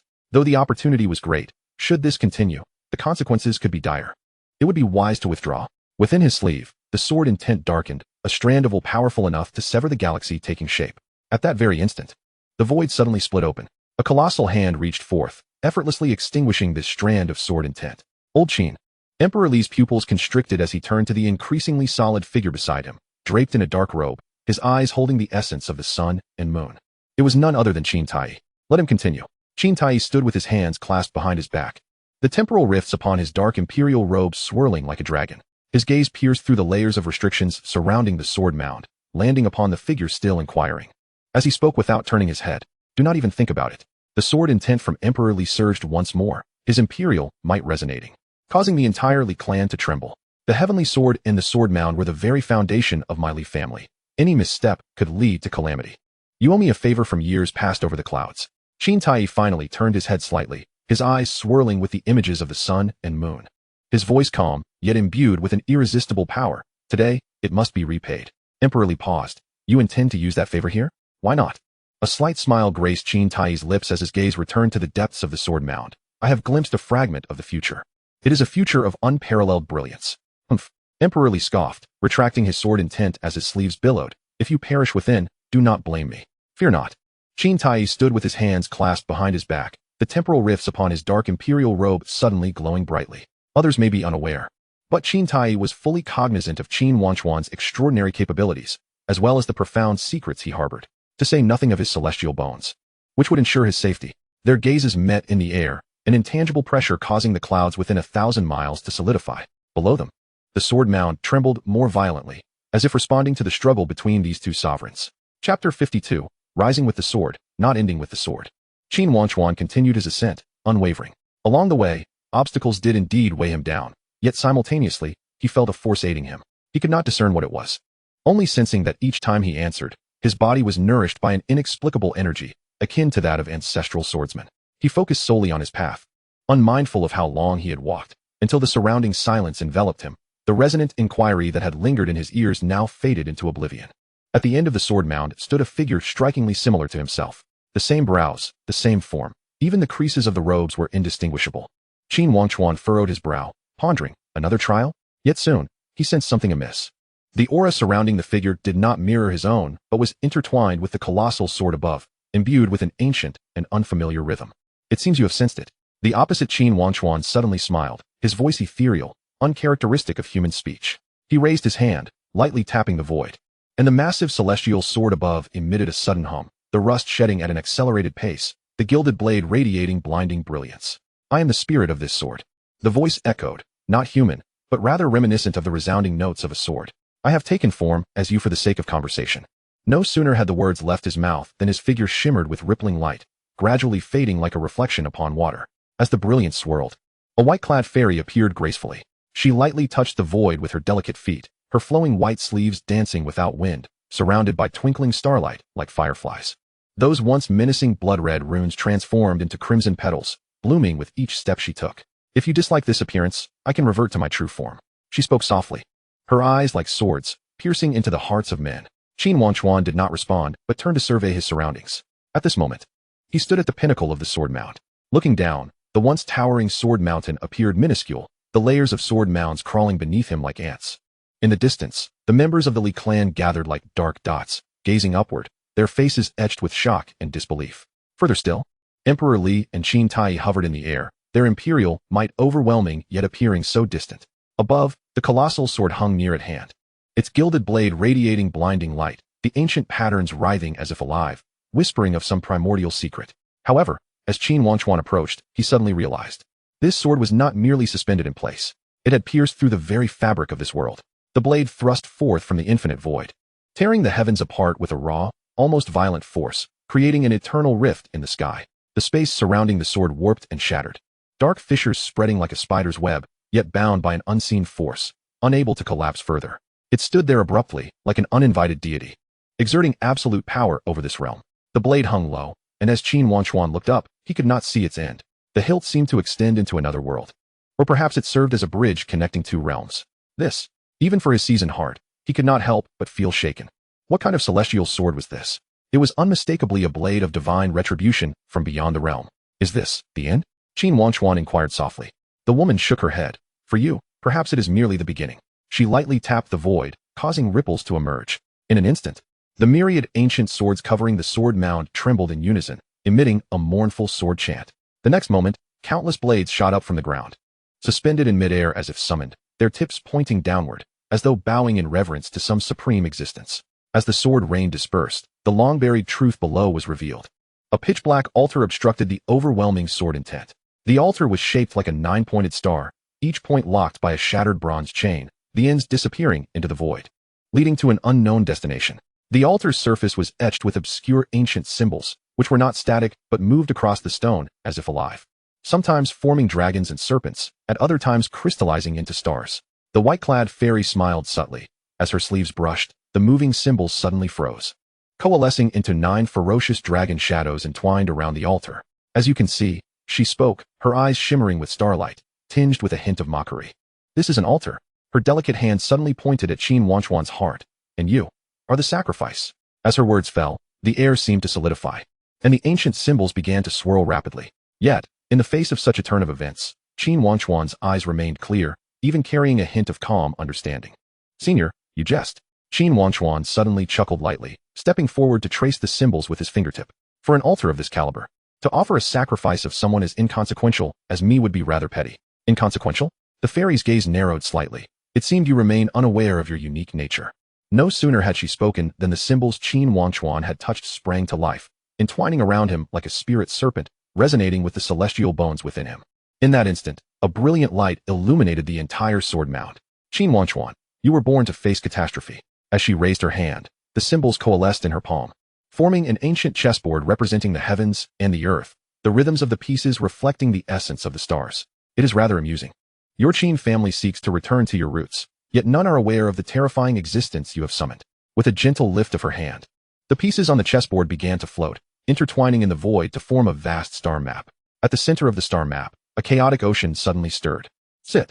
The fairy's garments fluttered lightly, and 2 jade thrones manifested upon the altar. I will recount to you a tale of the primordial beginning. In her eyes, the brilliance of stars shimmered, as her fingertips lightly touched the chaotic sea. In the first year of the primordial era, a human race emerged from the chaos sea, later revered as the primordial divine clan. Through the words of his predecessors, Qin Wangchuan came to grasp the essence of this world essenception. Yet, as it is the origin, how could it be succinctly articulated in mere phrases? Nevertheless, he gleaned a general understanding. In the time before the heavens and earth were delineated, a primordial Tao seed gestated within the chaos sea. This seed broke through the waves to become the first human, with its hair transformed into the starry river, its breath manifesting as winds and clouds, wielding the laws of creation and destruction in its hands, while its feet traversed the cycles of reincarnation. This was the primordial divine clan, the genesis of all things. As the tides of chaos surged, more innate beings came into existence, among which the most formidable were termed celestials. With the burgeoning of life, the chaos sea underwent a cataclysmic transformation, unleashing a calamity. Otherworldly entities that could erode all emerged alongside alien races, preying upon the divine clan. A great war erupted. Yet, at the moment when the cosmos was beginning to stabilize, the Celestials abruptly rebelled, their blades stained with blood, as the starry river hung in reverse, and the myriad beings of the realms lamented in despair. In the climactic conclusion of the battle, a powerful figure from the primordial divine clan struck down upon the chaos sea with a single sword, severing the source of the upheaval. The sword light pierced through the myriad realms and ultimately fell to this very place. From thenceforth, the heavens and earth commenced, and the great Tao began to reveal itself. The celestial maiden in white sighed softly, allowing a piece to fall from her fingertips, her tone suddenly ethereal. At that time, I fell into slumber, unaware of the occurrences that followed. As time flowed on, myriad beings constructed altars to worship, all desiring to attain me, but to no avail. Over time, this place became a pilgrimage site for sword cultivators, even giving rise to families. She suddenly raised her gaze, a glimmer of sharpness flashing in her eyes. In the endless years, I have been waiting for one person, a sword cultivator of the purest essence. Qin Wangchuan's gaze sharpened, realizing that this was a fortuitous opportunity capable of altering fate. Moreover, the sword spirit before him evidently held a deep interest in him. No, to be precise, she was drawn to the celestial bones he possessed. If what his predecessors spoke of was true, those born of the primordial divine clan might have similarly possessed such complete celestial bones. At this moment, a simple nod would grant him this opportunity. Yet, I am not a sword cultivator. He raised his gaze, his voice calm, but imbued with undeniable resolve. How could Qin Wangchuan be deemed a sword cultivator? His journey thus far had merely been a consequence of wielding the sword due to its sharpness. He could not be considered a pure sword cultivator. As his words fell, he noticed her lips curve into a slight smile, her graceful hand gesturing in invitation. I know. I have always known. You are the first to arrive here. Let us play a game of chess. It is your turn. Her gaze pierced through the river of time, having quietly observed since the moment the infant first cried. She was undoubtedly well acquainted with the youth before her. When placing her piece, her fingers resembled swords. When walking, her spine bore the sharpness of a blade. And every movement exuded an innate sword resonance. Not a sword cultivator, yet possessing a rare sword heart. Now that he had come, there would be no escape. Chapter 53. You ask how I know this. Allow me to inquire in turn. After countless games of chess, Qin Wangchuan came to learn the name of this venerable figure, Shuyu, an ancient deity. She lightly brushed the chessboard with her delicate hand, her starry eyes shifting. You may call me Yunyang. They had previously wagered their game of chess. Should Qin Wangchuan win, Yunyang would acknowledge him as her master. Ultimately, he emerged victorious. Yet, in Qin Wangchuan's eyes, this wager was inconsequential. She had allowed him to win, and generously so, even as a sword from beyond the heavens. At its core, it was merely a tool. An unclaimed tool could not exhibit its full potential, nor could it escape the fissures of the myriad realms. Yunyang lamented her entrapment in this place for countless ages, so long that even the divine sword had dulled and rusted. Initially, she would occasionally tend to it, but the rust would fade and reappear, akin to an inescapable loneliness. Eventually weary of the task, she allowed the rust to cling to the sword's spine, like scabs formed by the passage of time. Occasionally trembling, the sword's resonance became muted, leaving only the endless solitude echoing in her sighs. She had thought she would remain forever seated atop the sword mound, coldly observing countless cultivators falter on their paths of enlightenment, ultimately dissipating in eternal isolation. However, Qin Wangchuan's appearance was like a sword light piercing through the long night of Yunyang's prolonged waiting. Though it arrived a bit earlier than expected, at least, he had succeeded. Atop the sword mound, golden rays of heavenly light cascaded like a waterfall. The next step was to comprehend the sword. Yunyang pointed with her finger like a blade, breaking the seal of the jade sword containing the essence blood of the Li clan's ancestor.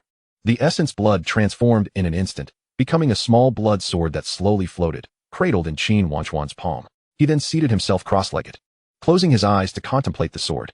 This was not only an understanding of the sword, but also an understanding of the Tao. High above the firmament, Yunyang, with her Shuyu heavenly sword, condensed drops of golden essence that cascaded like a starry river, resonating and vibrating with the celestial bones within him. With each droplet of heavenly light that fell, a chilling sword radiance erupted around him, layers of cold brilliance intertwining until he gradually transformed into an ancient sword sheathed, sinking into a state of nothingness. In the blink of an eye, 5 years had passed. 5 years later, the sword mound trembled as usual. The Li clan members gazed at the clan's celestial sword, which had now shrunk to 7/10 of its original size, seemingly on the verge of breaking free from the layers of the void. Its sharpness was subdued, no longer possessing the overwhelming might it once held. It's almost time, murmured one elder, observing the scene. Indeed, another elder nodded, stroking his beard, noting the sudden reduction in oppressive force, with even the barrier growing considerably thinner. His gaze was complex, confirming that the young master was about to emerge. Who could have anticipated that this journey of sword comprehension would stretch over 5 years? As discussions unfolded, a sudden cheer erupted from the martial arena. The crowd turned to see the battle between two prodigies of the Li clan had commenced. Li Xian versus Li Yu, the 9th realm against the 10th realm. With the officiant's command, the ancient bronze pillars surrounding the arena blazed to life, enveloping the entire platform within a protective formation. Li Xian took a step forward, the bricks beneath his feet instantly turning to dust, as within a Tenjong radius. Spiritual energy coalesced into a silent sword domain, where all laws fell silent, leaving only the sword to reign supreme. In the 9th realm of the earthly realm, the breakthrough proclaimed the heavens and earth. For those in the lower 1,000 states, reaching this realm meant one could begin to contemplate ascension to the middle 1,000 states. During battle, one could summon an abundance of celestial energy to bolster themselves, even disrupting the opponent's actions. In contrast, the 10th realm, the celestial palace realm, involved crafting one's body into a palace, significantly enhancing one's abilities. At this stage, one could manifest their domain to aid in combat. Though the disparity between their strengths was substantial, Li Xian remained remarkably calm. Begin. As soon as Li Yu's 9 mountain suppression domain unfolded, the celestial energy surged into him like rivers converging into the sea. His aura soared, and with the enhancement of his celestial palace, 9 mountain shadows solidified around him, overwhelming the air with a pressure that caused it to resound under the strain. The air trembled, and a blinding radiance erupted at the center of the martial arena. The silent sword domain resembled a frosty ocean, freezing the spiritual energy and silencing all laws, while the 9 mountain suppression domain loomed like a towering mountain, attempting to crush everything with its absolute power. Be careful, Li Yu called out as he stepped forward. In that instant, Li Xian's sword was drawn. Clang. A sword light as frosty as white frost cascaded like a galaxy, instantly tearing through the vortex of celestial energy conjured by Li Yu. Li Yu's pupils constricted in shock as he hastily urged his 9 mountains domain to suppress it. However, that sword light surged forward as if it were in a realm devoid of opposition, cleaving through 3 mountain shadows. What? Li Yu staggered back Tenjong. Yet Li Xian's figure remained as a shadow at his side, the sword's edge menacing. What astonished him further was that typically, the strength of domains was not determined by rank, but by mutual restraint. Yet just moments ago, his domain had been shattered. Li Yu faltered, a flicker of surprise flashing in his eyes, quickly replaced by fierce determination. He dared not underestimate the situation, suddenly halting his advance, and forming an ancient seal with his palms before his chest. 6 mountains unite, suppress. The remaining 6 mountain shadows suddenly converged into a colossal peak reaching the heavens, pressing down toward Li Xian. This strike was a full-force blow from the pinnacle of the 10th realm, a feat so formidable that an ordinary 9th realm cultivator would scarcely harbor the thought of resistance, only to be crushed into a pulp in an instant. Yet, Li Xian merely raised his gaze, his sword tip trembling lightly. Break. The words escaped his lips, and the frost-white sword domain abruptly contracted, transforming into a slender beam of chill radiance, slashing upward toward the heavens. Boom. The colossal phantom of the mountain was cleaved asunder by a single stroke, and Li Yu's domain was utterly shattered. He was sent hurtling backward as if struck by lightning, crashing heavily against the protective barrier, blood spurting forth. Meanwhile, Li Xian's sword had, unbeknownst to anyone, returned to its sheath. Instant annihilation. A profound silence enveloped the arena. I concede. Once the attendant beside him announced the victor, Li Xian promptly sheathed his sword and assisted the fallen Li Yu to his feet. A gentle stream of spiritual energy flowed from his fingertips, helping to calm the tumultuous blood energy within Li Yu. Clutching his numb right arm, Li Yu suddenly burst into laughter. What a feat. A 9th realm triumphing over a 10th realm. That initial sword strike of yours seemed reckless, yet it was actually not your full strength. In my hasty response, I lost my composure. It was indeed a clever strategy. This defeat is not unjust, but next time, I shall not be so careless. After a brief moment of stunned silence, those around began to applaud. Li Xian truly was formidable, defeating an opponent across realms with such ease. Surely, he must rank among the top 10 of our Li family, right? Someone nearby suddenly posed the question, how does he compare to that heir in the sword tomb? Is that even a question? Naturally, my brother. Without hesitation, Li Han interjected, having observed from afar that Qin Wangchuan has stagnated for 5 years, probably letting his sword rust in its sheath. Whereas my elder brother, not only is he significantly older, but he can also slay those from higher realms with ease. Dealing with a 6th realm cultivator would be a mere trifle. Laughter echoed in agreement, but at that moment, foolishness. A chilling voice suddenly pierced the air. The crowd fell silent, turning their heads to see a figure clad in black, donning a conical hat, standing with arms crossed. His voice was hoarse, yet each word cut like a knife. Qin Wangchuan is the strongest. Nonsense. Someone immediately retorted angrily. Who do you think you are to make such bold claims? Li Han stepped forth, casting a cold glare at the black-clad figure, who cannot speak grandly. If it comes to boasting, I could declare myself the best in the world. The black-clad man scoffed. 5 years ago, Ji Wuqing also claimed to be a prodigy of the world, yet when he truly stood before Qin Wangchuan, he nearly lost his fighting spirit.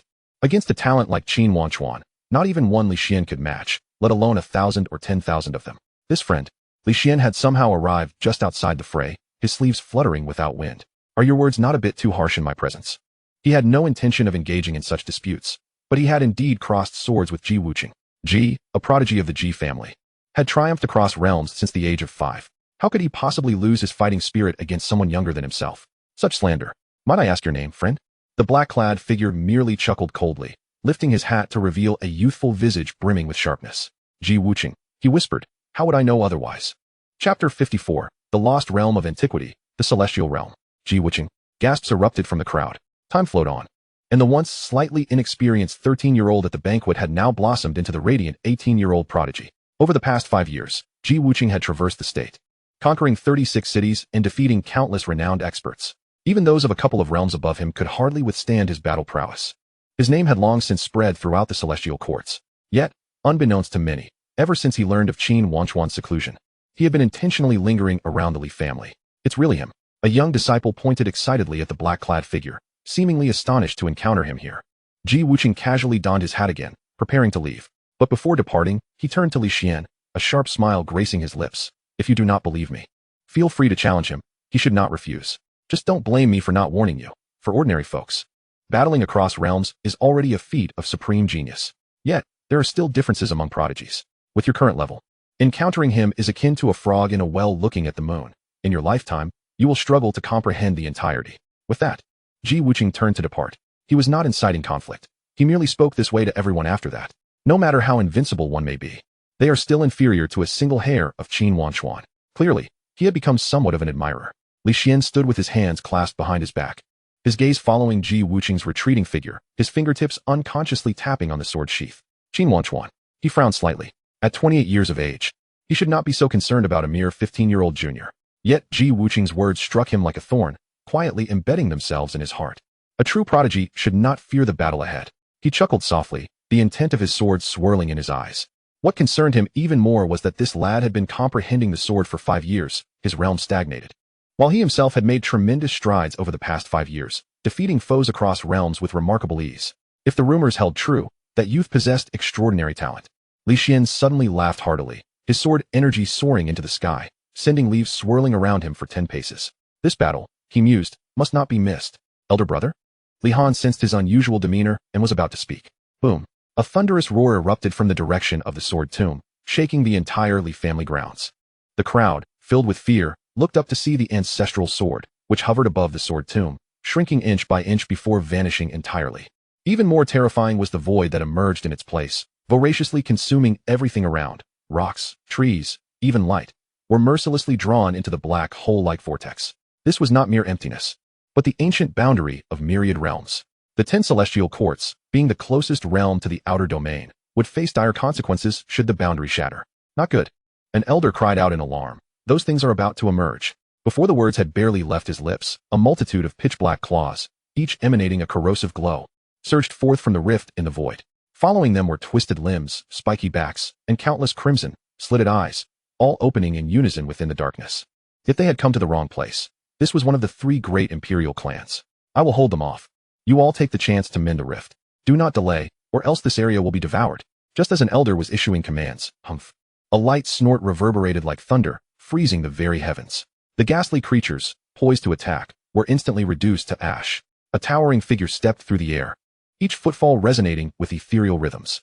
With one hand behind his back and the other casually waving his sleeve, the remaining monsters were swept into his robe like dust. Our ancestor. The Li family members immediately knelt upon seeing the figure. Without pausing, the figure vanished into the rift.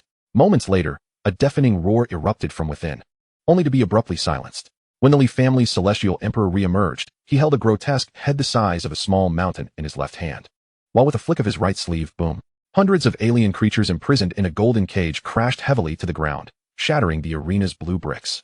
The monsters frantically battered against the cage, each strike illuminating the engraved patterns with blinding radiance. Take these for the juniors to practice against. Having spoken, the figure vanished once more. In the heavens above, the 2 celestial emperors stood side by side, gazing down at the sword tomb's location. Li Tian Emperor sighed softly. Old Qin, The ancestral sword is our clan's treasure. This is quite a considerable favor. Treasure of the clan? Qin Tai interjected suddenly. A glimmer of amusement in his eyes as he pointed below. Isn't the person still here? I won't go. Although Yunyang may not possess the might of a celestial emperor, she is undeniably an ancient deity. If she wishes to leave today, who would dare to stop her? Moreover, while the ancestral sword is lost, it does grant Qin Wangchuan a favor. It is not entirely a loss. Atop the sword tomb, before the Nine Dragons altar, the colossal heavenly sword trembled violently in front of Qin Wangchuan, its gilded blade retracting at an astonishing pace. To the onlookers, this ancestral sword seemed to vanish into thin air, yet in reality, it transformed into a mere 3-inch glimmer, quietly descending into his palm. As the radiance dissipated, a small sword, slightly longer than a finger, lay silently, its blade adorned with the same ancient patterns as before. With a delicate flick of her fingertip, Yuliang extended a strand of silver thread from the sword's hilt, fastening the small sword around Qin Wangchuan's neck. Her eyes, lifting slightly at the corners, bore a teasing smile. Shall I call you master? Qin Wangchuan remained unfazed. Senior, you jest, he replied, brushing his fingertips over the sword at his neck. We are merely collaborators, not master and servant. His heart was as clear as a mirror. Yuliang had not chosen him. Rather, he was the only one capable of aiding her escape from this place. She would protect him, and he would help her break free. Nothing more. Any thoughts of something beyond that would be laughable? Is that so? Yuliang chuckled softly, her eyes sparkling with amusement. That is a rather clever choice of words. Quite rare indeed. A flicker of admiration crossed her gaze. It was uncommon to encounter an heir of the imperial lineage with such character. Unpretentious yet proud. He possessed a uniqueness that might well lead him to the pinnacle of greatness. Contemplating this, Yuliang's gaze grew more focused as she scrutinized Qin Wangchuan's physique. Speaking of which, she said, her brow slightly furrowing, your immortal body of longevity is quite different from what I remember. To have comprehended the sword for 5 years without any training, and yet automatically break through to the 8th realm, is truly astonishing.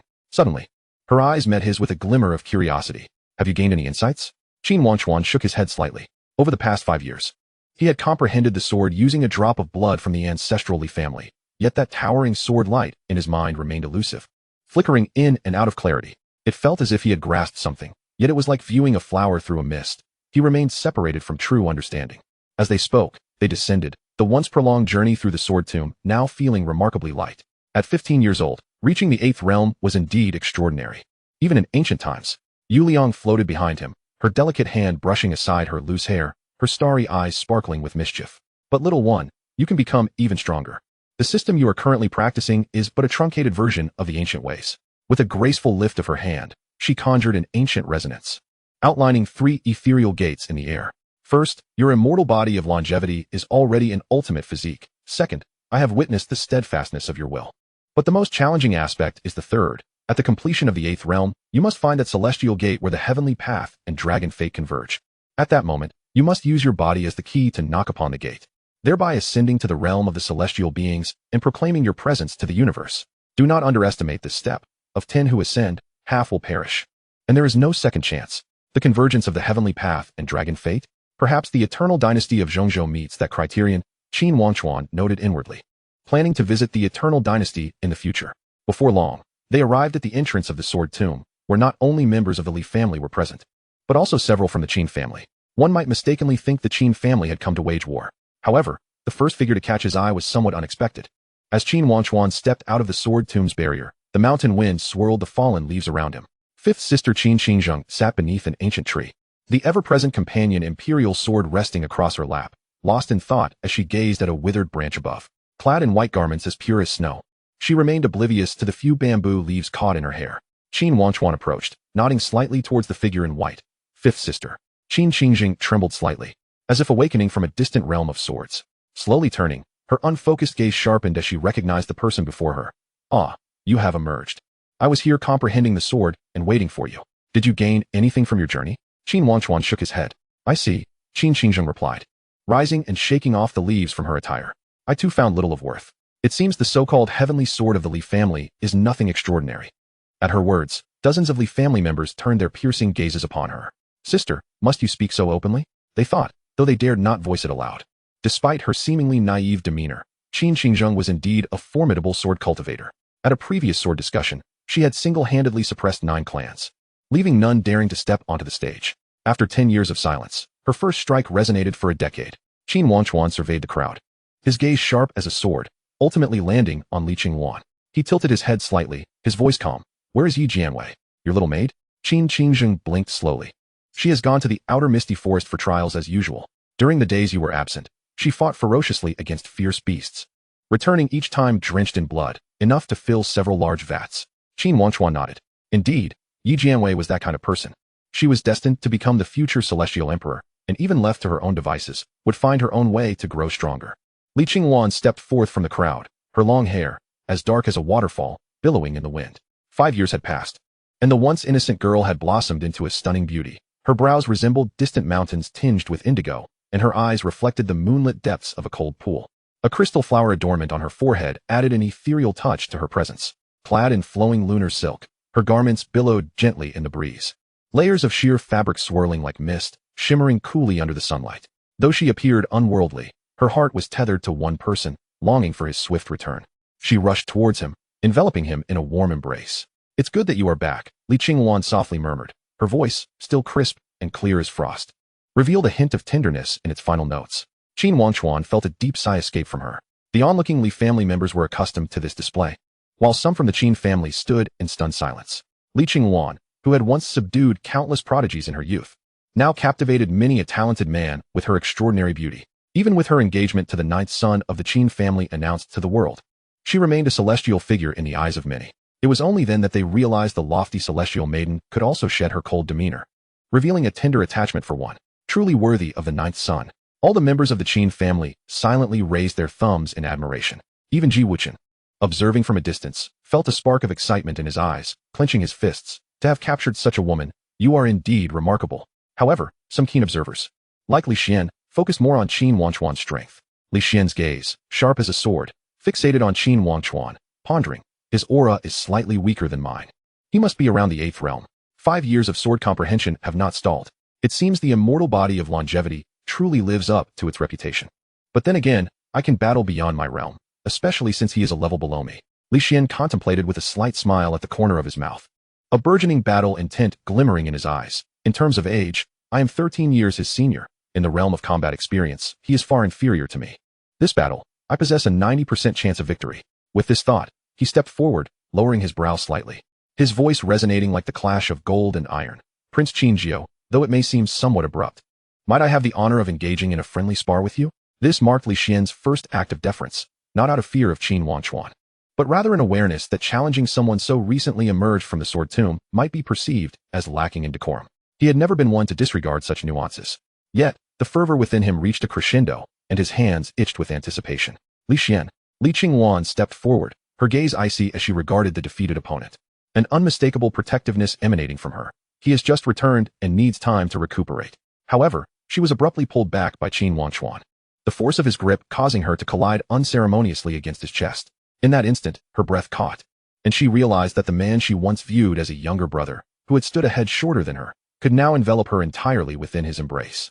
The warmth of his breath caressed the top of her head, and his solid arms held her firmly. This unforeseen turn of events made her ears flush crimson, momentarily rendering her at a loss for how to react. Unbeknownst to Qin Wangchuan, who remained focused on the formidable figure before him, he was poised to stretch his muscles. Li Xian, taken aback by the unexpected ease of Qin Wangchuan's acquiescence, felt a surge of respect arise within him.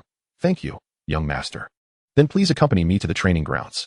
No need, Qin Wangchuan interrupted, his tone cool and unyielding. He lifted his gaze towards the distant, now fortified boundary, an aura of sword intent ascending in his eyes. Here will suffice. It should conclude swiftly. Li Xian's pupils constricted, his fingers tightening momentarily around the hilt of his sword. Was he being underestimated? The thought flickered through his mind, accompanied by a wave of nostalgia. There had been those who stood several realms above him, who had similarly underestimated him. Yet, in the end, they too had become vanquished foes. Very well, he replied, the glimmer of cold stars igniting in his eyes as his sword slipped from its sheath with a resounding dragon's roar. Please. Remaining ever composed, he stepped forward, his aura coalescing within a Tenjong radius, the spiritual energies of heaven and earth surging toward him. Despite being significantly younger, Qin Wangchuan exhibited no signs of complacency. Qin Wangchuan, still cradling Li Qingwan, did not expand his domain, his posture remaining protective. With a gentle grasp of his left hand, the solitary Luan sword slowly emerged from the boundless void, its tip lightly touching, sending ripples of intricate patterns cascading between reality and the ethereal. Clang. A sound transcending the resonance of metal rang out from the heavens. It was not the mere sound of iron, but rather the very tremors of the Tao. The familiar glimmer ignited at the sword's tip, initially akin to fireflies, yet within the blink of an eye. It surged into a magnificent river of swords that spanned the heavens. Countless stars flickered within, each one imbued with the power to sever the sun and moon. As the entire river of swords collapsed into a singular point of brilliance, the Taichu burial god sword was unleashed. With a soft utterance, the heavens darkened abruptly. It was as though all the colors of the world had been drained, leaving only the residual sword light that cleaved through the vast expanse. It was a strike so swift that even time itself seemed to freeze. The domain shattered. A line of blood traced down Li Xian's forehead. Before he could react, the world before him bizarrely split into two. Chapter 56. It is time to advance the main quest, and swiftly at that. Qin Wangchuan's strike was so rapid that not only he himself, but even the observing disciples failed to comprehend it in time. Wherever the sword light reached, it cleaved through asunder. Given its momentum, it was evident that not only an 8th realm could be vanquished, but even those of the 9th and 10th realms would be instantly obliterated. Blood dripped onto the pristine training grounds, starkly contrasting against the white. A sight both shocking and heart-wrenching. Li Xian's body was neatly severed in two, blood gushing forth like a fountain, staining the azure bricks beneath him. Thud! The two halves of his body fell to the ground in succession, innards and blood spilling everywhere. The arena fell into an eerie silence. Li Han's pen snapped in his grip, ink splattering onto his garments, oblivious to the chaos around him. His lips trembled, his eyes wide with disbelief. Elder brother? This was a request Li Xian had made prior to the battle, asking him to diligently record the fight to glean insights for further improvement. Yet now, there was no longer even a body to piece together, let alone any insights to summarize. No, it can't be. Li Han stumbled towards his brother's remains, his hands drenched in blood. His elder brother was a prodigy capable of crossing realms with ease, a paragon who could contend even against 2 realms. How could he have failed to withstand a single strike from an 8th realm? Li Han's heart-wrenching cries rendered the Li family members present speechless. If Li Xian was the paragon capable of overwhelming opponents across realms, then Qin Wangchuan, who had utterly crushed him, was indeed the paragon among paragons. They understood that in the face of absolute genius, the title of prodigy was but a jest, until an elder shouted, "Fetch the chaos blue lotus seed." The remaining ordinary disciples remained dazed. One strike, merely one strike. Liu stood to the side, swallowing hard. His voice parched. Li Xian's obliterating sword domain did not even withstand a breath. He had faced Li Xian before and was well aware of his strength. The claims of instantaneous defeat in their prior engagement now seemed ludicrous. This was the true meaning of instant annihilation. The Qin family members, however, were accustomed to such displays. They recognized the 9th young master's extraordinary talent. It was entirely normal for him to slay renowned prodigies with a single sword. Yet the crux of the matter was that Li Xian was no ordinary prodigy. Not only was he 13 years older than Qin Wangchuan, but at the tender age of 28, he had already dominated his contemporaries, having only been bested by the exceptional Li Qingwan on a few occasions. Even then, those defeats did not amount to annihilation. Li Qingwan leaned against Qin Wangchuan, feeling the steady rise and fall of his chest. The resonance of that strike still echoed in her mind as she gazed up at her fiancé's chiseled jaw, noticing his eyes remained tranquil, as if he had merely swatted away a bothersome mosquito. A flicker of astonishment danced in her beautiful eyes. Ji Wuxian stood at a distance, trembling uncontrollably, his gaze fierce beneath his hat. He seized a disciple by his side, his voice quivering with excitement. "Did you see that? This is Qin Wangchuan. What prodigy! What overwhelming prowess! Before him, they are but mere chickens and dogs." Onlookers exchanged bemused glances, shaking off his grip and muttering, "His prowess is his own. What are you getting all worked up about? Is he your long-lost father or something? Why should I care?" Ji Wuxian's expression hardened, and when he looked back at Qin Wangchuan, his battle intent surged. "I shall be the one to defeat him in the future." With that, Ji Wuxian quickly shrank back, fearful of being noticed by Qin Wangchuan. But now is not the time. The disciple he had grabbed scoffed, "Give it up. That one strike will take a lifetime for 99% of people to comprehend, and you think you can defeat him? A moment ago, I might have believed you. But now you just seem foolish." Lady Yu floated ethereally in midair, her delicate hand covering her red lips, a trace of surprise flashing in her eyes. She had anticipated that Qin Wangchuan would hold back to some extent, yet this strike had been executed with such decisiveness and efficiency. Such is the way of the sword. To be overly cautious and restrained is not the mark of a true sword cultivator. I shall only focus on unleashing my sword. Her gaze settled upon that young man from the Li family. The chaos blue lotus seed could condense the soul and reconstruct the body, she mused softly. A flicker of understanding in her starry eyes. Yet the shadow of this strike would likely haunt him for a lifetime. However, just as the crowd marveled at the display of that strike, Qin Wangchuan let out a soft sigh. The Taichu burial god sword was a secret technique of the Qin family, and it was the very sword that had once wounded the emperor. Though he had not comprehended the enigmatic sword of the mysterious figure, his prodigious understanding had allowed him to thoroughly grasp the Taichu burial god sword in his mind. Yet, Qin Wangchuan cast an apologetic glance toward Li Xian's remains. He had not intended for it to unfold this way. The rapid growth of his strength over the past 5 years had surpassed even his own expectations of how formidable he had become. Originally, I had thought that anyone brave enough to challenge me would possess some remarkable qualities. Thus, I sincerely apologize, my brother. I misjudged you. It turns out, there is none. Days later, at the Qinglian Sea of the Li family, inside the chamber, as the chaotic liquid within the ancient cauldron surged violently, the last glimmer of light from the Qinglian seed was extinguished amidst the boiling mist. Li Xian suddenly sat up from the cauldron, instinctively touching his chest and forehead. That sensation was akin to nearing death. To be precise, he had already experienced death once. After confirming his body was intact, he let out a long sigh. But in the next moment, he exclaimed, "Damn it." For the first time in his life, Li Xian cursed, clenching his fists tightly and shouting into the air, "Brother Ji. You son of a Achoo." Far away in the Ji family's meditation chamber, Ji Wuqing suddenly sneezed, instinctively glancing towards the direction of the Li family. Considering the time, Brother Li should be awake by now, he murmured softly, a mischievous smirk tugging at the corners of his mouth. "You can't blame me. I told you that you were no match for Qin Wangchuan. Do you believe it now?" After saying this, Ji Wuqing turned his gaze towards the direction of the Undying Dynasty in Central State. Previously, he had overheard that Qin Wangchuan seemed to be heading towards the dynasty, where a true dragon secret realm was about to open. He wondered if that was indeed his destination. Should I pay a visit as well? Just as the thought crossed his mind, Ji Wuqing suddenly came to his senses. He raised his hand and slapped himself soundly across the face. "Wake up," he admonished himself, the stinging pain on his cheek jolting him back to reality. At 15, Qin Wangchuan had already stepped into the 8th realm, while he was only at the 6th. The 6th realm was the very stage Qin Wangchuan had reached at the tender age of 10. This disparity in cultivation was a result of his relentless practice. Otherwise, the gap would have been even wider.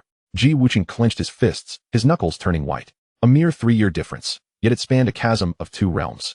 Over the years, his repeated urges to sneak peeks at the Li family had already squandered considerable time. It cannot continue like this. Ji Wuqing took a deep breath, forcing himself to calm down. But then, as he pondered, he couldn't help but lament. The eternal life immortal body shouldn't be so incredibly extraordinary. How on earth did that fellow achieve it? 5 years of sword comprehension, and not only had his cultivation not faltered in the slightest, he bitterly shook his head. Forget about peers excelling him. Even we, the elders, have been far outpaced. With 5 years left until the 10-year appointment, even if it costs me my life, I must break through to the 8th realm before I turn 23. As soon as those ambitious words left his lips, a chilling dread suddenly washed over him. By the time I break into the 8th realm, what level will Qin Wangchuan have reached? Indeed, is there no other way? He slowly closed his eyes, envisioning the scroll of the 9 calamities burning life technique deep within the ancestral hall. It was a forbidden power that burned one's essence. Only by practicing that could he possibly catch up to him. But the price would be a significantly lowered ceiling for his future, rendering further progress nearly impossible. Is it worth it? An intense gleam suddenly sparked in Ji Wuqing's eyes as he tightened his grip, the sound of cracking knuckles echoing in the air. Whether it is worth it will only be revealed in battle. Qin Wangchuan, during our 10-year appointment, do not think it will be an easy victory. Meanwhile, at the Qin family, inside the Forgotten River Pavilion, Qin Wangchuan was seated cross-legged upon the Xian Jade platform, lightly tapping the void with his fingertips as he explored the system's new feature, directional simulation. This feature allowed one to freely select any secret realm, ruins, or specific location as the starting point for simulation. He read the description with satisfaction, nodding in approval. It was akin to being directly airdropped at the entrance of a dungeon, eliminating the need to start from inception. Gaining experience in secret realms at 0 cost was akin to having a complete strategy guide for a dungeon, complete with a built-in save function. However, this would require a substantial number of simulations. Qin Wangchuan stroked his chin, suddenly recalling that he hadn't tended to the system's tasks in quite some time. And the storyline should still be progressing normally. 5 years have passed. Surely, Inshiyue hasn't perished, has she? Chapter 57, whatever it is. Let us speed up the main quest. In the depths of the Qinglian Sea in the southern region, at the Wendaegang, the night was deep, and candle flames flickered. Inshiyue, draped in a thin white nightgown, languidly leaned over her vanity. Her dark hair cascaded, with several strands dangling over the mystic mirror, gently swaying as her fingers unconsciously traced circles. 5 years had flowed by, and the once naive girl not only thrived but blossomed into an increasingly alluring woman. Now, every smile and frown exuded a mature charm, transforming her into a captivating beauty. Today, when Daegong had just welcomed 3 little prodigies with heavenly roots, she lazily rested her chin on her hand, her fingers unconsciously drawing circles on the mirror's surface. Interestingly, one of the children, despite having exceptional innate qualities, was born with obstructed meridians, having practiced for 10 years yet achieving less than others could in 3 months. She suddenly chuckled softly, a trace of playful amusement flashing in her drowsy eyes. Even more astonishing, upon her return to visit home, all the meager cultivation he had painstakingly accumulated had completely dissipated. In the end, he was even rejected in his engagement, and in humiliation, he uttered, "Do not look down on the young and poor.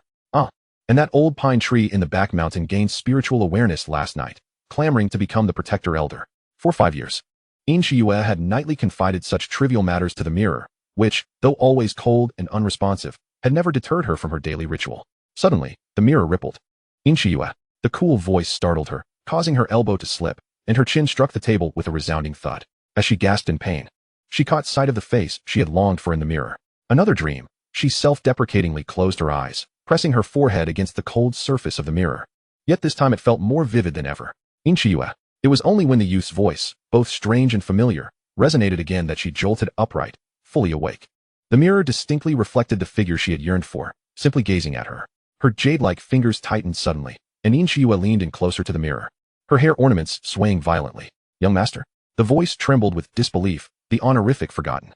The once young master had transformed, becoming even more handsome and charming. "I thought you had abandoned me," she choked, recalling the countless efforts she had devoted to managing Wendaegong over the past 5 years.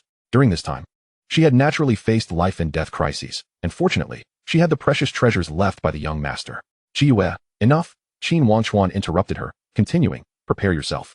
We are about to speed up the main quest." Main quest. Confusion flickered in Qin Wangchuan's eyes, but in the next moment, her expression turned resolute. Yes, it didn't matter. As long as the young master still needed her, she would do anything. That night, Qin Wangchuan began her preparations. Outside the hall, disciples had never seen the sect leader in such a disarray. They watched in astonishment as the usually aloof figure dashed towards the treasure pavilion, her vibrant red skirt flaring joyfully as it swept across the stone steps. "What is happening with the sect leader?" A young disciple rubbed his eyes, doubting his vision. "Is this the same iron-hearted, merciless leader? You joined late, so you wouldn't know," a blue-robed senior brother whispered. "Back when Wendaegong wasn't even called Wendaegong. Several immortals had descended. What transpired afterward is beyond our knowledge. We only need to understand that everything about the sect leader, including Wendaegong, belongs to that great individual." The junior brother gasped in astonishment. "Are you saying she's a consort?" The blue-robed senior nodded solemnly, a shadow of secrecy flickering in his eyes. The young disciple froze, the lantern in his hand clattering to the ground. Amid the flickering candlelight, he envisioned the austere sect leader being possessed by that formidable figure. Could it be that this stern and cold sect leader also harbored a spring of unspoken tenderness? As he pondered this, he suddenly gasped, shaking his head vigorously to dispel the blasphemous thought from his mind. A heart as pure as ice, unshaken by the collapse of the heavens. Even as he silently chanted the Clear Heart Sutra, his fingers trembled uncontrollably. It is not malevolent intent, but rather an unprecedented surge of jealousy. I truly envy that prominent figure. The following day in Qingxi town, the morning mist had yet to dissipate, and the cobblestone path was still adorned with dew. Qin Wangchuan, cloaked in a sheer veil, stood at the town's entrance, her fingertips gently caressing the jade command at her waist. The alluring voice of the gentleman from the previous day echoed in her heart. At the Wanbao Pavilion in Qingxi town, she sought out the shopkeeper, Guijun, intent on bringing him to submission. A glint of cold light flashed in her eyes as she gracefully approached the pavilion. With a resounding crash, she pushed open the heavy, intricately carved wooden doors, scattering wood shavings everywhere. Inside, several attendants, occupied with inventory, were startled into a state of shock, collapsing to the floor. They had never encountered such a stunning celestial being and were momentarily rendered speechless. Eventually, one attendant stammered to his feet, beads of cold sweat forming on his forehead. Unsure of her purpose, Qin Wangchuan's gaze was icy, her aura intimidating. "Where's your shopkeeper?" Upon hearing her words, the attendant dared not hesitate. Moments later, a portly middle-aged man with a round face descended from the upper floor. His eyes momentarily widened in astonishment upon seeing her, but the next instant, she seized him. "Are you Guijun?" "Why yes, that would be me." The rotund man wiped his brow, forcing a strained smile. "What treasures does the celestial being wish to purchase?" "None." Before he could finish, Qin Wangchuan unleashed a powerful strike. Boom. Guijun was sent flying, crashing through 3 rows of shelves, jade and porcelain shattering around him. Subsequently, she enveloped her fist in spiritual energy and proceeded to deliver a relentless beating. After a brief moment, she coldly inquired, "Do you yield?" "Why yes, I yield." Guijun coughed up blood and pleaded for mercy. "Celestial being, spare my life." Pleased with his acquiescence, Qin Wangchuan nodded in satisfaction and turned to leave. As she exited the Wanbao Pavilion, she eagerly retrieved the Tongxian mirror to contact Qin Wangchuan, Respectfully reporting, young master, Guijun has been subdued. Qin Wangchuan lifted his gaze to the system panel. New task, a changed circumstance. Upon entering the sect, you received your first task, to procure spiritual herbs in Qingxi town. However, upon arrival, you discovered that Guijun, the shopkeeper of Wanjin Pavilion, monopolizes the spiritual herb trade in Qingxi town, arbitrarily inflating prices and oppressing loose cultivators, particularly exploiting those unaligned with any sect. While you may have overlooked this before, your current strength is vastly different, and you are determined to seek justice. Task objective, teach Guijun of Wanbao Pavilion a lesson, ensuring he respects your authority. Difficulty, normal. Task reward, 1 simulation attempt, 75 essence. This task appeared to echo the events of your initial entrance into the sect. Is the incompetent system merely slacking off? No response indicates the task remains incomplete. What? Inshiyue was momentarily stunned. It was impossible. He had explicitly stated it. She resolved to return. Instantly, the skin on the back of her neck tightened, and her earlobes flushed a faint red. She had embarrassed herself before the young master.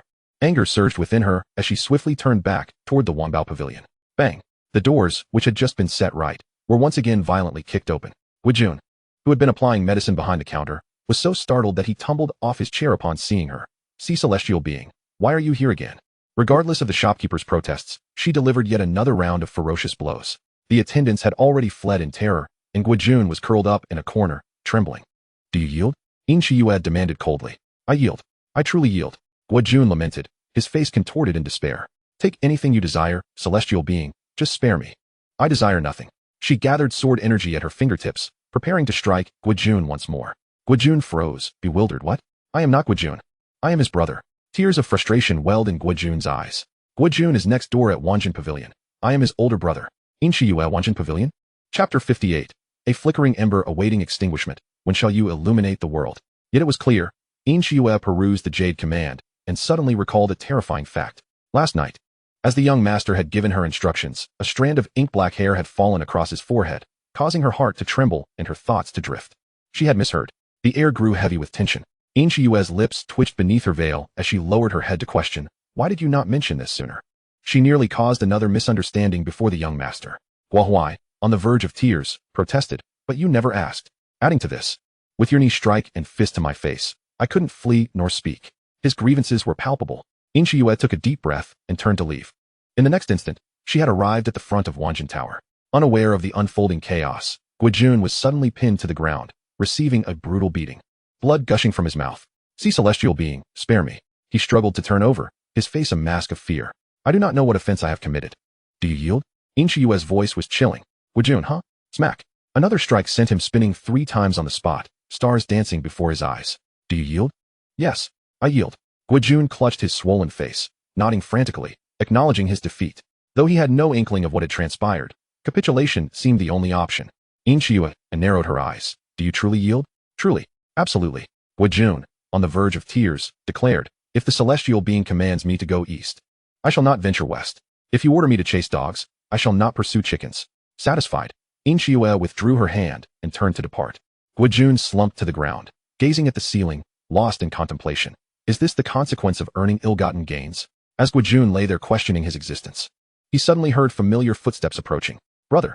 Guohuai limped over, a clear handprint gracing his face, his clothes disheveled, resembling a victim of a public mugging.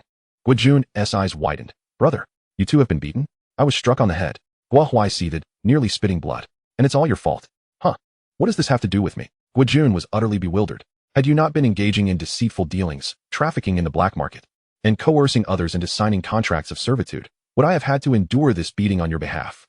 Guohuai's anger escalated as he grabbed an abacus from the ground and hurled it at his brother's head. "This is for earning ill-gotten gains. For not learning your lesson. For implicating your older brother." Smack, smack, smack. Guijun shielded his head and fled. "Brother, please, stop hitting me." Task completed. 1 simulation attempt, 75 essence. This was merely the beginning. For an extended period thereafter, Inshiyue assisted Qin Wangchuan with various tasks. As the tasks grew increasingly complex, she even enlisted the influence of the Wendaegong. However, this decision led to a significant shift in the atmosphere of the entire sect. In Taoyuan Town, at the Taoyuan Inn, the atmosphere was bustling with chatter. A group of loose cultivators huddled in a corner, quietly discussing the peculiar happenings in the cultivation world of late. "Have you heard? Wendaegong has been running rampant lately." A slender-faced cultivator took a swig of alcohol, expressing his astonishment. "Indeed." Another chimed in, excitedly. "Just the other day, I witnessed a disciple from Wendaegong, clad in coarse cloth, mysteriously parading around with a parcel, deliberately flaunting it before the bandits of Hafeng Mountain. The bandits, thinking it to be a treasure, immediately surrounded him with a dozen of their men. Isn't that courting death?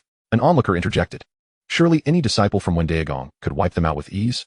Ah, therein lies the brilliance. The narrator's eyes sparkled with excitement. This disciple feigned panic, shouting for help as he ran, leading the bandits on a chase for 2 miles. When they followed him into the woods, he suddenly turned and, in the blink of an eye, slaughtered all of them. A collective gasp echoed through the group. Entrapment by baiting? Someone remarked incredulously. Exactly. The storyteller lowered his voice, continuing. What is even more remarkable is that this disciple employed the same tactic again, inciting the bandit leader to take personal action. The result? The entire Hafeng Mountain was encircled by Wendaegong, turned upside down, worms cleaved in half, and even the stray dogs by the roadside received their share of punishment. Listeners were left dumbfounded, struggling to comprehend that this was indeed the conduct of a major sect. Best to avoid provoking them when encountering members of Wendaegong. It's wise to keep your distance. However, at the adjacent table, 3 disciples clad in simple attire instinctively shrank back. The junior sister, biting her chopsticks, softly inquired, Senior brother, is the reputation of the Dao Palace truly that poor? The man's hand, gripping the teacup, paused momentarily, hesitating to respond. Another disciple cleared his throat and whispered, Well, to be honest, the Dao Palace used to be quite reputable. And what about now? The first one asked. The man sighed, his gaze complex.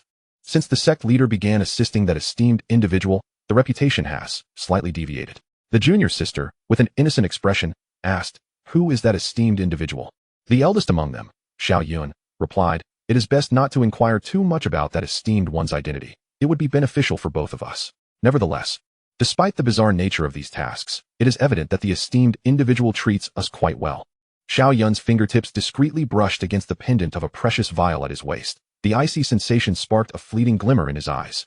No one knew that within this seemingly worthless shell lay an ancient and fearsome weapon, the Shura slaughtering blade. This demonic blade incessantly devoured his essence, rendering him a laughingstock and causing his childhood sweetheart to publicly sever their engagement. He had thought he would endure 100 years of torment in this sunless abyss, only to find that the esteemed individual saw through his constitution at a glance and bestowed upon him the vial and several elixirs. With just this, as long as he did not violate the esteemed one's principles, he would comply with whatever the esteemed individual commanded. The junior sister blinked, nodding in apparent innocence. Yet, no one knew what astonishing identity lay hidden beneath her seemingly naive exterior. She was the cherished jewel of the Xiantian Pavilion across 1,000 states. A prodigy with a transparent spiritual vein, seeking opportunities amidst the turmoil of this world. Her father had mentioned that the undercurrents of this realm were tumultuous, and even the reclusive old monsters had emerged to scheme in the shadows. Could all of this be due to that esteemed individual, whom even her father spoke of with caution? Thus, the disciple in the corner, clad in blue, suddenly spoke, his fingertips reflecting the cerulean hue of his attire as he displayed an unremarkable face. Why should we, mere minor players, concern ourselves with such grand matters? He chuckled lightly, causing ripples across the surface of the tea. We need only to obediently follow the sect leader's directives. Whatever the sect leader says, we shall do. Still, no one was aware. The blue-clad man appeared corporeal, his expressions vivid and lifelike. Yet, if one with profound cultivation were to scrutinize closely, they would discover that beneath the azure garb lay a shell crafted from heavenly symbol paper. The puppeteer behind this figure aimed to reach the 10 directions immortal court above the 3,000 states. In the Qin family, within the Xuanji pavilion, Qin Xuanji reclined upon a jade throne, his fingertips lightly tapping a table. The reflections in the water mirror showed the individuals of the Dao Palace, eliciting a playful smirk at the corners of his lips. Such a small place, yet brimming with talent. His deep-set eyes narrowed slightly, glimmering with myriad thoughts. Was it mere coincidence? Or was it part of your grand scheme? Regardless, my dear ninth brother, how could such an intriguing affair be left solely for your enjoyment? With that, Qin Xuanji's fingers abruptly stilled the ripples, his voice turning somber. At first glance, it was merely a flickering firefly that could be extinguished by anyone, but did not the overwhelming might arise from such faint glimmers? Allow me to observe as he lightly grinds his fingers, his eyes filled with intrigue. Can the chess piece you have laid out ignite into a great conflagration, ascending to the heavens? Chapter 59, the mightiest in the lower realm, yet merely ants. Current source, 372 times. Remaining simulation attempts, 19. New task, the day of ascendancy has arrived. The prestige and strength of the Qinglan sacred land steadily rise in the northern domain, finally attracting the attention of the supreme force, the ancient palace, in the eastern domain. Through several skirmishes, you have gradually discerned the true nature of this so-called supreme force, mere petty individuals who bully the weak. At this juncture, the Qinglan sacred land has decided to declare war. and thus a bold idea begins to blossom in your mind. Objective 1. Testing the blade's edge. Difficulty: extremely difficult. Slay 20 prodigies of the ancient palace while ensuring your own safety during the counterattack. Reward: 1 simulation attempt, 150 sources. Objective 2. Rebellion against the upper sect. Difficulty: desperate situation. Slay or subjugate the present holy son and holy daughter of the ancient palace, making them your instruments. Reward: 1 simulation attempt, 200 sources. Objective 3. The Battle of Heaven's Tilt. Difficulty: unprecedented. Personally bring an end to the master of the ancient palace during the Great War, establishing your name throughout the world. Completion reward: 2 simulation attempts. Note: this task is a long-term endeavor spanning 20 years. Please proceed with caution and assess your strength. How long has it been since it was still called the Qin Sacred Land?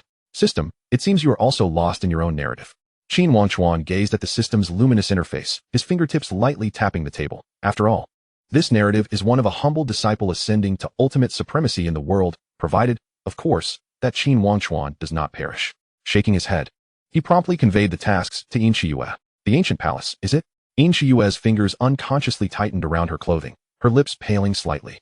The mere mention of the ancient palace evoked feelings of humiliation within her. During the 5 years of Qin Wangchuan's disappearance, Yin Shiyue had inhaled the fragrant aroma of elixirs daily, her cultivation surging forward. With the precious mirror in her possession, she believed herself invincible. How could she ever regard the mere ancient palace with any seriousness? However, the truth was that the ancient palace indeed possessed formidable strength. Its master was acclaimed as the mightiest in the eastern domain, without exception. Had it not been for the precious mirror suppressing them, the Dao Palace would have long been treated as roadkill, even having to cede 7 spiritual minds to quell the matter. Under ordinary circumstances, no matter what others said, she would never provoke the ancient palace again. Yet, as the young master proclaimed, it is the will of heaven. Do not speak of merely the ancient palace. Even if tasked with climbing a mountain of knives or traversing a sea of flames, she would not hesitate. I shall prepare immediately. However, declaring war and assembling personnel will require time. Yin Shiyue was speaking, but was abruptly interrupted by Qin Wangchuan's scoffing laughter. She froze in front of the mirror. Her breath stilled. Did she inadvertently provoke this master?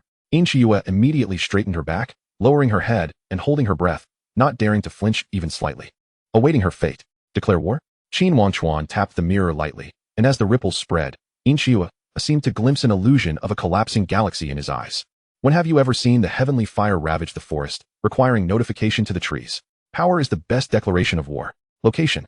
Just 2 simple words left Yin Shiyue's throat inexplicably dry. Could it be that the young master intends to take action himself? Hastily, she turned the mirror toward that direction and replied, southeast, at the Sun position, across the 9 Yue mountain chasm, and traversing the 3 calamity cloud sea to arrive. With Qin Wangchuan's current realm, his spiritual consciousness was insufficient to cover an entire realm, and his Dao arts could not reach that far. However, the extraordinary treasures in his small treasury compensated for these shortcomings splendidly. Before long, the ancient palace was locked in his sights. Yin Shiyue watched helplessly as the young master raised his hand toward the direction of the ancient palace, reciting ancient incantations. Yuan Shiming, divide the 2 instruments.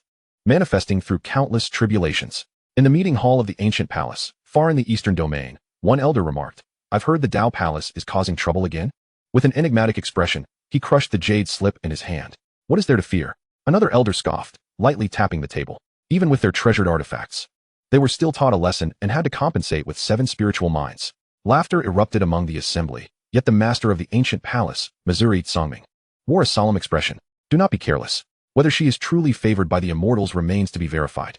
Rumors of Yin Shiyue's unparalleled beauty in the northern domain had drawn the attention of celestial beings, who took her into their abode.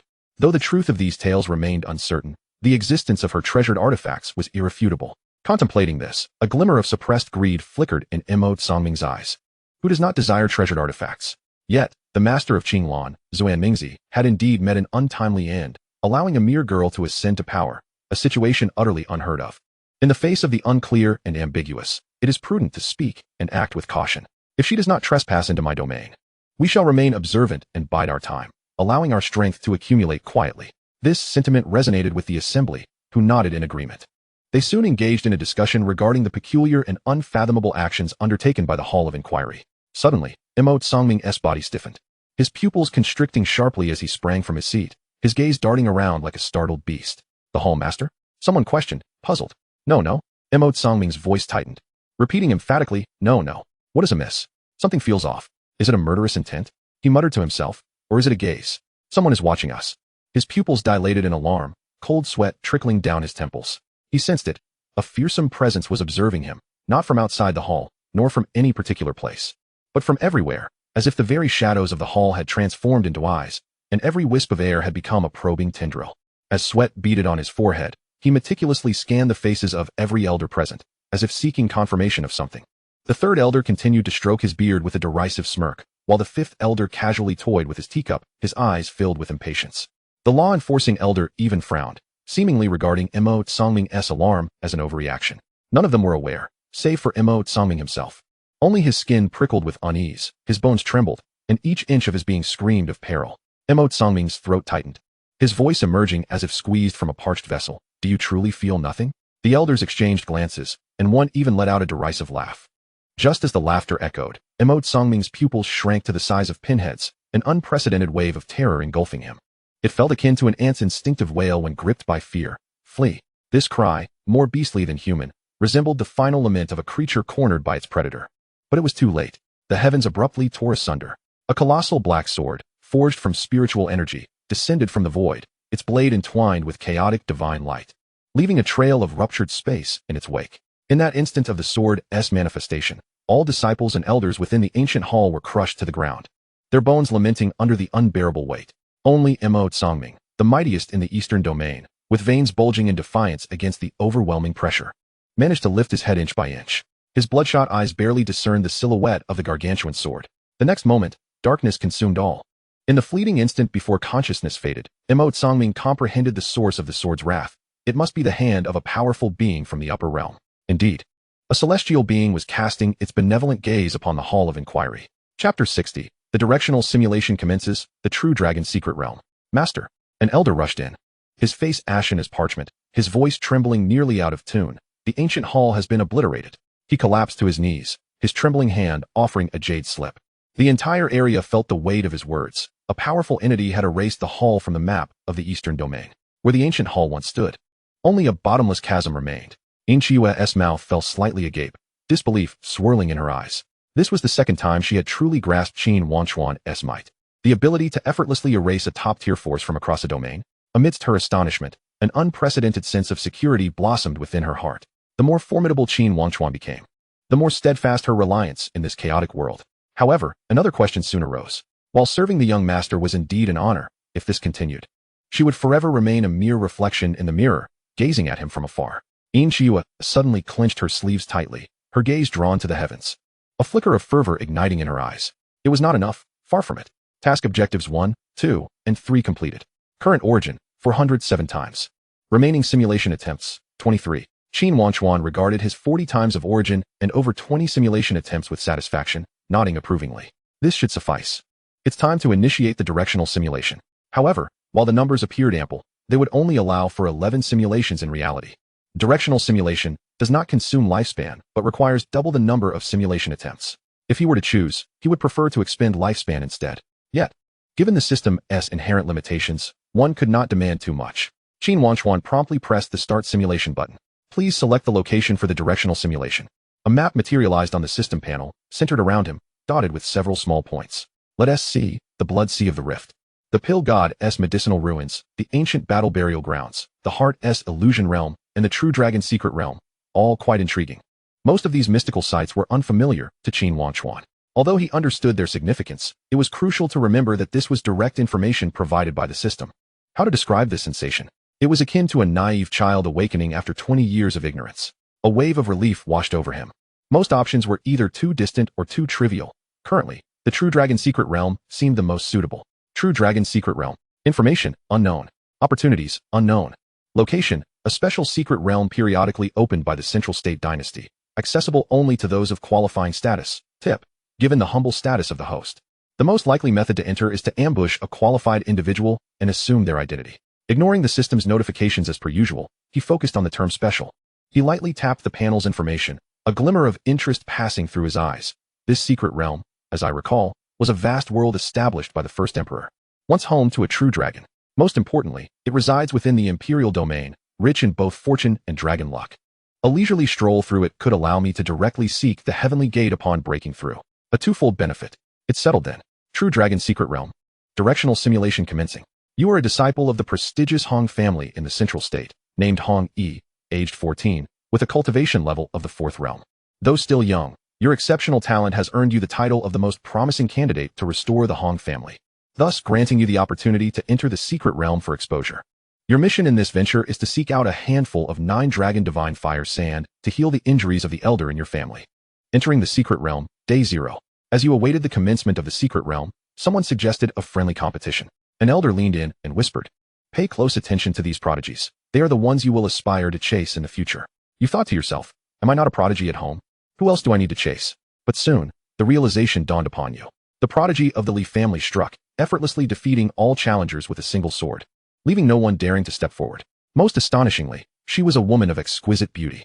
You stood dumbfounded, unable to comprehend her swordplay. From others, you learned her name, Li Qingwan of the Li family, hailed as the reincarnation of a sword immortal. Entering the secret realm, day 1. You, along with the others, stepped through the light gate, and suddenly, 9 ancient bronze pathways emerged before you. Each stone tile was etched with fearsome dragon heads, their eyes glowing with a crimson hue.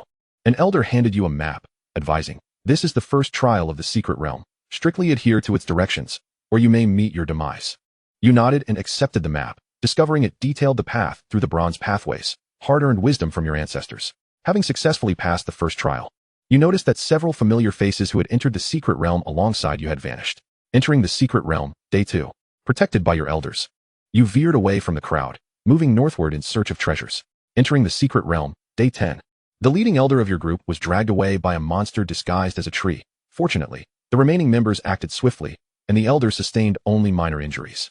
Entering the secret realm, day 14. The monsters encountered along the journey grew increasingly numerous. Although you were well protected, it was evident that several elders had begun to show signs of fatigue. "Please, don't let anyone die. We must all return together," you silently prayed within, beginning to loathe your own frailty. Entering the secret realm, day 22. Someone had perished, leaving no trace of their body.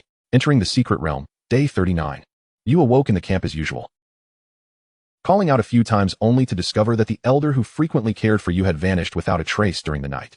Some speculated that he had been lured away and killed by some creature, but you refused to believe it. After waiting for several more days, the group resolved to venture deeper. Though reluctant, you felt powerless to oppose. Entering the secret realm, day 45. You arrived at a small palace and, upon searching, discovered a dragon's blood pool. As you soaked in its waters, the liquid suddenly began to boil, and your meridians felt as if they were being scorched by fierce flames. From the bottom of the pool, a fragment of a jade tablet surfaced. "Those with severed 9 meridians may inherit my lineage." The elder, observing you, jested. "You found a fortune so soon after entering the secret realm. It seems we have a lucky star among us." Entering the secret realm, day 46. While resting in this location, another group intruded, seeking to seize the treasure, leading to a confrontation. You witnessed the elders being slaughtered one by one. The attacker, named Tang Hui, exhibited formidable strength. "I don't harm children. You may leave," he declared, brandishing his bloody blade at you. Terrified, you turned to flee. But the next moment, a voice called out from behind. "Ha!" He actually believed it. "I kill children too." You were brutally dismembered and left hanging from a tree, bleeding to death. You have died. Please select one of the following rewards to inherit. 1. 14 years of lifespan. 2. Semi-Emperor level technique Blood Fiend Palm and its insights. 3. 170 origin. I choose 3. Current origin, 424 times. Qin Wangchuan observed this outcome with a click of his tongue, feeling pity, yet acknowledging the lack of strength.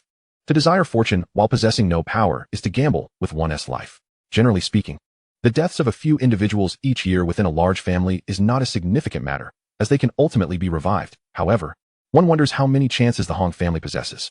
After glancing at Tang Hui, a glint of coldness flashed in his eyes. While the natural order of survival of the fittest is valid, excessive cruelty crosses a line. With that, Qin Wangchuan included him on his death list, vowing to eliminate him upon encountering him. Next, True Dragon Secret Realm, directed simulation commencing.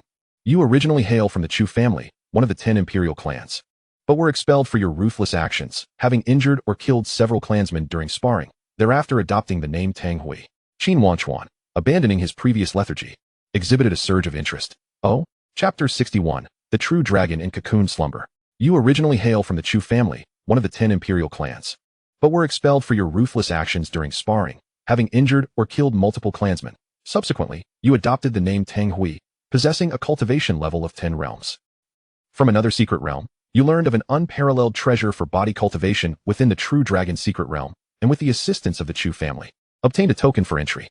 Entering the secret realm, Day 1.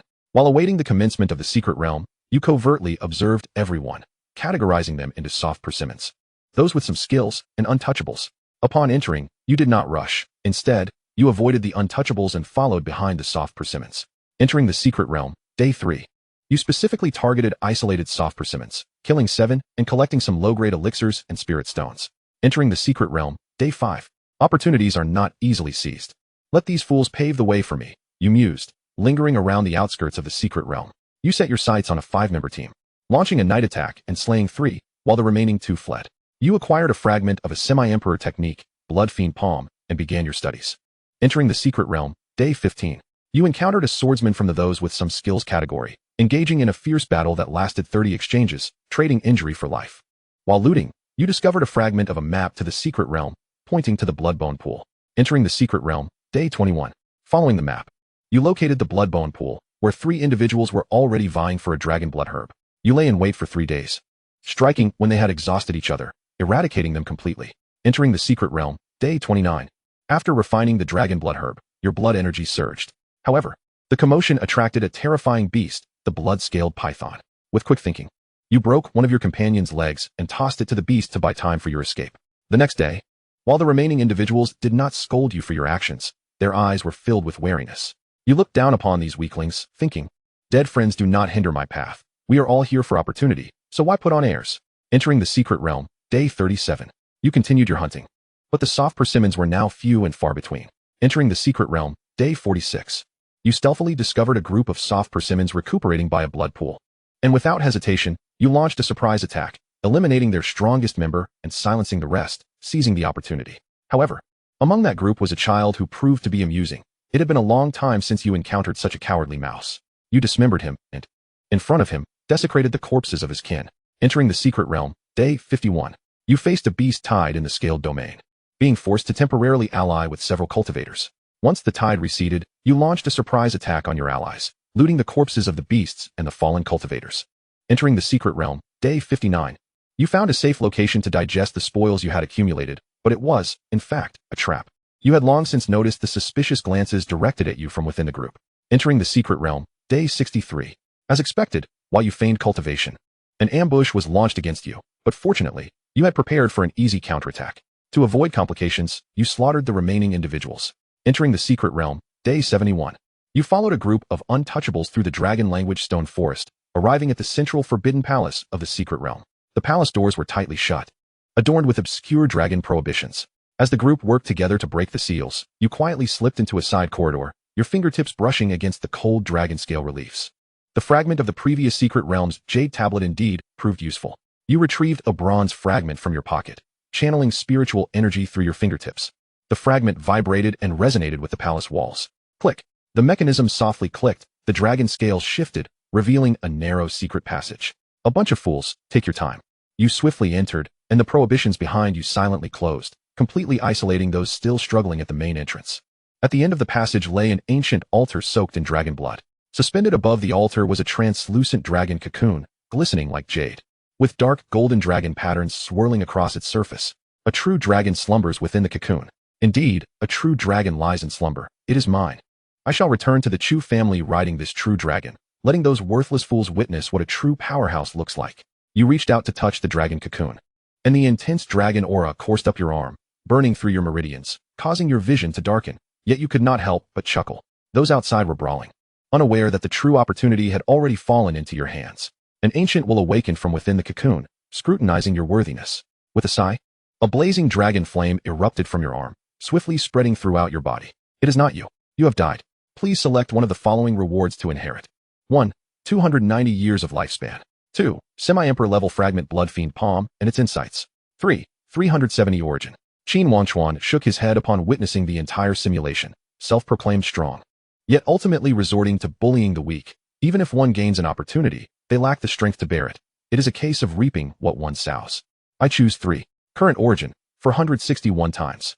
With the further infusion of origin, Qin Wangchuan felt a wave of refreshment coursing through his entire being. Once again, I cast my gaze upon the panel, gaining a semblance of understanding regarding this secret realm. Indeed, it harbors great opportunities, possibly intertwined with other hidden domains. However, the information at hand remains woefully insufficient. What can one do with such scant knowledge? Naturally, one must initiate a simulated launch. True Dragon Secret Realm, directional simulation commencing. You are Qin Wangchuan, the taboo son of the hidden world Divine Mountain, a favored individual of the heavenly Tao, endowed with the divine eye of prophecy at birth, occasionally glimpsing the fateful remnants bestowed by the Tao. Divine Mountain? Qin Wangchuan murmured softly, a flicker of astonishment crossing his eyes. He had not anticipated encountering this appellation here. It is said that the lineage of the Divine Mountain traces back to ancient times, its profound heritage rivaling that of the imperial clans. Originally, it held great potential to ascend among the imperial families, yet for reasons unknown, it declared itself hidden from the world. He contemplated the name Qin Wangchuan. To be labeled the taboo son surely implies complexity. What could compel a hidden lineage to dispatch such an entity? Is there something beyond the true dragon within this secret realm? He continued to observe the simulation content. Day 1 in the secret realm. You, along with others, step through the luminous portal, pausing before the suddenly materializing 9 bronze ancient paths. Your fingers graze the middle path, tracing the imprint of the heavenly Tao's indication. Kind souls around you caution that this is a dead end, a path that leads to certain demise.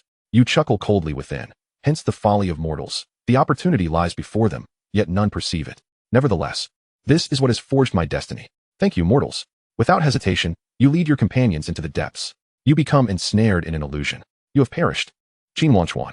His eyes widened, fixated on the simulation result, the corners of his mouth twitching slightly. The taboo son is reduced to this? I expected something more substantial. Instead, you are even less formidable than a mere minion. At least those cannon fodders can last 3 to 5 days.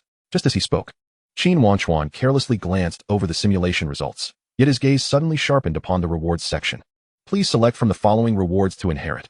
116 years of lifespan. 2. Heavenly Transformation Sacred Body and Divine Eye of Transformation. 3. 220 Source Energy.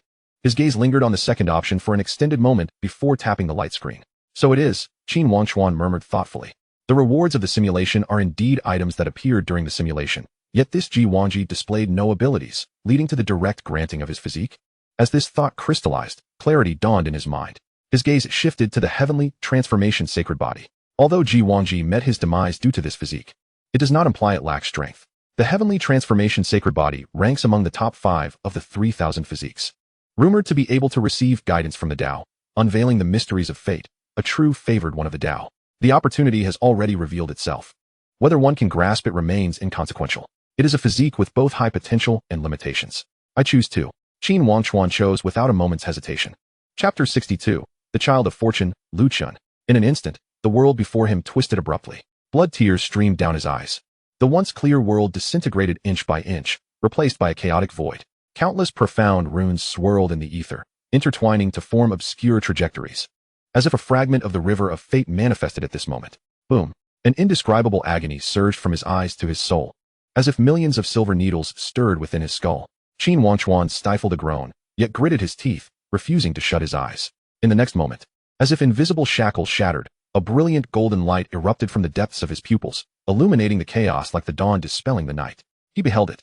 A phantom river cascaded from the infinite heights, its waters composed of countless shimmering runes, each representing a possibility, a destiny. Ordinarily, even the most exalted beings cannot interfere with this river of fate. They can only extract branches from it. However, the Heavenly Transformation Sacred Body is different. The river transformed into strands of golden silk cascading downwards. The entire river of fate was altered solely for him. It was not that it allowed one to glimpse the mysteries of fate. Rather, it compelled the mysteries to approach him. As the golden light in his eyes gradually receded, morphing into a faint, elusive shimmer within his pupils, his vision returned to normal. Yet, even so, Qin Wangchuan could still sense that his eyes were now utterly transformed. Wherever his gaze fell, the ethereal trails of spiritual energy in the air, the subtle currents of fortune surrounding others, and even certain impending signs seemed to materialize like reflections upon water, vaguely surfacing. Is this the divine eye of transformation? Qin Wangchuan touched his eye with one hand while exploring his surroundings with the other. The once familiar room was now adorned with enigmatic runes. Qin Wangchuan's gaze slowly traversed these mysterious symbols, his brow furrowing.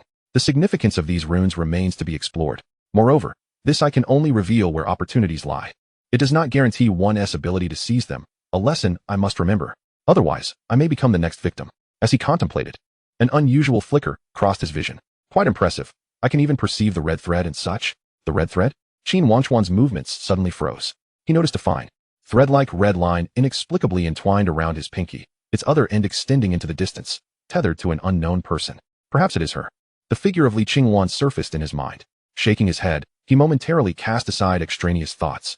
After familiarizing himself with this newfound vision, he turned once more to the system panel. However, he found that this simulation appeared not yet concluded. There exist other characters available for simulation within the same node. Will you consume 2 simulation attempts to repeat this scene? Note: in repeated simulations, no rewards can be obtained. Qin Wangchuan's gaze sharpened. Revival coin? He then stroked his chin, contemplating the gains and losses. Consuming the same number of attempts as the directional simulation, though no rewards can be acquired. If he could uncover the means to break through this opportunity, it would undoubtedly be worthwhile. Repeating simulation commencing. Remaining simulation attempts. 15. You stepped through the middle door, facing a vast expanse of white void. You lost your sense of self. You have perished. The subsequent attempts were uniformly lost in confusion, but on the final occasion, Qin Wangchuan glimpsed the means of breakthrough. Repeating simulation commencing. Remaining simulation attempts. 1. You stepped through the middle door, confronting a boundless white void. In the endless nothingness, unable to endure the torment, you ultimately chose to surrender. You ended your life. You attained rebirth. This scene simulation concludes. Qin Wangchuan stared at the final simulation result, murmuring softly, the stronger the desire for survival, the more one wishes to live. The more one risks losing themselves. Who would have thought that suicide would be the sole escape? Countless instances of the void and despair experienced throughout the simulations flashed through his mind, that sensation of consciousness being gradually devoured, until the torment of losing oneself lingered deep within his thoughts. Even now, recalling it sends shivers down his spine. Yet, regardless, the means to break through lie before him. A flicker of golden light danced in Qin Wangchuan's eyes. Let me see what treasures are concealed within this true dragon's secret realm. With that, he suddenly lifted his gaze, peering into the void. Furthermore, a being resembling a child of fortune has emerged in the lower realm. One wonders if this secret realm will attract those destined individuals. Before long, the news of the true dragon's secret realm opening within the central continent spread throughout the entire 10 Directions Immortal Court. The true dragon's secret realm is rumored to be the origin of the ancient true dragon, a rare treasure for the 10 great imperial clans. Not to mention those ordinary top-tier Taoist lineages. In an instant, the entire 10 Directions Immortal Court was engulfed in tumultuous winds and swirling fortunes. This was destined to be a gathering of stars that would reverberate across the heavens, a grand game of the ancient great teachings. In the central continent, beyond a mountain range, as the mist of the 10,000 great mountains had yet to dissipate, a figure stepped forth, treading upon the morning dew.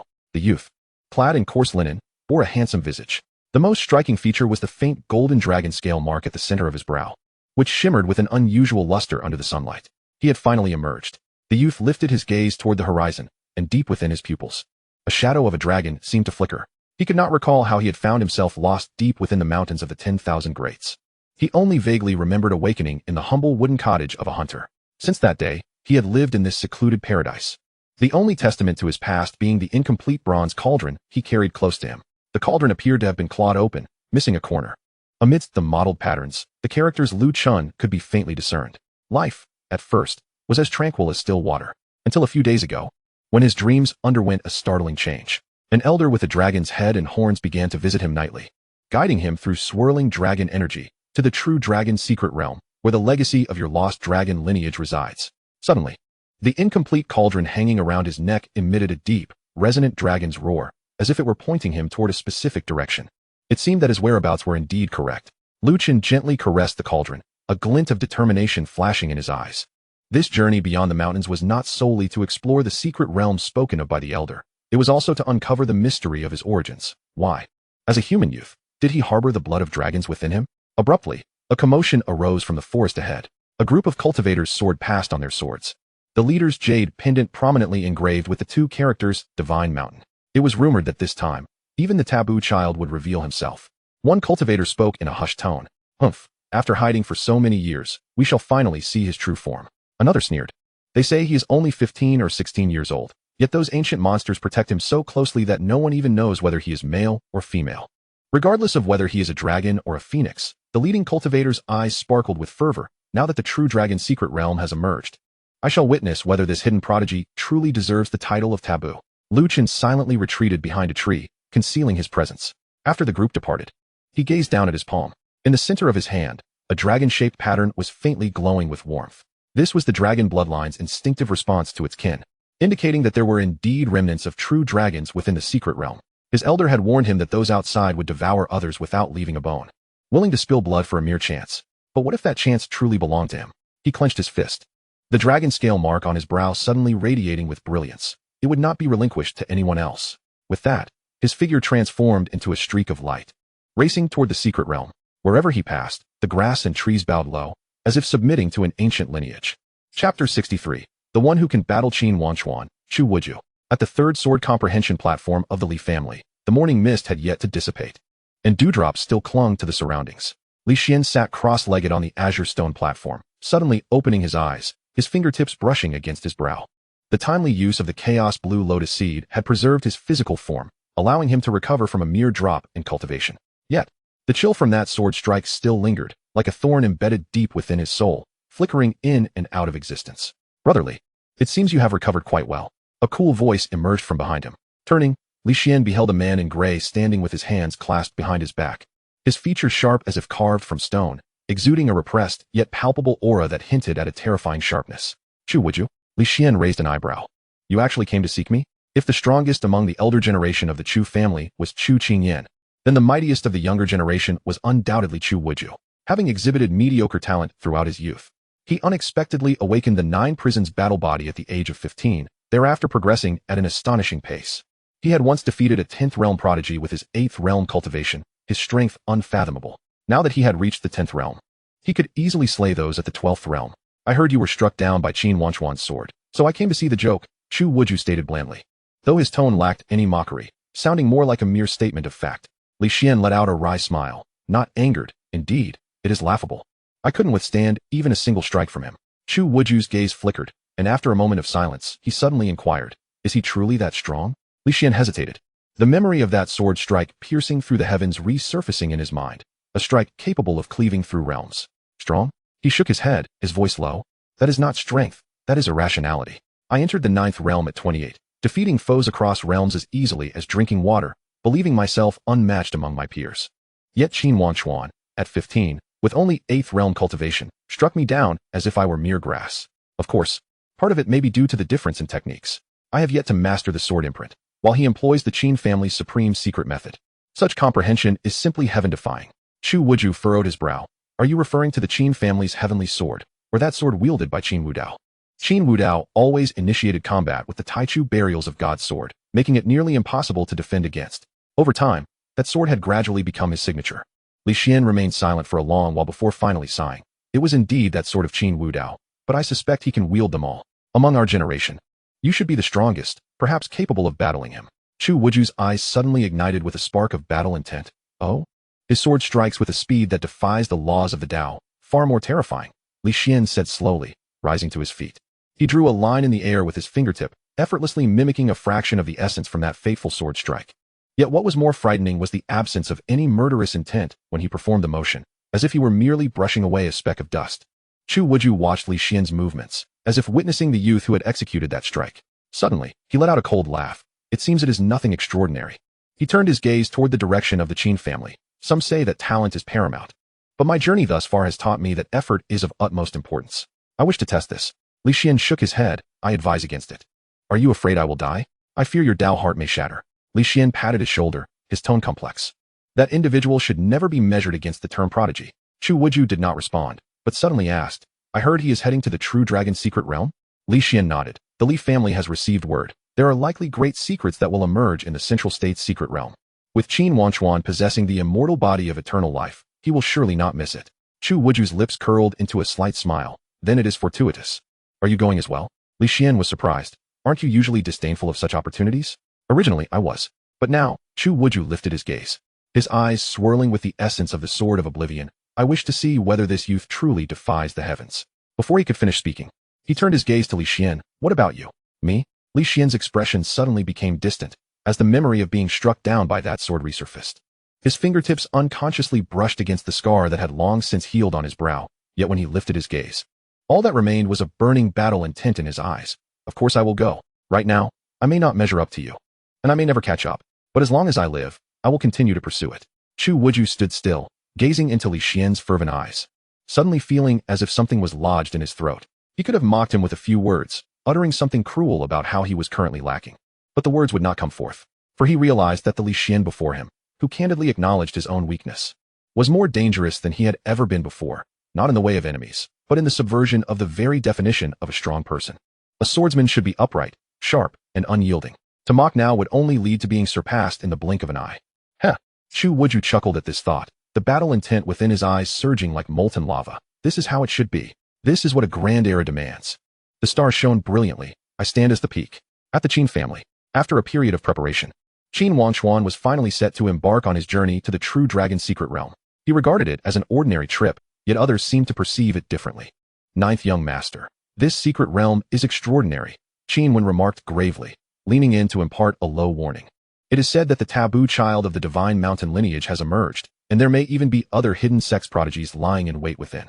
While there is no need for excessive caution, the involvement of various factions necessitates a degree of prudence in the event of conflict. Qin Wen hesitated, ultimately letting out a soft sigh. His concerns were never directed towards his own prodigious ninth prince, but rather towards the arrogant young talents from various factions who were destined to cross paths with Qin Wangchuan. As for the older generation, do they dare to intervene? If they do, the Heavenly Emperor would be at their doorstep before the hour hand even moves a fraction. Qin Wangchuan chuckled lightly at these words. You worry too much. Master, he said, raising his gaze, his eyes reflecting the cosmos with a serene yet fearsome calm. I am well aware of my limits. Soon after, preparations were made for their departure, with Qin Wangchuan at the forefront, accompanied by several guards. However, upon learning of his journey, a few originally disinterested heirs decided to join him. Outside Wangchuan Pavilion, 2 luxurious carriages awaited, drawn by 5 pure white dragon steeds, standing still and composed. Even the motion of their hooves executed with utmost care. These dragon steeds, a unique breed nurtured solely by the Qin family, boasted shimmering jade horns atop their heads and mist-like clouds swirling around their hooves. Such extraordinary beasts would be revered as divine guardians of any prominent clan.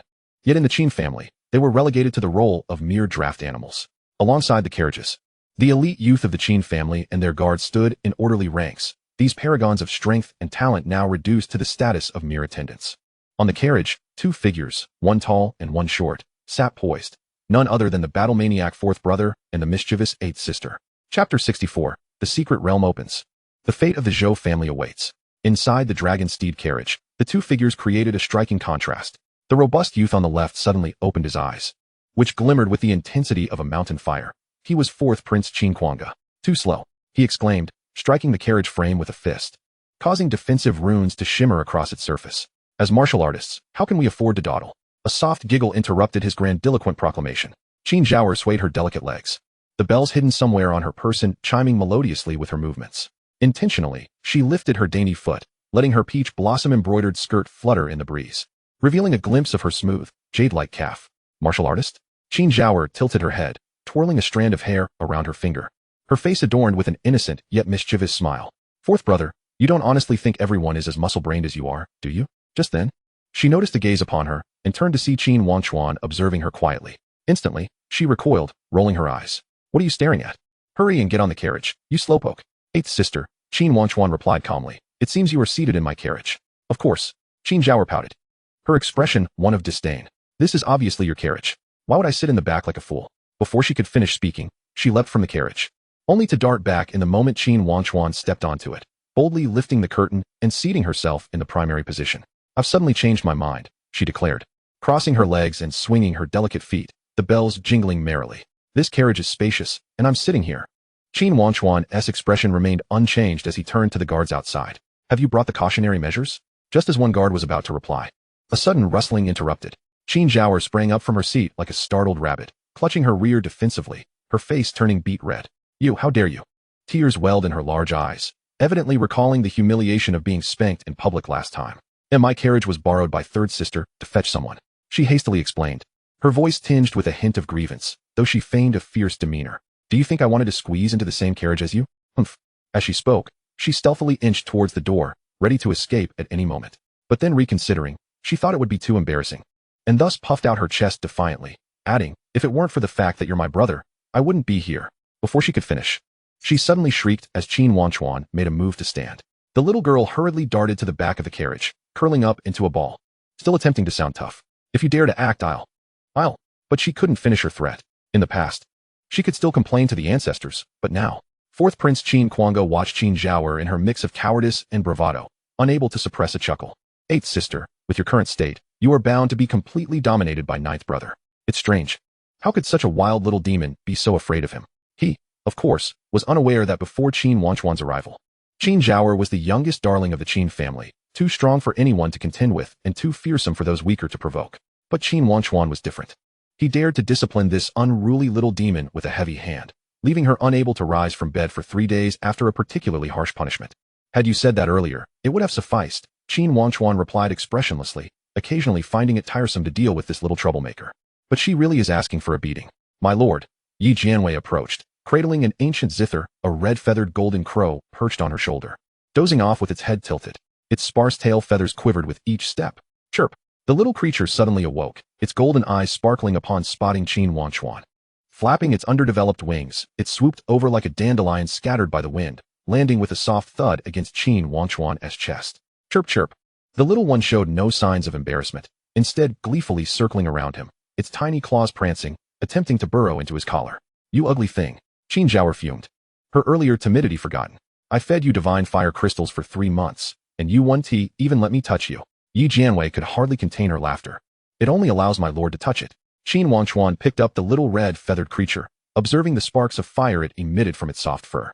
Just as he was about to toss it aside, the little one suddenly chirped, releasing a crystal that contained boundless fiery energy. Is this a tribute? Qin Wangchuan raised an eyebrow, pinching the fire crystal between his fingers, a slight smile forming at the corners of his lips. Very well. I shall take you out for some fun. Upon seeing her gift accepted, the little golden crow chirped joyfully, sparking tiny embers from its fluff. However, when it settled on his shoulder, it pecked at his firm shoulder bone in dissatisfaction. Chirp! It protested, flapping its sparse wings, awkwardly flying to perch atop Qin Wangchuan's head.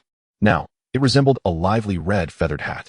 The little creature triumphantly stomped around in his hair, clearly preparing to nest and sleep.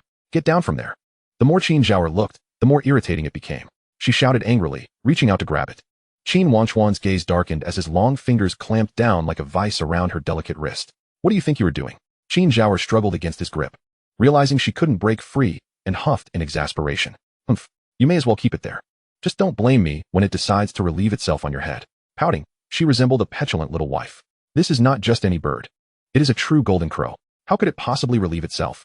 Qin Wangchuan cast her a sidelong glance, lightly tapping the carriage frame. Let us go? With a single word, the entire entourage moved as if orchestrated by a conductor.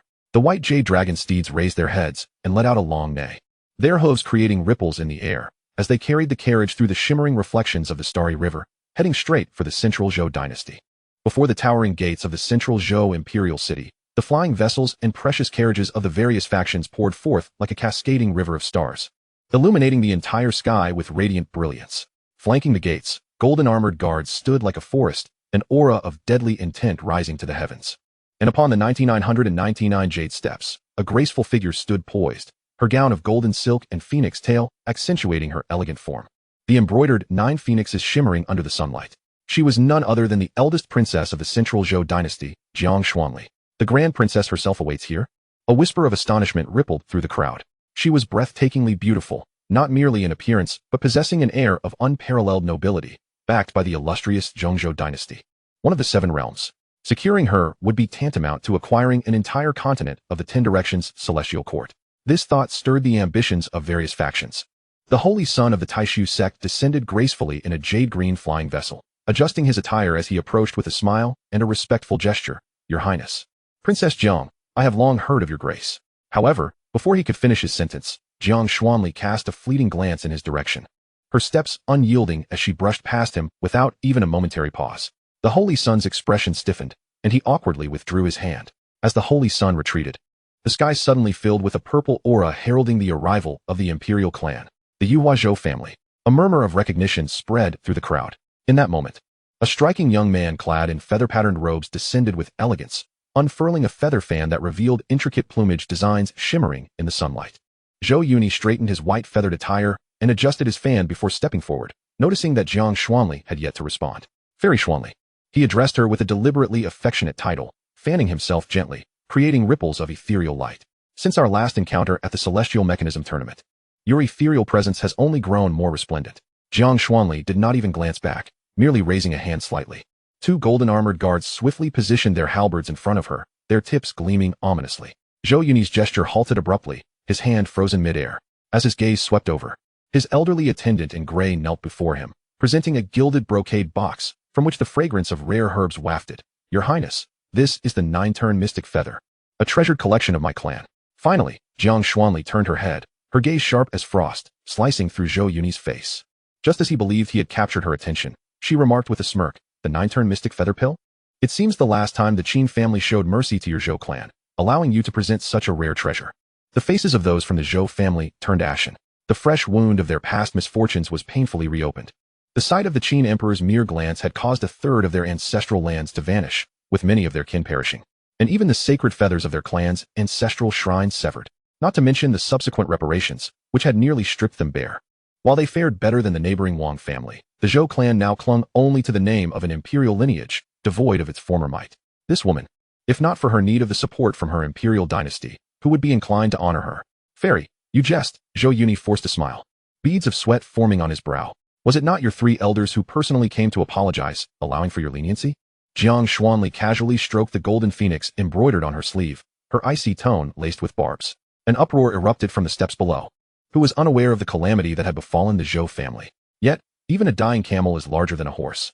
And to have such disgrace publicly unveiled was a bitter pill to swallow. Zhou Yunyi, undeterred by the crowd's reaction, pressed on with his purpose.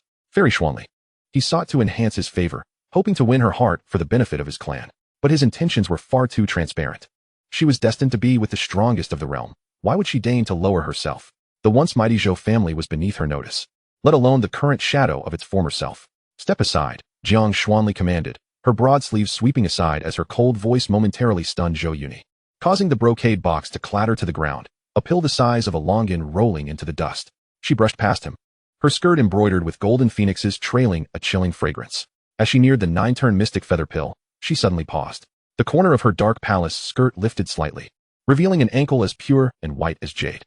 Her toes adorned with 3-inch golden heels, the entire shoe shimmering with intricate phoenix patterns.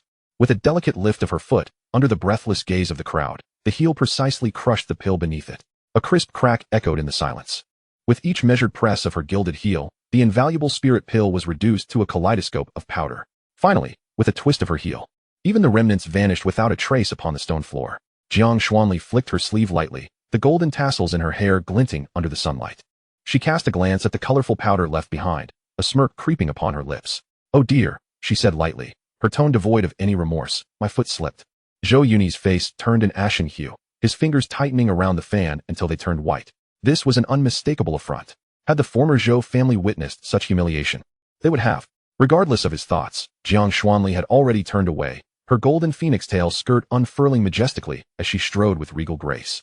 The jade belt at her waist remaining perfectly still, radiating imperial dignity. She did not glance back, but raised her hand. "Bring him." 2 golden armored guards promptly moved forward. "Take young Master Zhou to the storeroom," she ordered coldly, as if discussing a trivial matter, "and retrieve 2 9-turn mystic feather pills as compensation." Gasps echoed through the crowd. "Destruction for restitution." Zhou Yunyi's chest heaved violently. This was no mere compensation. It was an announcement to all. The foundation of the Zhongzhou dynasty far surpassed the current Zhou family. Jiang Xuanli glanced back, her phoenix-like eyes shimmering with unabashed mockery. If it were the former Zhou family, I might have held some trepidation. As she walked, her golden phoenix tail skirt rippled with each step, a poignant reminder of the past glory of the Zhou family, now utterly diminished. Just then, several renowned prodigies approached to pay their respects. But they too were met with indifference. Jiang Xuanli stood majestically at the pinnacle of the jade steps, her gaze fixed upon the distant horizon, as if awaiting the arrival of a significant presence. What divine being could command such anticipation from the Grand Princess? The crowd buzzed with speculation. Suddenly, "The Chongqing Qin family has arrived," someone exclaimed, and all eyes turned towards the source of the voice. A white jade dragon steed shattered the void, followed by 9 gilded carriages gliding through the clouds, the Qin family emblem forming a brilliant celestial arc along the carriage beams, especially the foremost carriage. Its axle inlaid with 9 Hades mystic jade, worth more than 100 years of savings from a first-rate family. Jiang Xuanli abruptly halted. The princess, known for her icy demeanor even at the grand assembly of the multitudes, now found her breath momentarily disrupted. Just as her attendant was about to remind her of her composure, the princess quickly regained her poise, adjusting the jeweled phoenix hairpin at her temple and ensuring her attire was immaculate. In the distance, the holy son of the Taishu sect glared at this scene, his knuckles whitening as he clenched his fists. The invitation he had personally delivered 3 days prior had seemingly sunk without a trace. And when he had the audacity to approach her, he was met with the cold shoulder of indifference. It was nothing short of a farce. What gnawed him further was the stark contrast between Jiang Xuanli's demeanor towards him and her current disposition. But what could he do? After all, it was the Qin family he was dealing with. He swallowed his resentment, transforming it into a bitter laugh. He felt the same way, as did Zhou Yuni and the other prodigies. Boom. The dragon steed crushed the last remnants of cloud and mist as the carriages landed steadily before the jade steps. Without hesitation, Jiang Xuanli lifted her skirt and descended the steps briskly, followed closely by 100 golden armored guards. As the carriage curtain was drawn back, Qin Wangchuan stepped forth with a calm demeanor. Your Highness, Jiang Xuanli placed her hands before her, lowering her gaze slightly, her voice softer than usual. Xuanli has awaited your arrival for quite some time. A gasp filled the crowd. The Grand Princess, who had barely acknowledged the Crown Prince of Zhongzhou, now used the term awaited for a younger member of the Qin family. Even more astonishing was the hint of deference in the slight bow of her neck. Yet, as she raised her gaze, she caught sight of a flash of crimson. A fledgling bird nestled in Qin Wangchuan's hair, prompting an involuntary smile. Surely, this must be the nine-flame golden crow bestowed upon the heir by the Yin family? How fortuitous. For I happen to possess several exquisite divine fire crystals that would complement it splendidly. Let us summon them forth. No need. Qin Wangchuan raised his hand to halt her actions, his gaze sweeping over the crowd in search of familiar faces. Finding none, he noted that most regarded him as though he were a specter. Where is the entrance to the secret realm? Upon hearing this, Jiang Xuanli's long eyelashes fluttered gently, and then she broke into a radiant smile. The secret realm shall not open for some time yet. She stepped forward, her golden skirt shimmering with scattered light. If the heir does not mind, might we take a leisurely visit to Tianke City together? Chapter 66. Before entering the secret realm, treasures are first acquired. No need. Qin Wangchuan reiterated his refusal, merely inquiring, do you also intend to enter the secret realm? Jiang Xuanli's gaze dimmed slightly as she shook her head. As the Grand Princess of the dynasty, it is against protocol for me to enter. This specially open secret realm is intended to gather the world's elite. If I, as Grand Princess, were to participate, it would essentially confirm a preordained victory, thereby losing all intrigue. Yet her words were not fully articulated when the carriage curtain was suddenly flung aside. Welcome, Your Highness, the heir, Qin Zhaoer squeaked, lifting her skirts as she leapt from the carriage, mimicking Jiang Xuanli's previous gesture of respect with exaggerated precision. Her mischievous eyes curved like crescent moons, clearly reveling in the amusement. Jiang Xuanli was momentarily taken aback by her emergence from Qin Wangchuan's carriage, but quickly regained her composure. The smile upon her lips remained undiminished as she elegantly turned to the rear carriage, offering a courteous bow. Fourth young master, eighth young master, I trust you are well. Ha! Qin Kwanga boisterously leaped down from the carriage, his muscular form straining against his brocade robe. You certainly know how to speak, unlike that princess from the Zhou dynasty, who could only clear her path with her fists. Clear her path with her fists? Qin Wangchuan's expression shifted to one of intrigue, seemingly recalling that particular scene. That was indeed her folly. Jiang Xuanli waved her flowing sleeves and continued. How fortunate. Just a few days ago, the palace acquired 3 treasures. With a gesture, 2 armored attendants bowed and retreated. Before long, they returned, presenting 3 golden jade boxes. With a delicate motion, she opened the first box, revealing a suit of battle armor. Red as flame, its scales resembled dragon scales, exuding an aura of searing heat. This is the Xianyang battle armor, forged from celestial iron. Perfectly suited for a man of your boldness, fourth young master. Qin Kwanga's eyes sparkled with delight as he laughed. What a splendid item. Jiang Xuanli smiled and nodded before turning to Qin Zhaoer. The second treasure is the Jiuxiao Linglong bell, reputedly crafted from fragments of an ancient celestial artifact. Its chime can captivate hearts, harmonizing beautifully with eighth young master's temperament. As the box opened, a string of translucent silver bells lay serenely within, each inscribed with intricate patterns that left one momentarily dazed. Qin Zhaoer snatched it up, tossing it casually in her palm, her red lips curling in disdain. Humph. A crude trinket. Yet, the lustrous jade bracelet had already slipped onto her fair wrist, accentuating her skin's snow-like radiance. Suddenly, she flicked her wrist, the golden bells chiming melodiously. Finally, Jiang Xuanli's gaze shifted to Qin Wangchuan. As for this third treasure, she gently tapped, and the last jade box slowly opened. Inside lay an ancient decree. Entirely black, its surface etched with obscure runes and faintly pulsating with an aura of longevity. Jiang Xuanli's lips curled into a subtle smile. This is a longevity decree, which nourishes one's essence and extends life. It may aid the heir in his cultivation. A longevity decree? Qin Wangchuan accepted it, discovering its indeed nourishing effects.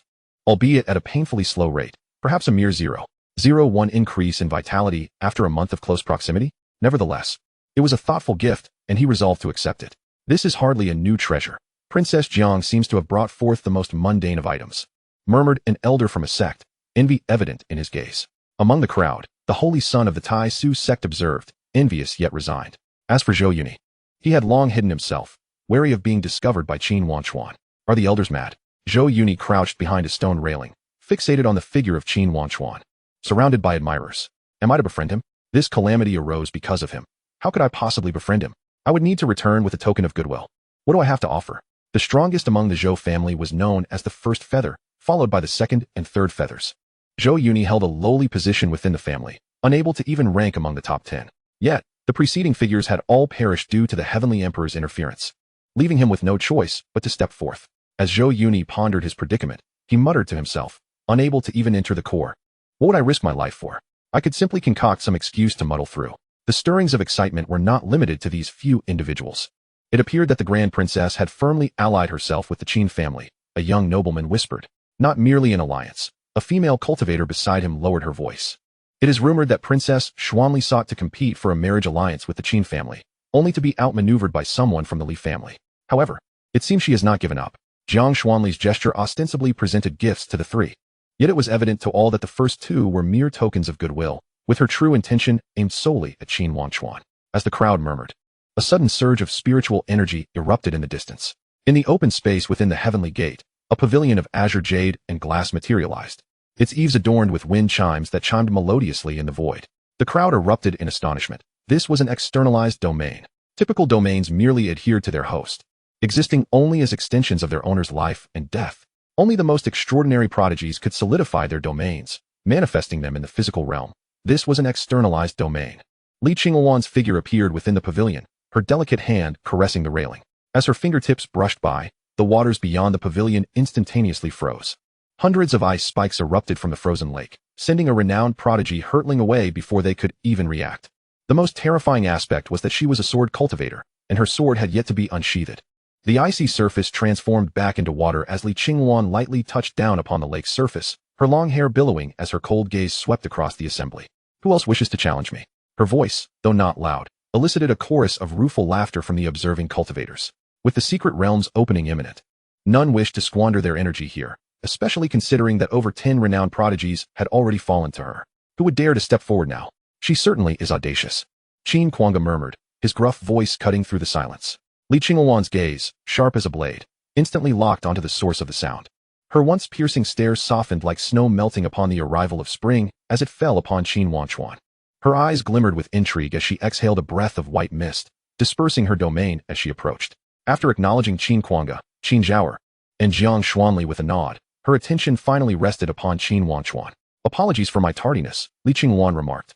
Some matters arose along the way. Qin Wangchuan shrugged, casting a glance at Qin Zhaoer behind him. Qin Zhaoer huffed in response, choosing not to engage in conversation. She remained displeased with the obnoxious bird, persistently demanding its removal.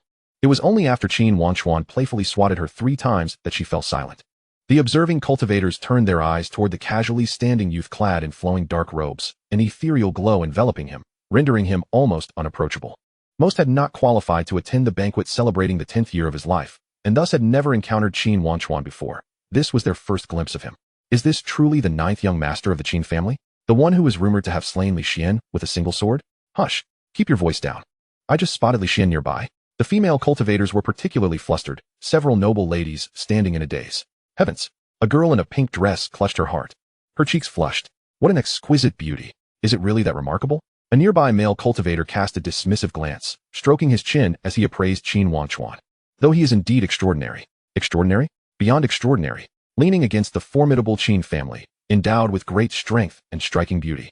Qin Wangchuan possessed an elegance that was simply unattainable for ordinary mortals. How enviable. With a downward glance, Qin Wangchuan surveyed the scene below, where a multitude of female cultivators instantly felt as if they were bathed in the warmth of spring. They fluttered their cloud-like sleeves and gently waved their hand fans, while some audacious ones unfastened their jade pendants and held them aloft, hoping to catch a fleeting glimpse of that ethereal figure.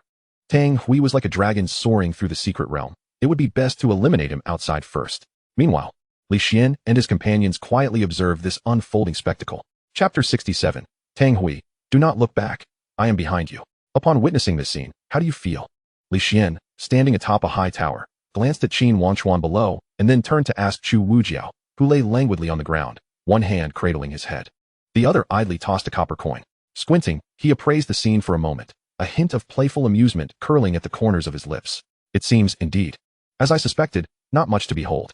With a sharp sound, the copper coin flew up and landed back in his palm. Chu Wujiao indifferently added, "He can win." Li Xian, upon hearing this, did not question him but cast a meaningful glance at this seemingly carefree individual. After all, 3 days prior, he had witnessed Chu Wujiao crossing borders and single-handedly subduing a renowned prodigy, as if crushing an ant. This secret realm was bound to be quite intriguing. In another exquisite pavilion adorned with sculpted railings, a youth clad in a plain white long robe leaned against the rail. His fingertips gently caressed the ancient bronze decree hanging at his waist, his gaze piercing as he scrutinized Qin Wangchuan in the distance. In the depths of the azure void, a single thought can incinerate mountains and rivers. After countless years of seclusion, it is time to witness the so-called might of the Imperial Clan. The young man murmured to himself, as a piece of jade hexagram in his sleeve silently shattered. The 9th son of the Qin family serves as a commendable stepping stone. From the shadows behind him, an elder bowed respectfully. "Young master, the ancestor has instructed." "I am aware." The youth raised his hand to interrupt, a flicker of ethereal blue flame igniting at his alabaster fingertip. "However, it is time for the world to recognize the existence of our Qingming ancient clan, is it not? But speaking of which, are you certain there is great fortune to be found here?" "Certainly." A cool voice emerged from the shadows, pausing before continuing. "But that fortune belongs to me." Ji Wangji stepped forward, his moon-white robe swirling with obscure star patterns. Most striking were his eyes, within which countless golden runes flickered in and out of existence. Those divine eyes, capable of perceiving the pathways of the universe, now reflected the figure of Qin Wangchuan. Whether it was merely his illusion or not, he sensed a familiar aura emanating from the other. It felt as though, could it be the sacred body of Tianyin? No, that is impossible. It is said he has achieved the eternal body. How could he possess 2 such extraordinary constitutions? Ji Wangji shook his head and turned his gaze to the side, addressing Gu Yuan. "I care not for your Qingming ancient clan's ambitions of renown. I only desire the fortune." His tone bore an edge of danger as the runes in his eyes surged. Ji Wangji had stealthily emerged, desiring nothing but fortune. This domineering attitude caused the maidens behind him to gaze at him with starry-eyed admiration. "Our young master is indeed exceptional." Understood. Gu Yuan chuckled and nodded. But just as he turned, a glint of cold light flashed in his eyes. "Since we are here, how could we leave empty-handed? Not only do I aim to trample the Imperial Clan, but I also seek the fortune." On the distant ceremonial platform, the elders from various factions gradually manifested from the void. As the rosy glow swirled, powerful auras collided, yet harmoniously receded. Qin Wangchuan stood with his hands clasped behind his back, his white beard fluttering in the breeze, his gaze unwaveringly fixed upon Qin Wangchuan. "The fortune sown by the first emperor has now ripened. To which family will it ultimately belong?" It was the national teacher of the Zhongzhou dynasty, the overseer of this secret realm, who spoke. "Even many hidden families have emerged. What exactly is this fortune?" Another elder inquired, a member of the Ji family. Though Ji Wuqing had not come, the Ji clan would not relinquish this considerable opportunity. The national teacher sighed, shaking his head. "The specifics are unclear. However, ancient texts suggest it is an unparalleled treasure for body cultivation." As he spoke, his gaze swept over the prodigies present. "That treasure shall reach fruition at this very moment." "Huh, a treasure for body cultivation?" The elder from the Chu clan chuckled lightly. "Then it must be tailor-made for my Chu Wujiao. In terms of body cultivation, I doubt anyone can rival him." "Old man Chu, your words are overly confident." Qin Wangchuan stroked his beard and laughed lightly. "My Wangchuan also possesses remarkable prowess in body cultivation. Though he has not practiced it before, it would not be too late to do so after obtaining this treasure." Oh. The elder from the Li family interjected promptly. "Isn't your Wangchuan already equipped with the sword heart and the eternal body? What does body cultivation have to do with him?" "Sword heart." The elder from the Chu family's expression shifted slightly, and he cast a sidelong glance at several similarly astonished elders, pondering inwardly. When did Qin Wangchuan acquire a sword heart? Qin Wangchuan merely shook his head with a smile, refraining from responding. The prowess of Qin Wangchuan in body cultivation was no baseless claim. After all, he possessed the bones of an immortal. Even without practicing body cultivation, his physical strength would undoubtedly far exceed that of these younger generations. It was merely that his accomplishments in Dao laws were so extraordinary that he had yet to engage in any actual combat. Noticing the atmosphere had slightly thickened, the national teacher diverted the topic. "Speaking of Chu Wujiao, I am rather curious. Which is stronger, the eternal body of the Qin clan or the battle-intent furnace of the Chu clan? Is that even a question?" Chu Wujiao and Qin Wangchuan were not of the same generation. There was no basis for comparison. "That may not be the case." Qin Wangchuan stroked his beard and smiled. "There are too many variables in the secret realm. Furthermore, it has always been the case that strength is not determined by who is stronger or weaker, but rather by who can seize the opportunity first." As the discussion continued, the entrance to the secret realm suddenly erupted in radiant light. 9 dragon-shaped phantoms spiraled upward, and the ancient stone door slowly opened. With a resounding chime, the secret realm of the true dragon officially commenced.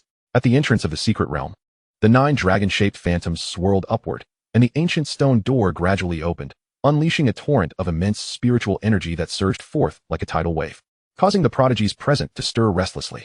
It has begun. Charge! In an instant, hundreds of figures transformed into streaks of light, racing towards the entrance of the secret realm.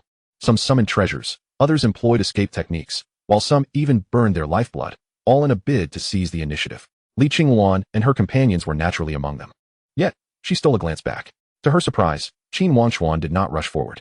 He stood apart from the crowd, hands clasped behind his back, while numerous Qin family disciples remained silently behind him, as if separated from the tumult.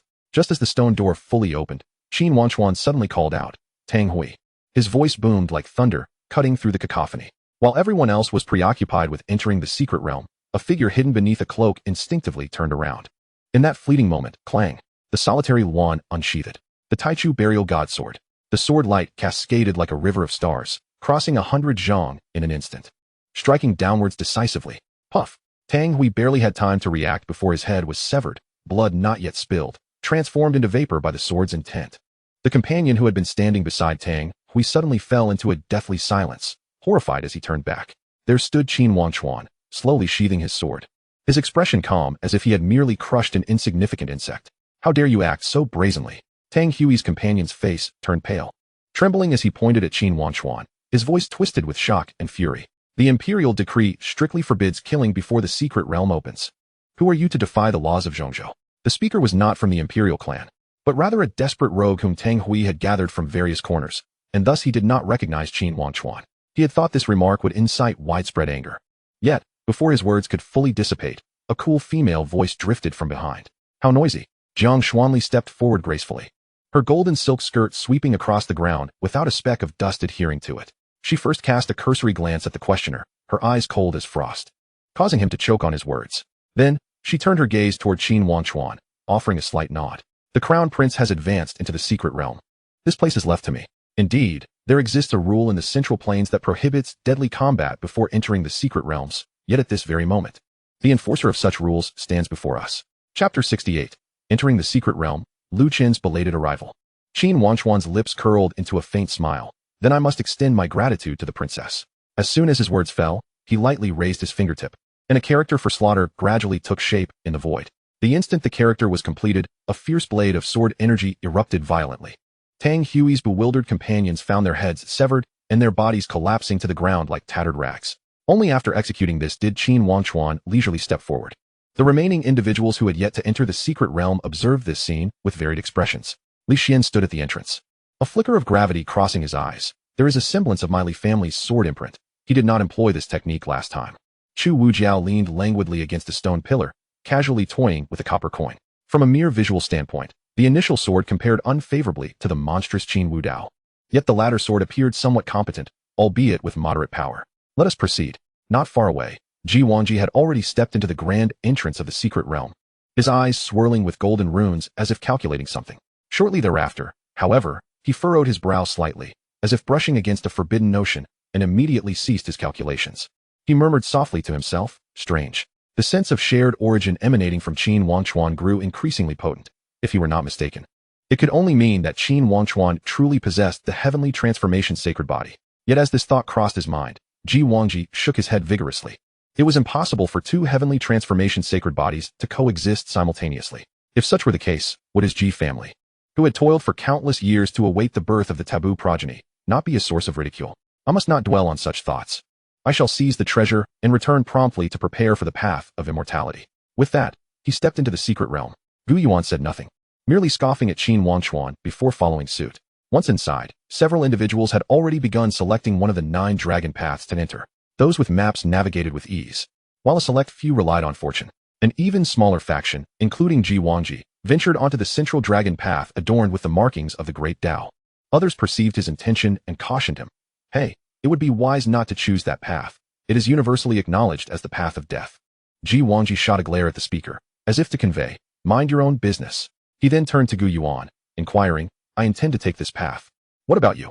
Gu Yuan shook his head. "I do not possess your fortitude. I fear for my life and shall not tread that way. Just as well. Let this opportunity be mine alone." Ji Wangji concluded, turning to issue a few instructions to his maid and protector before venturing into the central path of doom. Unbeknownst to him, once he entered, he would never emerge again. Outside the secret realm, Qin Wangchuan stepped forward, casting a glance before fixing his gaze upon Tang Hui's lifeless form. In the past, he would never have acted against others, but, as fate would have it, it was indeed you who taught me to act decisively. He lowered his gaze, not turning back as he inquired, "Is there any possibility of resurrection?" A guard stepped forward and bowed. In response to the young master, "This individual has scattered 3 souls and 2 spirits, with all 7 phantoms extinguished. Through my yomi I observe there is no chance for revival." Qin Wangchuan's fingers unfurled slightly, and Tang Hui's storage pouch flew into his grasp. His consciousness flickered, the miscellaneous items within the pouch reflecting the cold, ethereal glow of a bronze fragment that seemed to silently beckon. The edges of the fragment were marred by the passage of time, yet under the sunlight, it refracted an eerie luminescence, exuding an air of mystery. "Let us depart." Without further ado, Qin Wangchuan waved his sleeve lightly, and before the onlookers could regain their senses, he transformed into a streak of light and vanished into the entrance of the secret realm, followed by his guards and Qin Kuanga. "Are there treasures?" Qin Zhao's golden eyes sparkled brightly as she lifted her skirt, eager to rush forward, only to halt abruptly 3 steps away. "What is that awful smell?" She pinched her nose and retreated repeatedly, her face filled with disgust. Instinctively, she gravitated toward the spot where Qin Wangchuan had just stood. Curiously enough, though she typically found no pleasure in the scent of cosmetics, she was inexplicably fond of the fragrance that lingered on her brother. It was indescribable, yet undeniably pleasant. "You too." Qin Zhao pointed at the 2 guards, commanding fiercely, "Go and strip them of their treasures." The 2 guards meticulously searched, cautiously rummaging through the storage pouches. Whenever they uncovered something, they would present it to Qin Zhao for inspection. "Is this all just scrap metal?" She cast a disdainful glance at the items in the guard's hands, her face contorted in displeasure. "Oh, this jade slip is somewhat intriguing, but still worthless." As she raised a jade slip glowing with a soft azure light, she looked up only to find that Qin Wangchuan and the others had already transformed into streaks of light, vanishing into the secret realm. Her lips immediately pursed in annoyance. "Hey, wait for me." With that, she hurriedly pursued.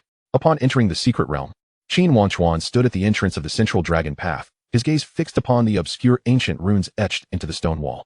What others viewed as a certain death trap unfurled before him as a clear trajectory of the great Tao. This was guidance perceptible only to those endowed with special physiques. "Ninth brother, do you truly wish to enter this perilous path?" Qin Kuanga's thick brows knitted in concern, a rare expression of worry crossing his rugged features. Qin Zhao tilted her head and stuck out her tongue. "What a foolhardy endeavor. Let him go. The true dragon's secret realm has opened several times, and none who entered ever returned, nor could be resurrected. Let us see how he meets his end." Qin Wangchuan's fingertip gently caressed the runes on the stone wall, a strand of golden light gleaming brightly upon contact. He retracted his hand and stated coolly, "It matters not. I can enter alone. You all may explore other areas first." "What nonsense!" Qin Kuanga suddenly bellowed. "At the behest of our second brother, I have come to this wretched secret realm to ensure your safety. What foolish opportunities could possibly outweigh your life?" "Second brother?" Qin Wangchuan mused over this for a moment, choosing not to speak further. He gently removed the drowsy little golden crow from his shoulder. Yi Jianwei stepped forward silently to take the fledgling. "Young master, be careful." Her brief admonition concealed countless unspoken words. Seeing him truly enter, Qin Zhao stomped her foot in frustration. Meanwhile, outside the secret realm, Zhou Yuni was stealthily trailing behind, contemplating whether to follow inside. "Young master, they have all entered." The attendant tugged desperately at his sleeve. "Of course, I'm not blind." Zhou Yuni swatted the attendant's hand away, squatting down with a furrowed brow as he doodled in the dirt. The elder insisted I curry favor with Jiang Xuanli, but she didn't even spare me a glance. It's just with Qin Wangchuan that I'm truly at a loss. Suddenly, he leapt up, frantically tugging at his hair. There's a whole crowd of them. How could I possibly steal anything? Zhou Yuni's tendency to procrastinate and joke around was notorious within the Zhou family. Fearing he might fail to complete his task, they had him retrieve a token. The attendant weakly suggested, "Shall we return then?" "Return? Nonsense." Zhou Yuni kicked a pebble away, letting out a deep sigh. "If I fail this mission, my head will become the token. Let us go." After the two entered, a youth clad in simple attire arrived just in time. It was Lu Chun. He gazed at the towering entrance of the secret realm, a flicker of yearning in his eyes. "So this is the true dragon's secret realm. Who is this bumpkin?" A sharp voice suddenly pierced through the air. A youth in ornate robes waved an ornate fan.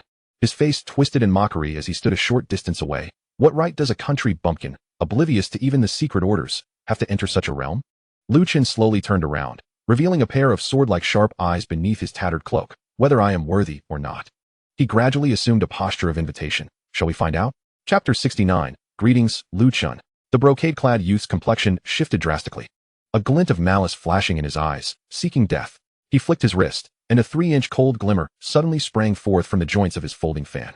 It turned out that each rib of the fan concealed a blade, and at that moment, 18 beams of cold light erupted like a peacock displaying its feathers. The 3 spiritual patterns entwined around the blade flared simultaneously, weaving a deadly web of sword intent in the air. This was the Liu family's secret technique. The 1,000-feather sword fan, classified as a superior spiritual artifact. Clang, clang, clang. Liu Qin's fingers, akin to dragon claws, pierced through the sword net, accurately seizing the main rib of the fan. The blade, sharp enough to sever gold and jade, merely sparked as it grazed his palm.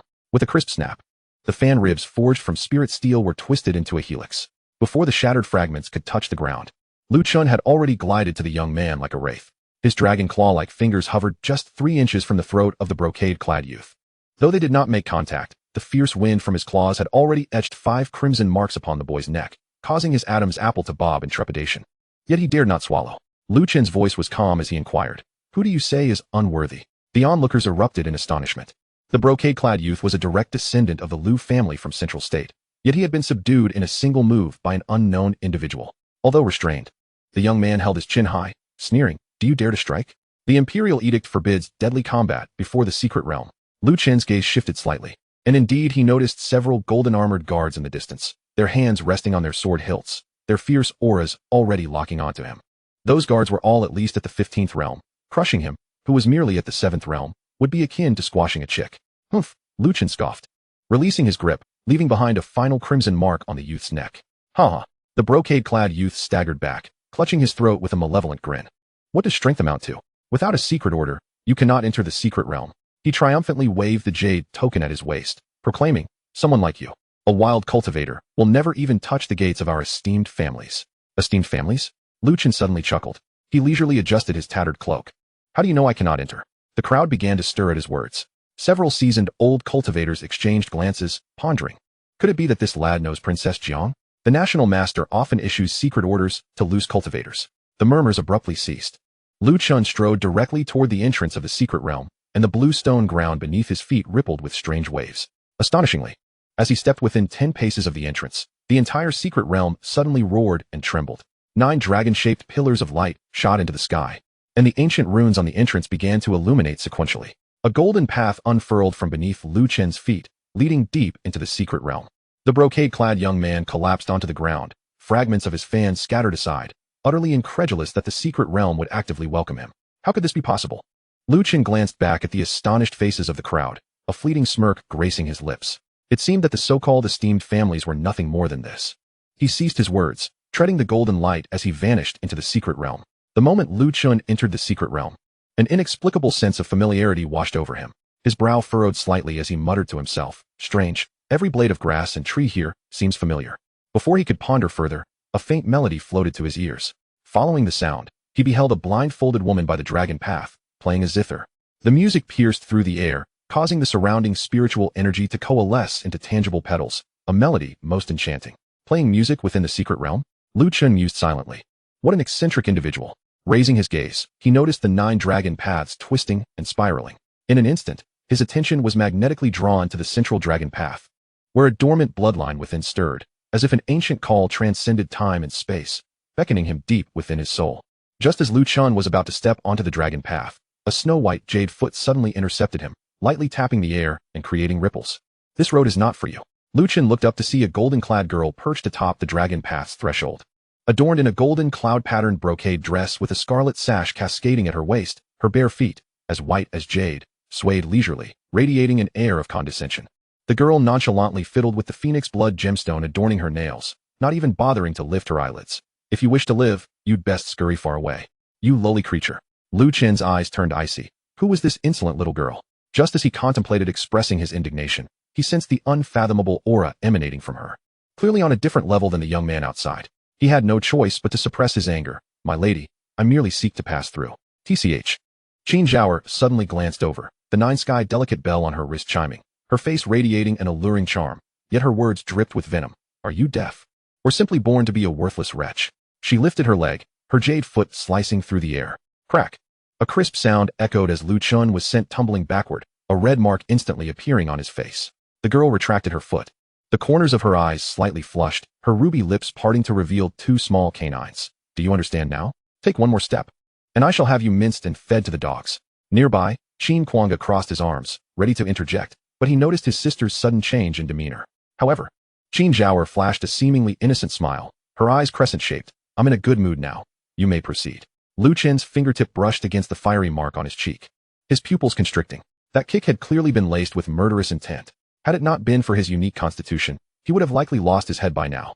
These individuals were clearly in cahoots. If a fight broke out, he would undoubtedly perish. He once more suppressed the surging killing intent, lowering his gaze to conceal the glint in his eyes, and begrudgingly clasped his hands. Thank you, my lady. At last, Lu Chen stepped onto the central dragon path. The next moment, an immense force surged forth, propelling him backward once more. Qin Zhaoer laughed heartily. Ha! Fourth brother, look at him, floundering like a dog. She wiped away tears of laughter. Only my brother can traverse this dragon path. What are you even worth? Qin Kwanga scratched his head. Little sister, you might be getting a bit too arrogant. Qin Zhaoer stuck out her tongue. If I tell him to roll, and he doesn't, that's on him. Yi Jianwei remained unfazed, the zither's melody continuing. Meanwhile, the little golden crow on her shoulder mimicked Lu Chen's fall, eliciting laughter from the entourage behind them. Lu Chen regained his footing, a flicker of cold light flashing in his eyes, but confusion and bewilderment prevailed. How could this be? The guidance had come from this ancient path, logically. Only he should be able to enter. What was truly happening? Before he could finish his thoughts, the entire ancient path began to tremble. Suddenly, a remarkably handsome youth emerged from within, his outstretched fingers levitating a shard of bronze. Upon seeing the bronze fragment, Lu Chen's gaze abruptly constricted, the little ding hanging around his neck vibrating violently. He looked down sharply, his pupils narrowing. The ancient patterns on the fragment corresponded perfectly with the missing part of the bronze ding around his neck. My ding! Lu Chen exclaimed in disbelief, his fingertips trembling as they brushed against his chest. This mysterious artifact, which had accompanied him since awakening, now glimmered with the same eerie light as the shard. Lu Chen's eyes widened in realization. The reason he could not enter the dragon path was now laid bare. He abruptly raised his head, his gaze bursting with terrifying brilliance. You stole my opportunity. He fixed his stare on the shard held by Qin Wangchuan, his spiritual power surging uncontrollably. The urge to strike was palpable. Meanwhile, Qin Wangchuan was not oblivious to the young man before him. Fragments of broken memories from the illusion surged forth like a tide, revealing truths about this secret realm, the bronze ding, and the seemingly ordinary youth before him. A meaningful smile crept upon his lips as he spoke softly, as if reciting an ancient prophecy. Hello, Lu Chen. Chapter 70. I demand my opportunity. Hello, Lu Chen. As Qin Wangchuan stepped onto the dragon path, the scene before him shifted dramatically. Amidst the hazy mist, an elderly man with white hair and dragon horns stood with his hands clasped behind his back, his weathered voice resonating through the void. Lu Chen. Qin Wangchuan's pupils constricted, a youthful voice, innocent yet tender, emerged from his throat. He looked down to see his pudgy little hands clutching the bronze ding, his attire inexplicably transformed into a brocade jacket embroidered with dragon patterns. Of course, you are Lu Chen. The elder turned to face him, his murky eyes seeming to pierce through time and space, mistaking Qin Wangchuan for that young boy. His emaciated fingers delicately tapped the void, and a series of images unfurled like an exquisite scroll. When the secret realm reopens, it shall mark the moment of your return home. Within the scroll materialized a majestic imperial city, its resplendent palaces adorned with golden brilliance, upon which several true dragons soared. The old man's voice grew increasingly profound. This is a sealed memory, wherein your lineage shall be revealed. You are the last prince of an ancient dynasty, a hybrid of the human and dragon races. In that epoch of cataclysmic change, even the true dragon clan could not escape disaster. Suddenly, the vision shattered, transforming into a torrential rain of blood. Qin Wangchuan beheld a woman with golden dragon horns, entrusting an infant swaddled in cloth to her kin, tears of blood streaming from her dragon-like eyes. The true dragon clan sealed you within the rift of time, intending to retrieve you once the calamity had abated. The old man sighed deeply, lamenting that this wait proved endless. Alas, we could only entrap your body and memories within a dragon cocoon, awaiting a future awakening. As the old man spoke, another image surfaced, a dazed Lu Chen entering the dragon cocoon. For precaution, and to avert unforeseen events, we left a contingency within this realm. Even after millennia, even as we fade into oblivion, this fragment of memory shall still illuminate your path. Furthermore, the one who was sealed alongside you in the dragon cocoon shall ensure your safety in the future. Our true dragon clan's forbidden treasure, a divine weapon of transformation. Sacrificed as a vessel, it metamorphoses into a divine armament, a taboo solely for your protection. The scene shifted once more, revealing 2 dragon cocoons. The first contained Lu Chen, while the second was obscured, pulsating rhythmically. Qin Wangchuan reached out to touch it, In that instant of contact, both his finger and the image dissolved into a myriad of starlit mist. The luminescent particles intertwined and spiraled in the air, momentarily coalescing again, as if the prior dispersal had merely been an illusion. Even the remnants of souls were absent. It was but a fragment of memory left by a powerful being, triggered upon entry. Witnessing this, he instantaneously comprehended everything. Thus, the dragon cocoon he had seen in Tang Hui's simulation was left for this individual named Lu Qin. Each time the secret realm opened, it was merely to summon him home. Contemplating this, Qin Wangchuan's expression grew increasingly peculiar. The entire secret realm was unveiled for him. If my conjecture holds true, then Lu Qin is likely a favored child of destiny, and I, by mere chance, have traversed the path he was meant to tread? Of course, it was not entirely by chance. Were it not for the existence of the system, he could never have entered this domain in the first place. As he pondered, the image seemed to freeze, and the old man turned to face Lu Qin, speaking, "If all proceeds normally, you should have acquired the divine weapon before arriving here, but that is contingent upon favorable circumstances. After countless ages, we could not predict what unforeseen occurrences may arise, such as your premature awakening, or your separation from another dragon cocoon, or the fragmentation of this world. Thus, this serves as our final contingency." Upon concluding, the old man suddenly pressed his hand against Qin Wangchuan's brow, a complex pattern instantly appearing upon his forehead before swiftly dissipating. Along with it, the old man's form vanished. Until the moment of his disappearance, his voice lingered in the air. "Go forth, Lu Qin.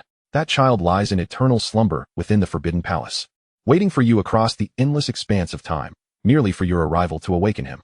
Qin Wangchuan touched the now-vanished mark on his forehead. "Is this the key?"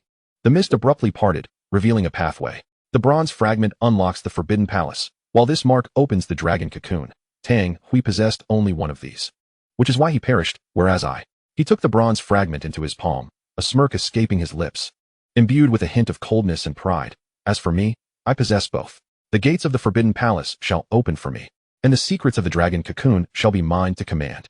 As for the unacquainted Lu Qin, one could only lament his misfortune." With that, Qin Wangchuan followed the newly opened path into the void, to use one's body as a sacrifice, transforming into a weapon, to forge the living dragons into protective divine armaments. Such methods are both ruthless and exquisite. A divine weapon that evolves alongside its master, in this age, would surely incite envy even among the emperors. And now, the death of Han Han had imparted a vital lesson. Fate, when not seized, can bring calamity. A glint of sharpness flickered in Qin Wangchuan's eyes. "This opportunity is mine." After an indeterminate passage of time, Qin Wangchuan finally beheld the exit. As he stepped through, he encountered a plainly dressed youth who regarded him with astonishment. More precisely, he was fixated on the bronze fragment in Qin Wangchuan's hand. The chipped bronze cauldron hanging around the youth's neck corresponded perfectly with the fragment he held. Thus, in an instant, Qin Wangchuan deduced the youth's identity. He called out, "Greetings, Lu Qin." Upon hearing this, Lu Qin's gaze first fell on the crumbling dragon path behind Qin Wangchuan, his pupils narrowing in shock. The passage that had once beckoned him was now irrevocably severed, offering no possibility of re-entry. He slowly lifted his head, his voice quaking with suppressed fury. "Did you steal my fortune?" Qin Wangchuan regarded the tense youth before him, raising an eyebrow and nodding affirmatively. "It was I. Return it." Lu Qin's voice thundered like a clap of lightning. Qin Zhaoer frowned slightly, her delicate fingers clenched within her golden sleeves. Yet, upon catching a glimpse of Qin Wangchuan's expression, she scoffed and turned her head away. Qin Kwanga, unbeknownst to Wen, had seated himself in midair, resting his chin on one hand as if watching a theatrical performance, even producing a handful of spirit melon seeds from his storage ring to munch on. However, the music from the zither gradually intensified, causing Lu Qin's mind to swirl in confusion. Qin Wangchuan nonchalantly caressed the bronze fragment, unperturbed. Destiny had favored him. Having claimed it, there was no rationale for relinquishing it. With a flourish of his sleeve, he tossed forth a jade pill bottle, containing 10 revolution crossing calamity pills, "A gift for you. Opportunities in cultivation have always belonged to whoever seizes them. Yet, in the grand scheme, only causality prevails. Having taken the fruit, one must return the cause." What he offered was certainly not trivial. The 9 revolution crossing calamity pill, even among the imperial lineage, is an unparalleled elixir. Not only shall it alleviate Lu Qin's cultivation woes, but it could also be traded for immeasurable opportunities, a transaction that guarantees no loss. However, Lu Qin did not even spare a glance at the elixir. His gaze, as sharp as a poisoned blade, fixed unwaveringly on Qin Wangchuan's throat. That look was akin to that of a mortal enemy. "I do not seek your elixir. I demand what rightfully belongs to me." Chapter 71. Casting a long line to catch a big fish. The moment Lu Qin's words fell, a heavy weight sank within his heart. Oh no! Cold sweat instantly drenched his back, and his fingertips twitched slightly. Though the person before him exuded an unremarkable aura, His true strength lay concealed behind formidable companions, their prowess likely exceeding his wildest imagination, and here he was, brazenly opposing them. Lu Chen mentally chastised himself for his impulsiveness, his throat involuntarily tightening. Out of the corner of his eye, he surveyed potential escape routes while quietly urging the dragon blood within him. He took a half step back with his left foot, his right hand forming a claw, poised for battle or flight. His entire being was taut, as if standing against a formidable foe, oblivious to the fact that in the eyes of Qin Wangchuan and his entourage, Lu Chen was but an inconsequential insect. Just as the tension reached its zenith, "At last, I have found you." A clear voice suddenly rang out from behind. Before Lu Chen could turn around, a bony hand firmly clasped his shoulder. His body stiffened instinctively, yearning to break free, yet the newcomer forcefully turned him to face them. A youth clad in dark attire stood beside him, a playful smile gracing his face. "We agreed to hunt dragon carps together. Why did you come here alone?" Lu Chen's pupils contracted. He did not recognize this youth. Just as he was about to resist, Gu Yuan's voice resonated in his mind. "Cooperate with me if you wish to live." Upon hearing this, Lu Chen's entire body stiffened, and the strength of his resistance diminished slightly. "I apologize, esteemed guests." Gu Yuan turned to respectfully bow to Qin Wangchuan and the others, the playful expression on his face fading, replaced by an appropriately measured contrition. "This young lad is new to the world and lacks decorum, having inadvertently offended you all. I hope for your understanding." As he spoke, he retrieved an exquisitely crafted jade box from his bosom and presented it with both hands. "This is a family heirloom, the Wujin Longji Dan, as a token of my apology." Qin Wangchuan observed this scene, a barely perceptible smile gracing his lips. Gu Yuan, under the impression that his identity remained undisclosed, fancied himself capable of outsmarting others. However, when they entered the secret realm, Qin Wangchuan had distinctly seen him standing alongside Ji Wangji, clearly indicating his affiliation with the ancient clan. Contemplating this, Qin Wangchuan merely remarked, "It is of no consequence." Qin Zhao let out a light huff, her fingers subtly moving within her golden-sleeved robes, causing the jade box to levitate into her grasp. She casually opened the box, her delicate brows furrowing slightly. "Trash." With that, she flicked her fingertip, sending the contents directly into the waiting mouth of the small golden crow perched upon Yi Jianwei's shoulder. The little creature showed no reluctance, swallowing the pill whole, its feathers briefly igniting with a vibrant glow. Gu Yuan, maintaining his bowing posture, stepped back 3 paces before turning to seize Lu Chen's arm. "We must depart." His tone reverted to a nonchalant one as he walked, grumbling loudly, "You always wander off." Yet discreetly, he transmitted a message, "If you wish to live, follow me obediently." Lu Chen's heart raced with uncertainty, yet the situation compelled him to comply, if only temporarily. Just as they were about to leave, Qin Wangchuan suddenly raised his hand. With a swift motion, the bronze cauldron hanging around Lu Chen's neck shot forth, landing steadily in Qin Wangchuan's palm. A gentle tap on the cauldron's surface revealed a missing piece that fit perfectly with the fragments he held. "You." Lu Chen's eyes widened in fury, the dragon blood within him boiling instantaneously. Just as he was about to explode, Gu Yuan was quick to restrain him. "Good eye." Gu Yuan maintained his smile. "This broken cauldron is wasted on my ineffectual brother here. Let's not trouble you any further." After all, it was not his possession. Even if Qin Wangchuan stripped Lu Chen down to his undergarments, Gu Yuan would not utter another word. With that, he forcefully dragged Lu Chen away. It was not until they had traversed several miles and confirmed that Qin Wangchuan and his companions had not pursued them that Gu Yuan finally released his grip. Lu Chen stumbled a few steps to regain his footing, his eyes still ablaze with anger. "Who exactly are you? Why did you save me?" "Save you?" Gu Yuan's demeanor shifted abruptly, the previous humility vanishing entirely. With a flourish of his sleeve, a palpable pressure emanated from him, causing loose stones to tumble around them. "Do you think you are worthy?" Lu Chen's pupils constricted, instinctively adopting a defensive stance. "At least you have some spirit." "It is not in vain for me to have come here," Gu Yuan sneered. "Had it not been for me, you would be a corpse by now." "Do you know who Qin Wangchuan is?" Seeing Lu Chen remain silent, Gu Yuan stepped closer. "Let me put it this way. Among the myriad families in the 3,000 Dao states, the Qin family ranks in the top 3. To eliminate an insignificant creature like you wouldn't even have to lift a finger." "Ah, the aristocracy," Lu Chen murmured, bowing his head as a seed of determination took root in his heart. He then raised his chin, a cold smile forming. "So, are you expecting me to express my gratitude? How amusing." Gu Yuan withdrew the azure glow, observing him with keen interest. "Do you seek revenge? He has destroyed my dragon path and seized my cauldron."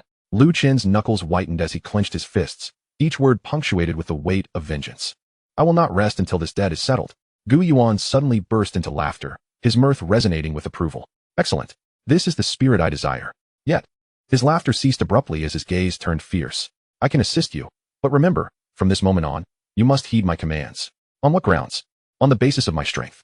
Gu Yuan conjured a flicker of azure flame at his fingertip, pressing it against Lu Qin's throat. Refuse, and I shall kill you on the spot. However, if you agree, there may yet be a chance for you to reclaim your precious cauldron.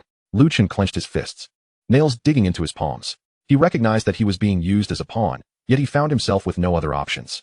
Have you considered this carefully? Gu Yuan remarked with an air of leisure. My patience is limited. Taking a deep breath, Lu Qin met Gu Yuan's gaze directly.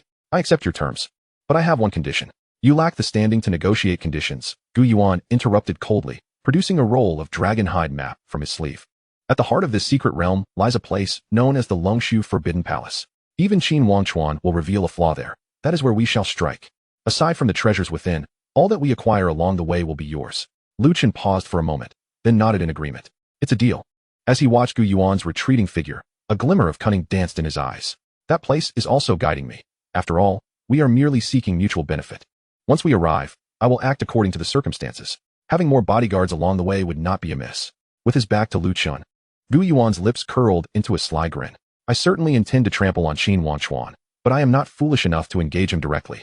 I need to gather a few pawns to create opportunities. The moment is ripe. That shall be my time to strike. The night wind sighed, swirling a few fallen leaves and drawing an invisible line between the two. Meanwhile, on the other side, before the dragon language stone forest, an aura of sword intent hung heavily in the air.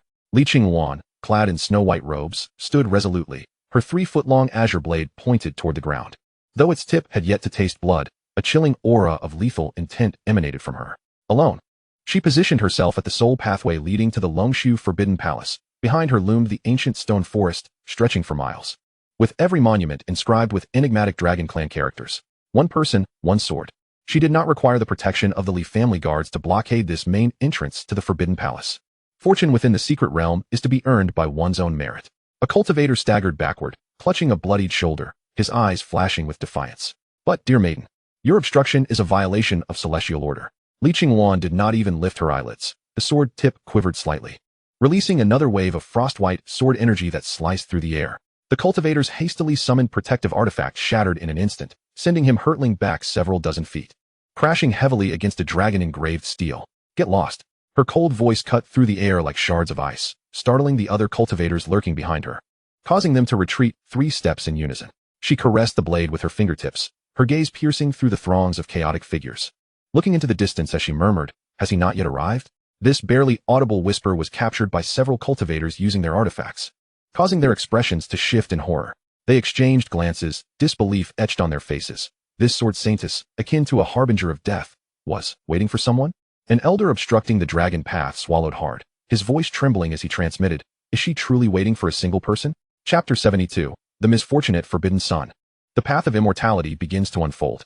Qin Wangchuan examined the small cauldron and the fragments he had fused together, revealing it to be an ancient artifact. Perhaps not even a spiritual treasure. Yet, just as he took a few steps, a hesitant voice called out from the distance behind him, "Young master?" Turning to look, he saw an elder with a pallid face shaking his head. No, not the young master. His trembling hands clutched a broken life token. "Young Master Ji, how shall this old servant explain to the family head?" Another maid in plain attire knelt before the crumbled dragon path, weeping loudly. "Young master, you said it would be safe." Her fingers dug into the earth, hair disheveled. "Why can't you come out?" Qin Wangchuan's steps faltered as he raised a hand to halt the advancing guards. His peripheral vision caught sight of the fading golden characters spelling Ji Wangji on the life token. A faint smile tugged at the corner of his lips. It was evident that Ji Wangji, the so-called forbidden son, had perished within, desperately seeking fortune only to lose one's life. Qin Wangchuan mused, shaking his head as his robe billowed in the wind. Such a pity for this physique. Long after Qin Wangchuan had turned to leave, the elder in gray robes trembled as he produced a piece of turtle shell from his bosom. The shell, riddled with cracks, was the Ji family's unique communication artifact, capable of transmitting messages even within the secret realm. Biting his tongue, he let a drop of blood fall onto the shell. The blood coursed through the cracks, gradually forming a celestial map. In the center of the astral map, the fated star belonging to Ji Wangji has already extinguished. The voice of the elder family head was hoarse and terrifying. "The young master has perished.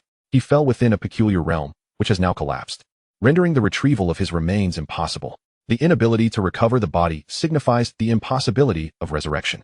A shattering sound of porcelain emanated from the turtle shell, followed by a deathly silence.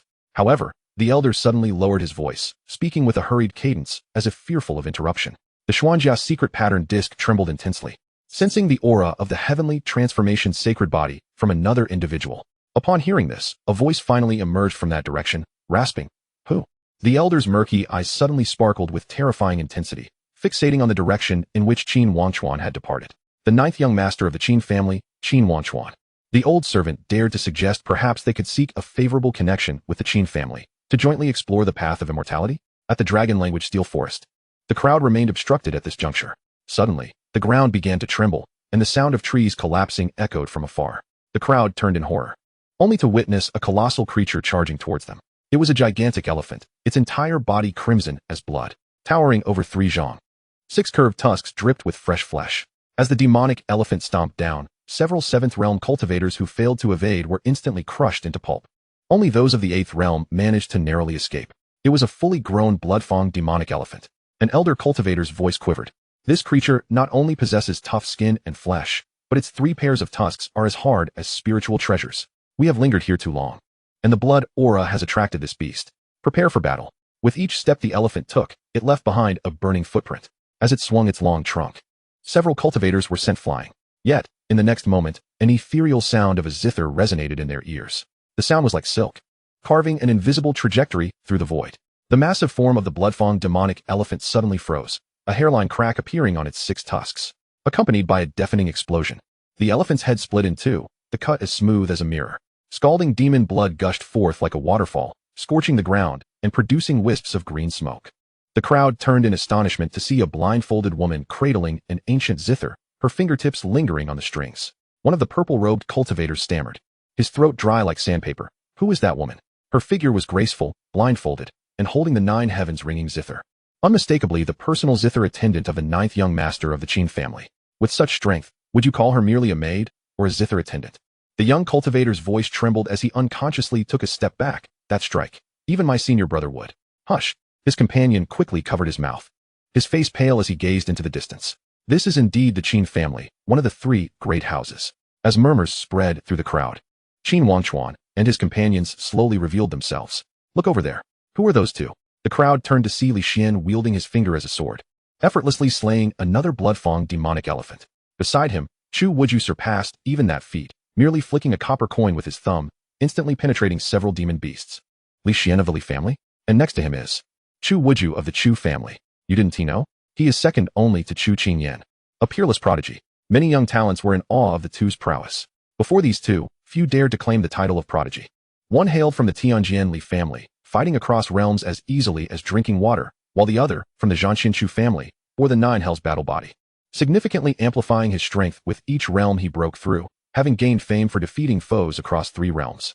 In the midst of the crowd's admiration, a figure clad in a cloak, Gu Yuan, scoffed disdainfully. Just a bunch of naive fools who have never seen the world. He then casually unleashed a flicker of azure fire, reducing several demon beasts to ashes. Oh, who are those individuals? Some had indeed taken notice of this scene. Yet, these figures were shrouded in cloaks, with faint patterns swirling upon them, obscuring their appearances. The most striking was another young man who, despite being among the cloaked ones, emanated a low, thunderous dragon roar with each punch he threw. His fists, imbued with draconic might, could shatter the bones of even the toughest demon beasts, sending blood and flesh flying. He crushed the beasts with sheer physical strength, while his hunting efficiency may not have matched that of the earlier combatants. The visual impact of witnessing massive demon beasts being obliterated was undeniably the most shocking. Qin Wangchuan looked up, instantly recognizing the individual. It was indeed Lu Chun, truly, the child of fortune, perpetually radiating brilliance. Though he thought this, Qin Wangchuan did not approach to expose him. As the child of fortune, he naturally attracted opportunities. That seemingly useless little cauldron was likely meant to manifest its potential in Lu Chen's hands. While the divine weapon within the dragon cocoon was formidable, it was confined to the side hall. Undoubtedly, there were supreme treasures in the main hall. Let him guide me there. Meanwhile, Lu Chun withdrew his fervent gaze from afar, casting a furtive glance at Qin Wangchuan. I can feel it. Something in the main hall is calling to me. It's a legacy. Once I obtain the legacy and my power surges, I will make you, Qin Wangchuan, kneel and return the little cauldron. He remained blissfully unaware that he had already become a pawn in Qin Wangchuan's grand scheme. The battle raged on. The Imperial Clan disciples could push through obstacles. The aristocratic clan disciples could protect themselves, while some scattered cultivators could only meet their demise as fodder. Their starting point was the terminus of our cultivation journey. A few scattered cultivators, having never witnessed such scenes, wore expressions of bitter resignation, their resolve beginning to waver. As the demon beasts fell in greater numbers, the blood aura thickened. An unending stream of demon beasts surged forth from the forest, even alarming some great demons. Indeed, in the next moment, the entire dragon language steel forest began to tremble violently.